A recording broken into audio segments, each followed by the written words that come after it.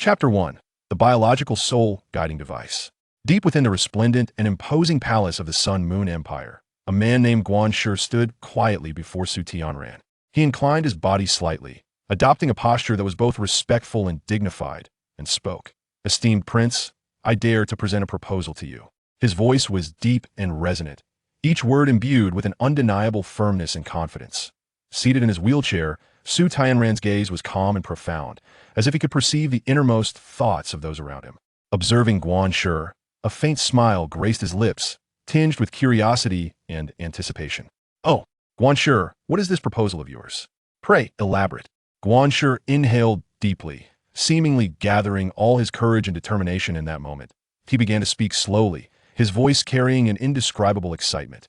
"Your Highness, there exists an object that surpasses traditional soul-guiding devices in power, one that could irrevocably alter the fate of our Sun-Moon Empire, unifying this continent and ushering in an era of unparalleled glory." At this juncture, Guan Shi paused deliberately, his eyes shimmering with fervor as he gauged Su Tianran's reaction. Su Tianran raised an eyebrow, leaning slightly forward, clearly intrigued by Guan Shi's words. "Oh, what is this remarkable object that possesses such extraordinary efficacy?" His voice was low and filled with expectation, as if he could already envision the boundless glory promised by this mysterious artifact.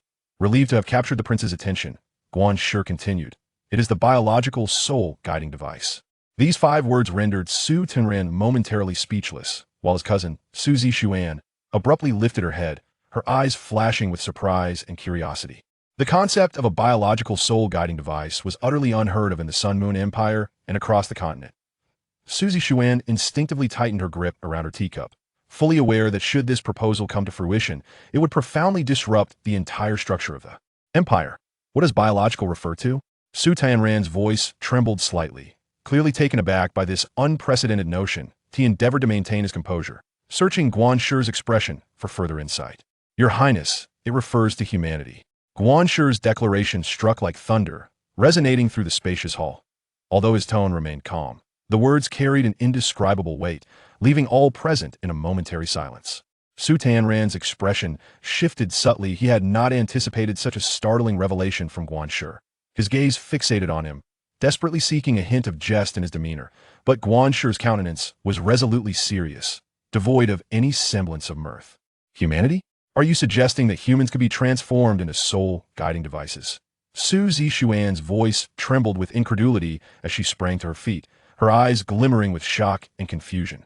Guan Shi nodded slightly, his eyes revealing a profound brilliance. "Indeed, Your Highness and esteemed princess, you have not misheard. By genetically altering humans during infancy, we can forge their bodies to be as intricate and formidable as soul-guiding devices, capable of bearing immense soul power fluctuations while instantly comprehending the exceedingly complex principles of soul guidance and the crafting of soul-guiding devices.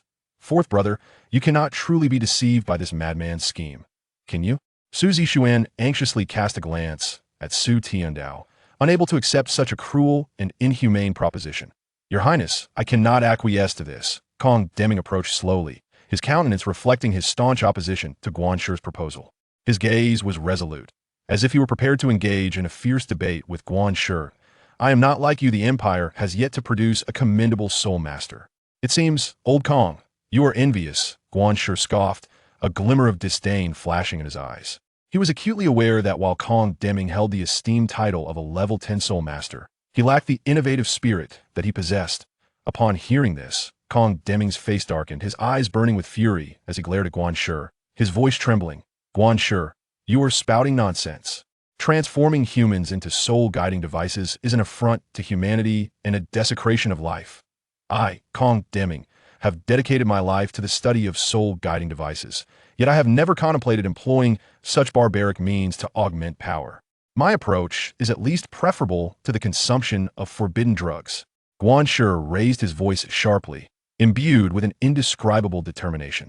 "Do not think I am unaware that those from Mingda Hall, in their pursuit of advancement, secretly administer forbidden substances to their disciples. That is a violation of the body and an insult to the path of the soul master. My intent is merely to empower the empire, to conquer, to unify." "What is wrong with that? Your arguments are fallacious. You distort the truth and pervert morality." Kong Deming, consumed by rage, stepped forward, nearly pointing an accusatory finger at Guanshi. Transforming humans into soul-guiding devices is no less heinous than those forbidden drugs. It fundamentally denies humanity and displays a profound disregard for life. Our pursuit should be for technological advancement and harmonious coexistence, not for turning humans into cold machines. At least my plan will not reduce individuals to addicts, nor will it leave the Empire at a disadvantage in future wars. Guanshi stood his ground, his eyes ablaze with fervent ambition. Old Kong, we both understand that this continent reveres strength. Only with formidable power can we safeguard that which we hold dear. My proposed plan, though radical, is the most viable path for the Empire to achieve a leap forward in a short span of time. And what do you regard them as? Test subjects? Or mere tools? Kong Deming's voice quivered with anger, his fists clenched tightly, his body slightly trembling. They are human beings, endowed with thought, emotion, and dignity. They are not your experiments, nor are they mere instruments for your use. Himph, Old Kong, you are utterly naive, Guanshi scoffed, his eyes brimming with disdain for Kong Deming. In this continent, strength dictates everything. The necessary sacrifices for the future of the Empire are inevitable. Those chosen will become the Empire's heroes, their names forever etched in history, eternally remembered by posterity. You are merely resorting to sophistry. Kong Deming glared at Guanshi, his voice tinged with sharpness due to his agitation. The sacrifices you speak of are built upon the suffering and despair of countless individuals. Have you considered their feelings? Have you thought of their families? What do you regard them as? In response, Guanshi erupted into a fit of laughter, a hint of madness and pride lacing his mirth. Old Kong, you remain too inexperienced. I am merely acquiring the genes of those noble families to forge the most powerful biological, soul-guiding devices. Thus, these children are not truly human. They are merely the warriors of the Empire's future, our instruments for conquering the world. Guanshi, you are utterly deranged. Kong Deming, you stubborn old fossil, do not obstruct my path to creating a future for the Empire. The atmosphere between the two men became charged with tension, as if an intense conflict could erupt at any moment. You beast! How dare you speak such madness, treating lives as mere trifles? Indeed, I am a beast. And what are you? An antiquated relic clinging to outdated notions? Suzy Xuan, standing aside, listened to the fervent dispute between the radicals and the conservatives, feeling as though her mind were being torn asunder. She wished to intervene, yet as a mere county princess, her voice held little weight in the heated exchange. Observing the two men, each steadfast in their beliefs, she was engulfed by a sense of helplessness. Who are you accusing of consuming forbidden drugs? The sudden appearance of Jing Hongshun intensified the already fraught atmosphere. Clad in resplendent soul master robes, his face bore traces of anger, his sharp gaze sweeping over Guanshi and Kong Deming. I speak of those from Ming to Tang. Guanshi met Jing Hongshun's gaze without flinching, his voice dripping with provocation. Do you not think your sordid deeds go unnoticed? Administering forbidden drugs to students to enhance their cultivation is hardly a dignified act. The three engaged in a fierce exchange, their faces emblazoned with anger and defiance. Upon hearing this, Jing Hongshun's countenance darkened, turning ashen with rage. He laughed bitterly. Guanshi, you are slandering us. Ming Detang has always been above board. How could we stoop to such despicable acts? Humph, whether you're slandering or not, you know in your heart. Guanshi refused to yield, his eyes gleaming with determination. You really think the abnormal reactions of those students after taking forbidden drugs can be concealed from anyone? Do you truly believe we at the Offering Hall are naive? Kong Deming bellowed. Offering Hall? Humph, merely a gathering of old sticklers.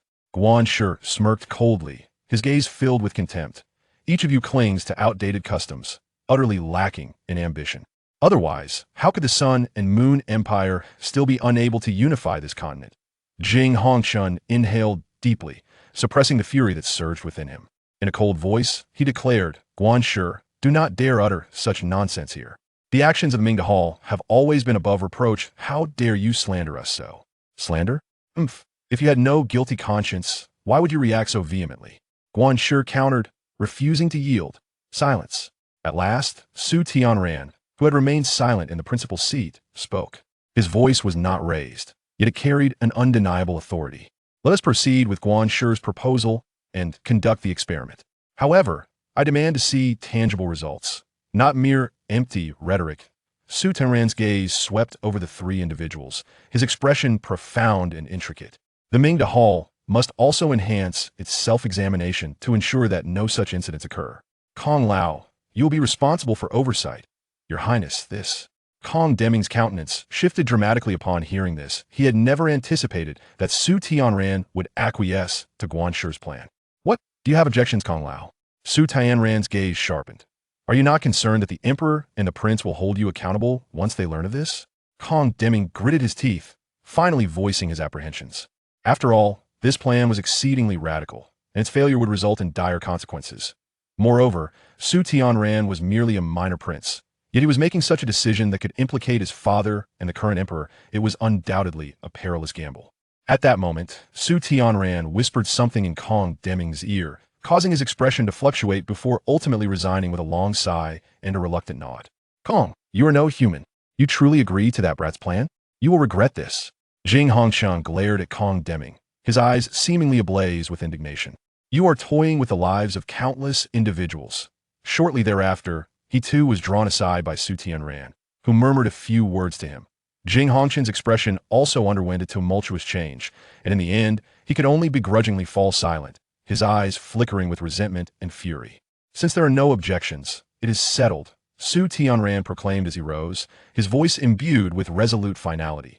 Guanshi, I will fully support your plan, but remember, should it fail, the consequences are yours to bear. Yes, Your Highness, Guanshi replied with a bow, his eyes gleaming with excitement and anticipation. I shall not disappoint you. Soon, a stronghold quietly rose in the outskirts of Haiwest City within the Douluo Empire. This base was surrounded by high walls and deep courtyards, heavily guarded, making it difficult for outsiders to glimpse its true nature.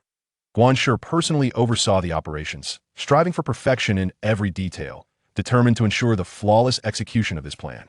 Your Highness, please bestow a name upon this base, Guanshi said respectfully, standing before Su Tianran. After a moment of contemplation, Su Tianran slowly replied, Let it be called Light of Dawn. I hope it will illuminate the future of our empire like the morning light. Upon hearing this, Guanshi's eyes sparkled with fervor. Light of Dawn, what a splendid name. It shall undoubtedly mark the beginning of the empire's conquest of the world.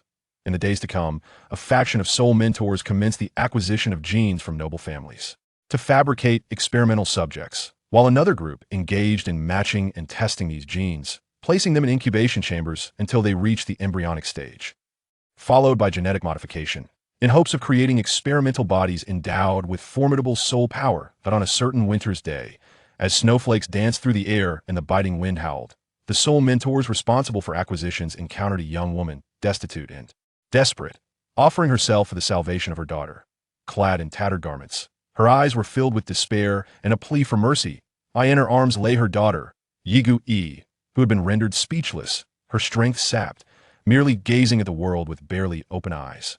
A middle-aged soul mentor lifted the woman's chin with his hand, scrutinizing her features with keen interest, a flicker of satisfaction crossing his eyes.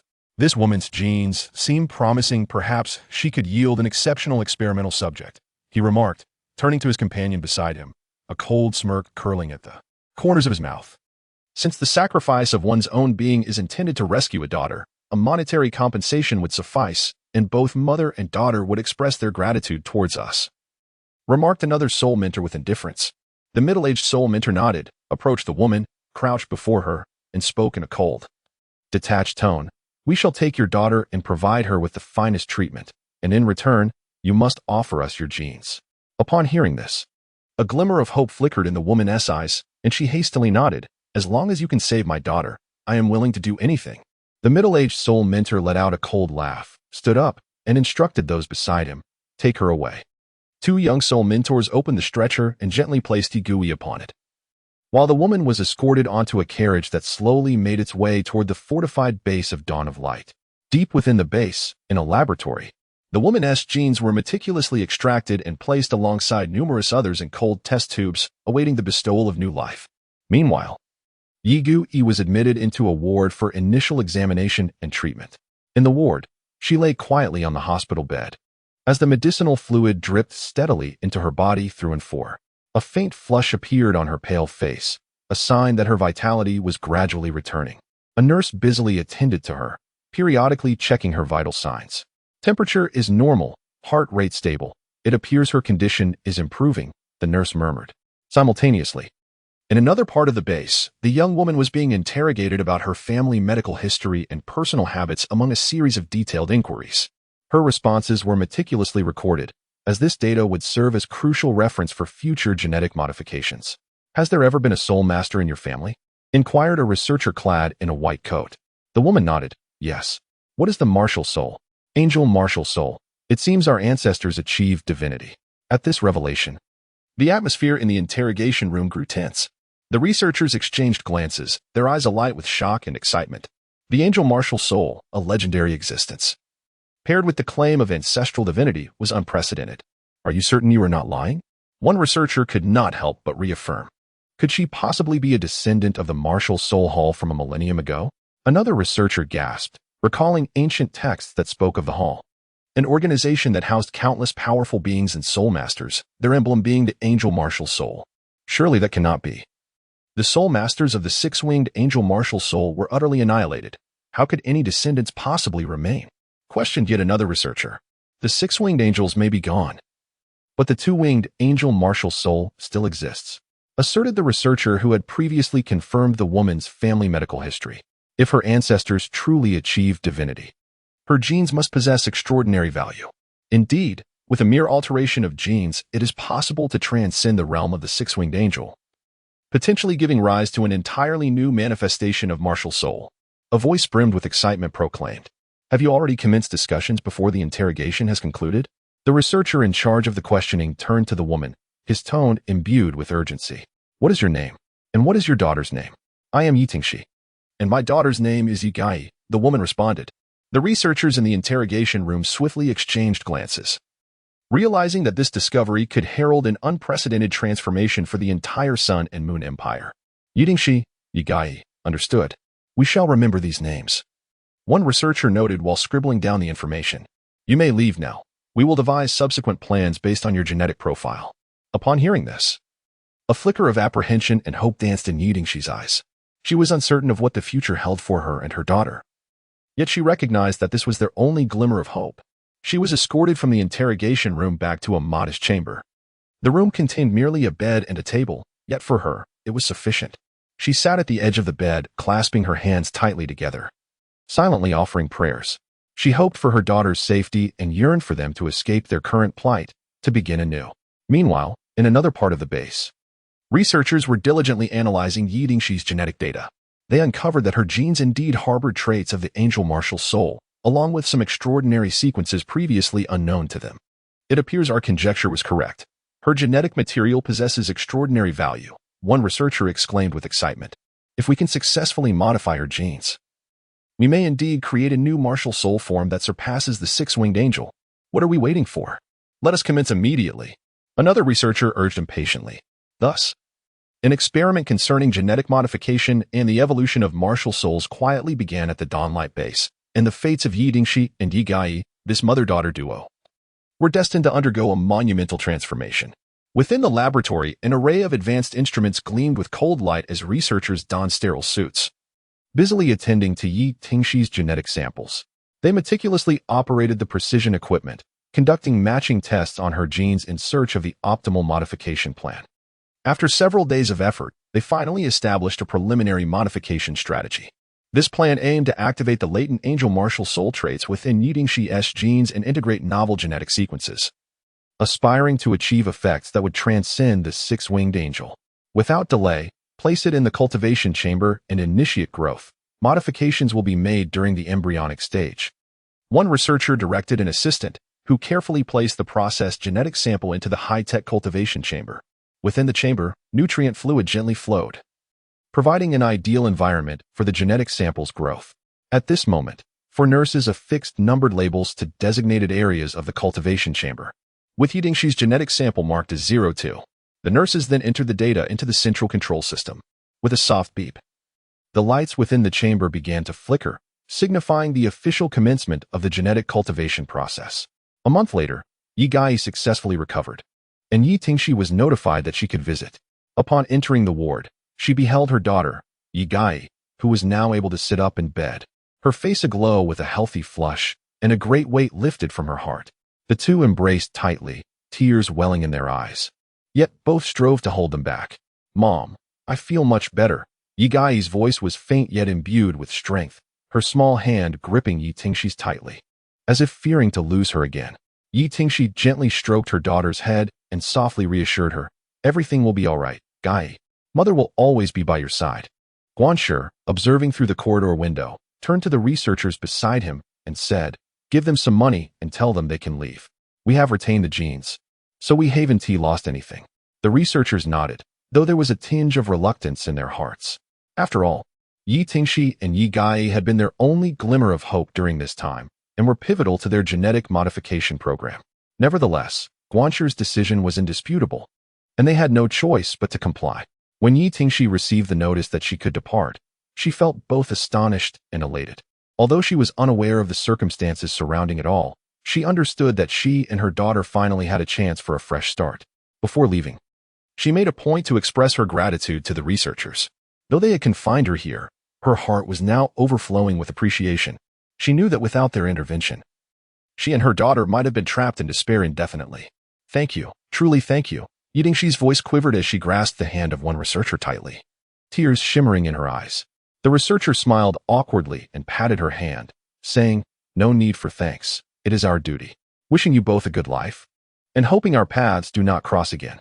Yi Tingxi nodded and departed with her daughter from the place that had once aided them, yet left them with countless enigmas. The world outside was both unfamiliar and invigorating for Yi Tingxi and Yi Gai, as they embarked on a new chapter of life. Not long after, the Soul Mentors discovered that the embryos from the same batch entering the cultivation chamber were perishing one by one, with the exception of Yi Tingxi's genetic sample 02. This anomalous situation swiftly captured the attention of the research team, who speculated that it might be due to a unique sequence within Yi Tingxi's genes possessing a powerful self-protective and restorative mechanism. "His Highness has arrived." A loud proclamation shattered the tense atmosphere of the research room, drawing everyone's attention as Su Tianran's wheelchair glided in, his face bearing the usual coldness and authority. "What is the situation?" Su Tiankai's gaze swept across the crowd, ultimately resting upon the still-glimmering cultivation chamber. "Your Highness," a researcher murmured, lowering his head, his voice trembling slightly. "All embryos except for sample 02 have perished." Su Tiankai furrowed his brow, taken aback by the outcome. However, a flicker of ruthlessness soon crossed his eyes, since 02 had survived. They would continue the research, sparing no effort to unearth the secrets hidden within her genes. The researchers felt a chill in their hearts upon hearing this. They understood that Su Tiankai's decision signified that they would face an even more arduous task and greater risks. Yet, in a world where might reigns supreme, they had no alternative but to forge ahead resolutely. In the days that followed, the laboratory conducted a more meticulous observation and study of the specimen numbered 02. Unbeknownst to them, 02 had merely outlasted the other specimens by a slight margin and was already approaching the end of her life. Meanwhile, in the Wang residence, Su Tiankai sat alone in his study, his fingers gently tapping on the desk.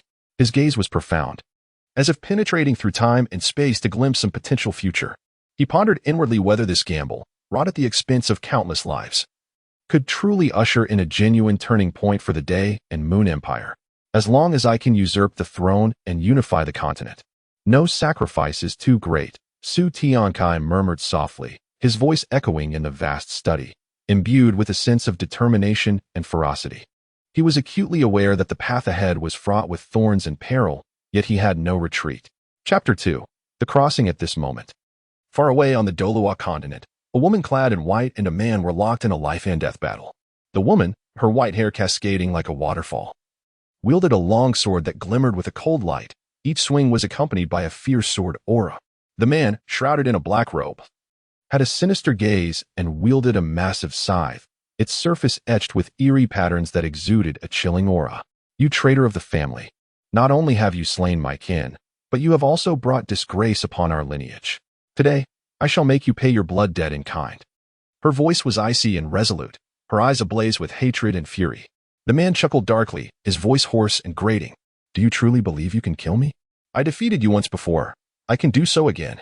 No sooner had he spoken than he vanished from sight, like a wraith, lunging towards the woman. The scythe slicing through the air with a howling wind, aimed directly at her.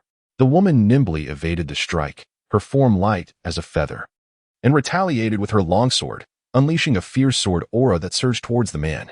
He snorted disdainfully, tracing a peculiar arc with his scythe, shattering her sword aura. The two engaged in a relentless exchange, neither yielding an inch. Just then, an unexpected change occurred. The woman felt a surge of immense power emanating from within her. Her gaze sharpening with ferocity, as if her sword had been imbued with life itself. In the flickering brilliance of the sword light, the man found himself forced back. Step by step. What is this power? The man cried out in terror. Feeling the formidable aura emanating from the woman, a terrifying power he had never before encountered. A flicker of sorrow crossed the woman's eyes, which then hardened with unwavering resolve as she coldly declared, "The three of them have bestowed upon me the power of the Heaven Soul Stones. Li Mingli, today marks your demise." With that, she plunged the 3 Heaven Soul Stones into her heart, unleashing an overwhelming force that erupted within her body. Instantly, blood spewed from her mouth, a clear indication that the might of the stones was too great for her to bear. "You dare?" Li Mingli's face paled in shock. He had not anticipated that the woman would go to such desperate lengths, integrating the power of the Heaven Soul Stones into her very being, a strategy akin to mutual destruction. The woman had no intention of returning alive. She had long since disregarded life and death. At that moment, her singular focus was to slay the man before her and avenge her family. The sword light wove through the air, each strike imbued with the terrifying energy of the Heaven Soul Stones. Li Mingli gradually felt overwhelmed. His dark robe was torn by the sword's energy, revealing countless small wounds on his exposed skin. "No, I cannot die here," he roared within, summoning every ounce of strength to counterattack. Yet, the woman's swordplay became increasingly fierce, as if she aimed to utterly crush him. At that moment, the woman's gaze suddenly turned vacant, and her sword began to droop. Li Mingli, seeing this, felt a surge of hope, believing her strength had waned. He prepared to seize the opportunity to retaliate, only to witness the woman's body erupting with blinding light, a sure sign that the power of the Heaven Soul Stones had fully ignited within her. "No!" Li Mingli screamed in terror, but it was too late. The woman's sword pierced through his chest, a flicker of unwillingness and despair flashing in his eyes as he collapsed. Lifeless, blood from his dark robe spreading across the ground. The woman, too, was gravely wounded.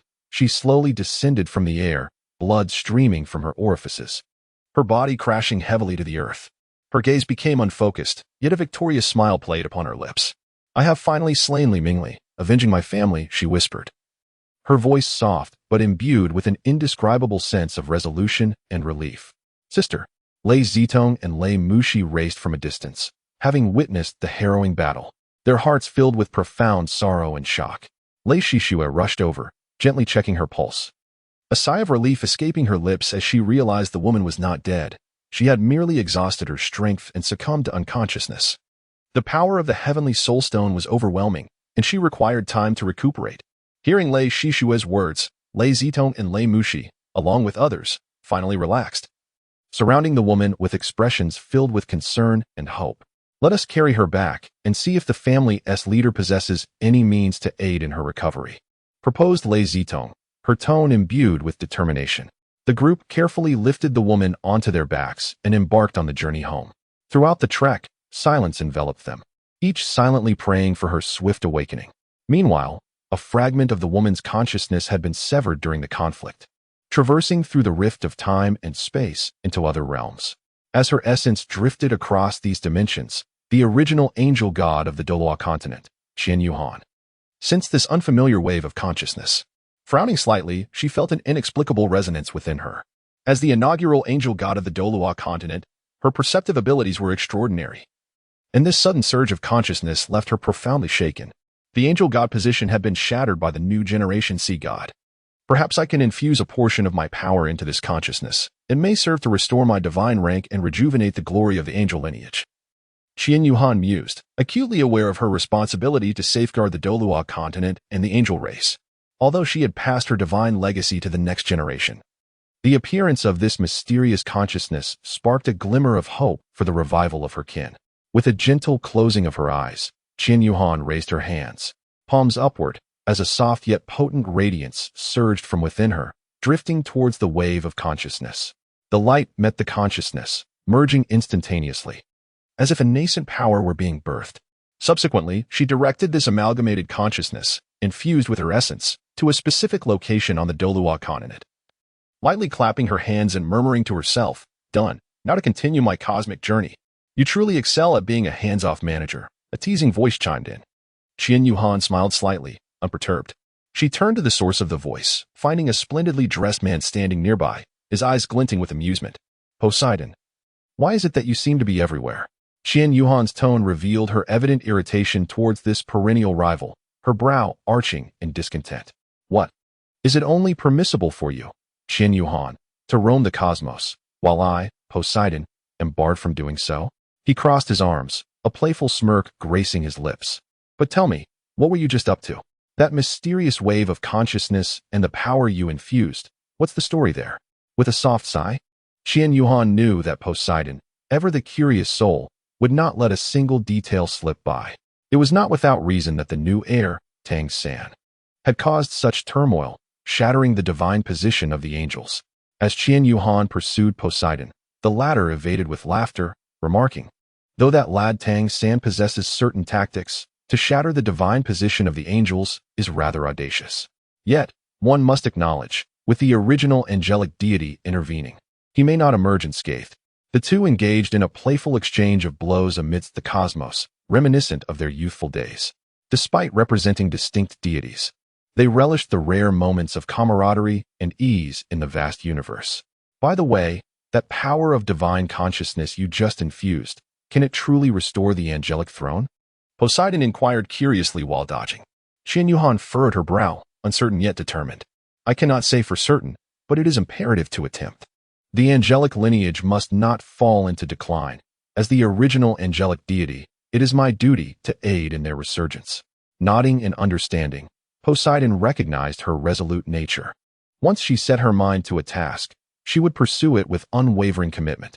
He refrained from further questioning, choosing instead to accompany her in their cosmic exploration, seeking potential miracles. Meanwhile, a woman from another realm observed this scene through a crystal orb, her expression unchanging. However, a flicker of unusual light shone in her eyes as she witnessed the merging of a female consciousness with Qian Yuhan's divine power. Xing Yunxi's fingers turned pale as she fixated on the crystal's imagery, her heart swirling with complex emotions. "At last, I have found you. Is this the reason for your unending slumber?" Indeed, how could one awaken with their consciousness detached? Used as a mere tool for restoring the divine position, this debt shall be settled in due course, she murmured, her gaze revealing determination and resolve. Beside her sat a man cloaked in shadow, his limbs severed, confined to a wheelchair. Observing Xing Yunxi's clenched fists and resolute expression, Xing spoke with difficulty. "I never anticipated her consciousness would venture so far, encountering this so-called angelic deity. And now, Su Wan remains by her side in a state of unconsciousness. What shall we do?" Taking a deep breath, Xing Yunxi endeavored to calm her tumultuous emotions. Coldly, she declared, "Regardless of the realm she inhabits or the challenges she faces, I shall protect her. She has endured too much suffering. I cannot allow her to endure any further harm." She signaled to a nearby girl to escort the woman's consciousness to Douluo continent, ensuring her eventual safe return to this realm. The girl took flight, her wings aglow with resplendent light, her feathers shimmering like a rainbow slicing through the sky. In hushed tones, she whispered, "Go, safeguard her consciousness to Douluo continent, and find an opportune moment for her return. Remember, her safety is paramount. There must be no missteps." The resplendent divine bird let out a soft cry, seemingly responding to the command of the young woman. It unfurled its wings and, in an instant, transformed into a streak of light, vanishing into the horizon. Xing Yunxi and her companions watched the divine bird depart, yet their concerns remained unabated. She understood that this mission was fraught with uncertainties and dangers. But she had steeled herself for the challenges ahead. No matter what obstacles she encountered, she would persevere. After a while, the divine bird arrived near the realm of consciousness, escorting it toward the Douluo continent. The consciousness soared towards the Dawnlight base in Haiwest city of the Sun and Moon Empire, where within the nurturing chamber, the experimental subject numbered 02, a female infant, had already begun the countdown of her life. Her flame of existence flickered in the wind, akin to a fragile candlelight, poised to extinguish at any moment. At that very instant, infused with the power of Qian Yuhan, the consciousness surged toward the nurturing chamber, and with a thunderous roar, the entire Dawnlight base erupted in a dazzling brilliance that pierced through the night. The patrolling guards in the surveillance room, roused from their slumber by the sudden radiance, rubbed their bleary eyes, gazing in bewilderment at the source of the light. Soon, the sound of a phoenix's call resonated from the plaza outside the base, clear and melodious, imbued with infinite majesty and sanctity, as if a phoenix had descended. The guards exchanged incredulous glances, their astonishment deepening. They had never witnessed such an extraordinary spectacle. A few curious guards approached to investigate, and their jaws dropped in awe at the sight of a magnificent divine bird, radiating brilliant light. Its wings resplendent like the radiant clouds of a rainbow, and its crown ablaze like a fervent flame, gracefully circling above the entire base. With each flap of its wings, it seemed to stir the very fabric of space, a sacred and inviolable aura enveloping the area. After circling a few times, the divine bird eventually soared into the distance, leaving the guards paralyzed with fear, unable to regain their composure for a long time. They helped each other to their feet, their eyes filled with shock and confusion. Such a divine bird was a tale only recounted in ancient legends, and they had never imagined they would witness it with their own eyes. Meanwhile, within the imperial palace of the Xinglua Empire, Su Jiawei was attending to affairs when Su Juzhou rushed in, frantic. "Brother, look outside." Su Jiawei furrowed his brow, putting down his pen with displeasure. "What is you in such a fluster? What a lack of decorum." Su Jiuzhou pointed towards the window, her voice trembling slightly. "Brother, look at the sky. It seems there is an extraordinary phenomenon." Su Jiawei approached the window and gazed at the heavens, where a resplendent light sliced through the sky. The shadow of a phoenix barely visible among the clouds, startling him as well. He stared for a moment, his frown deepening, a wave of unease swelling within him. What immense power is this? Su Jiawei murmured to himself, fully aware that such a force was beyond human capability. There must be profound fortune or peril behind it. He immediately turned to Su Juzhou, instructing her, "Juzhou, summon the strongest among the royal family and the most esteemed soul masters in the realm. We must prepare to face any eventuality." Though Su Juzhou harbored doubts in her heart, upon noticing her elder brother's grave expression, she dared not inquire further and promptly departed. Su Jiawei, however, remained alone at the window, gazing intently in the direction where the radiant light had vanished, his mind swirling with countless thoughts. He was acutely aware that such an extraordinary phenomenon was no mere coincidence. There must be profound significance behind it. Whether it heralded fortune or misfortune, he knew he must prepare meticulously for the impending unknown. At this moment, within the Sea God Pavilion of Shrek Academy, Moon was sipping tea with Xuanzi and other esteemed elders when, suddenly, the water in their teacups began to ripple gently. Moon furrowed his brow and looked out the window, a flicker of astonishment crossing his eyes. Before them soared a divine bird resembling a phoenix, flying toward Shrek Academy at an astonishing speed, trailing a brilliant tail of light akin to a comet streaking across the night sky, a sight of unparalleled grandeur. "This is remarkable," Moon murmured to himself. Having lived for so long, he had never witnessed such a peculiar spectacle. Xuanzi and the other elders also rose to their feet, moving to the window to behold the magnificent creature. Their faces reflected shock and confusion, clearly indicating that this phenomenon surpassed their understanding. As the divine bird drew nearer, it eventually circled above the Sea God Pavilion, each flap of its wings seemingly stirring the very space around it, emanating a sacred and inviolable aura that instilled a profound sense of pressure among those within the pavilion. At that moment, Yin Xiaozhe, Kai Meyer, and the young Ma Xiaotao were returning from a performance, making their way back to the martial soul department. Suddenly, Ma Xiao halted, her candied hawthorn falling to the ground as she gazed skyward, her eyes filled with shock and disbelief. What is that?" Ma Xiaotao stammered, pointing at the celestial bird. Yin Xiaozhe and Kai Meyer also looked up, witnessing the avian marvel radiating resplendent light, its wings as colorful as a rainbow, while its crest blazed like flames. Circling majestically above the Sea God Pavilion, sacred and untouchable. What is this creature?" Kai Meyer exclaimed, rendered speechless by astonishment, her gaze fixed on the divine bird. Fearing to miss any detail, she took Ma Xiaotao's hand and ran toward the Sea God Pavilion, with Yin Xiaozhe following closely behind. In the courtyard of the pavilion, Moon, Xuanzi, and Song Yunji, along with other elders, had gathered, and even Qian Duodo and Xian Liner, high-ranking officials of the academy, rushed to the scene. Their collective attention was fixed upon the birds soaring above, with each face etched with astonishment and curiosity. Breathless, Kai Meyer reached the assembly, pointing at the celestial bird in the sky, her voice quivering with excitement. "Everyone, Look, what is that? Moon gazed intently at the bird, his brow furrowed. He spoke slowly. Such a phenomenon is no mere coincidence. It seems that a significant event is about to unfold. Xuanzi nodded in agreement, adding, indeed, the appearance of this divine bird holds profound significance.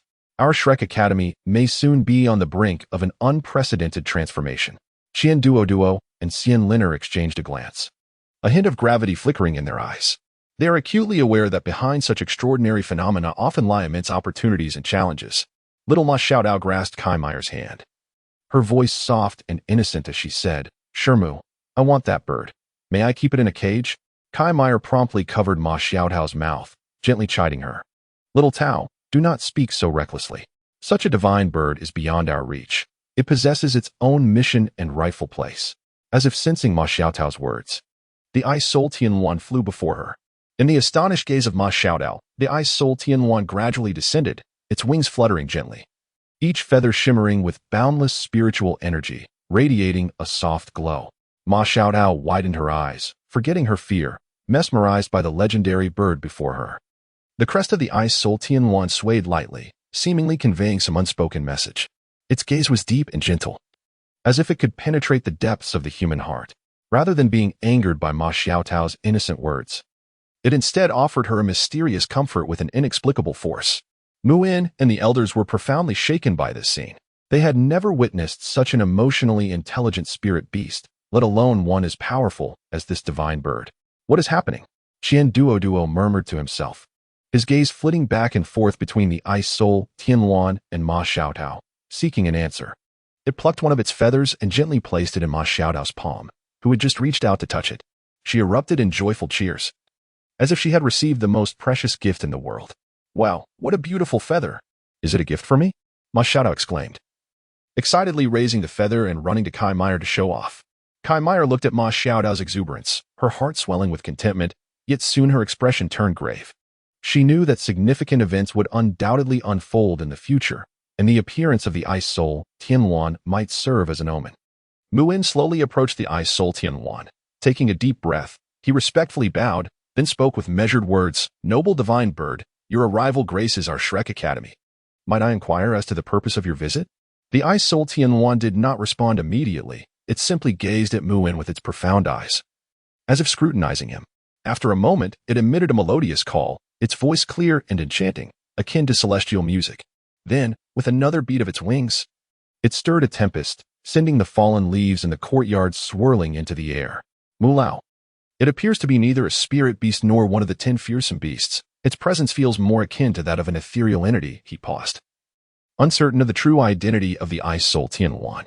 At that moment, the Ice Soul Tianluan emitted another clear call before soaring away, leaving behind a landscape of astonishment and confusion. Mu In gazed upward. The Ice Soul Tianluan now vanished without a trace, only the dazzling tail of light lingering in the sky, gradually fading. Meanwhile, in the divine realm, Tang San and Xiao Wu observed this spectacle, their eyes filled with astonishment. Xiao Wu parted her lips. San Ge, what is happening? That divine bird seems not to belong to our realm. Tang San furrowed his brow, his gaze fixed upon the radiant tail of light that had vanished beyond the horizon. Slowly he spoke, indeed. Its aura is unlike any deity or soul beast I have encountered. It bears a resemblance to entities from other planes. It appears that our world is on the brink of some unknown transformation. Within the Divine Realm Council, several other deities sensed this extraordinary presence and hastened to join him. They gathered around Tang San and Xiao Wu, engaging in discourse regarding this sudden phenomenon. The emergence of this divine bird is no mere coincidence, one deity remarked gravely. It may herald either an opportunity or a challenge. Indeed, Tang San nodded. We must prepare ourselves to confront the impending upheaval.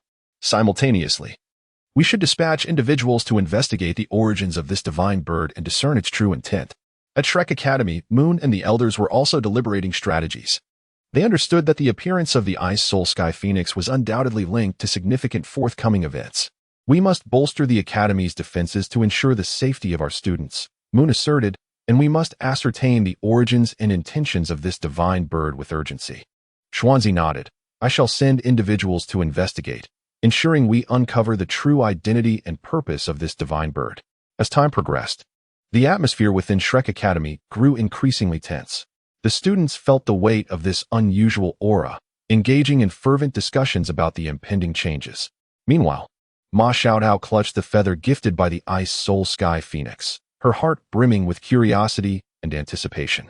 She understood that the arrival of this divine bird would undoubtedly bring transformations to her life. Chapter 3. The Intern. At this moment, Lei Han's consciousness had seamlessly merged with the 4-month-old experiment number 02, a female infant, whose once pallid complexion began to regain a rosy hue. Upon hearing the commotion, the researchers within the dormitory hastily donned their clothing and rushed to the cultivation chamber. Upon entering, they were met with a sight that left them utterly astonished. The infant, whose life force had previously been faint, now radiated vitality, her tiny fists clenched in a gesture that seemed to announce her arrival. "What is happening?" one researcher murmured, his disbelief evident. Another researcher swiftly approached the cultivation chamber, meticulously examining the data. "Incredible. Her vitality is rapidly restoring, and all bodily indicators are trending towards normalcy. It's impossible." The doctor stated she would not survive past the second day and had even prepared her death certificate, one researcher stammered, his recording notebook slipping from his grasp, oblivious to its fall. "But the prior report has already been submitted to the prince. What are we to do now?" A look of concern crossed another researcher's face, fully aware of the gravity of the situation. Inside the cultivation chamber, experiment number 02 seemed to sense the external clamor. Responding with the rhythm of her heartbeat, each thump imbued with strength and hope. Her eyelids quivered slightly, as if striving to awaken her eyes to the world. The researchers exchanged bewildered glances, their hearts filled with astonishment and confusion, unable to fathom the sudden transformation. At that moment, the terrified guards, paralyzed with fear, entered the laboratory. "Did you see the divine bird outside?" one guard stammered, his pallid face reflecting sheer terror. Upon hearing this, the researchers furrowed their brows, unaware of the events unfolding beyond the walls. Yet, the mention of the divine bird stirred an inexplicable chill within them. "What divine bird? We only heard a loud noise and thought there had been an explosion. We were just about to dispatch someone to investigate," one researcher remarked, perplexed. The guards trembled as they recounted the extraordinary sight they had witnessed, their voices laced with reverence and dread. After listening, the researchers exchanged incredulous glances, their eyes betraying an astonishment that words could scarcely convey. Though engaged in enigmatic studies, they had never encountered such a bizarre phenomenon, nor could they conceive how a divine bird could be linked to their experimental subject. "It bears no resemblance to any of the 10 fearsome beasts," one researcher murmured, straining to recall any knowledge of soul beasts that might align with this divine bird, but finding none. "Regardless, we must report this matter to the prince without delay," asserted another researcher, his tone imbued with irrefutable resolve. At that moment, Guanxi arrived, his morning discontent palpable, hair disheveled, eyes still heavy with sleep. Shuffling along in slippers while muttering, "What is all this noise in the middle of the night? You incompetent fools, not only have you failed to save Subject 02, but you also wish to expose your ineptitude to the entire base and the prince?" He intended to vent his frustrations, but upon witnessing the changes in the incubation chamber housing the female infant of Subject 02, he was rendered momentarily speechless. "What is happening?" Guanxi's voice trembled, disbelief flooding his senses. The infant, once on the brink of death, now radiated an astounding vitality. He hurried to the side of the incubation chamber, scrutinizing the infant closely. At merely 4 months old, her organs were not fully developed, yet she exhibited an extraordinary vigor. Her tiny hands and feet moved gently, as if engaged in some mystical life ritual. A flicker of joy crossed Guanxi's eyes as he swiftly activated the monitoring system of the incubation chamber to assess the infant's vital signs. She had previously outlived the other subjects by a slight margin. She should have perished this time, Guanxi murmured, struggling to comprehend the marvel before him. However, as a scientist, he understood that such anomalies concealed some unknown mechanism. Turning to the researchers beside him, a resolute glimmer shone in his eyes. "We must conduct a comprehensive examination of this infant immediately to uncover what has transpired within her." The researchers nodded in agreement, ready to delve into the mystery. They sprang into action swiftly, some prepared to inspect the equipment, while others began recording data. The entire laboratory was once again enveloped in a flurry of activity. At that moment, Su Tianyan's wheelchair thundered into the lab. His expression was grave, a hint of anger etched upon his face, as if he had been abruptly roused from a blissful dream.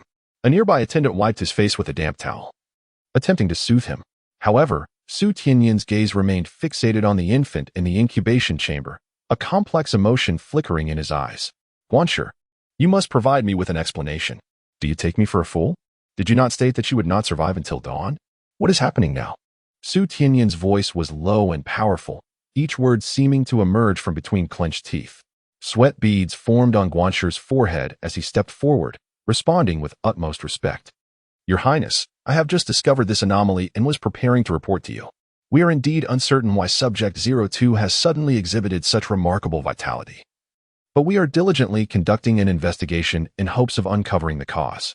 Upon hearing this, Su Tianyan's expression showed no sign of softening. He cast a cold glance at Guanshi and said, You had better provide me with a satisfactory answer. Otherwise, you may as well resign as the head of the Dawn Light Base.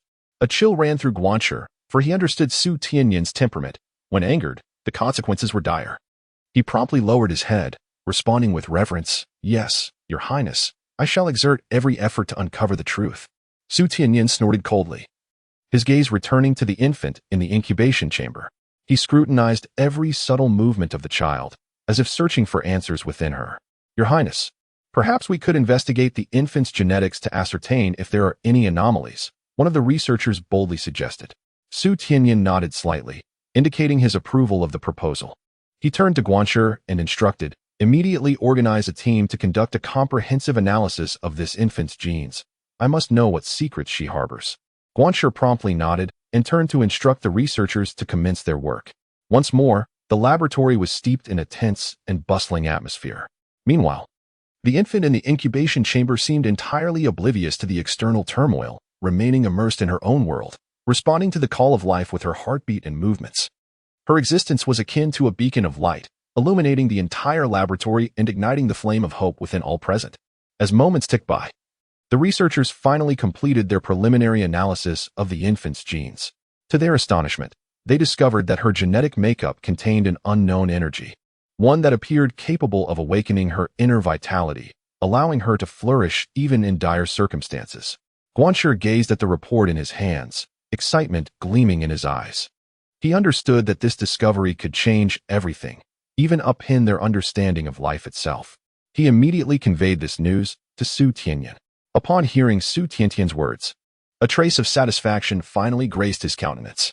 He patted Guanshi on the shoulder and remarked, You have performed admirably, Guanshi. This discovery has the potential to propel our research into a groundbreaking realm. You must continue to pursue further information regarding this enigmatic energy. Guanshi respectfully acknowledged his words, his heart brimming with confidence and anticipation. He understood that both he and the entire Dawn of Light base were on the cusp of a new beginning. A month later, two interns, Lei Yunan and Yu Shi, arrived at the Dawn of Light base. Driven by their curiosity for the unknown world and a fervent passion for science, as they stepped into this place replete with mystery and hope. Lei Yunan is a lively and energetic girl, and upon entering the room, she is captivated by the miraculous infant within the incubation chamber. Standing beside the chamber, she gazes at the child, her heart stirred by a myriad of emotions. She reaches out, gently touching the glass of the incubator, as if yearning to experience the warmth and vitality emanating from the baby. The gaze of Lei Yunan shimmered with a gentle radiance as she softly spoke, How adorable. I shall take good care of you. Just as she was about to utter more, she was interrupted by Yu Shi, who, with an air of impatience, remarked, Sister, you cannot possibly be developing feelings for an experimental subject, can you? Do not forget, she is merely a machine of war, not a true human being. With a resounding slap, a sharp sound echoed through the air, and Lei Yunan's eyes widened in disbelief as she stared at Yu Shi. Her voice trembled as she exclaimed, How can you say such a thing? Though she is an experimental subject, she is also a life, possessing emotions and perceptions. How can you be so cold-hearted? Yu Shi, momentarily taken aback by the force of the slap, touched his reddened cheek, a flicker of anger and confusion crossing his eyes. He had always believed that experimental subjects were mere tools of war, devoid of emotions, yet Lei Yunan's reaction began to shake that conviction. I was merely speaking the truth. Yu Shi stammered in response. Upon hearing this, Lei Yunan felt a surge of anger that drained the color from her face, and she indignantly turned to leave the cultivation chamber. Yu Shi stood rooted to the spot, watching her retreating figure, a tumult of complex emotions swelling within him. He recognized his misstep in the conversation but was reluctant to concede that his perspective was flawed. Guanshi patted Yu Shi on the shoulder and remarked, You were not mistaken in what you said. War biosoul devices are indeed conceived for combat. Otherwise, what purpose would they serve? As for your so-called sister, it is merely an illusion to impose human emotions upon them. How could a soul device possibly possess genuine feelings?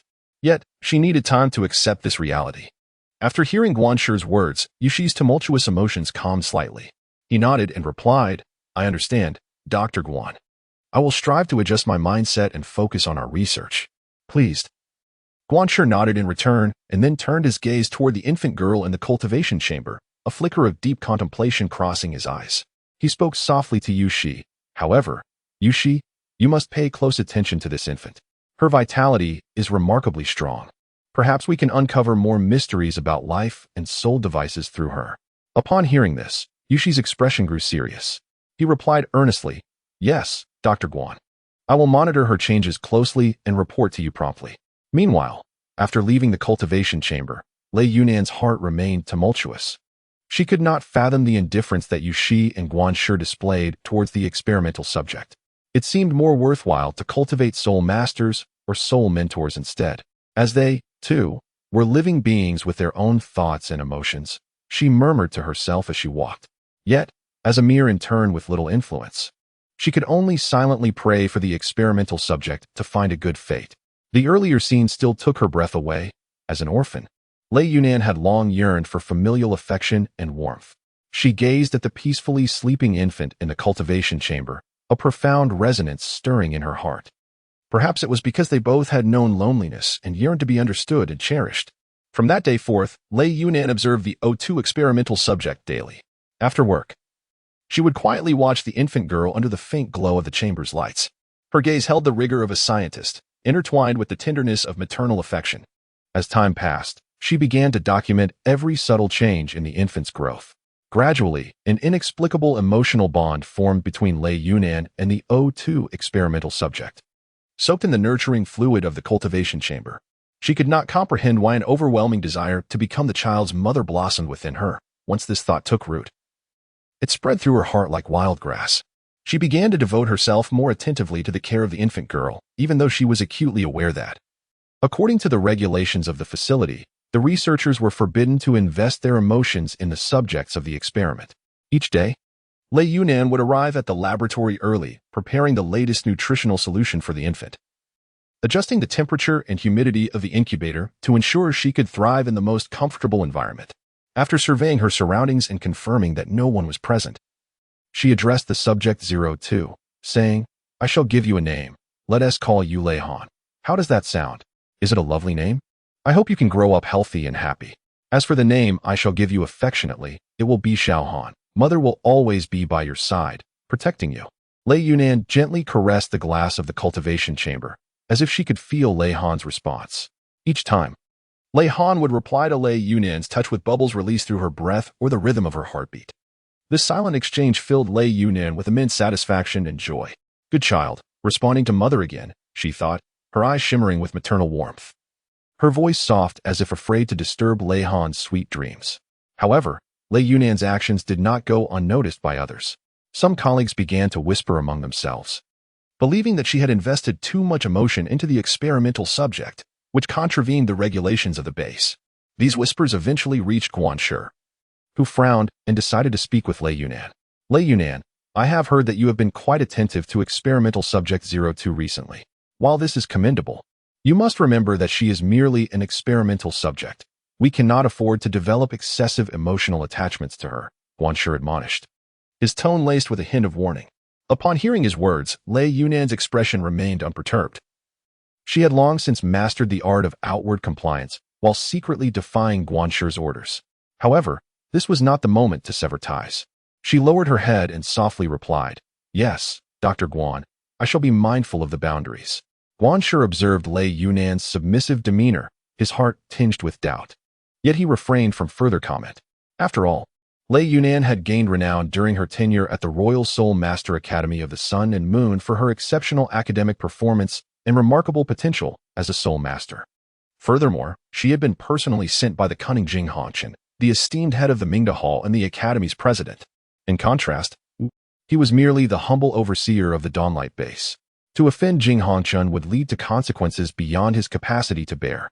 That is all I need to hear, Guan Shi remarked coolly before turning to depart. As Lei Yunan gazed at the retreating figure of Guan, a tumult of emotions surged within her. She recognized that every action she undertook was akin to dancing upon the edge of a blade. A moment's misstep could lead her to an irretrievable fate. Yet, she found herself unable to suppress the profound affection she harbored for Lei Han. An impulse to protect and accompany her through life's journey that had firmly taken root in her heart. Chapter 4. Formulating the escape plan in the days that followed. Lei Yunan exercised utmost caution in caring for Lei Han, striving to conceal her unusual behavior from others. Each day, she engaged in silent communication with Lei Han. Although the child could not yet speak, Lei Yunan discerned her emotions and changes through her gaze and gestures. Each time she returned home, she would pass by a shop, inevitably halting her steps to select various baby items. Tiny clothes, little socks, and small toys, each one was chosen with great care, as if preparing for her own child. Though she understood that these items were not yet applicable to Lei Han, she could not resist the urge to gather them. Upon returning home, Lei Yunan had transformed a cluttered storage room into a cozy nursery, filled with the baby supplies she had meticulously gathered for Lei Han: stuffed animals, storybooks, a small blanket, and a crib, all arranged by her own hands. She had neatly stacked diaries on the bedside table, each chronicling the moments of Lei Han's growth. In the stillness of the night, Lei Yunan would sit by the nursery's small window, illuminated by the moonlight, perusing these diaries and reminiscing about every precious moment spent with Lei Han, her heart brimming with infinite tenderness and anticipation. What must I do to ensure your well-being? Dear Han, she whispered softly, her eyes reflecting unwavering determination. She understood that she could not continue to care for Lei Han in secrecy. She needed to discover a more legitimate means to be by her side. Suddenly, an idea emerged in her mind, an audacious plan to escape the Day and Moon Empire with Lei Han. Seeking refuge in a distant and safe locale where Lei Han could flourish like an ordinary child. Once this thought took root, it illuminated the darkness within Lei Yunan's heart like a beacon of hope. Yet, she soon found herself in a frenzy, pacing back and forth, muttering to herself, "But I've only been here for 2 months and am still unfamiliar with everything. How can I possibly lead Han to safety?" Moreover, if she were to fail, she would not only lose everything but also jeopardize Lei Han. With her brow furrowed, Lei Yunan fell into deep contemplation. However, this notion had taken hold like a seed, sprouting within her heart. She began to observe the layout of the base in silence, searching for potential exits and escape routes. Simultaneously, she worked diligently, striving to glean more information and intelligence about the base from her daily tasks. After work, she devoted herself not only to caring for Lei Han, but also to engaging in conversation with other staff members at the base, hoping to capture even the faintest hint of useful clues from their dialogues. She became more cautious than ever, each movement and glance imbued with intention. The living room table had transformed into a war room, strewn with blueprints of the Dawn Light Base and her meticulously hand-drawn escape routes. Illuminated by the gentle light of dawn, she scrutinized every detail, striving to discover the most impeccable escape plan. It should be like this or that. Lei Yunan muttered to herself, occasionally sketching modifications on the paper with her pencil. As night deepened, her room remained brightly lit. Sitting at her desk, her eyes fixated on a map, an underground schematic of the Dawn Light Base she had unwittingly acquired from a low-ranking officer. Her fingers glided over the map, contemplating each potential point of breach. The Dawn Light Base had been established for less than a decade. Many areas were likely still incomplete, Lei Yunan mused. Each late night, she ventured into the base to test her hypothesized routes. Like a nocturnal feline, she silently navigated the shadows of the base, relying on her memory of the map and her instincts, inching closer to the exits she deemed plausible. During her first attempt, she nearly caught the attention of a patrolling soldier, narrowly escaping by hiding in a secluded corner. This experience heightened her caution, prompting her to pay closer attention to details such as the soldier's shift changes and the surveillance blind spots within the base. By day, she maintained an aloof demeanor towards Lei Han, striving to conceal her emotions to avoid arousing suspicion. Only in the stillness of the night could she shed her defenses, allowing her maternal love to flow freely. Guan mistakenly believed she had adjusted her mindset and no longer harbored excessive concern for the experiment subject 02. However, he remained oblivious to the fact that all of Lei Yunan's actions were designed to mask her true intentions. "I'm nearly becoming nearsighted," Lei Yunan chuckled self-deprecatingly. rubbing her aching eyes. She understood that she could not relent. For Lei Han's sake, she must persevere. Now, all I need is a favorable wind, she whispered, turning her gaze to a pile of failed soul-guiding devices, each a testament to her attempts to create mechanisms that would facilitate their escape. She had endeavored to construct devices capable of teleportation or invisibility, yet all her efforts had ended in failure. Nevertheless, these setbacks only fueled her determination. Let us try once more, Lei Yunan murmured, once again gathering materials to embark on a new endeavor. She confined herself to her room, engrossed in the study of soul-guiding device fabrication, neglecting sleep and sustenance. Her hands dexterously maneuvered through the materials, each failure bringing her closer to success as she continually refined her designs and improved every detail. The room was piled high with the components of soul-guiding devices. Yet she remained unfazed, her focus solely on the goal that was on the verge of fruition. Suddenly, a deafening explosion erupted from one of the devices in her room. The force of the blast sending Lei Yunan tumbling to the ground.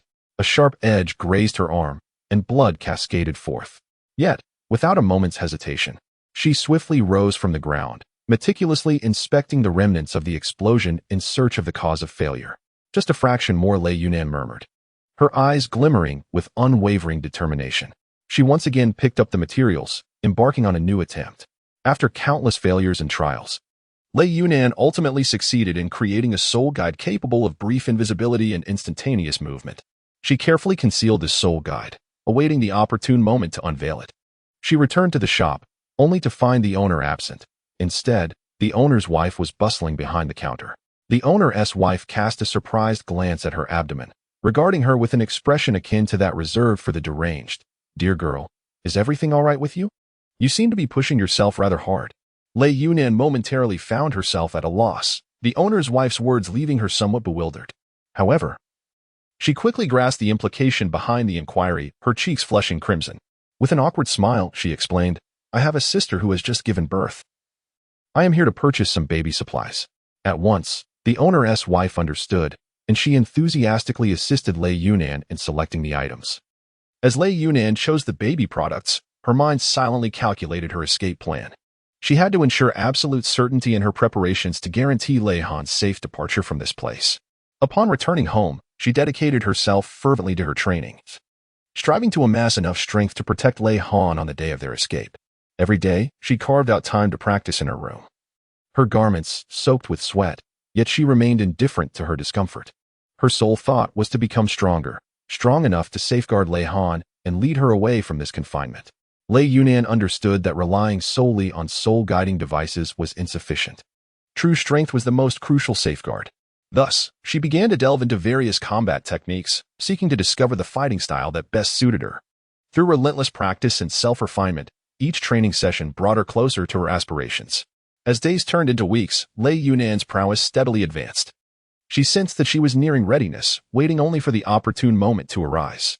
However, Yushi continued to urge Lei Yunan to regard Lei Han merely as a subject for her research, yet Lei Yunan's resolve remained unwavering. She was acutely aware that Lei Han was not merely a specimen, she was her daughter, her kin. She would never permit anyone to harm Lei Han, nor would she treat her as a mere instrument of study. Observing the steadfast determination in Lei Yunan's gaze, Yushi could only shake his head in resignation. He realized that no amount of persuasion could alter her decision. Consequently, he began to secretly monitor Lei Yunan, seeking to uncover any vulnerability that would allow him to capture her. At that moment, Lei Yunan unexpectedly asked, Yushi, do you remember how we first met? Yushi was momentarily taken aback, his thoughts instantly transported back to many years ago. At that time, he was merely 6 years old, having lost his parents and was forced to beg on the streets of Highway City, enduring the torment of hunger and cold each day. Coincidentally, a welfare institution in Highway City was organizing an event, and Lei Yunan, having inadvertently gotten separated from the director, serendipitously encountered him. She had been clutching a piece of candy, her crystalline eyes gazing at him with innocence as she unhesitatingly offered him the sweet treat. In that moment, Yushi felt an unprecedented warmth envelop him. Of course I remember. Those were the darkest days of my life until I met you, Yushi replied, his voice tinged with melancholy, as if he were ensnared in the whirlpool of memories. Lei Yunan smiled faintly, a glimmer of tenderness flickering in her eyes. Indeed, back then we were so young. I never anticipated we would arrive at this juncture. Yushi, you must comprehend that for me.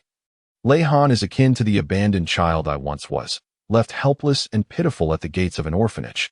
I cannot fathom what my life would have become had no one extended a helping hand back then. Thus, while I recognize the futility of my pleas to you, my nominal younger brother, I hope you can empathize with my sentiments. Please do not attempt to thwart me, for this is a duty I must fulfill as a mother. Yushi fell silent for a moment, his gaze complex as it rested upon Lei Yunan. He certainly understood her feelings, after all. They had both endured the despair of being forsaken by the world. However, as a member of the Dawn's Light, he bore his own mission and responsibilities. He had to ensure the safety of Subject 02 and return her to the organization for research. Sister Yunan, I understand your emotions. But I cannot stand idly by as you make a grave mistake. Yushi's voice carried a note of resoluteness. Subject 02 is of paramount importance to the organization. We cannot afford to lose her. Moreover, your attempt to escape with her will only plunge her into greater peril. Upon hearing this, Lei Yunan's gaze transformed into one of unwavering determination. Yushi, you are mistaken. Remaining in this place will lead Lei Han to truly lose her future. She deserves freedom and happiness, rather than being treated as a mere subject for experimentation. I will take her away, regardless of the cost. As Yushi observed Lei Yunan's resolute demeanor, a wave of helplessness surged within him. He understood that he could not persuade Lei Yunan to abandon this notion. Thus, he silently resolved to find a way to thwart her plans before she could take action. Chapter 5. Defection as night deepened. The streets of Highway City were illuminated by warm lights, infusing this tranquil city with a touch of vitality. The shadows of Lei Yunan and Yushi elongated beneath the street lamps, their figures appearing particularly solitary amidst the encroaching darkness. Lei Yunan gazed up at the resplendent night sky, her heart brimming with hopes for the future. She softly remarked, Yushi, do you know? Whenever I behold the stars, I am reminded of Lei Han. She shines like those stars, brilliant and unrestrained. I do not wish for her radiance to be confined within this cold laboratory. Upon hearing her words, Yushi remained unmoved. His fists clenched tightly, his nails digging into his palms as if to suppress the turmoil and conflict within. He slowly spoke, his voice tinged with a barely perceptible tremor. Sister Yunan, I comprehend your feelings for Lei Han, yet I cannot defy the organization's orders. We have grown up together. You should understand my position. Lei Yunan let out a gentle sigh, shifting her gaze from the starry sky to Yushi, her eyes brimming with a myriad of complex emotions. Yushi, I comprehend your predicament. However, Lei Han is my daughter. I cannot allow her to come to harm. I shall protect her in my own way. Even if the path is fraught with difficulties, I will persevere. Why? Tell me why you are so adamant. She shares no blood relation with you. She is merely an experimental subject. Yushi's voice trembled with barely contained frustration, unable to fathom Lei Yunan's unwavering commitment. Nor could he accept her opposition to him for the sake of an experimental being. The expression in Lei Yunan's eyes softened yet remained resolute. Yushi, do you understand? In this world, there exist bonds that transcend mere blood ties. From the very moment I laid eyes upon Lei Han, I recognized her as my daughter, an indispensable part of my existence. Her laughter and her tears profoundly resonate within my heart. I cannot fathom what my life would be like without her presence. And what of me? Do I not hold even a fragment of space in your heart? Yushi's emotions surged. Bewildered by the realization that the enduring sibling bond he shared with Lei Yunan paled in comparison to the connection she felt with a mere experimental subject he had only recently encountered. Lei Yunan gazed at Yushi, a flicker of complex emotions passing through her eyes. She let out a gentle sigh and said, Yushi, you undoubtedly hold a place in my heart. You were the beacon of light I once sought in the darkness, an essential figure in my life. However, this does not imply that I can forsake Lei Han. She is equally significant to me. So what would you have me do? Yushi's voice bore a hint of despair. I cannot stand idly by as you take away experiment subject 02. It is my duty.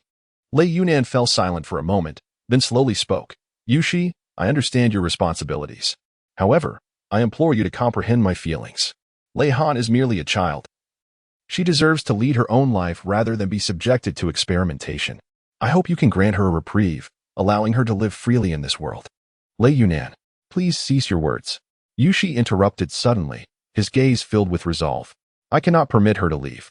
I will return shortly to report to the organization, ensuring they send someone to apprehend you. I cannot allow you to continue down this misguided path. Upon hearing this, Lei Yunan's eyes flickered with a hint of disappointment. However, She did not yield.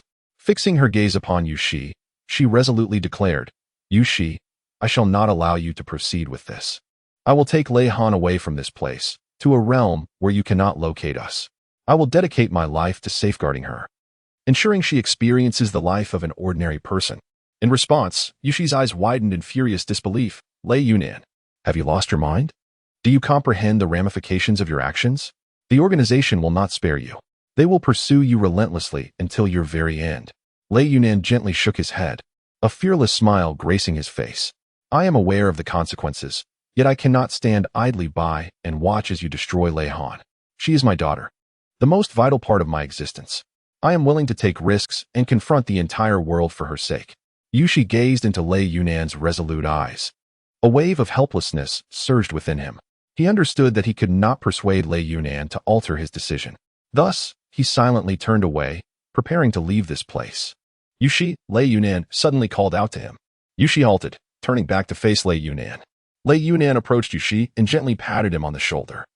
Yushi, I am aware of the difficulties you face. Yet, I hope you will remember that we were once the best of friends. I urge you not to take actions that you may later regret. Upon hearing these words, a surge of complex emotions welled up within Yushi. He gazed at Lei Yunan, rendered speechless for a prolonged moment. Ultimately, he let out a deep sigh and turned away, vanishing into the embrace of the night. Lei Yunan pulled out the soul guide device, letting out a long sigh. Tonight marks the date of the gala hosted by the base. An opportune moment for all to attend. I must seize this chance to take Lei Han away from this place that confines her freedom. Meanwhile, within the Morning Light base, the atmosphere was resplendent and bustling with life. The gala was in full swing. Elites from various fields donned splendid attire, weaving through the crowd amidst a chorus of conversations and laughter. Yet, beneath this vibrant facade lay hidden secrets and undercurrents unknown to the revelers. Yushi was about to report to Guanshi, intending to have Lei Yunan apprehended, when a colleague abruptly pulled him aside, urging him to drink. Come on, Yushi. Today is a momentous occasion. Don't keep that stern face. The colleague cheerfully handed him a glass of wine. After downing the drink, just as Yushi planned to leave, he was once again caught by a female colleague who insisted on dancing. Hey, join us, join us. Don't be such a wet blanket. She giggled, pulling him into the center of the dance floor. With a resigned sigh, Yushi swayed to the rhythm of the music, though his thoughts remained preoccupied with Lei Yunan and Lei Han. On the other side, Lei Yunan had donned a sleek black suit, wielding a hammer and several small soul guide devices, stealthily infiltrating the laboratory where Lei Han was located. She meticulously evaded the patrolling guards and arrived at the incubation chamber where Lei Han lay peacefully within. July's Lei Han rested quietly, and as Lei Yunan's hand trembled around the hammer, she took a deep breath and closed her eyes, as if making a monumental decision. Suddenly, she opened her eyes wide, raising the hammer high before bringing it down forcefully upon the glass of the incubation chamber. With a resounding crash, the glass shattered, and nutrient fluid spilled forth. She gently cradled Lei Han, wrapping her in a soft blanket she had prepared in advance. Lei Han's small face nestled against Lei Yunan's chest, letting out a faint cry, a first greeting to the new world. Lei Yunan held her tightly, turning to stride towards the exit of the laboratory. Suddenly, the alarm of the soul guide device blared, and the lights in the laboratory transformed to a frantic crimson, flashing erratically. The attendees of the soiree halted their activities, expressions of shock adorning their faces. They all understood the significance of the alarm. An intruder had breached the vital area of the laboratory. Guanshi swiftly emerged from the crowd, his countenance grave and his eyes reflecting an unyielding determination. He promptly seized the communicator and inquired in a deep tone. What has transpired? Why is there an alarm in the laboratory?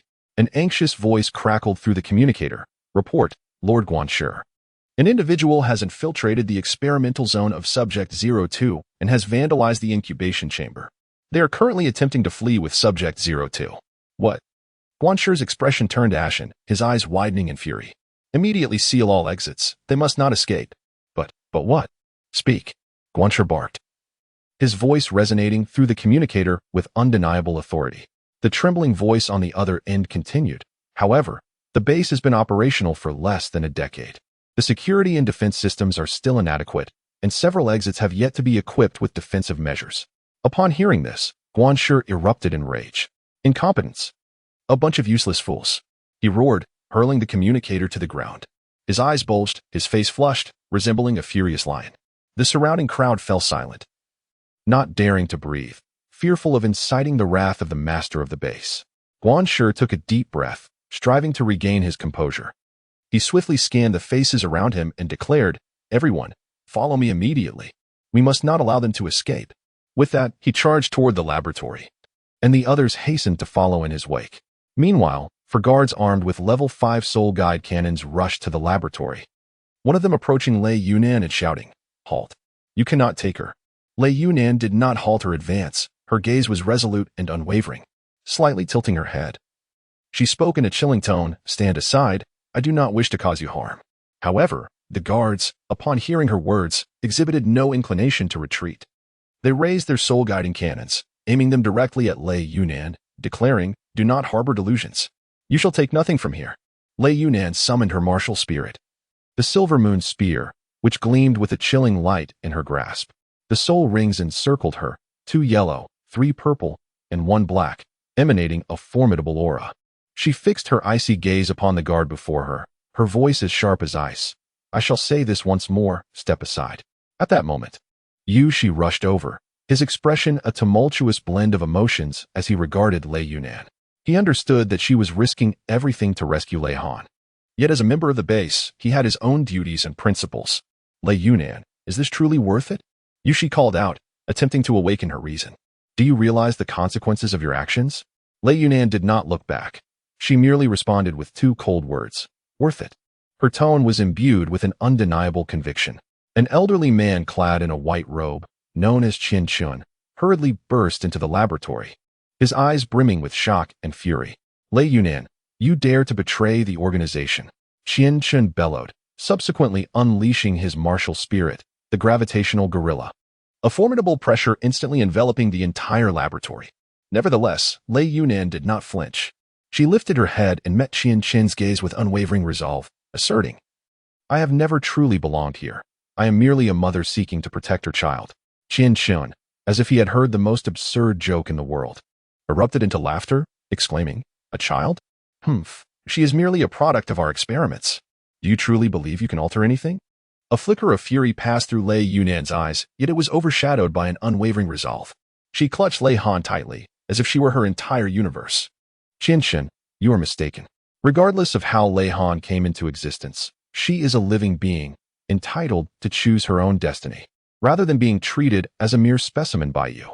Qian Chun let out a cold sneer, dismissing further dialogue, and swung his fist, imbued with the overwhelming pressure of his gravity gorilla spirit, aimed directly at Lei Yunan.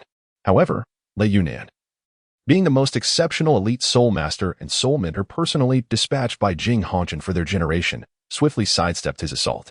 In the same motion, her silver moon spear transformed into a streak of silver lightning, thrusting towards Qian Chun.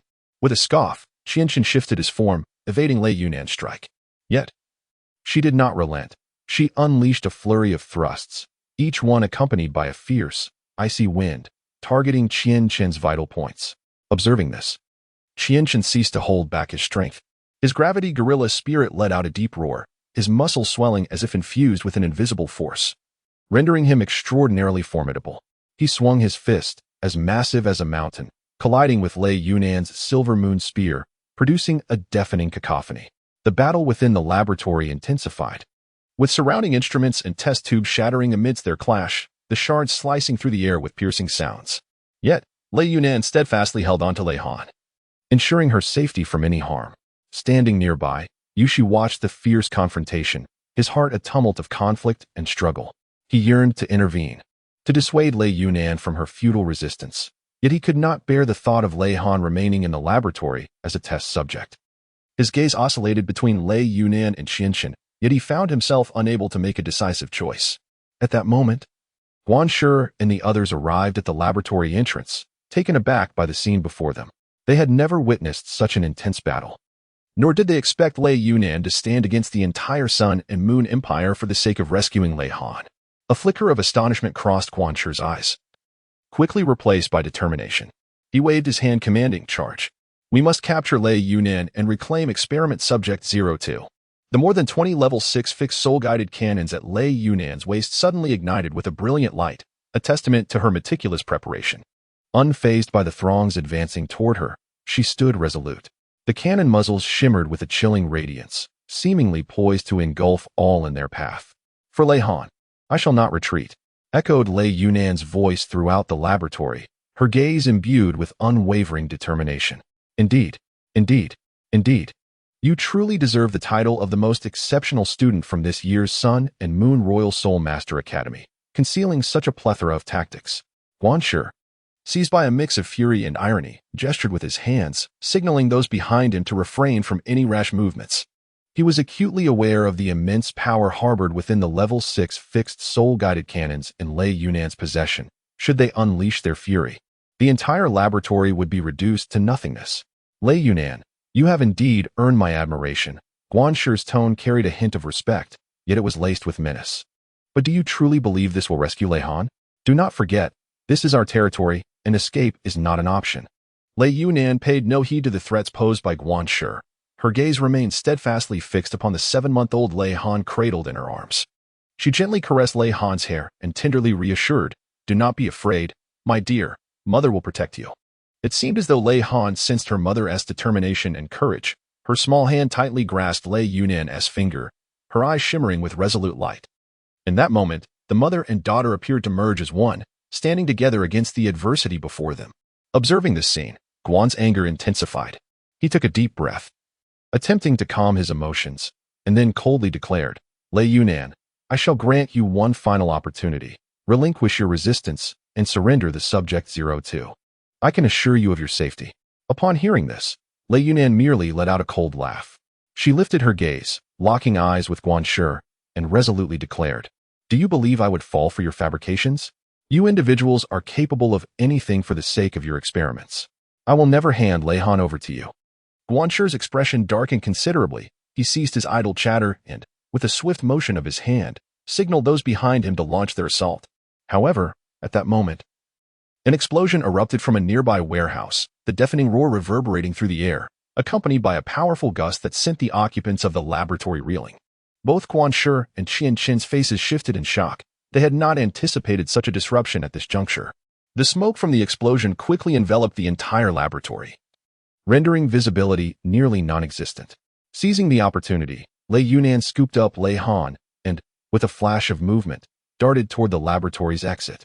She understood that this was the optimal moment to escape.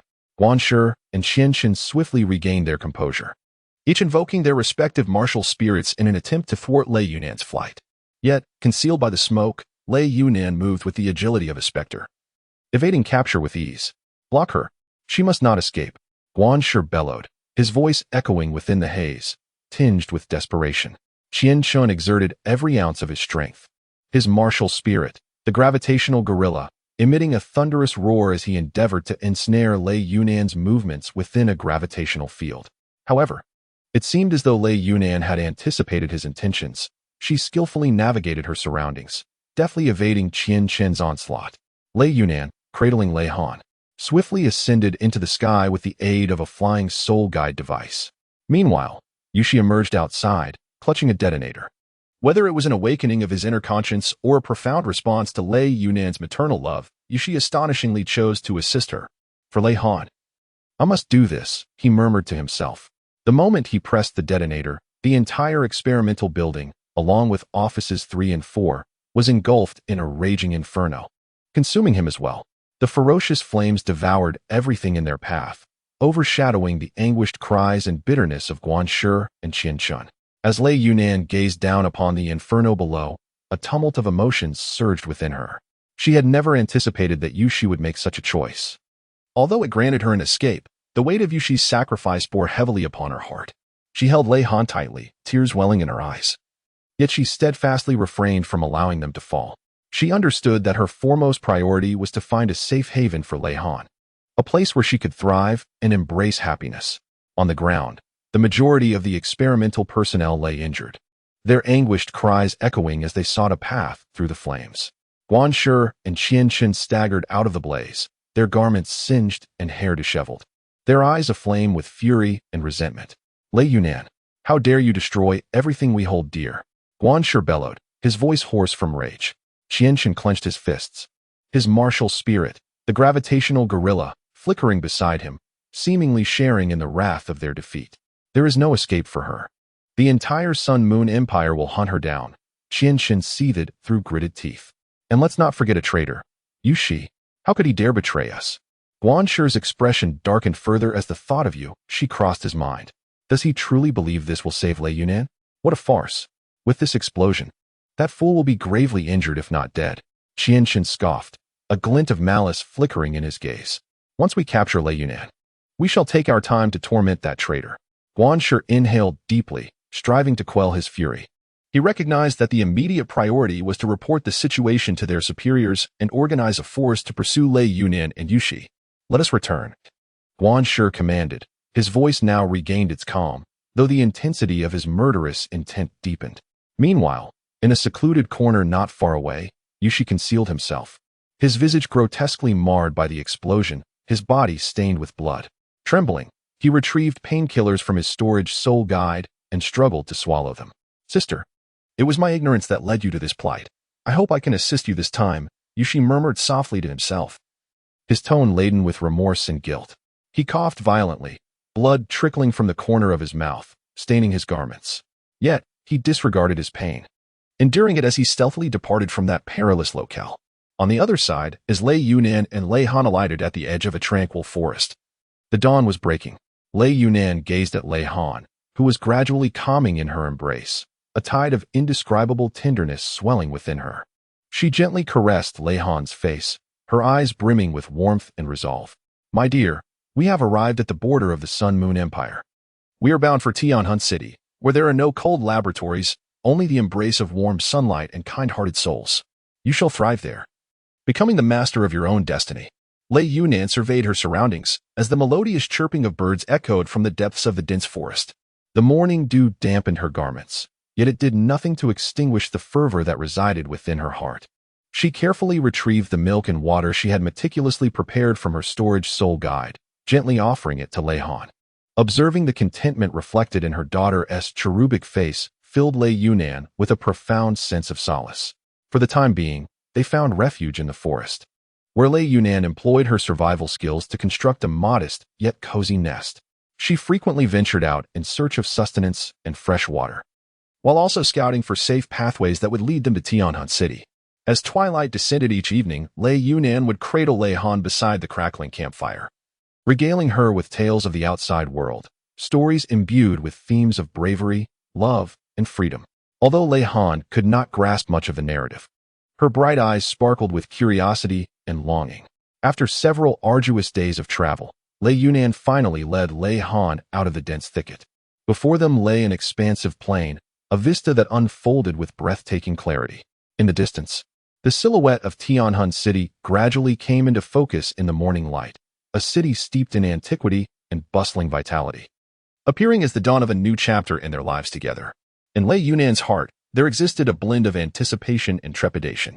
She was acutely aware that the road ahead was long and fraught with challenges and difficulties. However, she also understood that as long as love and faith resided within her, nothing could impede their journey forward. As they traversed the grand avenue leading to the city of heavenly souls, the scenery along the way stirred a myriad of emotions within Lei Yunan. She reflected on the hardships of her childhood, recalled the days spent in the orphanage, and remembered how she had persevered step by step to reach this point, ultimately becoming a mother capable of safeguarding her daughter. Lei Han seemed to sense her mother's emotions. Her small hands tightly clenched. In Chapter 6, The Pursuit, within the royal palace of the Sun and Moon Empire, Su Tianran, seated in a wheelchair, struck Guanshi fiercely across the face, his eyes ablaze with fury. It's one thing for the base to be destroyed, but to allow that wretched Lei Yunan to escape with the number 02 experimental subject is utterly intolerable. You bunch of useless fools. Guanshi knelt on the ground, his head bowed in deference, unable to meet Su Tianran's gaze. Though resentment brewed within him, it was eclipsed by an overwhelming sense of dread. He understood that this failure would bring unimaginable consequences. My lord, please calm your anger, Chen interjected from the side. I have dispatched men to pursue Lei Yunan and the number 02 experimental subject with all haste. I am confident we shall receive news shortly. Su Tianran sneered, surveying his two subordinates with disdain. You had better find them swiftly, otherwise you shall present your own heads before me. At these words, Both Guan Shi and Qian Ch and trembled, fully aware of Su Tianran's ruthless methods and his unwavering resolve.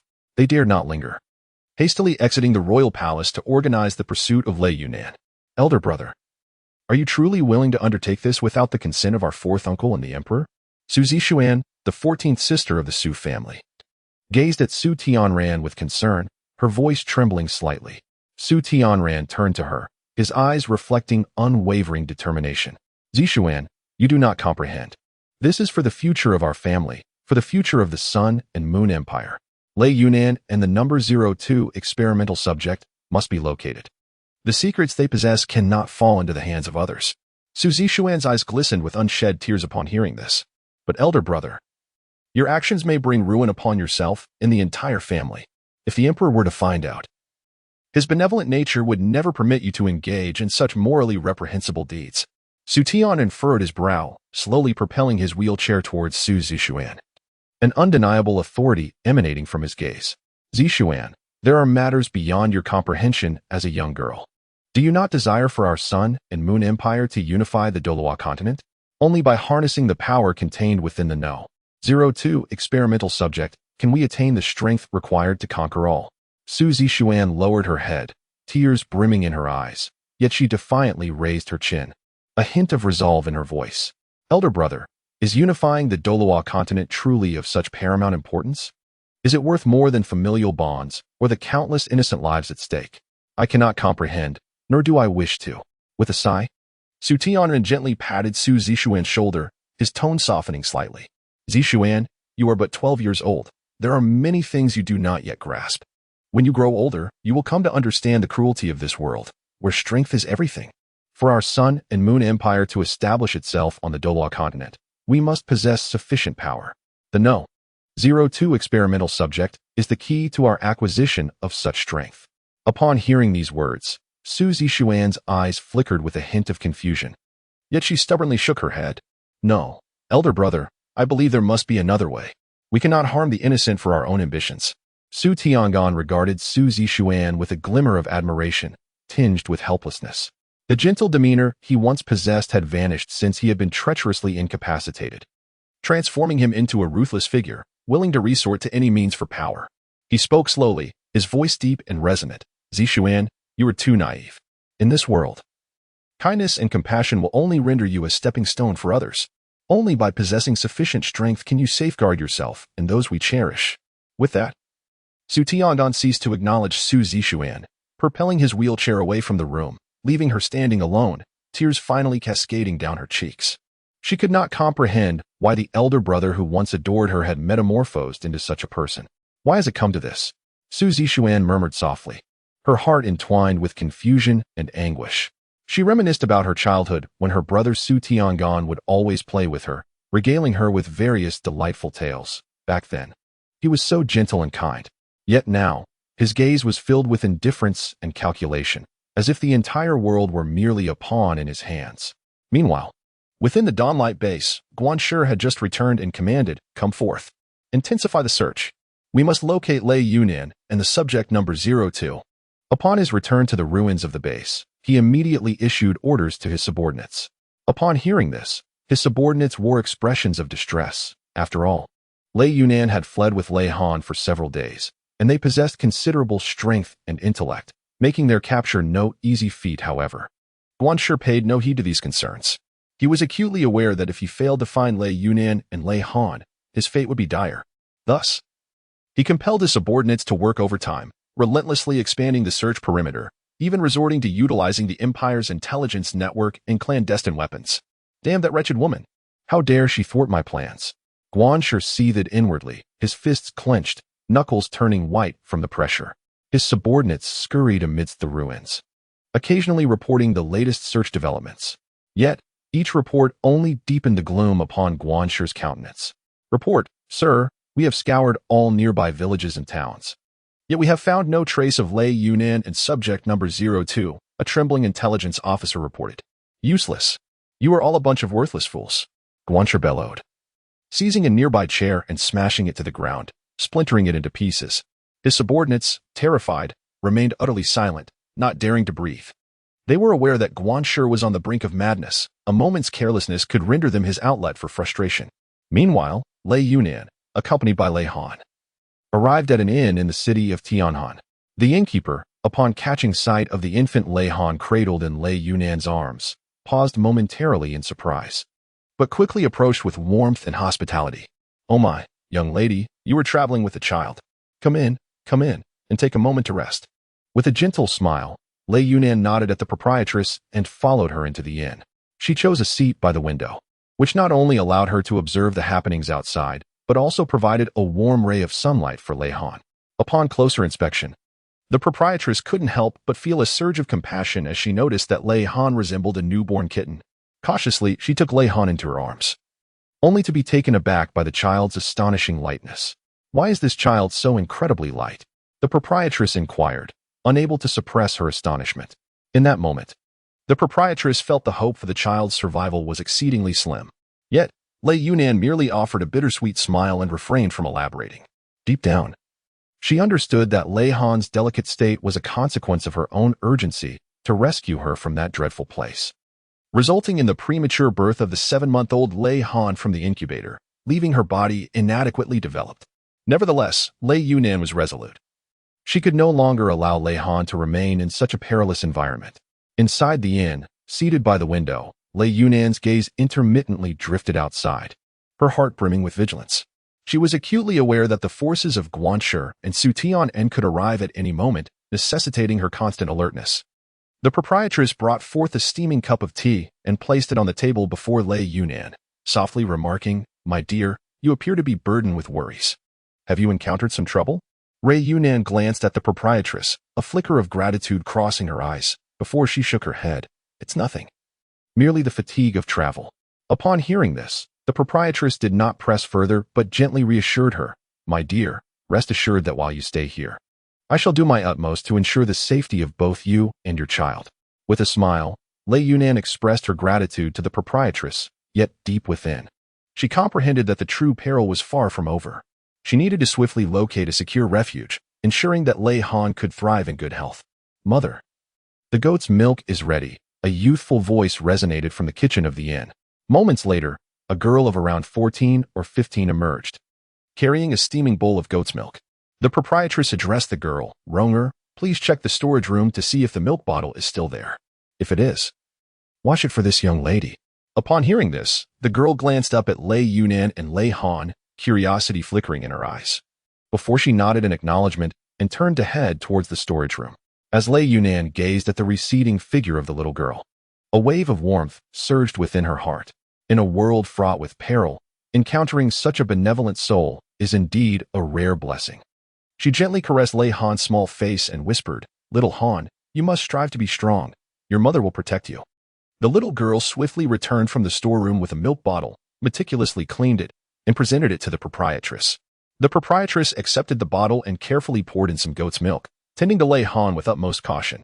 As Lei Han suckled from the bottle, a look of contentment graced her small face. Witnessing this scene, Lei Yunan felt a flicker of solace within her heart. She understood that she could no longer evade her responsibilities and must swiftly come to a resolution for Lei Han's future. The proprietress, while feeding Lei Han, inquired, "My dear, from whence do you come, and whither are you bound?" Lei Yunan pondered for a moment, deciding to conceal part of the truth to spare the innocent from trouble. "We have traveled from afar, seeking temporary refuge in Tianhan City." Her words conveyed a hint of weariness, yet were imbued with a resolute hope for the future. Upon hearing this, the proprietress nodded, seemingly grasping the underlying meaning. She refrained from further inquiries and gently remarked, "Though Tianhan City may be small, it is indeed a bustling place. You should be able to find a means of livelihood here." Lei Yunan cast a grateful glance at the proprietress, her mind swirling with contemplation. She understood that she could not perpetually rely on the assistance of others. It was imperative that she swiftly secure a job to sustain both her own livelihood and that of Lei Han. At that moment, a cacophony erupted outside the inn. Instinctively alert, Lei Yunan rose and approached the window to gaze outside. She beheld a drunken man embroiled in a quarrel with another individual, who appeared to be a passerby, having inadvertently collided with the inebriated figure. "You blind fool, how dare you bump into me?" the drunken man shouted, his breath reeking of alcohol. The traveler, clearly averse to confrontation, repeatedly apologized. "I am terribly sorry. It was unintentional." The proprietress stepped outside, intending to mediate between the two men. Lei Yunan refrained from following her. Her focus remained on the scene outside, anxious that this might be a deliberate disturbance instigated by Guan.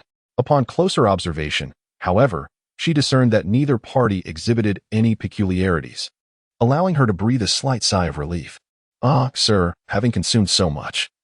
Would you care to come inside for a moment and enjoy a cup of tea to sober up?" The proprietress's voice was gentle and warm, as she endeavored to coax the drunken man into the inn to prevent the situation from escalating further. The drunken man struggled and mumbled incoherently, ultimately being half-dragged, half-led into the establishment by the proprietress. "You're quite the perceptive proprietress. Otherwise, he slurred, his breath laden with the scent of alcohol, causing those nearby to wrinkle their noses in discomfort. The proprietress seated the inebriated man in a chair and poured him a cup of sobering tea. He snatched the cup and gulped it down in one go, emitting a loud belch before finally settling into silence. Upon witnessing the scene, Lei Yunan felt a surge of relief within her. She understood that in this chaotic world, it was wiser to avoid unnecessary entanglements. Accompanied by Lei Han, she was particularly cautious not to attract trouble. She returned to her seat by the window, her gaze drifting back to the bustling street outside, alive with the ebb and flow of people. Yet, to her, all of this was merely ephemeral. Her true concern lay in safeguarding Lei Han, ensuring her healthy growth amidst the perils that surrounded them. At that moment, Lei Han began to wail incessantly, seemingly yearning for slumber. Lei Yunan cradled her daughter and ascended the stairs in search of a quiet room. Gently, she rocked Lei Han, soothing her into a peaceful sleep. As Lei Han's cherubic face nestled in her embrace, tranquility enveloped her, and her breathing became steady. Observing her daughter's serene visage, a wave of tenderness surged within Lei Yunan. She delicately placed Lei Han upon the bed, tucked her in, and then sat at the bedside, lost in contemplation. She knew she must swiftly secure a stable job to sustain their lives. However, in this unfamiliar city, where would she begin her search? "Xiao Han, I promise to strive to ensure your happiness," Lei Yunan whispered softly, her eyes shimmering with resolve and hope. Meanwhile, within the royal palace of the Sun and Moon Empire, an informant reported the latest tracking developments to Su Tiangan, each word carefully chosen to avoid inciting the wrath of the irate prince. "Your Highness, we have pinpointed Lei Yunan's escape route. They are currently hiding in an inconspicuous and on the outskirts of Tianhun City in the Tianhun Empire." A cold, calculating smile crept across Su Tiangan's lips at this revelation. "Excellent. Now that we know their whereabouts, they must not be allowed to escape again. Mobilize all available resources immediately. I demand they are returned to my control without fail before nightfall, especially the Subject 02, for she is the key to the future of the Sun and Moon Empire, and I cannot afford to lose her." With Su Tiangan's command, the royal palace seemed to be propelled by an unseen force. Undercurrent surged, and elite operatives swiftly set forth, making their way toward Tianhun City.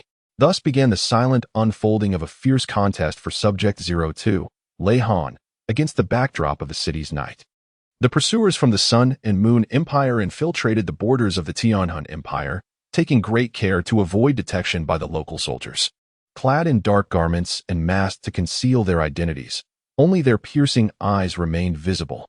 They moved with agility, silently weaving through the streets and alleys, akin to phantoms. Meanwhile, Lei Yunan remained blissfully unaware within the inn. She busied herself preparing a change of clothes and daily necessities for Lei Han. Intending to venture out in search of work at the break of dawn, she realized that time was of the essence. She and Lei Han needed to settle in Tianhun City without delay. As the night deepened and the clamor of the streets gradually subsided, Lei Yunan extinguished the candle and lay down beside Lei Han. She held her daughter close, cherishing the warmth radiating from her, filling her heart with strength. Yet, unbeknownst to her, danger was encroaching ever closer. The pursuers from the Sun and Moon Empire had arrived near the inn, dividing into groups to quietly encircle their target. A leading figure clad in black gestured to signal the others to prepare for action. They swiftly and silently ascended to the second floor of the inn. However, their mission was to capture the individuals alive, thus they refrained from resorting to violence. Instead, they intended to stealthily abduct Lei Yunan and Lei Han. Through the peephole, Lei Yunan glimpsed several unfamiliar figures clad in dark attire standing outside her door. Their gazes were cold and piercing, as if they could see into the depths of one's soul. A wave of despair washed over Lei Yunan. She realized there was no escape. Nevertheless, she summoned her composure, attempting to negotiate with these ominous visitors. "Who are you? What do you want?" Her voice quivered slightly, yet she endeavored to sound resolute. "We have come to take you away," the leader of the dark-clad figures replied icily. "Do not attempt to resist. The consequences will be yours to bear." Without a moment's hesitation, Lei Yunan scooped up her daughter, Lei Han, and with a sudden determination, leaped from the sixth-floor window, exclaiming, "Crash!" This unexpected action astonished everyone. The dark figures rushed to the window, only to witness Lei Yunan, with Lei Han in her arms, entangled in a drying sheet, descending slowly. It became evident that she had long been aware of the sheets hanging outside, and in this moment of desperation, it was her sole chance for escape. The dark-clad men, taken aback, quickly scrambled down the rope and stairs in pursuit. With extraordinary resolve and cunning, Lei Yunan navigated through the narrow alleyways, striving to elude her pursuers. "Xiaohan, do not be afraid. Mother will protect you," she reassured her daughter as they raced along. In Lei Yunan's embrace, Lei Han sensed her mother's unwavering strength and bravery. Her tears ceased as she clung tightly to Lei Yunan's clothing, her little face reflecting a deep trust in her mother. In Lei Yunan's heart, a silent mantra echoed, "As long as I can reach the gates of Tianhan City, there exists a chance to seek aid from the soldiers guarding it." Yet, the pursuers were relentless, shadowing him closely, refusing to relent. First soul skill, Blood Demon Slash. A furious shout suddenly reverberated behind Lei Yunan, as a crimson beam of light swiftly cleaved through the night sky, hurtling directly towards him. A sudden shock coursed through Lei Yunan as she realized that these pursuers possessed soul techniques. Swiftly, she sidestepped to evade them, yet that blood-red radiance relentlessly pursued her. Like a shadow, in this critical moment, her martial spirit, the Silver Moon Spear, manifested abruptly. Gripping the spear tightly, a silvery brilliance shimmered forth, exuding a chilling and formidable aura. With a fierce cry, she unleashed her second soul technique, Moonshadow Strike. In an instant, Lei Yunan transformed into a streak of silver light, racing through the narrow alleyways with Lei Han in tow, striving to leverage her speed to escape the relentless pursuers. The blood-red glow continued its tenacious chase. But with the power of the Silver Moon Spear and her exceptional agility, Lei Yunan gradually widened the gap between herself and her hunters. She understood that she could not afford a moment's relaxation, otherwise, both she and Lei Han would plunge into an inescapable abyss. Lei Yunan could hardly fathom that Qianxin would join the pursuit. "You old fool, I thought you had perished in that explosion," Lei Yunan exclaimed, her astonishment intertwined with fury at Qianxin's unexpected appearance. Qianxin chuckled sinisterly, a malevolent glint in his eyes. "Little girl, do you truly believe that your meager skills could allow you to escape my grasp? And your foolish brother, in his attempt to shield you, and that so-called experiment no. 02 has betrayed our empire and detonated the laboratory. Humph, he is likely reduced to a pile of ashes by now." "Silence! You shall not insult my brother." Lei Yunan's eyes widened in rage, nearly ablaze with fury. Her silver teeth clenched tightly, and her fists were balled up, the very air around her quaking with her wrath. Yet, Qianxin remained unfazed, continuing his derisive taunts. "What is the matter? Did I strike a chord? Humph, you siblings are indeed deeply attached, but alas, in this cruel world, such deep affection is the least valuable currency." Suddenly, Qianxin unleashed his gravity guerrilla martial spirit, casting a tremendous shadow over the narrow alleyway, instilling an overwhelming sense of pressure. Its eyes blazed like fire, fixating on Lei Yunan, as if intent on devouring her whole. Third soul skill, Gravity Crush. At Qianxin's command, the gravity gorilla swung its colossal fist with a force akin to a landslide, hurtling towards Lei Yunan. With a swift motion of her Silver Moon Spear, Lei Yunan unleashed a brilliant silver light from its tip, colliding with the fist of the gravity gorilla, producing a deafening roar. However, under the influence of Qianxin's gravity domain, her movements became sluggish, as she felt an immense force pulling her toward the ground. The sixth-level fixed soul-guided cannon was about to be fired. In her heart, Lei Yunan silently recited her last trump card, her eyes flashing with determination. She understood that the consequences of utilizing this soul-guided device could be dire, yet she found herself with no path of retreat. In a decisive act, Lei Yunan drew forth a gleaming soul-guided cannon from her bosom, aiming its barrel at Qianxin and the pursuing enemies. The cannon began to gather a powerful wave of soul energy, distorting even the air around it with its might. "No, you cannot do this," Qianxin exclaimed. His face pale with shock, he had never anticipated that Lei Yunan possessed such a formidable soul-guided instrument. He hastily attempted to evade, But the firing speed of the 6th-level fixed soul-guided cannon was astonishing, leaving him no time to react. Boom. A tremendous explosion erupted as the powerful wave of soul energy unleashed itself, leveling the surrounding alleys. Dust and debris filled the air, enveloping everything in a shroud of chaos. At the moment of launch, Lei Yunnan, leveraging the recoil of the cannon, embraced Lei Han and staggered backward, narrowly evading the epicenter of the explosion. Nevertheless, she was still sent reeling by the ferocious shockwave, blood spilling from her lips, her complexion as pale as parchment.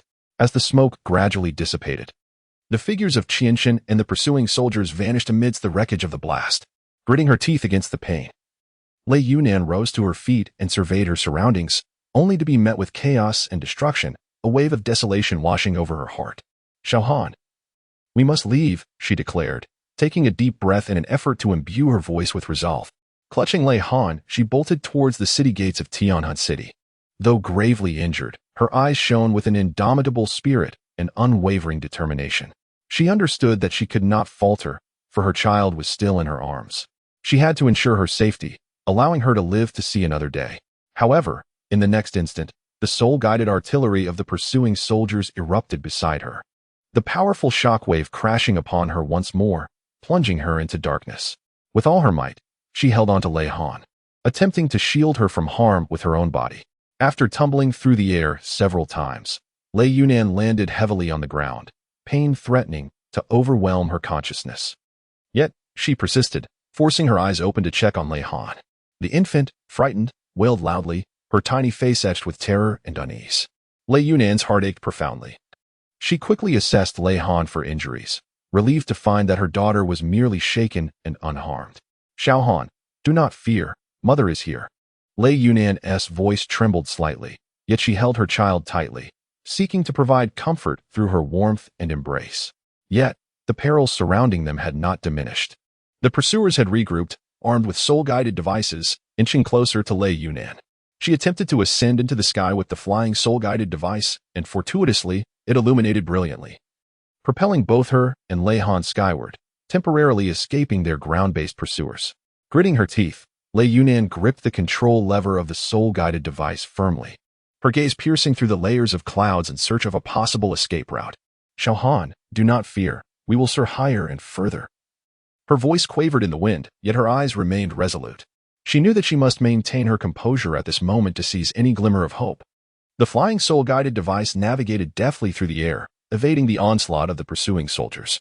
Behind her, over 20 soldiers from the Sun and Moon Empire pursued in their own flying soul-guided devices, relentlessly firing their artillery in an attempt to bring her down.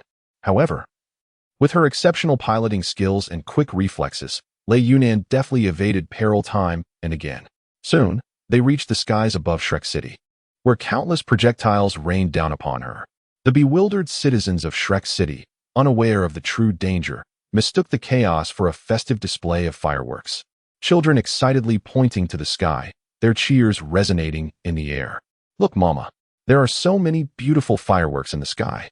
A young girl with braided pigtails tugged at her mother's hand, exclaiming with delight. Listening to the cheers from below, Lei Yunnan felt a tumult of emotions within her. How she wished that she and Lei Han could, like those children, live carefree under the sun. Yet now, she could only grit her teeth and press on. At that moment, Xuanzi, having just indulged in a bit too much drink, staggered out of the tavern. Upon looking up, he was instantly sobered, bewildered by the extraordinary scene unfolding before him. With wide eyes, he beheld a breathtaking spectacle in the night sky. Just then, a soul-guided cannonball struck Lei Yunnan's flying soul device. On the ground, a small boy pointed towards the heavens and exclaimed, "Mom, look. Is there a star falling from the sky?" Before his words had fully escaped his lips, Lei Yunnan plummeted like a meteor, landing amidst a nearby forest. Instantly engulfed by dense trees that surrounded her, obscuring the pursuers' view with their lush foliage, making it difficult for them to continue their chase. Lei Yunnan glanced at her abdomen, where a shocking gaping wound oozed crimson blood, staining her garment. Lei Yunnan was acutely aware that her time was dwindling. Yet there was no trace of fear in her gaze, only an unwavering concern for Lei Han's safety. Enduring excruciating pain, she retrieved the soul-healing elixir from her storage soul guide, trembling as she fed a morsel of it to Lei Han with goat's milk, ensuring that even in slumber, she would receive a semblance of protection. Lei Yunnan, with her battered body, struggled to ascend towards higher ground. It was then that she realized the distance to Shrek Academy from this forest was still considerable.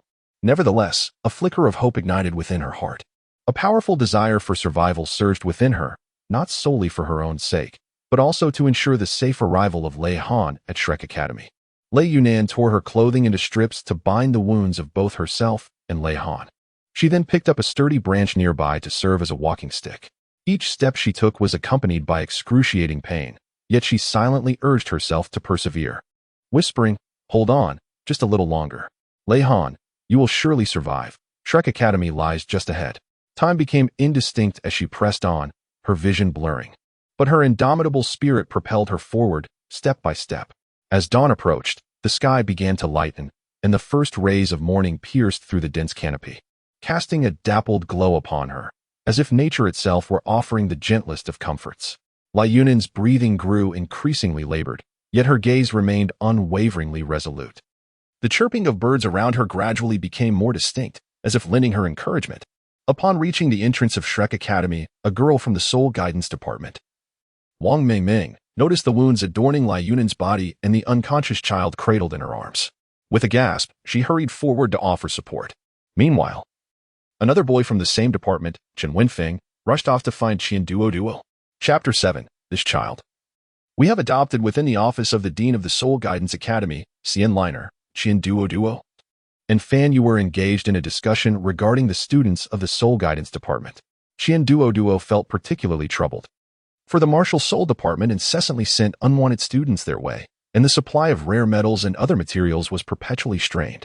Life is truly difficult, Duo lamented, rubbing his temples. Most of the ministers from the three great empires perceive soul tools merely as auxiliary instruments for soul masters, showing little regard for their development. Fan Yu added, a hint of helplessness evident in his eyes.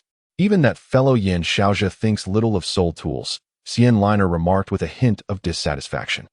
At that moment, Chen Wenfeng burst through the door, his expression fraught with urgency. Dean Xian, Teacher Fan Yu, we have a grave situation. There is a woman, severely injured, holding a baby. The trio turned their gazes towards Chen Wenfeng, their faces reflecting shock and confusion. Duo sprang to his feet, urgently inquiring, where is she? Take me to her at once. Meanwhile, at the entrance of Shrek Academy, Wang Mingming's uniform was stained crimson with blood. In a state of panic, she called for her fellow students to assist. What are you all standing around for? Hurry and lend a hand. Her voice trembled with desperation, tinged with the threat of tears. However, none dared to act impulsively, acutely aware of the dire circumstances, fearing that a moment's carelessness might exacerbate the woman's injuries. Just then, Duo, Xian Liner, and Fan Yu hastened to the scene, their arrival seemingly injecting a surge of courage into the onlookers. Make way. Let us through. Xian Liner's authoritative voice cut through the clamor of the crowd. As she and Duo navigated through the throng and beheld the scene, their hearts sank. Upon unveiling Lei Yunan's wound, Xian Liner gasped in horror. A ghastly gaping hole marred Lei Yunan's abdomen, the skin surrounding it pale from excessive blood loss. The other students from the Soul Guidance Department collectively inhaled sharply, their faces reflecting compassion and dismay. Wang Mingming, in particular, covered her face with her hands, tears slipping through her fingers. Suddenly, Lei Yunan's hand gripped Xian Liner with an intensity that threatened to crush her bones. Startled, Xian Liner leaned in closer to listen. Lei Yunan's gaze had become hazy, yet her voice remained remarkably resolute. This child, I have named her Lei Han. She is the 02 experimental subject of the Sun and Moon Empire. Please, you must protect her. She is innocent. Lei Yunan spoke in fragmented sentences, each word seemingly extracted with the utmost effort. Her eyes brimmed with a blend of desperation and hope, as if she were entrusting her very life and mission to those before her. Upon hearing this, Xian Liner's expression shifted dramatically. She had not anticipated that the Sun and Moon Empire, renowned for its formidable soul-guiding technology, would secretly conduct such barbaric human experiments. A flicker of anger and determination crossed her gaze as she grasped Lei Yunan's hand tightly, nodding earnestly. Rest assured, we will do everything in our power to protect Lei Han. We will never allow her fate to be manipulated by anyone again. Lei Yunan nodded slightly. Her trembling hands attempted to place her necklace around Lei Han's neck, yet her strength waned, rendering her unable to complete the gesture. Observing this, Xian Liner promptly took the necklace, delicately adorning Lei Han with it. However, Xian Liner noticed something peculiar. The necklace bore an intricate soul-guiding array, seemingly a protective soul guide artifact. A realization dawned upon her. This was likely not merely ornamental, but rather Lei Yunan's final gift of protection for Lei Han. At that moment, Lei Yunan endeavored to reach out and caress Lei Han's face, but her hand faltered halfway and fell limp. As her hand slipped away, the light in her eyes gradually dimmed, and silence enveloped the scene. She had departed. Wang Mingming cried out, her voice quivering with sorrow. A profound silence fell over those present, deeply moved by Lei Yunan's sacrifice and bravery.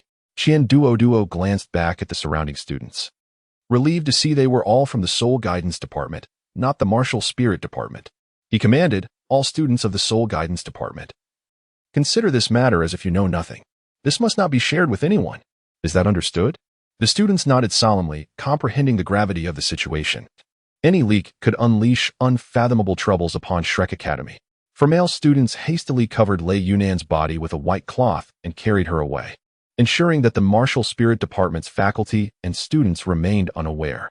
Xian Liner, having just lifted Lei Han from Lei Yunan's lifeless form, paused in shock. Her face contorted with anger. The child in her arms felt weightless, as if nothing more than an apparition. Noticing Xian Liner's distress, Duo inquired, "What is it? Is there something wrong with the child?" Without responding, she handed Lei Han to Duo, who was taken aback by the child's astonishing lightness, as if he lacked substance. A sense of despair washed over him. The child's chances of survival appeared bleak. "This child may be in grave danger," Duo remarked, worry etched upon his brow. He met Xian Liner's gaze, and both shared a look thick with gravity and helplessness. The child is merely 7 months old. No wonder he is so frail." Fan Yu interjected solemnly, stepping beside Duo and gently stroking Lei Han's head, a complex emotion flickering in his eyes. As the trio prepared to depart with Lei Han, Yin Xiaojia and Kai Meyer arrived, looking bewildered at the scene before them, seemingly unaware of the recent events. "What is going on?" Yin Xiaojia furrowed his brow, scanning the group until his gaze settled on the lifeless child in Duo's arms. Kai Meyer, equally perplexed, turned to Xian Liner, seeking an explanation. "Nothing to worry about. We merely found a child along the way," Xian Liner replied. Xian Liner casually responded, her eyes flickering with a hint of wariness. She had no intention of allowing Yin Xiaojia and Kai Meyer to uncover the truth of the matter, lest it complicate things further. Meanwhile, Ren Mujin, drawn by the commotion, cast a glance at the fragile Lei Han nestled in Xian Liner's arms, her astonishment palpable. She exclaimed, "Director Qian, if you hadn't mentioned this was a child, I would have assumed you had just purchased a newborn kitten from the flower and bird market." Zhou Yi then gently took Lei Han from Xian Liner. Upon receiving the child, she found, as Ren Mujin had remarked, that this little one felt alarmingly light, akin to a feather that might be swept away by the slightest breeze.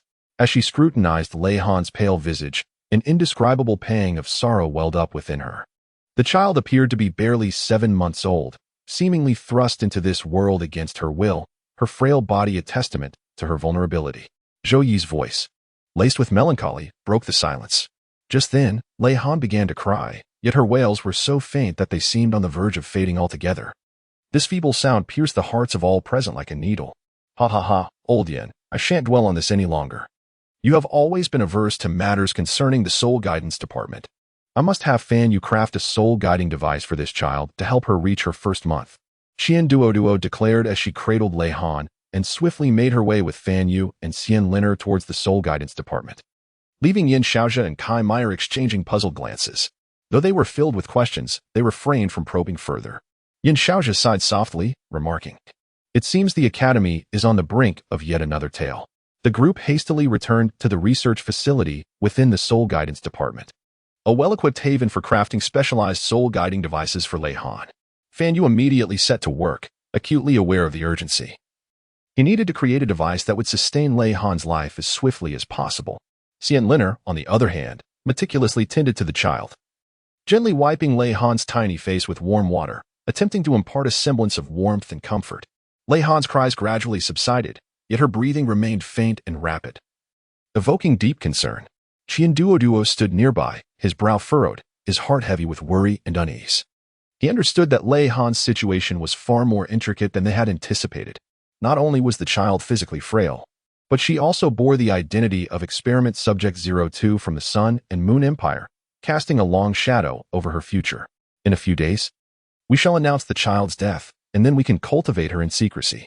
For now, we must awaken her martial soul, Duo suggested. Xianliner, having just sipped her tea, sputtered, the liquid spraying onto Duo's face. Her eyes widened in disbelief as she stared at him. What did you just say? Awaken her martial soul? Generally, one awakens their martial soul at 6 years of age. This child is merely 7 months old and a preemie. Xianliner's voice trembled with reproach and shock. She felt an overwhelming urge to pry open Duo's mind to discern what he was truly contemplating. Yet Duo remained exceptionally resolute, wiping the tea from his face and gazing deeply at Xianliner. I understand that this is a considerable risk. But given Lei Han's unique situation, we cannot adhere to conventional methods. Furthermore, since the Sun-Moon Empire has already targeted her, they will not easily relinquish their pursuit. We must empower her swiftly so that she may protect herself. Duo's words were laden with determination and helplessness. Upon hearing this, Xianliner fell silent for a moment, acutely aware that Duo's concerns were not unfounded. Lei Han's predicament was indeed dire. If she could not awaken her martial soul and enhance her strength promptly, escaping the clutches of the Sun-Moon Empire would be nearly impossible. However, the risks were too great. Should she fail, she might lose the opportunity to awaken her martial soul forever. Xianliner remained hesitant, unwilling to subject this already beleaguered child to further peril. I understand. But this is our only option. I will personally conduct the awakening ceremony, doing everything within my power to ensure her safety, Duo asserted with unwavering confidence and resolve. Xianliner, upon seeing the steadfastness in Duo's eyes, ultimately nodded in agreement. She recognized that as the dean of Shrek Academy, his decisions were surely made after careful consideration, and she was reluctant to abandon even a glimmer of hope. Fan Yu immediately sprang into action, swiftly gathering the most sophisticated instruments from the Soul Guidance Department and the gentlest Soul Guidance crystal ball for soul power testing, ensuring that all preparations were in place. Duo commenced the awakening ceremony, guiding the soul power within him as he gradually infused it into Lei Han's body. Initially, Lei Han appeared somewhat uncomfortable, her brows furrowing slightly, but soon, under Xianliner's gentle reassurance, she calmed down. As the soul power continued to flow into her, Lei Han's body began to emanate a faint glow, a portent of her martial soul awakening. At that moment, the crystal ball responded, its inner light flickering as if recording every subtle change in Lei Han's martial soul. Fan Yu watched the crystal ball closely, his eyes sparkling with anticipation and curiosity. Time passed, and the entire awakening process felt protracted and arduous. Just when everyone believed they were nearing their limits, Lei Han's body suddenly erupted in a dazzling light. A spectral figure of a woman with 20 pairs of wings gradually materialized behind her, radiating a pure and powerful aura, as if a deity from ancient times had traversed through time. Her wings fluttered gently, each movement seemingly releasing boundless power and protection. Typically, an angelic martial soul does not exceed 6 wings. This child, Duo gasped in awe, having never witnessed such an extraordinary martial soul. Never imagining that Lei Han would awaken such a formidable angelic martial soul, especially one with 20 pairs of wings. Xianliner was equally astonished, rendered speechless.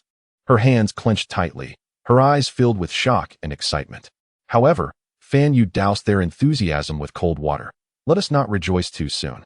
We must first ascertain her innate soul power level. Fan Yu promptly grasped the soul power testing device and cautiously approached Lei Han. As soon as the device made contact with Lei Han's delicate hand, it erupted with a dazzling brilliance, the needle spinning wildly, and the device emitted an increasingly piercing sound, ultimately settling at the astonishing mark of a full innate soul power level 50. How could this be possible? A full innate soul power level 50? This was nothing short of unprecedented. Duo was so astonished that he nearly leaped up, gazing incredulously at the testing device, as if the scene before him surpassed all his understanding and imagination. Xianliner was equally speechless, her eyes fixed on Lei Han's youthful visage, a surge of indescribable excitement and pride swelling within her. This child possessed such extraordinary talent. Her future was bound to be limitless. Fan Yu's expression mirrored his shock, fully aware of the implications. An innate soul power level 50, combined with the 20 pairs of mutated winged angel martial spirits, heralded a future for Lei Han that was nothing short of brilliant. Dean Xian, should we really keep this from the Sea God Pavilion? After all, The circumstances surrounding this child are exceedingly unique. Fan Yu hesitated, fully recognizing that such talent and situation, if disclosed, would undoubtedly stir a commotion throughout the Soul Realm. Duo remained silent for a moment before shaking his head, his gaze resolute as he proclaimed, "No, absolutely not. Once the news leaks, forces from all corners of the continent will become restless, especially the Holy Spirit cult. They are no benign adversaries. Lei Han is currently too weak to confront these potential threats. We must safeguard her until she matures, granting her the necessary time and space to uncover her own potential." Xianlin Air nodded in agreement, affirming, "Indeed, while the Sea God Pavilion boasts numerous powerful individuals, the complexity within is beyond our imagination. Lei Han's situation is too unique. Once it is disclosed, we cannot guarantee that no one will harbor greedy intentions that could jeopardize her. But if we were to announce her death, where would we hide her?" Fan Yu posed a pragmatic question, his face etched with concern. After all, the challenge of concealing a child with such talent was formidable. However, Duo did not respond immediately. Instead, he glanced down at the floor, a sudden thought crossing his mind, and a wicked smile crept across his face. "I have it. We could dig a basement and hide her there. I will allow Lei Han to live beneath the very noses of Yin Xiaozhe and the others.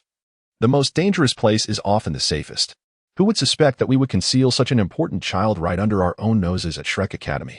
A glint of cunning sparkled in Duo's eyes, his plan evidently taking shape. Xianlin Air, upon hearing this, twitched her lips, acknowledging that while the plan seemed somewhat insane, it undeniably offered a viable solution. After all, the most perilous locations often turned out to be the most secure. Meanwhile, in the office of the Martial Spirit Department, Yin Xiaozhe suddenly sneezed violently, rubbing his nose and muttering to himself, "How strange, the weather isn't even cold. Yet I've suddenly started sneezing?" He remained utterly unaware that a monumental secret regarding Lei Han was quietly brewing beneath the Shrek Academy. Fan Yu raised a practical concern. "We must also provide her with a legitimate identity as a citizen of Shrek City and a foster family." Ding Qian, "I see you don't even have any children." Before Fan Yu could finish, a cup flew toward him, prompting him to dodge hastily. "Get lost." Hey, I'm only looking out for you. After a century, you'll either be left alone or be the last one standing with Ding Qian, lonely and desolate. How pitiful that would be. If she gives you a granddaughter, the Qian family will have a successor, won't they?" Fan Yu, with a playful grin, evaded the furious glare of Duo. Duo was both amused and exasperated by Fan Yu's remarks. He shot Fan Yu a glare and retorted, "Can you be serious for once? We're discussing Lei Han, not whatever nonsense you're rambling about." Fan Yu chuckled, suppressing his playful demeanor, and replied earnestly, "Dean, I assure you, I'm not being frivolous. Consider this. If we want to keep Lei Han hidden effectively, we must provide her with a plausible identity. Adopting her is the simplest solution. Since you have no children, adopting Lei Han would be entirely reasonable. No one would suspect our intentions."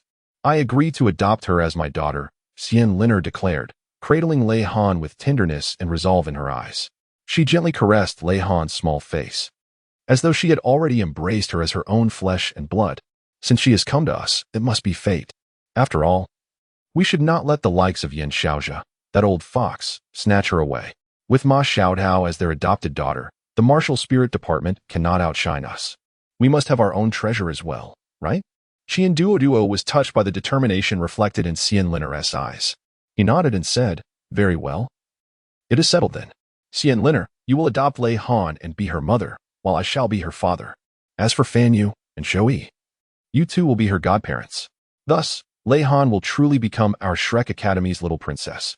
Zhou Yi, still oblivious, found herself unwittingly assigned the role of godmother, eliciting laughter from Fan Yu, who could already envision her astonished and helpless expression upon hearing the news.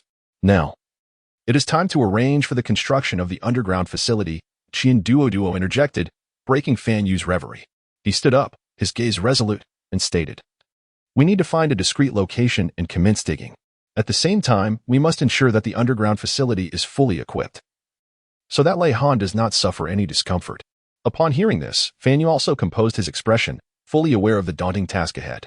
He nodded and replied, "Rest assured, Dean, I will mobilize our entire Soul Guidance Department to work together, ensuring that the underground facility is constructed both safely and comfortably within the shortest possible time. I will personally oversee every detail to guarantee perfection." "Excellent," Fanyu, you are now fully entrusted with this responsibility. Duo gently patted Fanyu's shoulder, his voice imbued with trust. Meanwhile, Lin tenderly cradled Lei Han beside her, her eyes shimmering with maternal warmth. Softly, she reassured, Lei Han, do not worry. We shall protect you and ensure you grow joyfully here. You will become the little princess of our Shrek Academy, destined for a splendid future. Although Lei Han had yet to open her eyes, she seemed to sense Lin's gentleness and resolve. Her tiny hand stirred ever so slightly, as if responding to the affection of her mother. Though her eyes remained closed, the purity and beauty of the moment were indelibly etched in the hearts of all present. At that moment, Fanyu placed the 7-month premature Lei Han into the soul guide box to sustain her vital signs, ensuring her safety before being transferred to the basement. The soul guide box radiated a warm glow, meticulously designed by Fanyu to simulate the optimal environment for an infant's growth. Oh, little one, you have truly astonished us, Fanyu remarked with a smile as he adjusted the parameters of the soul guide box. His gaze was filled with hope for Lei Han's future, tinged with a hint of concern. After all, a child of such extraordinary talent would undoubtedly face an uncertain and challenging path as she grew. Meanwhile, Duo and Lin busied themselves by planning the layout and design of the basement. They aimed to ensure that the basement was not only concealed and secure but also infused with warmth and a sense of home. After all, Lei Han would spend her childhood there, and they wished for her to feel the comfort and joy of a loving home. On the 7th day, Duo announced that Lei Han had passed away. The Sea God Pavilion and the Martial Soul Department did not pursue the matter further, as the demise of a premature infant was not an uncommon occurrence at Shrek Academy. Xiaozhe, why do I sense something amiss? Kai Meier furrowed her brow as she turned to Yin Xiaozhe, her intuition suggesting that the situation was not as straightforward as it appeared. Yin Xiaozhe pondered for a moment before replying, I too have an inexplicable feeling, yet I cannot pinpoint what is wrong. However, since Duo has stated it, we should refrain from inquiring further. After all, this child was rescued by the Soul Guide Department, and we have no direct involvement. He shook his head gently, his gaze once again growing profound. In the depths of Shrek Academy, all students from the Soul Guide Department were diligently engaged in the construction of the basement. Their roles were clearly defined. Some excavated, while others transported materials, and a portion focused on interior decoration and design. That child is truly unfortunate. Having endured so many tribulations right after birth, one student remarked, wiping the sweat from his brow, his eyes filled with sympathy for Lei Han. Isn't the Sun and Moon Empire quite powerful? Why resort to human experimentation? They must be driven mad in their quest for continent unification to engage in such inhumane acts, another student exclaimed indignantly. That woman was just buried yesterday in the Shrek Cemetery. My brother and I dug her grave. The woman, despite having no blood ties to Lei Han, was willing to sacrifice herself for her. This is truly both moving and admirable. A student involved in the cemetery work expressed, his voice tinged with a hint of emotion. Have you heard? Dean Qian discovered something on that woman. Can you guess what it is? What kind of thing? The surrounding students gathered around, their eyes gleaming with curiosity. It's a diploma from the Royal Soul Master Academy of the Sun and Moon. I must have misheard. The long-standing second-rate academy is here to bestow a grand gift upon us. The students exclaimed in disbelief, their eyes wide with astonishment. Now this is intriguing. The second-rate academy has stolen something from the Sun and Moon Empire and turned around to present us with a magnificent treasure. A student chuckled, his tone infused with a mixture of teasing and pride. At that moment, another student retrieved a piece of paper from his storage soul guide. What do you think this is? The crowd converged, only to find that it was a wanted notice, featuring the very mysterious woman buried in the Shrek Cemetery. Her photo was clearly printed, accompanied by the words, Lei Yunan, age 26, from Haiwa City, suspected of leaking secrets of the Sun and Moon Empire, currently wanted. Where did you find this? I came across it yesterday after leaving the cemetery. I bought a candied hawthorn, and the vendor wrapped it in this, claiming he found it by the roadside. Upon seeing it, I realized it was a wanted notice, and the person depicted is none other than the mysterious woman just buried. The student explained. Perhaps she could no longer endure the inhumane human experiments, so she fled with Lei Han. But little did she expect that she would still meet a tragic fate. Another student speculated. Just then, a hand picked up the wanted notice, examining it closely. What a pitiable woman. She sacrificed herself to protect Lei Han. Duo, having appeared behind the students without them noticing, gazed intently at the photo on the notice. his eyes revealing a complex emotion. Not only did she give Lei Han life, but she also provided us with an opportunity to undermine the Royal Soul Master Academy of the Sun and Moon, he said slowly, his voice deep and resonant. The Martial Soul Department has long looked down upon the development of our Soul Guidance Department, believing we overly rely on external tools and neglect the cultivation of the Soul Masters themselves. However, this time, we must demonstrate through action that Soul Guides and Soul Masters are not adversarial, but can indeed complement one another. A bespectacled male student remarked coldly, "Brother, even the heavens can no longer tolerate this. The secrets of the Sun and Moon Empire have fallen into our hands. If we simply let them slip away, it would be a grave injustice to this divine will." Another student patted his shoulder, his eyes sparkling with excitement.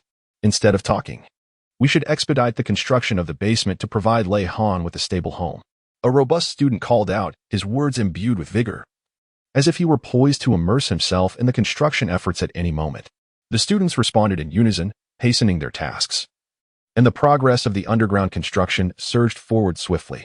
Chapter 8. The Unexpected Godmother. 5 days later, Douluo had completed the adoption procedures. He and Xian Liner cradled the yet-to-be-month-old Lei Han, posing for a black-and-white photograph at the adoption agency. "Smile, please." "Yes, just like that." "Wonderful," directed the photographer, capturing this tender moment. In the photograph, Douluo and Xian Liner beamed with joy, their eyes brimming with aspirations for the future and boundless affection for little Lei Han. The infant lay peacefully in their embrace, seemingly attuned to the warmth surrounding him, a sweet smile gracing his tiny face. After the photo session, Douluo and Xian Liner carefully carried Lei Han out of the adoption agency. Sunlight bathed them, cloaking the blissful trio in a golden glow. Upon returning to Shrek Academy, they temporarily placed Lei Han in the office of the Soul Guidance Department head. Fan Yu playfully coaxed a smile from the baby in the crib, gently shaking a rattle adorned with colorful beads that chimed melodiously, prompting Lei Han's tiny hands to reach out instinctively, eager to grasp the captivating object. "Fan Yu, you haven't told Zhou-Yi that she has just become a godmother, have you?" Douluo teased from the side, his eyes sparkling with mirth. At this, Fan Yu paused momentarily, then resumed his actions with a wry smile. "Hehehe, I actually haven't shared this surprise with her yet." "Surprise? More like a shock. I dare say, if Zhou-Yi discovers that she has unwittingly become a godmother, who knows how she might handle you?" Xian Liner chuckled, covering her mouth as if she could already envision Zhou-Yi's reaction upon receiving the news. "By the way, can such a young child drink formula? Are there any recently delivered female teachers in our Soul Guidance Department? I could use some help." Douluo awkwardly coughed, feeling somewhat awkward about his question. "Whether it's sooner or later, death is inevitable. I might as well go inform Zhou-Yi. Perhaps she can think of a solution," Fan Yu resolutely decided, standing up with determination to seek out Zhou-Yi. Meanwhile, in the Soul Master Department's faculty office, Zhou-Yi was engrossed in grading assignments, her brow furrowed and her demeanor serious. Fan Yu gently knocked on the door, and upon receiving a response, he entered. "Zhou-Yi, there's something I need to discuss with you," he said, feigning calmness, though a hint of apprehension flickered in his eyes. Zhou-Yi looked up, puzzled by his demeanor. "What is the matter? Why the serious face?" Fan Yu pulled Zhou-Yi along as he walked out, saying, "Just follow me. I assure you it's a grand surprise." Zhou-Yi was momentarily thrown off balance by Fan Yu's tug, yet a flicker of curiosity ignited within her, pondering what scheme Fan Yu was conjuring. Upon arriving at the office of the director of the Soul Guidance Department, Fan Yu gently pushed the door open and pointed to the crib where Lei Han lay, exclaiming, "Behold, this is the delightful surprise I mentioned." Zhou-Yi focused her gaze, instantly frozen in place, her eyes glimmering with disbelief. Director Qian had declared that the child was deceased. How could she possibly be here, and looking so adorable? Zhou-Yi's voice quavered as she hastened to the crib, cautiously extending her hand to gently caress Lei Han's small face. Fan Yu, mustering a grin despite his apprehension, declared, "Tada. Congratulations, you've become an honorary godmother." Zhou-Yi's eyes widened in astonishment as she stared at Fan Yu, taking a moment to process the revelation before seizing his ear. "Fan Yu, you must clarify this at once. How on earth have I become a godmother? Wasn't this child supposed to be dead? How is she alive?" Zhou-Yi's ire surged, a barrage of questions firing at Fan Yu like a machine gun. Fan Yu winced in pain, but felt a warmth in his heart at Zhou-Yi's indignation. He quickly explained, "Zhou-Yi, please don't be alarmed. Hear me out. Director Qian's announcement was false. The child did not perish. We disseminated that information to protect her. Look, she is perfectly fine and utterly charming. As Zhou Yi absorbed Fan Yu's explanation, her anger gradually dissipated, replaced by a profound sense of joy. She gazed down at Lei Han, who seemed to sense Zhou Yi's warmth, her tiny hand grasping one of Zhou Yi's fingers, her eyes brimming with trust and dependence. Duo then spoke of Lei Han's origins, revealing that she was, in fact, an experimental subject of the Sun and Moon Empire, designated as 02. Her adoptive mother, Lei Yunan, entrusted her to them before her passing. Upon hearing this, Zhou Yi's smile faltered abruptly. Her brow furrowed tightly, a flicker of rage dancing in her eyes. The Sun and Moon Empire would stoop so low as to use such a small child for experiments. How utterly inhumane. Zhou Yi's voice trembled with fury as she looked down at Lei Han, her gaze filled with compassion and affection. Fan Yu interjected, "Indeed. It is a miracle this child has survived.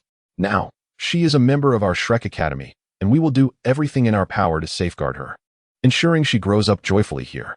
Duo nodded in agreement, adding, "Precisely, Zhou Yi. You are one of our most esteemed educators at Shrek Academy, and I hope you will take on the role of Lei Han's mentor, imparting knowledge and guiding her growth." Zhou Yi fell silent for a moment, then slowly raised her head, her eyes shimmering with resolute determination. "Very well, I shall be Lei Han's mentor.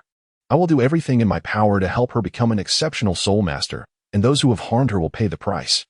Both Duo and Fan Yu, gazing into Zhou Yi's steadfast eyes, exhaled in relief. They were well aware that Zhou Yi would undoubtedly become an exceptional mentor, and under her guidance, Lei Han would flourish. On the other side of the Empire of Sun and Moon, within the dark and damp confines of a dungeon, Guanshi was enduring brutal beatings, racked with agony.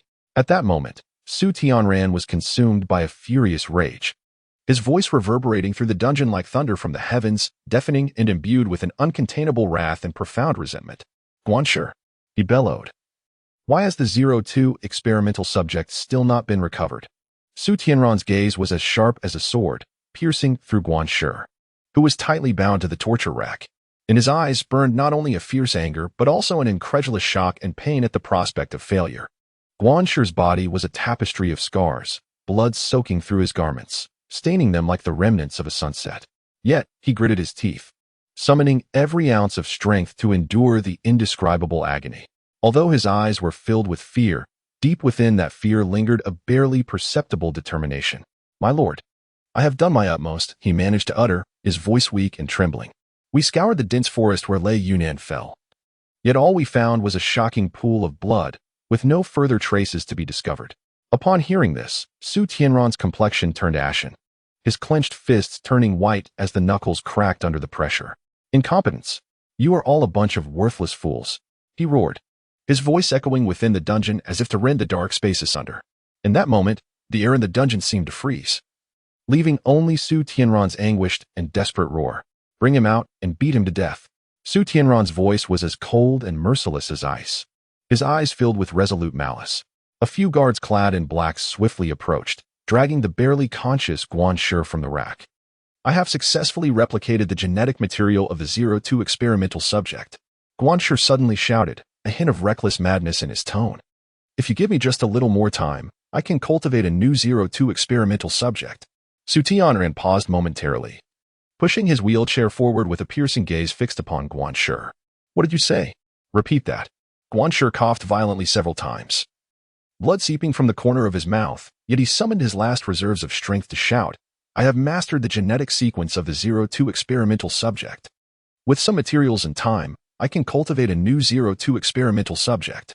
A cold smile crept across Su Tianran's face. "Well done, Guanshi. You have indeed not disappointed me. However, should you dare to fail again, I will ensure you experience a fate worse than death." His voice was low and filled with menace, each word seeming to be forced through clenched teeth. Guanshi trembled, fully aware of Su Tianran's methods. Such threats were far from empty. He lowered his head, responding in a faint voice, "Yes, my lord, I will surely succeed." Su Tianran waved his hand, signaling the guards to take Guanshi away for treatment. What he requires is a living Guanshi, one capable of nurturing a new 02 experimental subject for him. Deep within the confines of the dungeon, Guanshi is being dragged away, his heart overwhelmed with fear and despair, yet intermingled with a flicker of tenuous hope. He understands that this is his only chance for survival. Only by successfully cultivating a new 02 experimental subject can he endure this brutal game. Meanwhile, within the halls of Shrek Academy, Zoe tenderly embraces Lei Han, her gaze filled with steadfastness and gentleness. She softly reassures Lei Han, "Fear not, my child. I shall protect you and guide you to become a formidable soul master. Those who have inflicted harm upon you will one day face their reckoning." Lei Han seemed to comprehend Zhou Yi's words, her small hand firmly gripping Zhou Yi's finger, her eyes shimmering with trust and dependence. Within the warm embrace of Shrek Academy, Lei Han had finally discovered her own sanctuary. For months later, the basement was completed, divided into living quarters, training zones, a soul guide manufacturing area, and a storage room. Zoe cradled Lei Han as they strolled through the expansive basement, her eyes radiating maternal warmth. Watching Lei Han's curious eyes dart around, Zoe felt an overwhelming sense of warmth and happiness. "This will be your home, Lei Han," she spoke softly, as if to preserve the tranquility and beauty of the moment. She guided Lei Han through each area, patiently explaining their purposes, even though Lei Han could not yet understand. However, the love and anticipation emanating from her elder had already etched itself deeply in her heart. Little Lei Han waved her tiny hands in the air, occasionally pointing to a certain area and emitting delightful sounds, seemingly expressing her curiosity and joy. Zoe smiled in response, lifting Lei Han so she could see the fascinating objects more clearly. In the training area, Zoe showcased various equipment used for soul master training. Although Lei Han was still quite young, her eyes already reflected a yearning for strength. "When you grow up, we shall train together here, and you will become an exceptional soul master," Zoe gently remarked, her voice imbued with encouragement and anticipation. It seemed that Lei Han understood. She grasped Zhou Yi's hair tightly and giggled. "I'm back, and I've brought goat's milk," Fan Yu announced as he pushed the door open, holding the freshly purchased goat's milk from the market. A bright red handprint adorned his left cheek. Upon seeing the mark on Fan Yu's face, Duo couldn't help but pause, then jested, "Oh, whose fierce lady dares to lay a hand on our esteemed master Fan Yu?" Fan Yu let out a wry smile, handing the goat's milk to Zhou Yi, and explained, "Don't mention it. I encountered a woman with a child this morning and approached her for a bit of milk." Fan Yu's voice dwindled to a whisper, his expression turning awkward. "She scolded me, and to make matters worse, she slapped me, claiming I was a rogue. Oh, it's hard to be a good person these days." With that, Fan Yu shook his head helplessly. "You, a grown man, asking a woman with a child for breast milk, it's no wonder she misunderstood." Xian Lin Er chimed in as she entered, carrying several documents. Upon hearing Fan Yu's plight, she burst into laughter. Approaching Fan Yu, she patted his shoulder and reassured him. "But don't take it too much to heart. After all, you were only thinking of Lei Han." Fan Yu nodded, the bitter smile still lingering on his face. He glanced at Zhou Yi, who was carefully feeding Lei Han the goat's milk. The little girl's face flushed with excitement, her tiny hands clutched the bottle tightly, as if fearing it might fly away. "This little girl has finally gained some weight, unlike when we first brought her home, when she felt as light as a kitten," Zhou Yi remarked with a smile, her eyes filled with affection. "I remember when I first held her, I was taken aback. Honestly, I had never held such a light child before. It felt like she could be swept away by a gust of wind at any moment." Xian Lin Er walked over, gently stroking Lei Han's head, her eyes filled with nostalgia. "But now, looking at her, she has certainly grown a lot and is much healthier." Fan Yu chimed in. "Indeed, this is all thanks to Zhou Yi's meticulous care. Otherwise, how could Lei Han have such vitality today?" Zhou Yi smiled softly, gently withdrawing the bottle from Lei Han's small hands, then cradling her in her arms, softly patting her back to lull her to sleep. Lei Han seemed to revel in the comfort of being cherished, quickly closing her eyes as her breathing became steady, gazing at Lei Han's peaceful sleeping face. Zhou Yi's eyes radiated boundless tenderness and determination. "I will do everything in my power to ensure she has a bright future," she spoke softly, as if making a promise not only to herself but to all those present. "You are more competent as a godmother than I am as a foster mother," sighed Xian Lin, her gaze flitting between Lei Han and Zhou Yi, her heart brimming with appreciation and gratitude. Zhou Yi gently shook her head, her eyes shimmering with maternal warmth. "I am not competent. I merely wish for her to grow up healthy and happy, which is my duty as her mother. Indeed, maternal love is selfless. It seeks no reward, only the well-being of the child." Fan Yu, sitting nearby, echoed her sentiments, his gaze tenderly resting on Lei Han, as if beholding a rare treasure. The three gathered in the living area of the basement, quietly safeguarding Lei Han's slumber. The air was imbued with warmth and tranquility, as if time itself had frozen in that moment. After an indeterminate period, Lei Han gently turned over, emitting a soft snore. Joey chuckled softly, rising to her feet and signaling for Fan Yu and Xian Linner to join her aside. I have some thoughts regarding Lei Han's future. Joey's voice was deep and resolute. I hope she can become a soul master, not only to possess the ability to protect herself, but also to stand in the sunlight and enjoy a life that belongs to her. Why not allow her to cultivate both a soul master and a soul mentor? Suddenly interjected Qian Duo, taking a sip of tea, his eyes sparkling with wisdom. After all, in this world, the union of a soul master and a soul mentor often creates extraordinary miracles. Joey paused for a moment, then nodded, a glimmer of agreement flashing in her eyes. Director Qian, your reminder is indeed timely. Lei Han possesses the talent and potential for dual cultivation. If we can enable her to train in both soul master and soul mentor skills, her future will undoubtedly be brighter. Precisely, we can tailor a cultivation plan for her, allowing her to advance further along both paths. Fan Yu joined the discussion, excitement evident on his face. This way, Lei Han would not only wield formidable soul power and skills, but also master the creation and use of soul guidance devices, which would be a tremendous asset for her growth. All right, it's settled then, Joey decisively concluded, her eyes glinting with determination and anticipation. From today onward, we shall strive for Lei Han's future, aiming to make her the most radiant star in this world. Meanwhile, in another realm, Xing Yunqi gazed at the image of Lei Han peacefully sleeping within the crystal ball, her eyes filled with tenderness and resolve. Turning to the woman beside her, she said, "You should take your rest now." The woman, upon hearing this, obediently withdrew. Xing Yunqi continued to focus on the scene within the crystal ball, her mind racing with thoughts. Xing Yu, keep a vigilant watch on the happenings in Douluo continent. Report any disturbances to me immediately. The woman's voice was cool and resolute, leaving no room for dissent. Yes, Star Master. A shadow flitted by, and Xing Yue had already knelt before Xinjiangxi, his eyes brimming with loyalty and reverence. I shall diligently monitor the situation on Douluo continent to ensure Lei Han's safety. Xing Xingma quietly listened to Xinjiangxi's directives, his heart also heavy with concern for Lei Han. What shall we do about Muxi? Lei Han's consciousness has arrived on Douluo continent, yet her physical form lies in a deep, unyielding slumber. This undoubtedly poses a tremendous blow to our sisterhood, he voiced with anxiety. Upon hearing this, Xinjiangxi coldly retorted, You are unworthy to mention Lei Han, let alone care for her. Xing Xingma was taken aback, his complexion paling as he opened his mouth, only to find himself at a loss for words. Indeed, how could he, who had once inflicted such harm upon Lei Han, presume to care for her? Have you not yet let go of the past? Xing Xingma's voice trembled, and he lowered his gaze, unable to meet Xinjiangxi's piercing eyes. With a chilling laugh, she replied, Let go?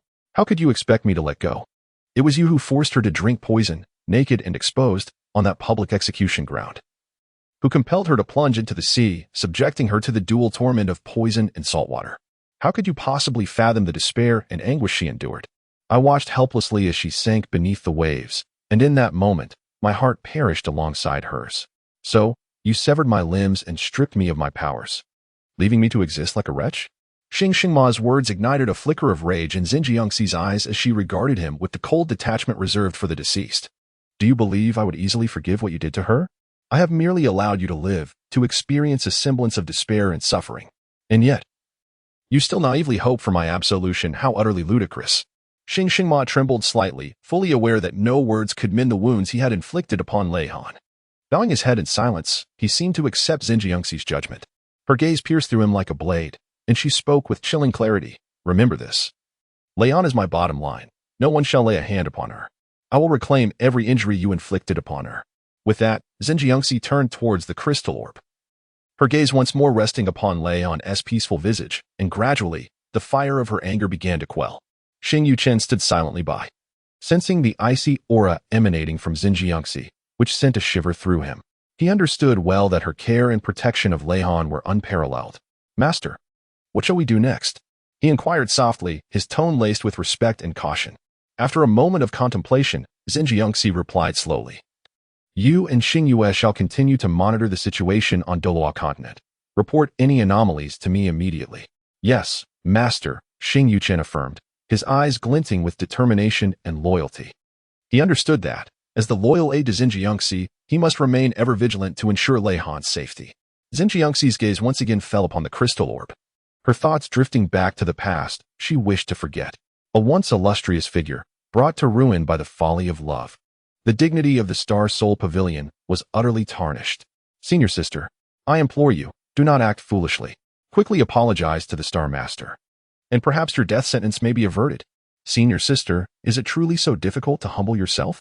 Junior sister, I beseech you, heed my advice. Do you have any regrets? I have never regretted. I stand unrepentant. After uttering this, Lei Han consumed the poison handed to her, turning and leaping into the vast ocean. Her figure swiftly engulfed by the waves, leaving only shock and lament in her wake. The instigator of it all was none other than Xingma. Never regretted, unrepentant. Xinjiangxi softly repeated Lei Han's words, her eyes shimmering with a complex array of emotions. That past was like a deep scar, etched upon her heart, forever unhealable. Xinjiangxi, grant me an end. Xingma's plea pulled her thoughts back to the present. She cast a cold glance at him, as if regarding an inconsequential stranger. Wanna die? It won't be that easy. Her voice was chilling as ice, and she slowly approached him, kneeling to meet his gaze. My dear brother, I am your sister. How could I bear to watch you die so easily? I intend for you to live, to endure the consequences of your actions. A cruel smile graced Xinjiangxi's face as she stood, and her attendant understood her intent, stepping forward to say, Sir, you seem weary. Allow me to escort you back to your chamber for a rest. As the attendant gently wheeled him away, he shouted in anger, Xinjiangxi, why won't you grant me a swift end? This torment is worse than death. His voice was laden with despair and fury, yet Xinjiangxi merely regarded him coldly, as though his suffering was of no concern to her. To kill you? That would be far too merciful. Her voice was as chilling as a demon from the depths of hell, and she walked slowly to the window, gazing into the endless starry sky, as if etching every star into her memory. Lei Han, rest assured, I will exact retribution for all you have endured. Those who have harmed you shall not escape unscathed. Xing Gaiyan approached, witnessing the scene with an air of resigned amusement, shaking his head slightly. He sighed, Yunqi, do you still harbor hatred for him? You have reduced him to a mere shadow of a man. It is painful to behold. He waved the fan in his hand lightly, a playful smile gracing his features. Upon hearing this, Xinjiangxi turned her head, her gaze icy as she looked at Xing Gaiyan, her voice laced with an icy resolve. Hatred? No, he is no longer worthy of my hatred. I am merely fulfilling my promise to protect Lei Han and ensure that those who once harmed her pay the price. Xing Gaiyan retracted the smile from his face, fully aware of Xing Yunqi's determination and recognizing that she was not jesting. He sighed softly and inquired, Yunqi, is this truly worth it? Are you genuinely prepared to sacrifice everything for that incarnation of Lei Han? His words carried a hint of concern and bewilderment. Xing Yunqi's gaze was resolute and profound. A gentle smile graced her lips, imbued with both determination and tenderness. It is worth it. For that is my promise to Lei Han and my own path to redemption. While I cannot alter the past, I can shape the future, ensuring that those who have erred must face the consequences of their actions. Observing the unwavering light in Xing Yunqi's eyes, Xing Gaiyan understood that persuading her to reconsider was futile. He nodded silently and replied, Since you have made your choice, I shall support you. I will first observe how she fares in that realm, and hope she finds joy and happiness. After speaking, Xing Gaiyan approached the nearby crystal orb and gently touched its surface, causing images of Lei Han's life on the Douluo continent to materialize within. Yunqi. Although Lei Han's consciousness remains intact, it appears she has lost all memories of this place. Nonetheless, her essence and core memories remain largely unaffected. Xing Gaiyan discerned that the memories she had lost were all related to the star domain, while her existence on the Douluo continent was akin to a blank canvas, awaiting vibrant hues to fill it. You truly are the master of healing memories in our Star Soul Pavilion, immediately identifying the issue at hand. Xing Yunqi remarked as she joined Xing Gaiyan, her gaze fixed on the silhouette of Lei Han within the crystal orb, a flicker of complexity dancing in her eyes. Isn't this rather fortuitous? She has suffered greatly before. Perhaps a fresh start offers her a form of liberation. Xing Gaiyan spoke with a carefree demeanor, yet soon noticed the shift in Xing Yunqi's expression and quickly fell silent. Perhaps losing her memories is a blessing. Let her experience life anew. I hope she finds her own happiness on the Douluo continent, Xing Yunqi murmured softly, though a subtle bitterness tinged her tone. Xing Gaiyan regarded her with a sense of melancholy. He understood that while she outwardly expressed hope for Lei Han's new beginning, deep within, she mourned for the memories that had been lost. Yunqi, do not dwell too heavily on sorrow. Although Lei Han has lost her memories, her essence and consciousness remain intact. This is indeed the most favorable outcome.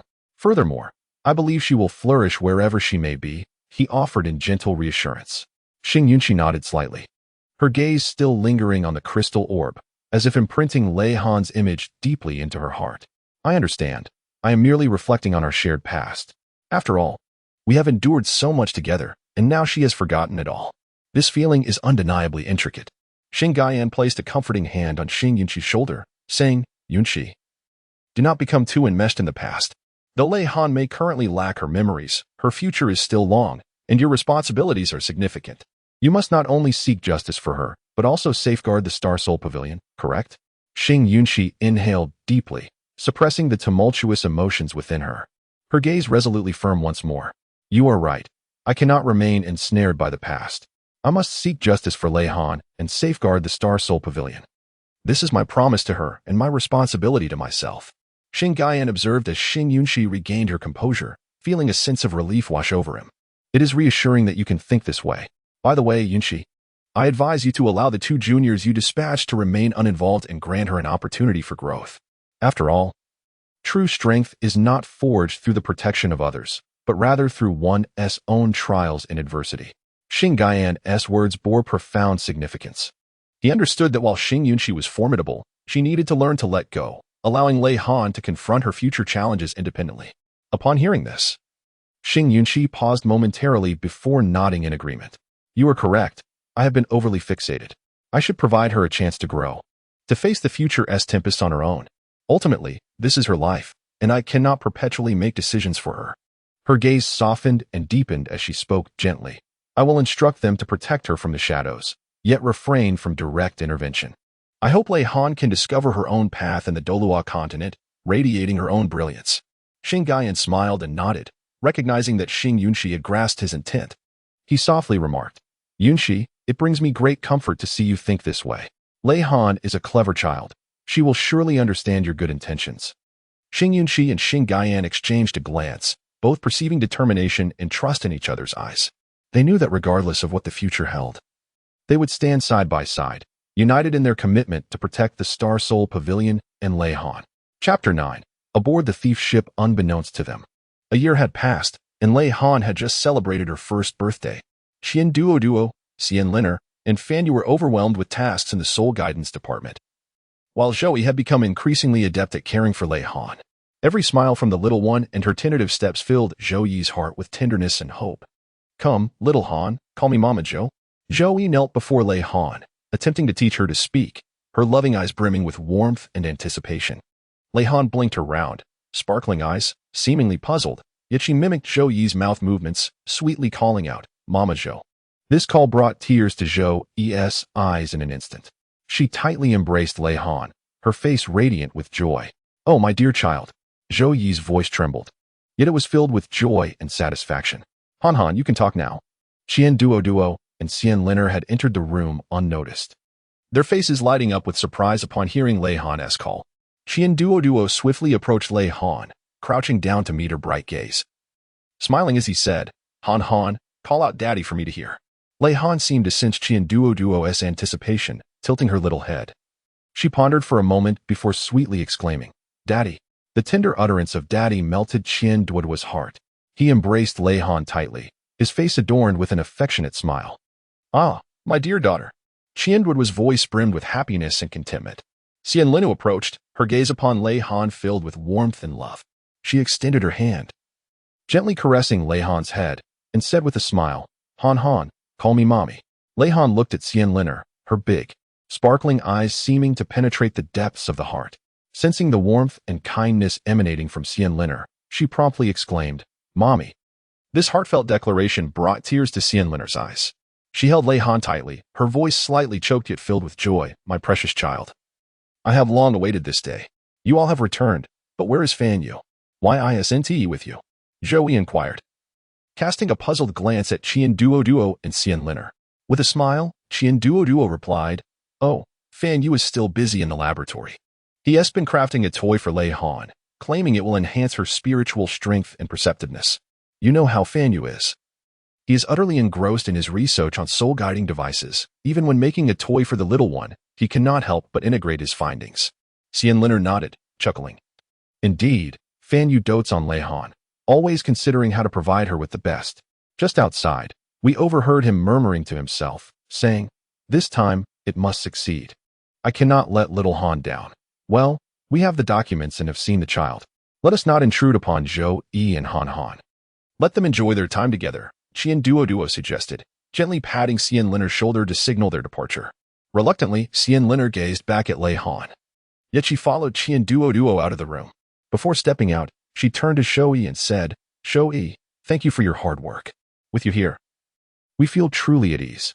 Zhou-Yi smiled and shook her head, signaling that they need not worry. She observed Lei Han, her heart swelling with warmth and satisfaction. The little one seemed to sense the love surrounding her, joyfully playing with the small toy Zhou-Yi had prepared, occasionally bursting into fits of melodic laughter. Zhou-Yi gently seated herself beside Lei Han, picking up a vividly illustrated storybook, and began to narrate captivating tales. Lei Han listened intently, her wide eyes fixated on the illustrations, her small hands occasionally pointing at the images, exclaiming with wonder, "Look, this is a little rabbit. It is munching on a carrot." Zhou-Yi said softly, pointing to the rabbit in the book. Lei Han clapped her hands in excitement, mimicking the rabbit's actions while playfully making munching sounds, which brought a smile to Zhou-Yi's face. After sharing a few stories, Zhou-Yi engaged Lei Han in playful games. They built blocks together and pieced puzzles. And though Lei Han was still mastering the skills, under Zhou-Yi's patient guidance, she gradually discovered the joy of play. At this moment, Lei Han rubbed her eyes, seemingly a bit drowsy. Observing this, Zhou-Yi softly inquired, "Oh, is our little Han Han feeling sleepy? Come, let Mama carry you to your little bed." Gently, she lifted Lei Han, tenderly stroking her back to lull her into slumber. Nestled in Zhou-Yi's embrace, Lei Han soon settled down, her breathing becoming even and serene. Zhou-Yi carefully laid Lei Han on her small bed, tucking her in snugly before sitting at the bedside, quietly watching the peaceful expression on Lei Han's slumbering face. A sweet smile adorned the child's small visage, as if she were lost in delightful dreams. A warm current surged within Zhou-Yi, and she softly kissed Lei Han's forehead, whispering, "Sweet dreams, my darling." She tiptoed out of the room and closed the door, only to remember she had a class in the afternoon. Hastily, she straightened her attire and took the elevator to the Seoul Master Department's teaching building. The atmosphere in the Seoul Master Department's building was as bustling as ever, with students clustering in groups to discuss their cultivation insights. As Zhou-Yi entered, her strides were firm and purposeful, each step exuding an undeniable aura of authority and seriousness. She scanned the classroom, her gaze piercing and sharp, causing the students to instinctively straighten their spines and focus intently.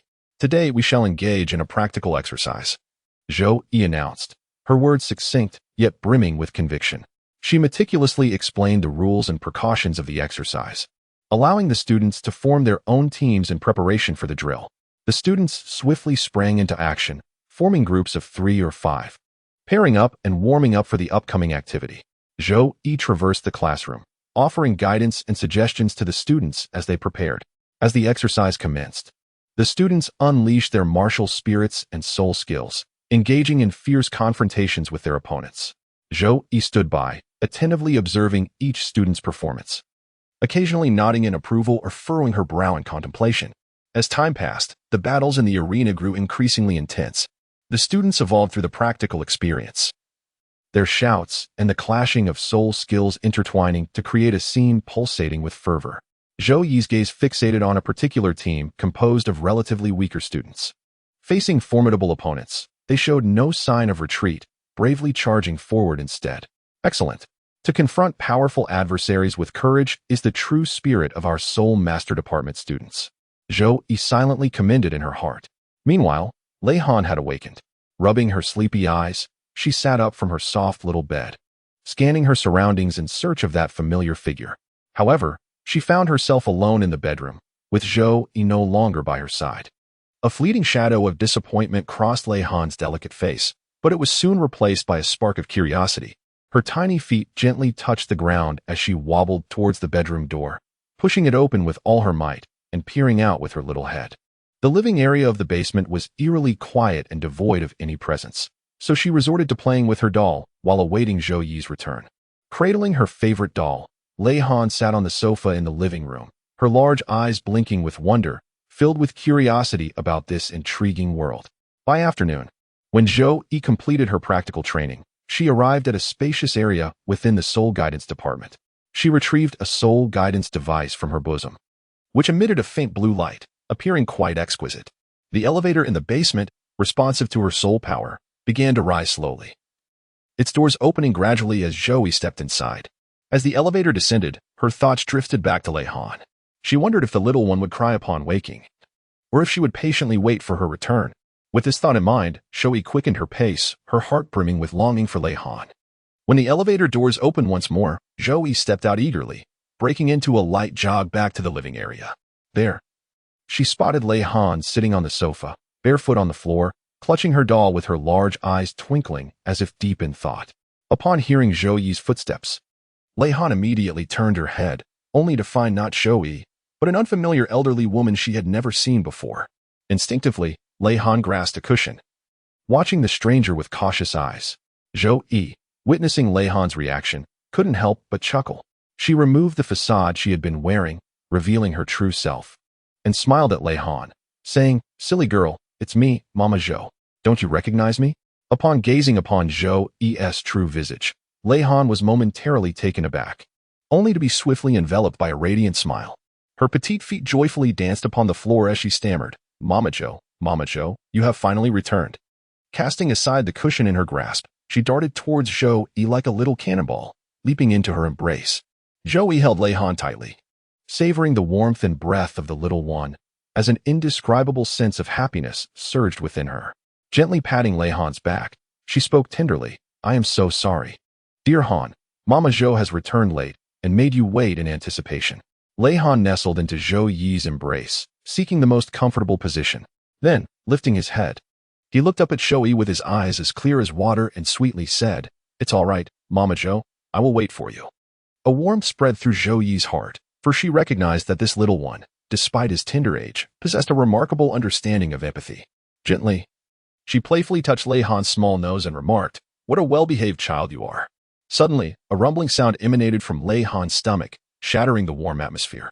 Zhou Yi, with a smile, gently rubbed Lei Han's little belly and softly inquired, "Are you hungry, my dear Han?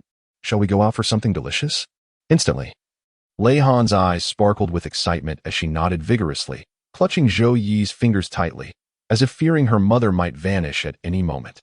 Zhou Yi lifted Lei Han into her arms and exited the room. They arrived at the kitchen, where Zhou Yi opened the refrigerator only to discover it was entirely devoid of food. With a smile directed at Lei Han, she suggested, "It seems we must venture out to procure some ingredients, sweetheart. Please be a good girl and wait for me at home." Lei Han nodded obediently as Zhou Yi donned her coat and set off to Shrek City for provisions. Shrek City buzzed with life, its myriad stalls and shops brimming with offerings. Zhou Yi navigated through the crowd, meticulously selecting fresh produce. She purchased Lei Han's favorite vegetables and fruits, along with some nutritious meats and fish. Upon returning to Shrek Academy, Wang Yan discreetly followed Zhou Yi from behind. Ever since Fan Yu had whispered something to Zhou Yi, she had taken on an air of mystery that piqued Wang Yan's curiosity, yet he dared not intrude. He trailed her from a distance, keenly observing her every action. Zhou Yi, cradling her purchases, was not heading towards the Martial Soul Department, but rather towards the Soul Guidance Department. Wang Yan was utterly perplexed. While it was true that Fan Yu resided there daily, what could Zhou Yi possibly want in the Soul Guidance Department? Did she have some connection to it? His mind buzzed with questions, compelling him to draw closer in hopes of uncovering some clue. He cautiously followed Zhou Yi, maintaining a safe distance to avoid detection. She entered a large open space within the Soul Guidance Department and retrieved a delicately crafted soul guide device, emanating a faint blue glow. She gently pressed a button on it, causing the basement's lift to respond to the soul power, rising slowly. Wang Yan's eyes widened in astonishment. After years of working at Shrek Academy, he was intimately familiar with every nook and cranny, yet he had never encountered this lift before. His heart brimmed with curiosity and astonishment. Where could this lift lead? Why did Zhou Yi use it so frequently? As the lift descended slowly, Zhou Yi's figure gradually faded from Wang Yan's sight. After a moment's hesitation, he resolved to take a risk. He stealthily approached the lift, attempting to discern what lay within. However, the lift's doors had closed tightly, revealing nothing. With a resigned sigh, Wang Yan acknowledged the impropriety of his actions, yet his insatiable curiosity propelled him forward. He decided to wait near the lift's exit to see where Zhou Yi would go. At that moment, he inadvertently glanced at a somewhat concealed emergency exit nearby, and a thought surged through his mind. Could this emergency exit lead to the area beneath the lift? If this were indeed the case, he might be able to stealthily track Zhou Yi through this passage and unravel the enigma that plagued his mind. With this thought in mind, Wang Yin ceased his hesitation and quietly approached the emergency exit, gently pushing the door open. The passage was dim and silent, with only the sound of his footsteps echoing in the stillness. He treaded carefully, fearing that any sound might draw Zhou Yi's attention. After 10 exhausting minutes, his tongue nearly dry, he glanced up at the 22nd floor and felt a pang of despair. He exclaimed in frustration, "Curiosity killed the cat. At this rate, I'll be wandering forever." Just as he was about to surrender, a faint glimmer appeared below. The light flickered intermittently, seemingly beckoning him to proceed. Intrigued, Wang Yin pondered whether Zhou Yi was located in that very light. Gritting his teeth, he pressed onward. As he descended, the light became increasingly luminous, and he gradually discerned that it emanated from a partially ajar door. Wang Yin cautiously approached, peering through the crack. The sight before him widened his eyes in astonishment. An expansive underground chamber unfolded, featuring living quarters, a training area, and a section for crafting soul-guiding devices. In the midst of this, a little girl, just over a year old, played with building blocks. She was Lei Han, intently stacking her blocks while occasionally glancing towards the door with an expression brimming with anticipation. Zhou Yi, meanwhile, busied herself in the kitchen of the living area, preparing dinner for Lei Han. Her movements were practiced and gentle, her gaze filled with profound affection for the child. Overwhelmed with shock, Wang Yin quickly covered his mouth, fearful of disturbing the warmth of the scene. A torrent of questions flooded his mind. Why did Zhou Yi possess such a secret underground chamber? And how did this chamber come to house a little girl? At that moment, Fan Yu approached from behind Wang Yin, wielding an iron rod. Startled, Wang Yin turned abruptly, only to see Fan Yu swing the rod towards his head. Darkness enveloped him, and he lost consciousness. Hearing the commotion, Zhou Yi emerged from the kitchen, spatula in hand, and upon seeing Wang Yin sprawled on the ground, she furrowed her brow in concern. Swiftly kneeling beside him, she assessed his condition. "Fan Yu, what has transpired?" she questioned, her eyes filled with confusion.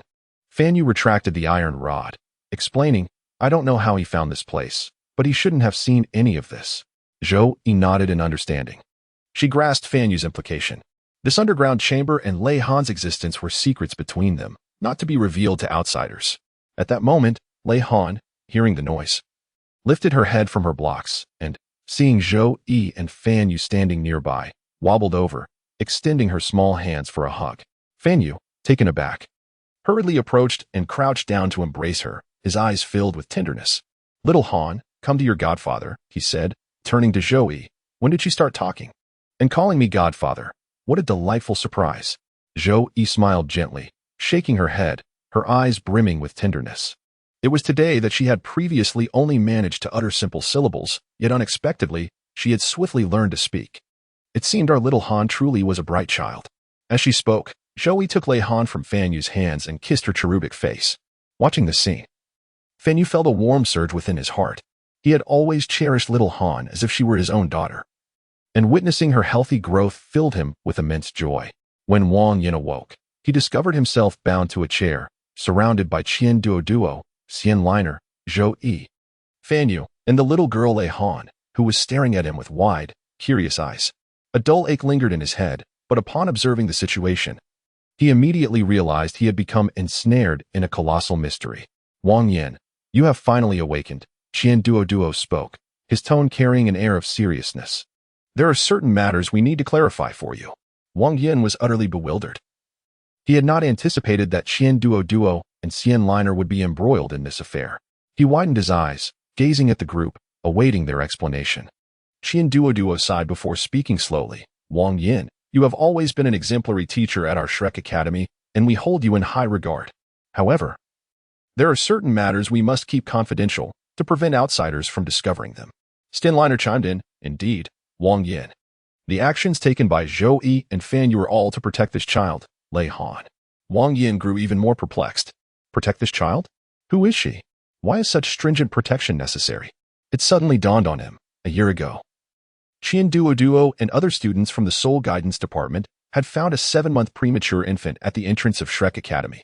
He recalled arriving late to witness a scene of bloodshed, with the woman's corpse already removed by the students of the Soul Guidance Department, leaving only the infant wailing in her swaddling. He vaguely remembered that on the 7th day, Duo announced the infant's death and called for a moment of silence from all faculty and students. He could hardly believe that this infant had not perished but had been secretly raised by the 4 of them. She is still alive. Wang Yin was astounded, nearly speechless. Why? Why keep this from everyone? He pressed, scanning the faces around him in search of answers. Duo remained silent, instead producing Lei Yunan's belongings and her wanted poster. When Wang Yin saw the charges listed on the poster, implicating her in the leak of high-level confidential information from the Sun and Moon Empire, alongside a photograph of human experimentation conducted at the Morning Light Base in Highway City, he felt as if struck by lightning, instantly grasping the entirety of the situation. This child is a product of the experiment. Xian Linner did not wait for Wang Yin to finish speaking. She swiftly stuffed a whole piece of apple into his mouth, signaling him to remain silent. Meanwhile, Duo held a knife in his hand, diligently peeling another apple, his sharp gaze fixed on Wang Yin as he slowly began to speak. Indeed, this child is a product of your imagination. Now, I present you with 2 choices. First, you can continue to keep this secret and join us in safeguarding Lei Han, allowing her to grow healthily in this secure environment.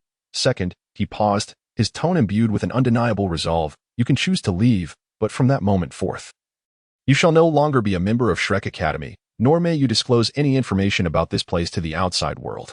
Otherwise, you will bear the consequences. Wang Yan's eyes widened, a tumult of emotion swirling within him. He understood that he had been ensnared in a colossal vortex, one from which he could not easily extricate himself.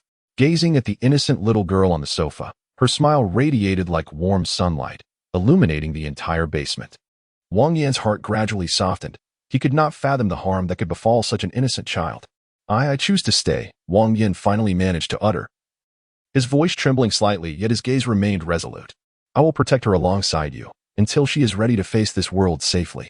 Upon hearing this, Duo nodded slightly, seemingly unsurprised by Wang Yan's decision. Excellent, Wang Yin. We did not misjudge you. From this moment on, you are one of us. However, you must remember, not a word about this place can be revealed to the outside world. Zhou Yi and Fan Yu also displayed expressions of relief, knowing that Wang Yan's inclusion would bolster their efforts to protect Lei Han. Lei Han, sensing Wang Yan's goodwill, reached out her small hand and gently patted his cheek, letting out a delightful giggle.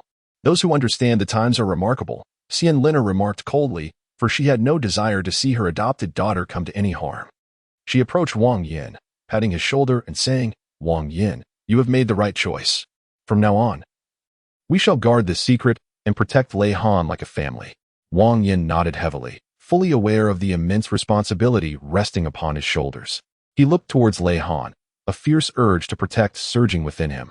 This child was now his new family, and he would do everything in his power to ensure her happiness and health. Xing Yunqi observed this scene through a crystal ball, blowing gently on her coffee, the steam swirling in the air. Her gaze was deep and complex. Things are becoming increasingly intriguing, she murmured, a playful smile dancing on her lips. Who would have thought that Lei Han would transform into an adorable 1-year-old girl in another dimension?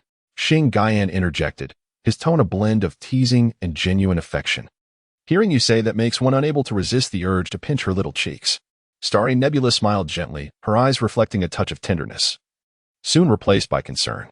Lei Han's consciousness had fragmented, traversing to another dimension, and she had lost her memories. It remained uncertain when she might regain them. However, with the protection of those from Shrek Academy, I felt somewhat reassured. Starry Nebula and Xing Gaian continued to observe Lei Han's every move through the crystal ball, their gazes filled with care and anticipation for her well-being. Starry Nebula, what do you believe caused the fragmentation of Lei Han's consciousness? Xing Gaian inquired, his brow furrowed as he sought answers from Starry Nebula. She shook her head, sighing softly. I'm not entirely certain, but it is undoubtedly related to that fierce battle. Lei Han's consciousness sustained severe damage during the fight, resulting in a portion of her consciousness inadvertently crossing into this realm, while another part remained in our world, succumbing to slumber. So, Lei Han currently possesses only a fragment of her consciousness? Xing Gaian pressed further. Starry Nebula nodded, indeed. Although she now leads a mundane life in this dimension, her consciousness remains incomplete. This signifies that her future is fraught with uncertainty. Can we devise a means to reintegrate her fragmented consciousness? A glimmer of determination flashed in Xing Gaiyan's eyes. Starry Nebula offered a wry smile. It is not so simple. The fusion of consciousness requires profound mastery and specific techniques. Moreover, Lei Han has established her own life and memories in this realm. Forcibly merging her fragments could inflict irreversible harm upon her soul. Must we simply stand by and watch her suffer? Xing Gaiyan asked, unwilling to accept the situation. Starry Nebula fell silent for a moment, then spoke slowly. Perhaps we can attempt to provide her with some assistance in this realm, aiding her gradual growth. When the time is right, we can revisit the notion of consciousness fusion. That is all we can do, Xing Gaiyan sighed, his eyes filled with resignation. At that moment, the image within the crystal ball shifted once more. Wang Yan was cradling Lei Han, regaling her with intriguing stories, while she listened intently, occasionally bursting into cheerful laughter. Look, she is thriving now, Starry Nebula pointed to the crystal ball and said to Xing Gaiyan. As long as we ensure her safety and happiness in this realm, that is sufficient. Xing Gaiyan nodded, his gaze reflecting deep concern for Lei Han. He understood that although they could not immediately resolve the issue of her fragmented consciousness, as long as they remained by her side to protect her, they would surely discover a solution. Chapter 10. The new senior brother. Time flies. And the years weave swiftly by. 5 years have quietly elapsed. Now, Lei Han has celebrated her 5th birthday. However, due to her frail youth and the incomplete development of her bodily functions, she is not yet suited for the rigors of martial soul cultivation. Yet, this did not hinder her pursuit of growth and thirst for knowledge.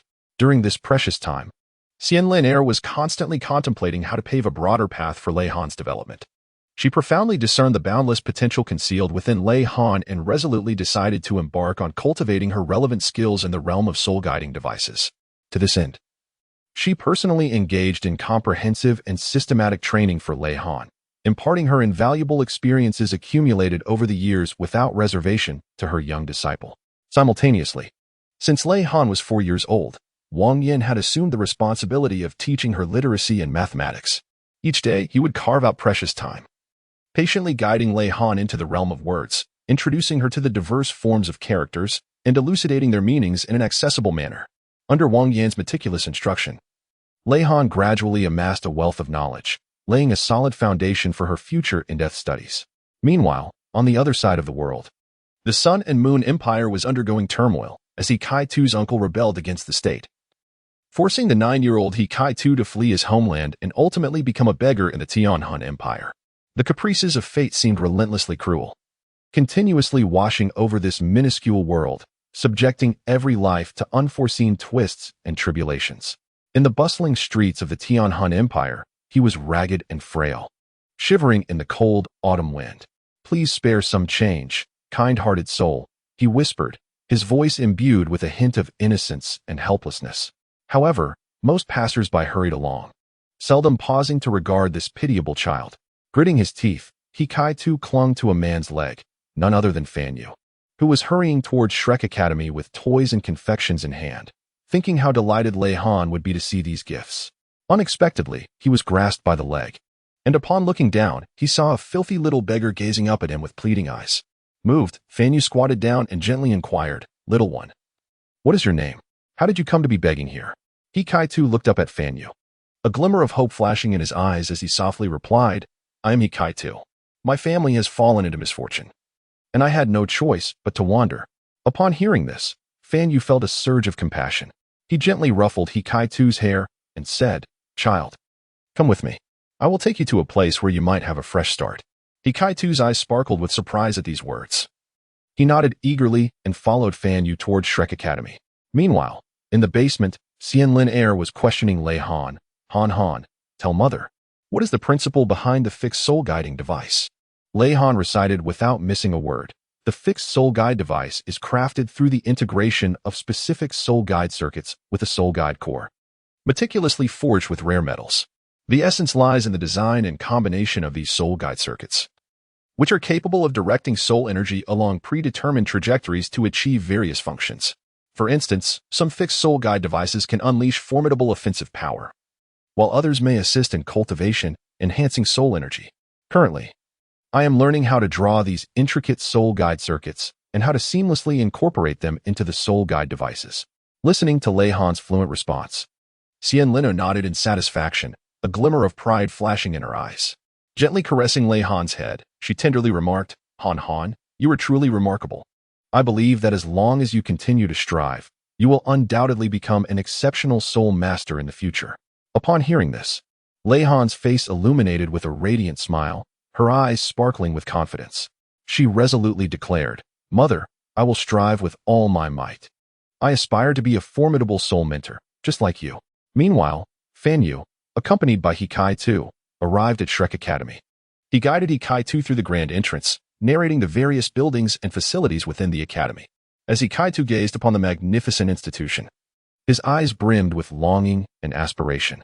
Fan Yu led Hikaitu into the basement via the elevator. Arriving at the subterranean chamber where Lin and Lei Han were diligently studying. Upon entering, he immediately spotted Lei Han engrossed in her studies, with Lin attentively guiding her. Dean, I have brought a child, Fan Yu stated, gently patting Hikaitu's shoulder. Lin's expression soured at his words, and she replied with impatience, Have you lost your senses? If word gets out about Lei Han, Yushi Shui and his ilk will stop at nothing to seize her, potentially igniting a new conflict. Bringing back an unidentified child only heightens the risk. Fan Yu, momentarily taken aback, quickly regained his composure and asserted, Dean, this child is named Hikaitu. His family has faced misfortune, leaving him homeless. I felt compassion for him and hoped he could find a new beginning here at Shrek Academy. Moreover, I believe he possesses considerable potential and could perhaps become a member of our academy in the future. Lin furrowed her brow slightly at his words, her gaze shifting to Hikaitu, revealing a flicker of complex emotion. She understood all too well that in these tumultuous times, every life is both fragile and precious. Furthermore, she recognized that as a leading institution in the realm of soul guidance, Shrek Academy bore the responsibility to nurture more young talents, preparing them to combat future crises. With this thought, she sighed softly and said, Very well, Teacher Fan Yu, please arrange for his accommodation and enrollment procedures. However, you must remember that the matter concerning Lei Han must remain confidential. Her safety is our utmost priority. Fan Yu nodded eagerly in agreement. Turning to Hikaitu and instructing, Hikaitu, please take a bath, change your clothes, and have something to eat. I will take care of your enrollment procedures. And from now on, this will be your new home. Upon hearing this, Hikaitu's eyes shimmered with tears of excitement, and he nodded repeatedly. His voice choked with gratitude as he said, Thank you, teacher, thank you, Dean. Fan Yu acknowledged him with a nod before departing to handle the enrollment procedures for Hikaitu, leaving him alone with the stern-faced Lin. Feeling somewhat uneasy under her scrutiny, Hikaitu was reassured by Zhou, who approached and said, Dean, please don't be so upset. Consider that Lei Han has been all alone without a companion. Having a new friend could bring her joy. Lin fell silent at this. Reflecting on Zhou's words and recognizing their validity, though Lei Han was exceptionally gifted, she was still just a child. And having a peer of a similar age might indeed bring her happiness and delight. Moreover, Hikaita's background is indeed pitiable. Granting him an opportunity for a fresh start could be a benevolent act. Contemplating this, Lin's expression softened slightly as she addressed Hikaitu. Please go wash up and change your clothes. Hikaitu nodded repeatedly, casting a grateful glance at Zhou before following teacher Wang Yin to the bathroom. In the bathroom, Hikaitu submerged himself in the bathtub, enveloped by the warm water that seemed to wash away the fatigue and chill of recent days. He closed his eyes, allowing the droplets to cascade down his cheeks, his heart brimming with hope and anticipation for the future. Suddenly, the bathroom door swung open, and Zhou entered, holding a set of new clothes. Startled, Hikaitu hastily covered himself, gazing at Zhou with wide eyes filled with trepidation. Zhou, witnessing his reaction, could not help but chuckle softly. She quickly turned away, placing the new garments on the rack. Do not be afraid, dear child. I am merely here to deliver your clothes. Once you finish your bath and don the new attire, you shall appear as a dashing young man. With that, Zhou departed, taking Hikaitu's soiled clothes with her. Blushing, Hikaitu murmured, Thank you, teacher. After his bath, clad in fresh garments, he stood before the mirror, astonished by his transformed reflection. He touched the soft, comfortable fabric, his heart swelling with gratitude. Lin set the dishes on the dining table and beckoned to Hikaitu. Come and eat, child, you must be famished. Hikaitu, his cheeks flushed with bashfulness, approached the table. His eyes sparkled with excitement as he beheld the sumptuous spread before him. He sat down, ready to grasp his chopsticks, when the chair opposite him was suddenly pulled back. Lei Han took a seat, silently savoring her pie, while Hikaita's face flushed once more. He cast a furtive glance at Lei Han, observing her relish in the dish, seemingly oblivious to his presence. Summoning his courage, Hikaitu softly remarked, "Hello, my name is Hikaitu, and I am 9 years old." Upon hearing this, Lei Han lifted her head, gazing at Hikaitu with her clear, water-like eyes. A gentle smile graced her lips as she introduced herself, saying, "Hello, I am Lei Han. 5 years old this year. It is a pleasure to meet you." After speaking, she returned her attention to her pie, though a faint blush adorned her cheeks. Duo observed the rosy hues on both children's faces and found it amusing. He chuckled, remarking, "You two little ones are quite bashful, aren't you? Come now, eat more. Grow tall and strong." Both Hikaitu and Lei Han exchanged shy smiles before bowing their heads to focus earnestly on their meal. Although they were both timid, a subtle affection began to blossom between them. Particularly for Hikaitu, he perceived Lei Han, despite her younger age, as remarkably intelligent and endearing, and a prodigy in the realm of soul guidance, which filled him with admiration and longing. After the meal, Hikaitu endeavored to strike up a conversation with Lei Han, who was engrossed in building with blocks. Cautiously, he approached her, crouching down to observe her deft hands at work. "What are you constructing, Lei Han?"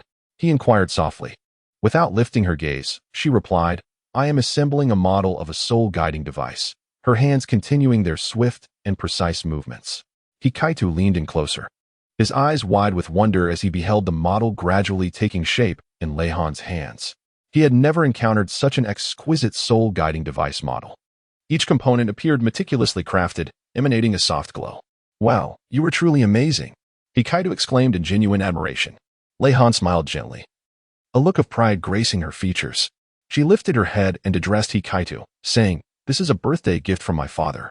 He taught me how to assemble this model and imparted a wealth of knowledge about soul-guiding devices." Just then, Fan Yu approached, observing the harmonious interaction between the two children, which filled his heart with great satisfaction. He cleared his throat softly and remarked, "Hikaitu, as you have just arrived at the academy, there is much for you to learn. Lei Han possesses a remarkable talent for soul-guiding devices. You might seek her guidance." Turning to Lei Han, he added, "Xiao Han, from this day forth, Hikaitu shall be your senior brother. Please look after him well." Upon hearing the words, Lei Han nodded vigorously, her bright eyes shimmering with earnest determination. She grasped Hikaita's hand and said, "Senior brother, I will take good care of you. If you have any questions, do not hesitate to ask me." Feeling the warmth radiating from Lei Han's small hand, a wave of warmth surged within Hikaitu. He nodded appreciatively and replied, "Thank you, junior sister." With a hint of shyness, he scratched his head, a bashful smile spreading across his face. In the days that followed, Hikaitu embarked on a new chapter of life at Shrek Academy. He devoted himself diligently to training and immersed himself in the study of soul guidance technology, while Lei Han frequently accompanied him, patiently answering his inquiries. With Lei Han's assistance, Hikaitu made rapid progress. He not only grasped the fundamental principles of soul guidance devices but also began experimenting with designing and crafting them himself. Simultaneously, the bond between Hikaitu and Lei Han deepened. Although Lei Han could not venture out of the basement to play, Hikaitu always found ways to bring her amusing trinkets or share intriguing tales from the outside world to bring her joy. In return, Lei Han would respond to Hikaitu in her unique manner, crafting exquisite soul guidance accessories for him or teaching him some intricate techniques related to soul guidance. As night fell, the basement of Shrek Academy would glow brightly. Hikaitu and Lei Han sat at a spacious table, which was laden with various components and blueprints of soul guidance devices. They alternated between moments of deep contemplation and spirited discussions, the small basement resonating with their thirst for knowledge and aspirations for the future. One day, Hikaitu excitedly rushed to Lei Han with a blueprint in hand, his eyes sparkling with unprecedented enthusiasm. "Junior sister, look at this. It is my newly designed soul guidance device, capable of providing us with formidable support in battle." Hikaitu pointed at the design on the blueprint, passionately articulating his thoughts. Lei Han meticulously examined the blueprint, a look of approval gracing her features. She lifted her gaze to Hikaitu and remarked, "Senior brother, your design is truly remarkable. However, I believe there is a minor detail that could be enhanced. Making this adjustment might render it even more exquisite." Upon hearing her words, Hikaita's eyes sparkled with inspiration. He promptly seized a pen and diligently began to amend the blueprint, engaging in a discussion with Lei Han about each nuance as he worked. Time slipped away unnoticed amidst their dialogue, and before they realized it, night had deepened around them. Yet, they remained oblivious, utterly absorbed in the realm of soul-guiding devices. At last, when the final detail was perfected, Hikaido exhaled deeply, a contented smile illuminating his face as he gazed at the blueprint in his hands. Turning to Lei Han, he expressed, "Junior sister, it is thanks to your invaluable assistance that my design has attained such perfection. I am truly grateful." Lei Han smiled faintly and said, "Senior brother, we are partners, and it is only natural for us to support each other. I firmly believe that your soul guide will shine brilliantly in the Academy's competition." Chapter 11, Subject 16 Meanwhile.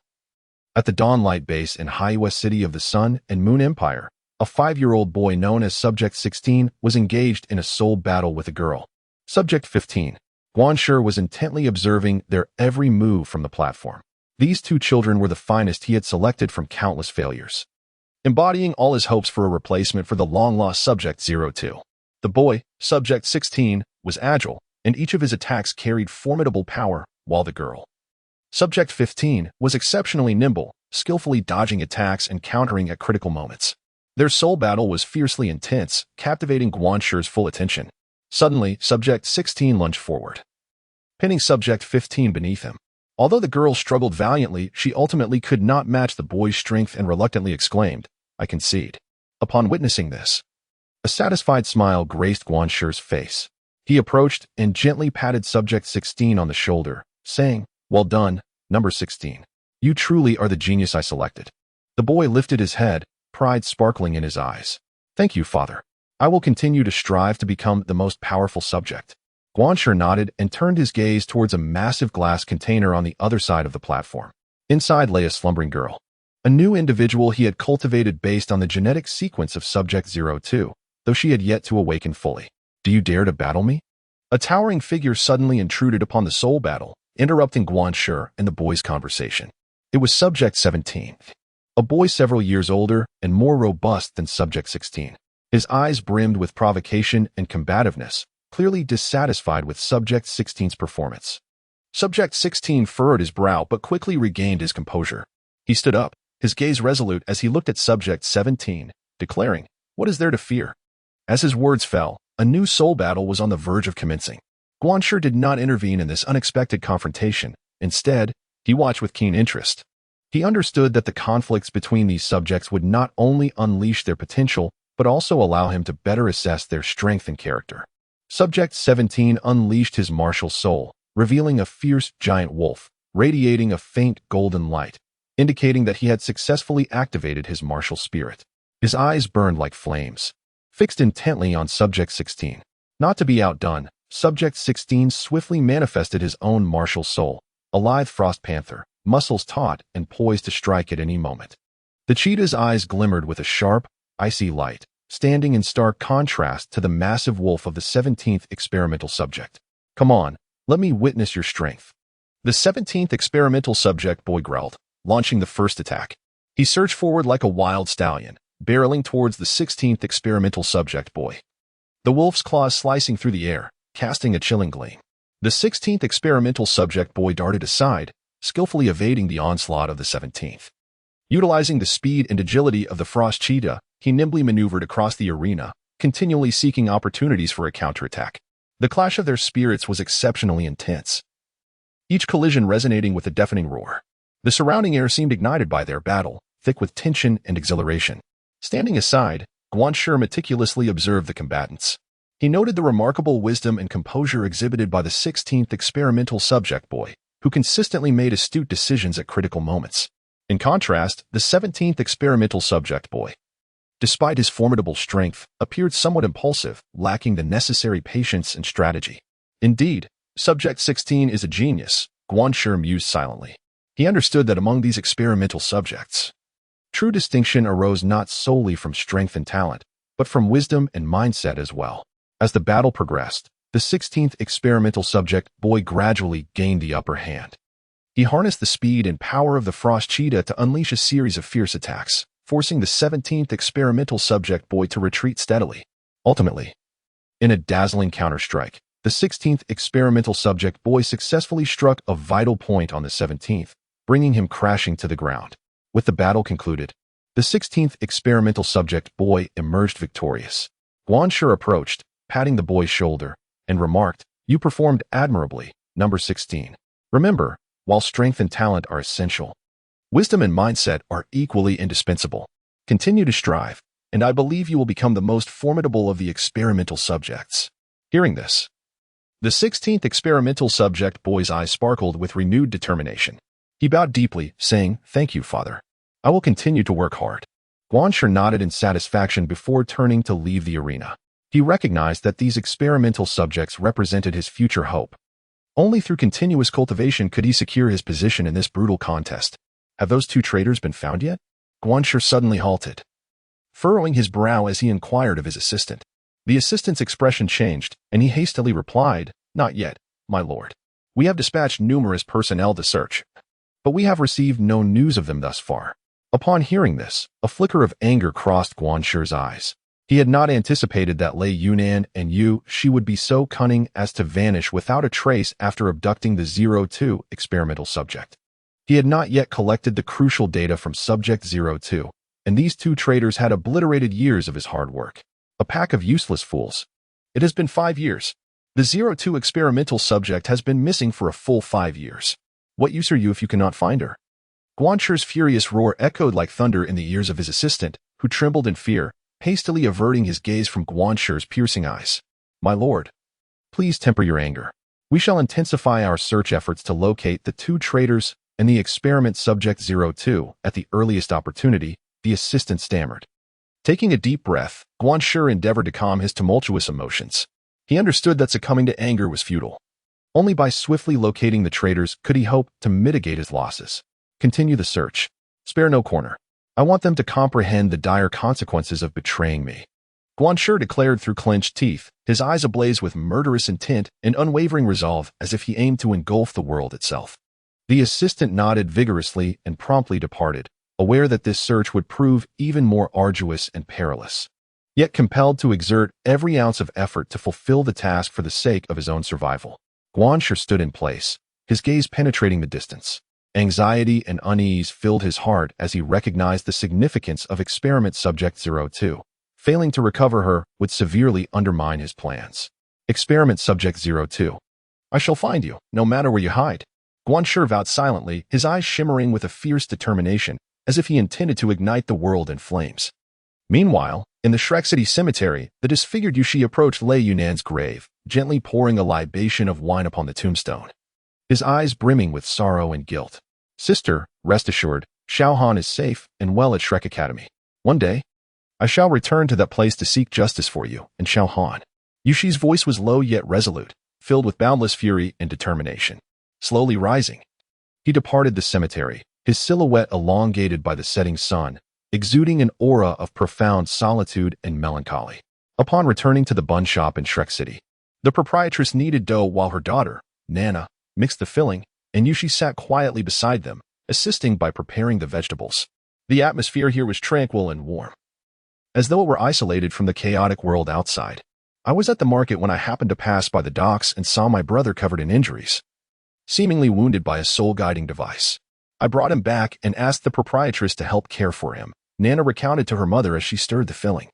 The proprietress sighed upon hearing this, saying, "That poor child, alone in the world and suffering such grievous injuries. Fortunately, he has nearly recovered now, which can be considered a blessing amid misfortune." Yushi listened silently to their conversation, his heart filled with gratitude. He knew that if it were not for the timely assistance of the proprietress and Nana, he might have perished on that frigid dock.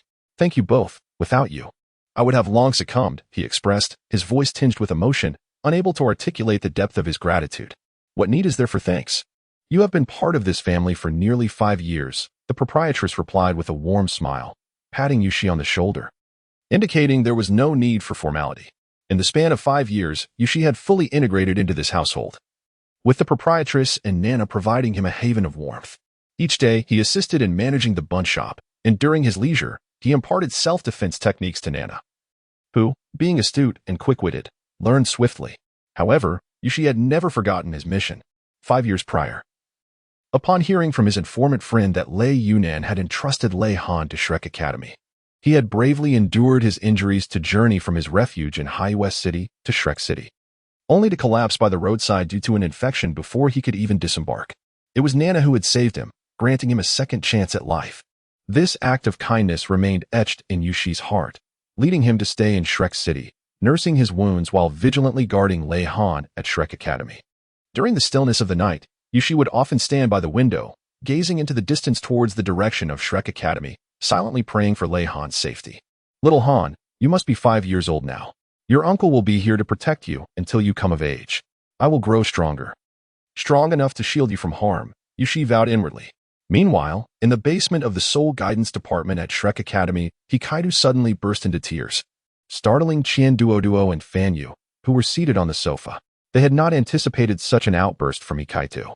Qian Duo furrowed his brow and inquired, Hikaido, what troubles you? Why are you crying? Hikaido wiped his tears with his sleeve, choking back sobs as he replied, Director Qian. My junior sister is bullying me. She drew a big turtle on my face. Lei Han stood to the side, stifling laughter with her hand while clutching a paintbrush and palette, clearly the instigator of this mischievous prank. Qian Duo and Fan Yu exchanged amused glances, unable to conceal their fondness for Lei Han's playful antics. Ah, Lei Han, you truly are a clever little rascal, Qian Duo chuckled, shaking his head.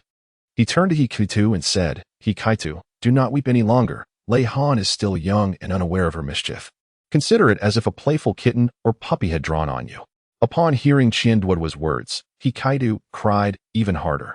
Director Qian, you and the teacher are biased. My junior sister did this deliberately, yet you refuse to uphold justice for me. At that moment, Lei Han mischievously added a blindfold to Hikaido's drawing, causing his wails to crescendo, echoing throughout the basement. Qian Duo and Fan Yu were in fits of laughter at this spectacle. Zhou Yi returned to the basement with the teaching materials for the martial spirit department, and upon entering, she was met with the sound of Hikaido's cries, prompting her to frown. She swiftly approached him and inquired, What is the matter? Hikaido, why are you crying? Amidst his sobs, Hikaido pointed to the turtle and blindfold drawn on his face, feeling aggrieved as he said, Teacher Zhou, look at how my junior sister has depicted me. Director Qian and the teacher are not defending me. Zhou Yi cast a reproachful glance at Lei Han. In response, Lei Han stuck out her tongue and made a silly face, evidently pleased with her prank. Zhou Yi sighed in resignation and addressed Hikaido, saying, All right, Hikaido. Cease your tears. Lei Han is merely playful. I shall apologize on her behalf. However, you must also understand that as a senior brother, you ought to exhibit a degree of tolerance. Do not be petty with your junior sister. You all are biased towards her. Hikaido stamped his foot, his face smeared with tears and mucus, presenting a rather comical sight. Zhou Yi sighed again, retrieving a handkerchief from her pocket and offering it to Hikaido. Wipe your face. You look quite ridiculous. Lei Han, come here and apologize to your senior brother. Although Lei Han was somewhat reluctant, she obediently approached Hikaido and softly uttered, Senior brother, I apologize. I shall not dare again. Upon hearing this, Hikaido wept even more fervently, exclaiming, You dare to say you won't next time. Zhou Yi, with a sigh of resignation, shook her head and cast a stern glance at Lei Han, saying, Lei Han, an apology must be sincere. It cannot be so perfunctory. I shall grant you another opportunity. Please apologize properly to your senior brother. Lei Han pouted slightly. Yet upon noticing Zhou Yi's serious demeanor, she obediently offered her apology once more. Senior brother, I am truly sorry. I should not have teased you. And I assure you it shall not happen again. Upon hearing Lei Han's sincere apology, the sounds of Kaitu's sobbing gradually subsided. He accepted the handkerchief that Zhou Yi had handed him, using it to wipe away the traces of tears and paint from his face. Though he still felt a tinge of grievance within, the sight of Lei Han's obedient expression compelled him to relent. Lei Han prepared a basin of hot water and brought it before Hikaido, her large eyes sparkling as she said, Senior brother, wash your face. Observing the sincerity in Lei Han's demeanor, the resentment in Hikaido's heart dissipated significantly.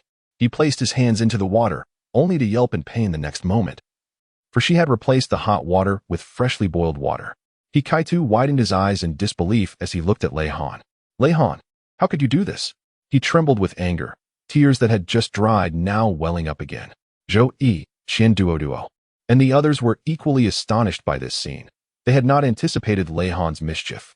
Lei Han, you have gone too far, Zhou Yi admonished sternly. Shocked by the extent of Lei Han's playful antics, Lei Han was startled by Zhou Yi and ran away, only to collide with someone upon her escape. It was Xian Liner, who had just returned from outside. Grasping Lei Han by the collar, she pulled her back.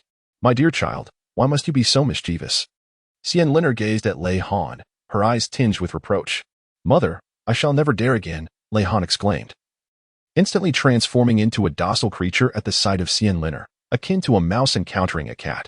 Lei Han had never feared Fan Yu, Shui, or Qian Duo. However, she harbored a deep-seated reverence for Xian Liner. This may have stemmed from Xian Liner's innate aura of authority, which compelled Lei Han to obey her every command since childhood. With one hand, Xian Liner grasped Lei Han, while the other gently patted her backside as a form of reprimand. Go, apologize to your senior brother, then return to your room for self-reflection. Lei Han lowered her head and softly uttered, I understand, mother.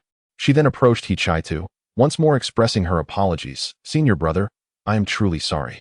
I have come to realize my mistakes. Observing Lei Han's sincere demeanor, He Chai-tu felt his anger dissipate significantly. He sighed and remarked, very well, junior sister. Please refrain from being so mischievous in the future. It was only then that Xian Liner released Lei Han, gazing at her as she instructed, go. Reflect on your actions in your room, and do not emerge without my permission. Lei Han responded with a soft murmur. Her head hung low as she retreated into her room. Xian Liner turned to He Chai-tu and remarked, He Chai-tu, you needn't be upset. It's only natural for children to be mischievous. As their senior, you ought to be more accommodating. He Chai-tu nodded in acknowledgement, saying, I understand, Dean. It seems you are the only one capable of managing this little rascal. Qian Duo, standing nearby, chuckled softly. Zhou, shaking her head in resignation, said to He Chai-tu, all right, He Chai-tu, you should wash your face. Don't let the paint get into your eyes. He Chai-tu replied obediently and took the basin of cooled water to cleanse his face. Meanwhile, in her room, Lei Han hummed a nursery rhyme softly, kneeling on the mat facing the wall. Although she was being punished to contemplate her misdeeds, her restless mind showed no signs of yielding. Her eyes darted about, stealing glances at the door, wondering if her mother had departed. Outside, Xian Liner stood by the door, listening to Lei Han's intermittent singing, a bittersweet smile creeping across her lips. This child truly evokes a mix of love and exasperation. How carefree she is, still able to sing at such a time. Xian Liner mused to herself, shaking her head before deciding to give Lei Han some time for self-reflection. Why are you out here? Aren't you worried she will turn her room upside down? Zhou Yi inquired with surprise upon seeing Xian Liner exit Lei Han's room. With a sigh, Xian Liner replied, this child, despite her mischievousness, possesses a kind heart. I will give her some time to contemplate where she went wrong. Moreover, I trust she would not dare to misbehave in her room. Yet, just then, a loud crash echoed from within, as if something had been toppled over. Both Xian Liner and Zhou Yi exchanged alarmed glances and hurried into Lei Han's room. Upon opening the door, they found Lei Han buried beneath a heap of blankets. With only her head visible, her eyes blinking innocently at them. I just wanted to make a nest with the blankets, but I accidentally knocked them all down. She explained softly, her voice tinged with a hint of grievance. Dean, your face reddens quite swiftly. Zhou Yi couldn't help but tease as she stepped forward to assist in removing the blankets from Lei Han. Xian Liner shook her head in exasperation. Observing Lei Han's disheveled state, a mixture of amusement and annoyance flooding her. You truly are a headache, my dear child, she said, gently tapping Lei Han's head. Her tone laced with affection. Lei Han stuck out her tongue and crawled out from the pile of blankets, brushing off the dust from her body. Mother, I was wrong. I truly understand my mistake. She confessed once more, her eyes reflecting a newfound sincerity.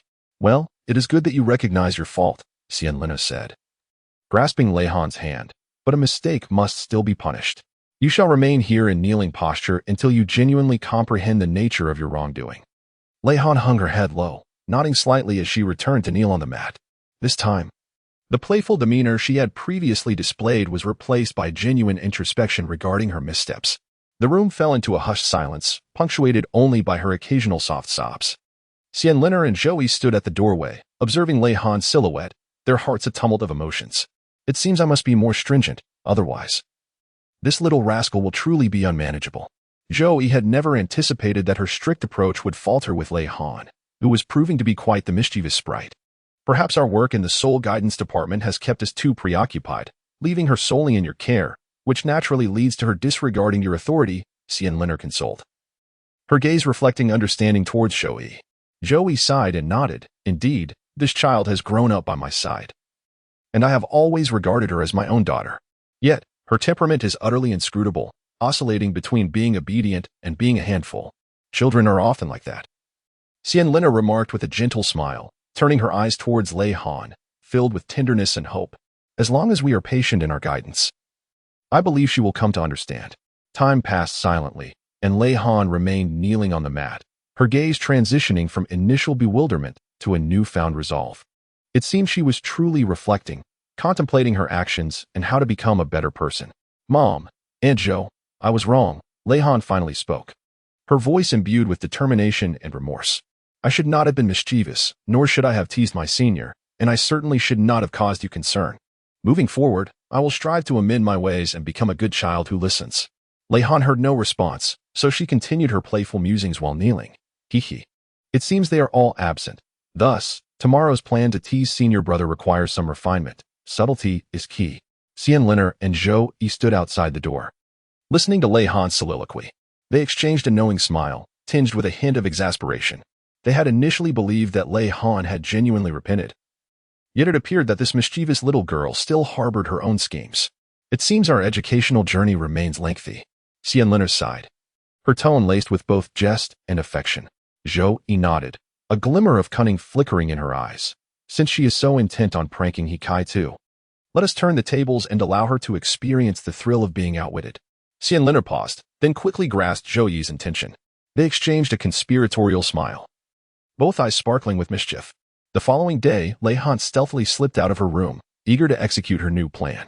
However, the living quarters of the basement were eerily quiet, as if everyone were acutely aware of her intentions. She cautiously approached Hikai 2's room, contemplating how to surprise her senior brother. Just as she was about to knock, the door swung open to reveal Hikai 2, beaming and holding a plate of delectable pastries. Little junior sister, I knew you would seek me out, so I prepared breakfast just for you. His voice was filled with warmth and tenderness, leaving Lei Han momentarily speechless. Senior brother, Lei Han stammered, at a loss for words. She had expected him to be angry, to reprimand her, yet he treated her with such kindness. Hikai 2 gently patted Lei Han's shoulder, saying, Junior sister, mischief is a child's nature, but we must learn to exercise self-control. We cannot always burden others with our whims. I believe you can grow to be a considerate and understanding child. As Lei Han listened to her senior brother's words, her eyes involuntarily glistened with tears. Lowering her head, she spoke softly, Senior brother, I was wrong. I truly realize my mistakes. From now on, I will no longer be mischievous, nor will I cause you concern. With a gentle smile, Hikai nodded and offered Lei Han some pastries, saying, All right, junior sister, let us enjoy breakfast. Starting today, let us strive together to become our better selves. As Lei Han accepted the delicacies, her heart was flooded with gratitude and guilt. She was acutely aware that she had indeed caused significant trouble, worrying her mentors deeply. Yet, simultaneously, she felt enveloped by the warmth of their forgiveness and care, which filled her with a comforting glow. Hikai observed her munching on the treats, a mischievous grin spreading across his face. However, Lei Han was completely unfazed, promptly spitting out the cookies, leaving Hikai in a state of astonishment. Little junior sister, what on earth are you doing? I specially prepared these treats for you. Did you truly think I was oblivious to the conversation between your mother and Zhou's mother yesterday? Lei Han blinked innocently, her playful spirit shining through as she declared. You all intended to prank me, humph. I won T-fall for it. Hikai, upon hearing this, was left both amused and exasperated. He had believed his plan was flawless, only to be outsmarted by this clever girl. It seemed our little junior sister was not as naive as she appeared. Hikai shook his head, laughter bubbling forth. Yet he added, but even if you've seen through it, what difference does it make? Pranking others is not a virtuous endeavor. You must learn to amend your ways. I refuse to change. Lei Han retorted defiantly, pouting slightly. However, I can assure you that when I do prank others in the future, it will be done more discreetly, so you want to catch on. Hikai sighed in resignation. Understanding well the nature of his little junior sister, any further discussion would be futile. Thus, he shifted the conversation, attempting to guide Lei Han toward a more righteous path. Junior sister, have you ever considered using your abilities to engage in meaningful endeavors? For instance, aiding those in need?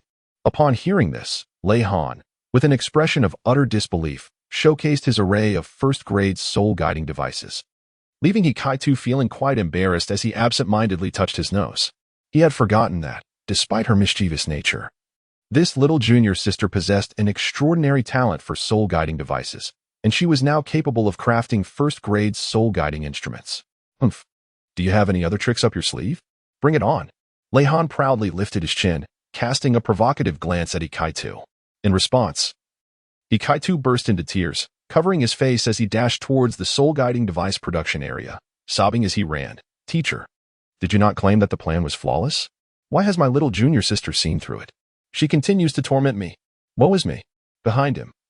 Lei Han laughed heartily, triumphantly raising the plate of snacks as if to toss it at them, which caused Hikaitu to flee even faster.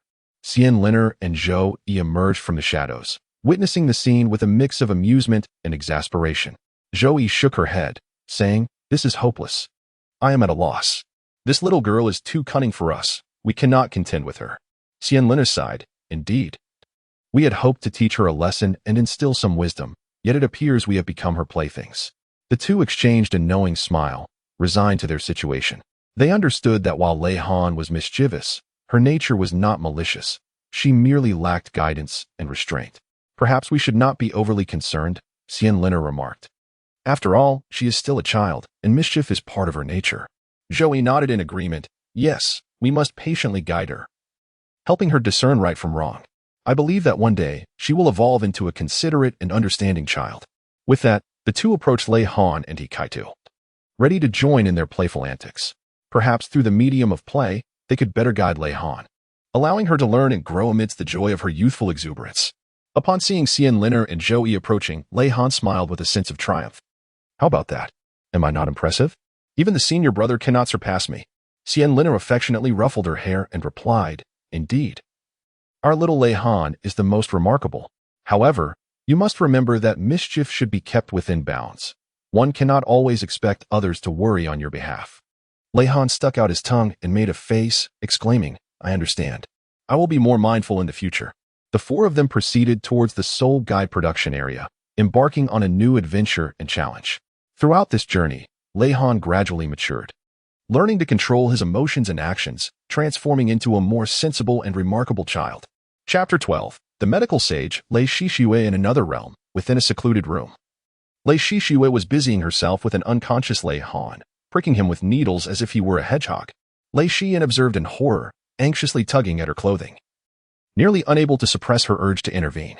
Yet, Xing Yunqi's gaze remained exceptionally calm, seemingly conveying to Lei Xian that all of this was a necessary arrangement. "Master of the Stars, will my elder sister truly be unable to return for the time being?" Lei Shixue inquired, momentarily pausing her work to look up at Xing Yunqi. Xing Yunqi nodded slightly, her eyes profound. Indeed, her consciousness has completely merged with the Douluo continent. This is her destiny, one that we cannot alter. Lei Shixue sighed softly and continued to focus on her work. The silver needles in her hands glimmered with a chilling light, each one piercing Lei Han's body with precision. Though it appeared cruel, Xinjiangxi understood that this was necessary for better control and healing of the injuries within Lei Han. Throughout this process, Lei Han's body would gradually recover, preparing her for the return of her consciousness. "Oh, fifth brother, you are nearly turning eldest sister into a sieve," Lei Xian murmured softly from the side. Though fear lingered in her heart, she could not help but voice her concern for Lei Han. Upon hearing this, Lei Shixue slightly paused her movements, swiftly returning to her usual demeanor. "Fourth sister, do not speak carelessly. All I do is for the sake of our eldest sister." Lei Zitong turned to Lei Xian, her gaze imbued with a hint of scrutiny. "Second sister, it seems this is our only option.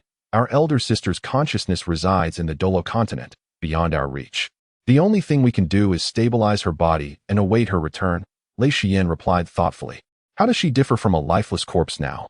Lei Mushi interjected coldly, her words laced with dissatisfaction and skepticism. Her eyes were fixed on Lei Han, who lay upon the bed, her body punctured by silver needles, as if she could not accept the grim reality before her. Meanwhile, the sixth in line, Lei Sini, spoke slowly, her voice steady. "Third sister, what do you propose we do? We cannot simply venture to the Douluo continent. The distance from our star domain to that realm, compounded by the space-time rift, spans a staggering 530 million light-years. This is no trivial matter. Upon hearing this, Lei Mushi's cold visage briefly flickered with a trace of helplessness and reluctance. She pressed her lips tightly together, and after a moment of silence, she slowly spoke. I am certainly aware of the need for caution. However, witnessing my elder sister in such a state brings me great distress. Third sister. Although I am a revered healer, the circumstances surrounding our elder sister are indeed exceptional, and I can only do my utmost. Lei Shixue lifted her gaze to Lei Mushi, a glimmer of resignation in her eyes. Nevertheless, the Star Master has already indicated that their elder sister's consciousness will undergo significant trials on the Douluo continent, which is ultimately beneficial for her. All we need to do is patiently wait, trusting that our elder sister will return safely. Lei Zitong gently patted Lei Mushi's shoulder in a gesture of comfort. Third sister. Do not fret too much. Since the Star Master has spoken, there must be a reason behind her words. We need only to follow her guidance and do what we can. Within the room, the atmosphere grew somewhat heavy. Lei Xian gazed at her eldest sister, who was as prickly as a hedgehog, and a wave of indescribable sorrow surged within her. She bit her lips softly, her eyes filled with concern. Xinjiangxi stood quietly to the side, her gaze profound and resolute. She understood that all of this was for Lei Han's benefit. Although the process was painful, the outcome would undoubtedly be worthwhile. Meanwhile, in the basement of the Soul Guidance Department at Shrek Academy on the Douluo continent, Lei Han continued to tease Hikaitu, who had long since grown accustomed to her mischief. As he dodged her antics, he managed a wry smile and said, Junior sister, please stop your antics. I am quite busy crafting soul guidance devices at the moment. Lei Han chuckled, her eyes glimmering with a mischievous light. What could be difficult about this? Allow me to assist you. As she spoke, her delicate fingers grasped a gem, beginning to carve the soul guide core formation. Her earnest demeanor resembled that of an artist meticulously crafting a masterpiece. Hikaitu gazed in astonishment at Lei Han's adept technique, momentarily forgetting to evade, and simply stared blankly, asking, Junior sister, where did you acquire such skill? Lei Han proudly raised her chin, exclaiming, Humph. Before you arrived, my godfather and my parents had already taught me. I am quite clever. I learn things swiftly. Upon hearing this, Hikaitu burst into tears once more. Pointing at Fan Yu with a look of grievance, Teacher, you, Dean Qian, and Dean Xian are all biased. Why is it that my junior sister knows everything while I have to start from scratch? Woo. Fan Yu, hearing his lament, playfully tapped his forehead and chided. You little rascal, feeling wronged? Little Han was taken in by Dean Xian right after her birth. She began learning about soul guide crafting and various subjects at the tender age of 3. You, on the other hand, were only brought to me not long ago. Can you really compare yourself to her? Be content. Upon hearing this, Hikaita's sobs grew even more sorrowful. Woo, teacher, you are being too harsh. Moreover, my junior sister is simply extraordinary. Starting to learn soul guide crafting at 3 years old. How am I supposed to compete? Woo. The little crying brother was met with a playful flick on the forehead from his godfather. Lei Han, nearby, was laughing uncontrollably, utterly unconcerned about Hikaitu's tear-streaked face. She blinked innocently and suddenly leaned closer to him, gently patting his shoulder, and said with utmost seriousness, Brother, when you grow up and find a wife, I will tell her how you used to cry as a child. It was quite ugly. At this, Lei Han couldn't help but burst into laughter herself. Hikaita's cries paused momentarily. Still bearing traces of tears on his cheeks, he stared at Lei Han in disbelief. Junior sister, you are being too much. I won't just tell her how ugly your crying face was. Lei Han continued with a mischievous grin, but I'll also mention that even at 9 years old, you still wet the bed and could produce maps of the 3 great empires. Lei Han's laughter grew even more joyous, and she simply could not contain herself. This infuriated Hikaitu, who leaped to his feet, momentarily forgetting his tears as he chased after Lei Han around the room. Lei Han, you little rascal. Just wait until I catch you. Woo. As he ran, Hikaitu threatened Lei Han. But the quiver in his voice only served to make their playful chase all the more comical. As Lei Han adeptly evaded the relentless pursuit of Hikaitu, she playfully glanced back and exclaimed, Ha ha ha, senior brother, you cannot catch me. You big crybaby. The basement resonated with laughter, even causing the typically stern Fan Yu to involuntarily smile at the sight of these 2 children frolicking together. He mused to himself, though Lei Han was mischievous. She possessed remarkable intelligence and innate talent, destined for greatness in the future. Meanwhile, despite often being teased by Lei Han, Hikaitu's resilience and determination were equally commendable. These two youngsters were bound to create a significant stir in the realm of soul guidance. Oh no. Godfather, save me. Senior brother is going to kill me. Lei Han suddenly cried out as Hikaitu inadvertently seized the corner of her garment, lifting her off the ground. She flailed her legs and pounded on Hikaita's arm in a desperate attempt to free herself.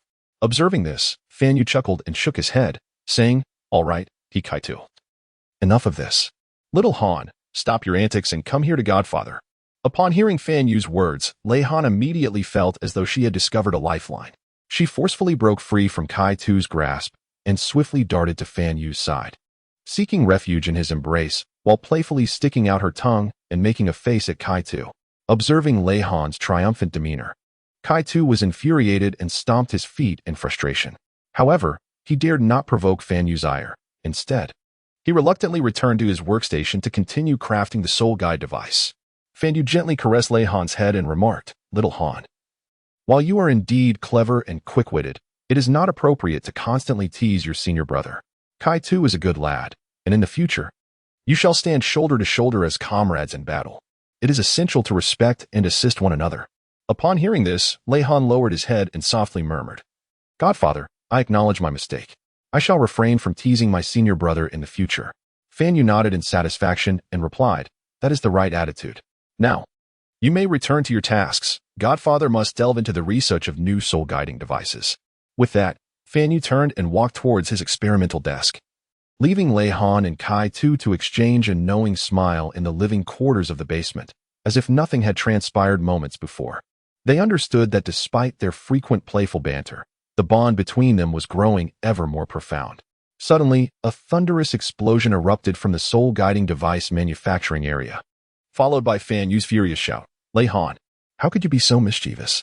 Have you installed a level 1 soul element bomb on my experimental platform? This is a newly developed soul guiding device."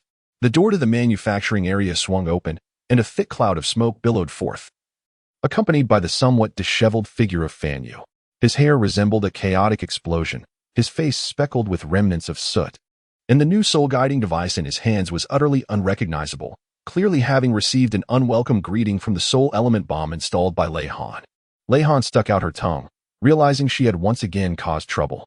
She hurriedly hid behind Hikaitu, peeking out with a timid expression and murmuring, "Godfather, I just wanted to test the power of this bomb. I didn't expect it to be so ferocious." "Fan Yu, what happened to you? How did you end up like this?" Zhou Yi's voice echoed from the doorway as she entered the basement, startled by Fan Yu's disheveled appearance. Fan Yu let out a bitter smile, gesturing toward Lei Han, who was still concealed behind Hikaitu. "It's all because of this little girl. While my attention was elsewhere, she installed a level 1 soul guide element bomb on my experimental platform. The newly developed soul guide device I just researched has been completely ruined by her." Upon hearing this, Zhou Yi couldn't help but laugh and cry at the same time. "Lei Han, oh Lei Han, why must you be so mischievous? Fan Yu is your godfather. How could you do this to him?" Lei Han emerged from behind Hikaitu, her head bowed as she softly uttered, "Zhou Mama, I realize my mistake. I merely wished to test the might of that bomb. I never anticipated its ferocity."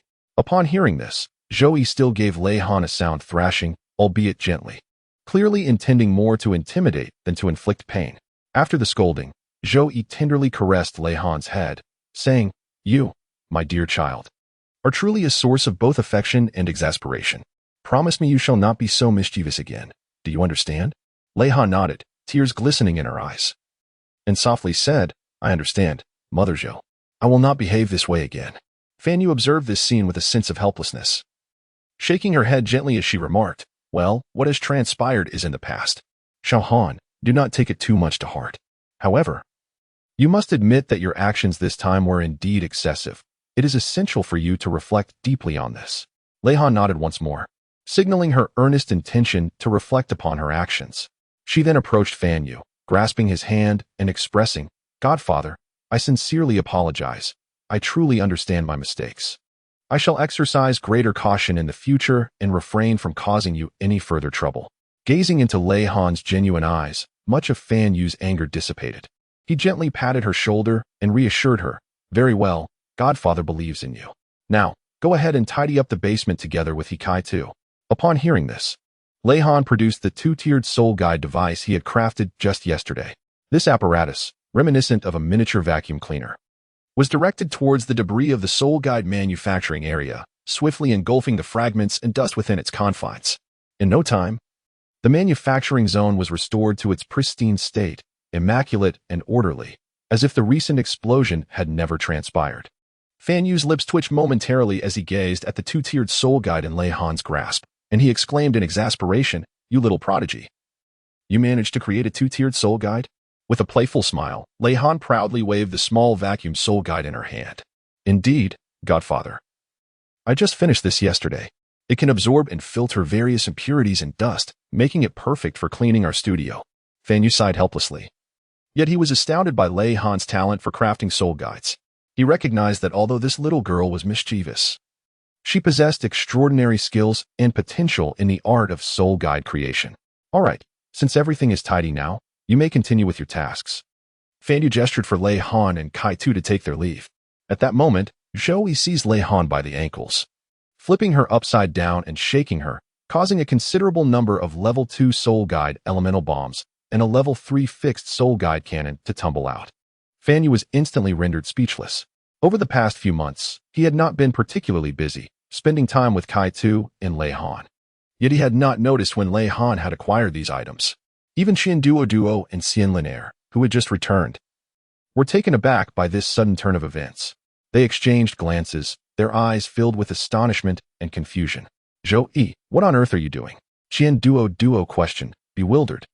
Zhou Yi forced a smile as she displayed the Level 2 Soul Guide elemental bombs and the Level 3 fixed Soul Guide cannon she had retrieved from Lei Han.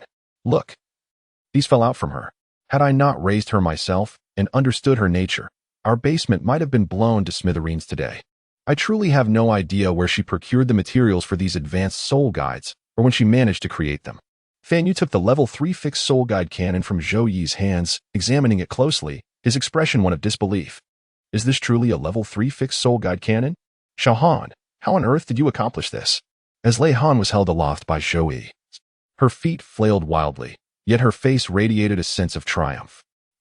Godfather, this is something I secretly crafted. The exquisite materials were salvaged from the soul guiding devices you and my parents designed, which I painstakingly pieced together. I never imagined it would truly succeed." Upon hearing this, Xian Linaire and Duo immediately rummaged through their storage soul-guiding devices, inspecting the 40 or so devices they had recently constructed. To their astonishment, they indeed discovered signs of disassembly. At that moment, Wang Yan's furious voice echoed at the door. "Lei Han, you little rascal, have you dismantled my soul-guiding devices as well?" Suddenly, the basement was filled with a cacophony of exclamations, shouts of anger, and laughter tinged with exasperation. Seeing the situation turn unfavorable, Lei Han immediately pleaded, "Oh dear. Mom and Dad, Godfather and Godmother, and Uncle Wang, I was wrong. I promise I won't dare to do it again. Please, spare me." With that, she blinked her large eyes, feigning an innocent demeanor. Fan Yu looked at Lei Han, whose mischievous yet extraordinarily gifted nature was evident, and shook his head helplessly. "All right, let us not be too harsh on her. After all, she is still a child, and her talent in crafting soul guides truly surpasses our abilities. We must nurture her well. Perhaps one day she will become the most outstanding soul master in our Shrek Academy."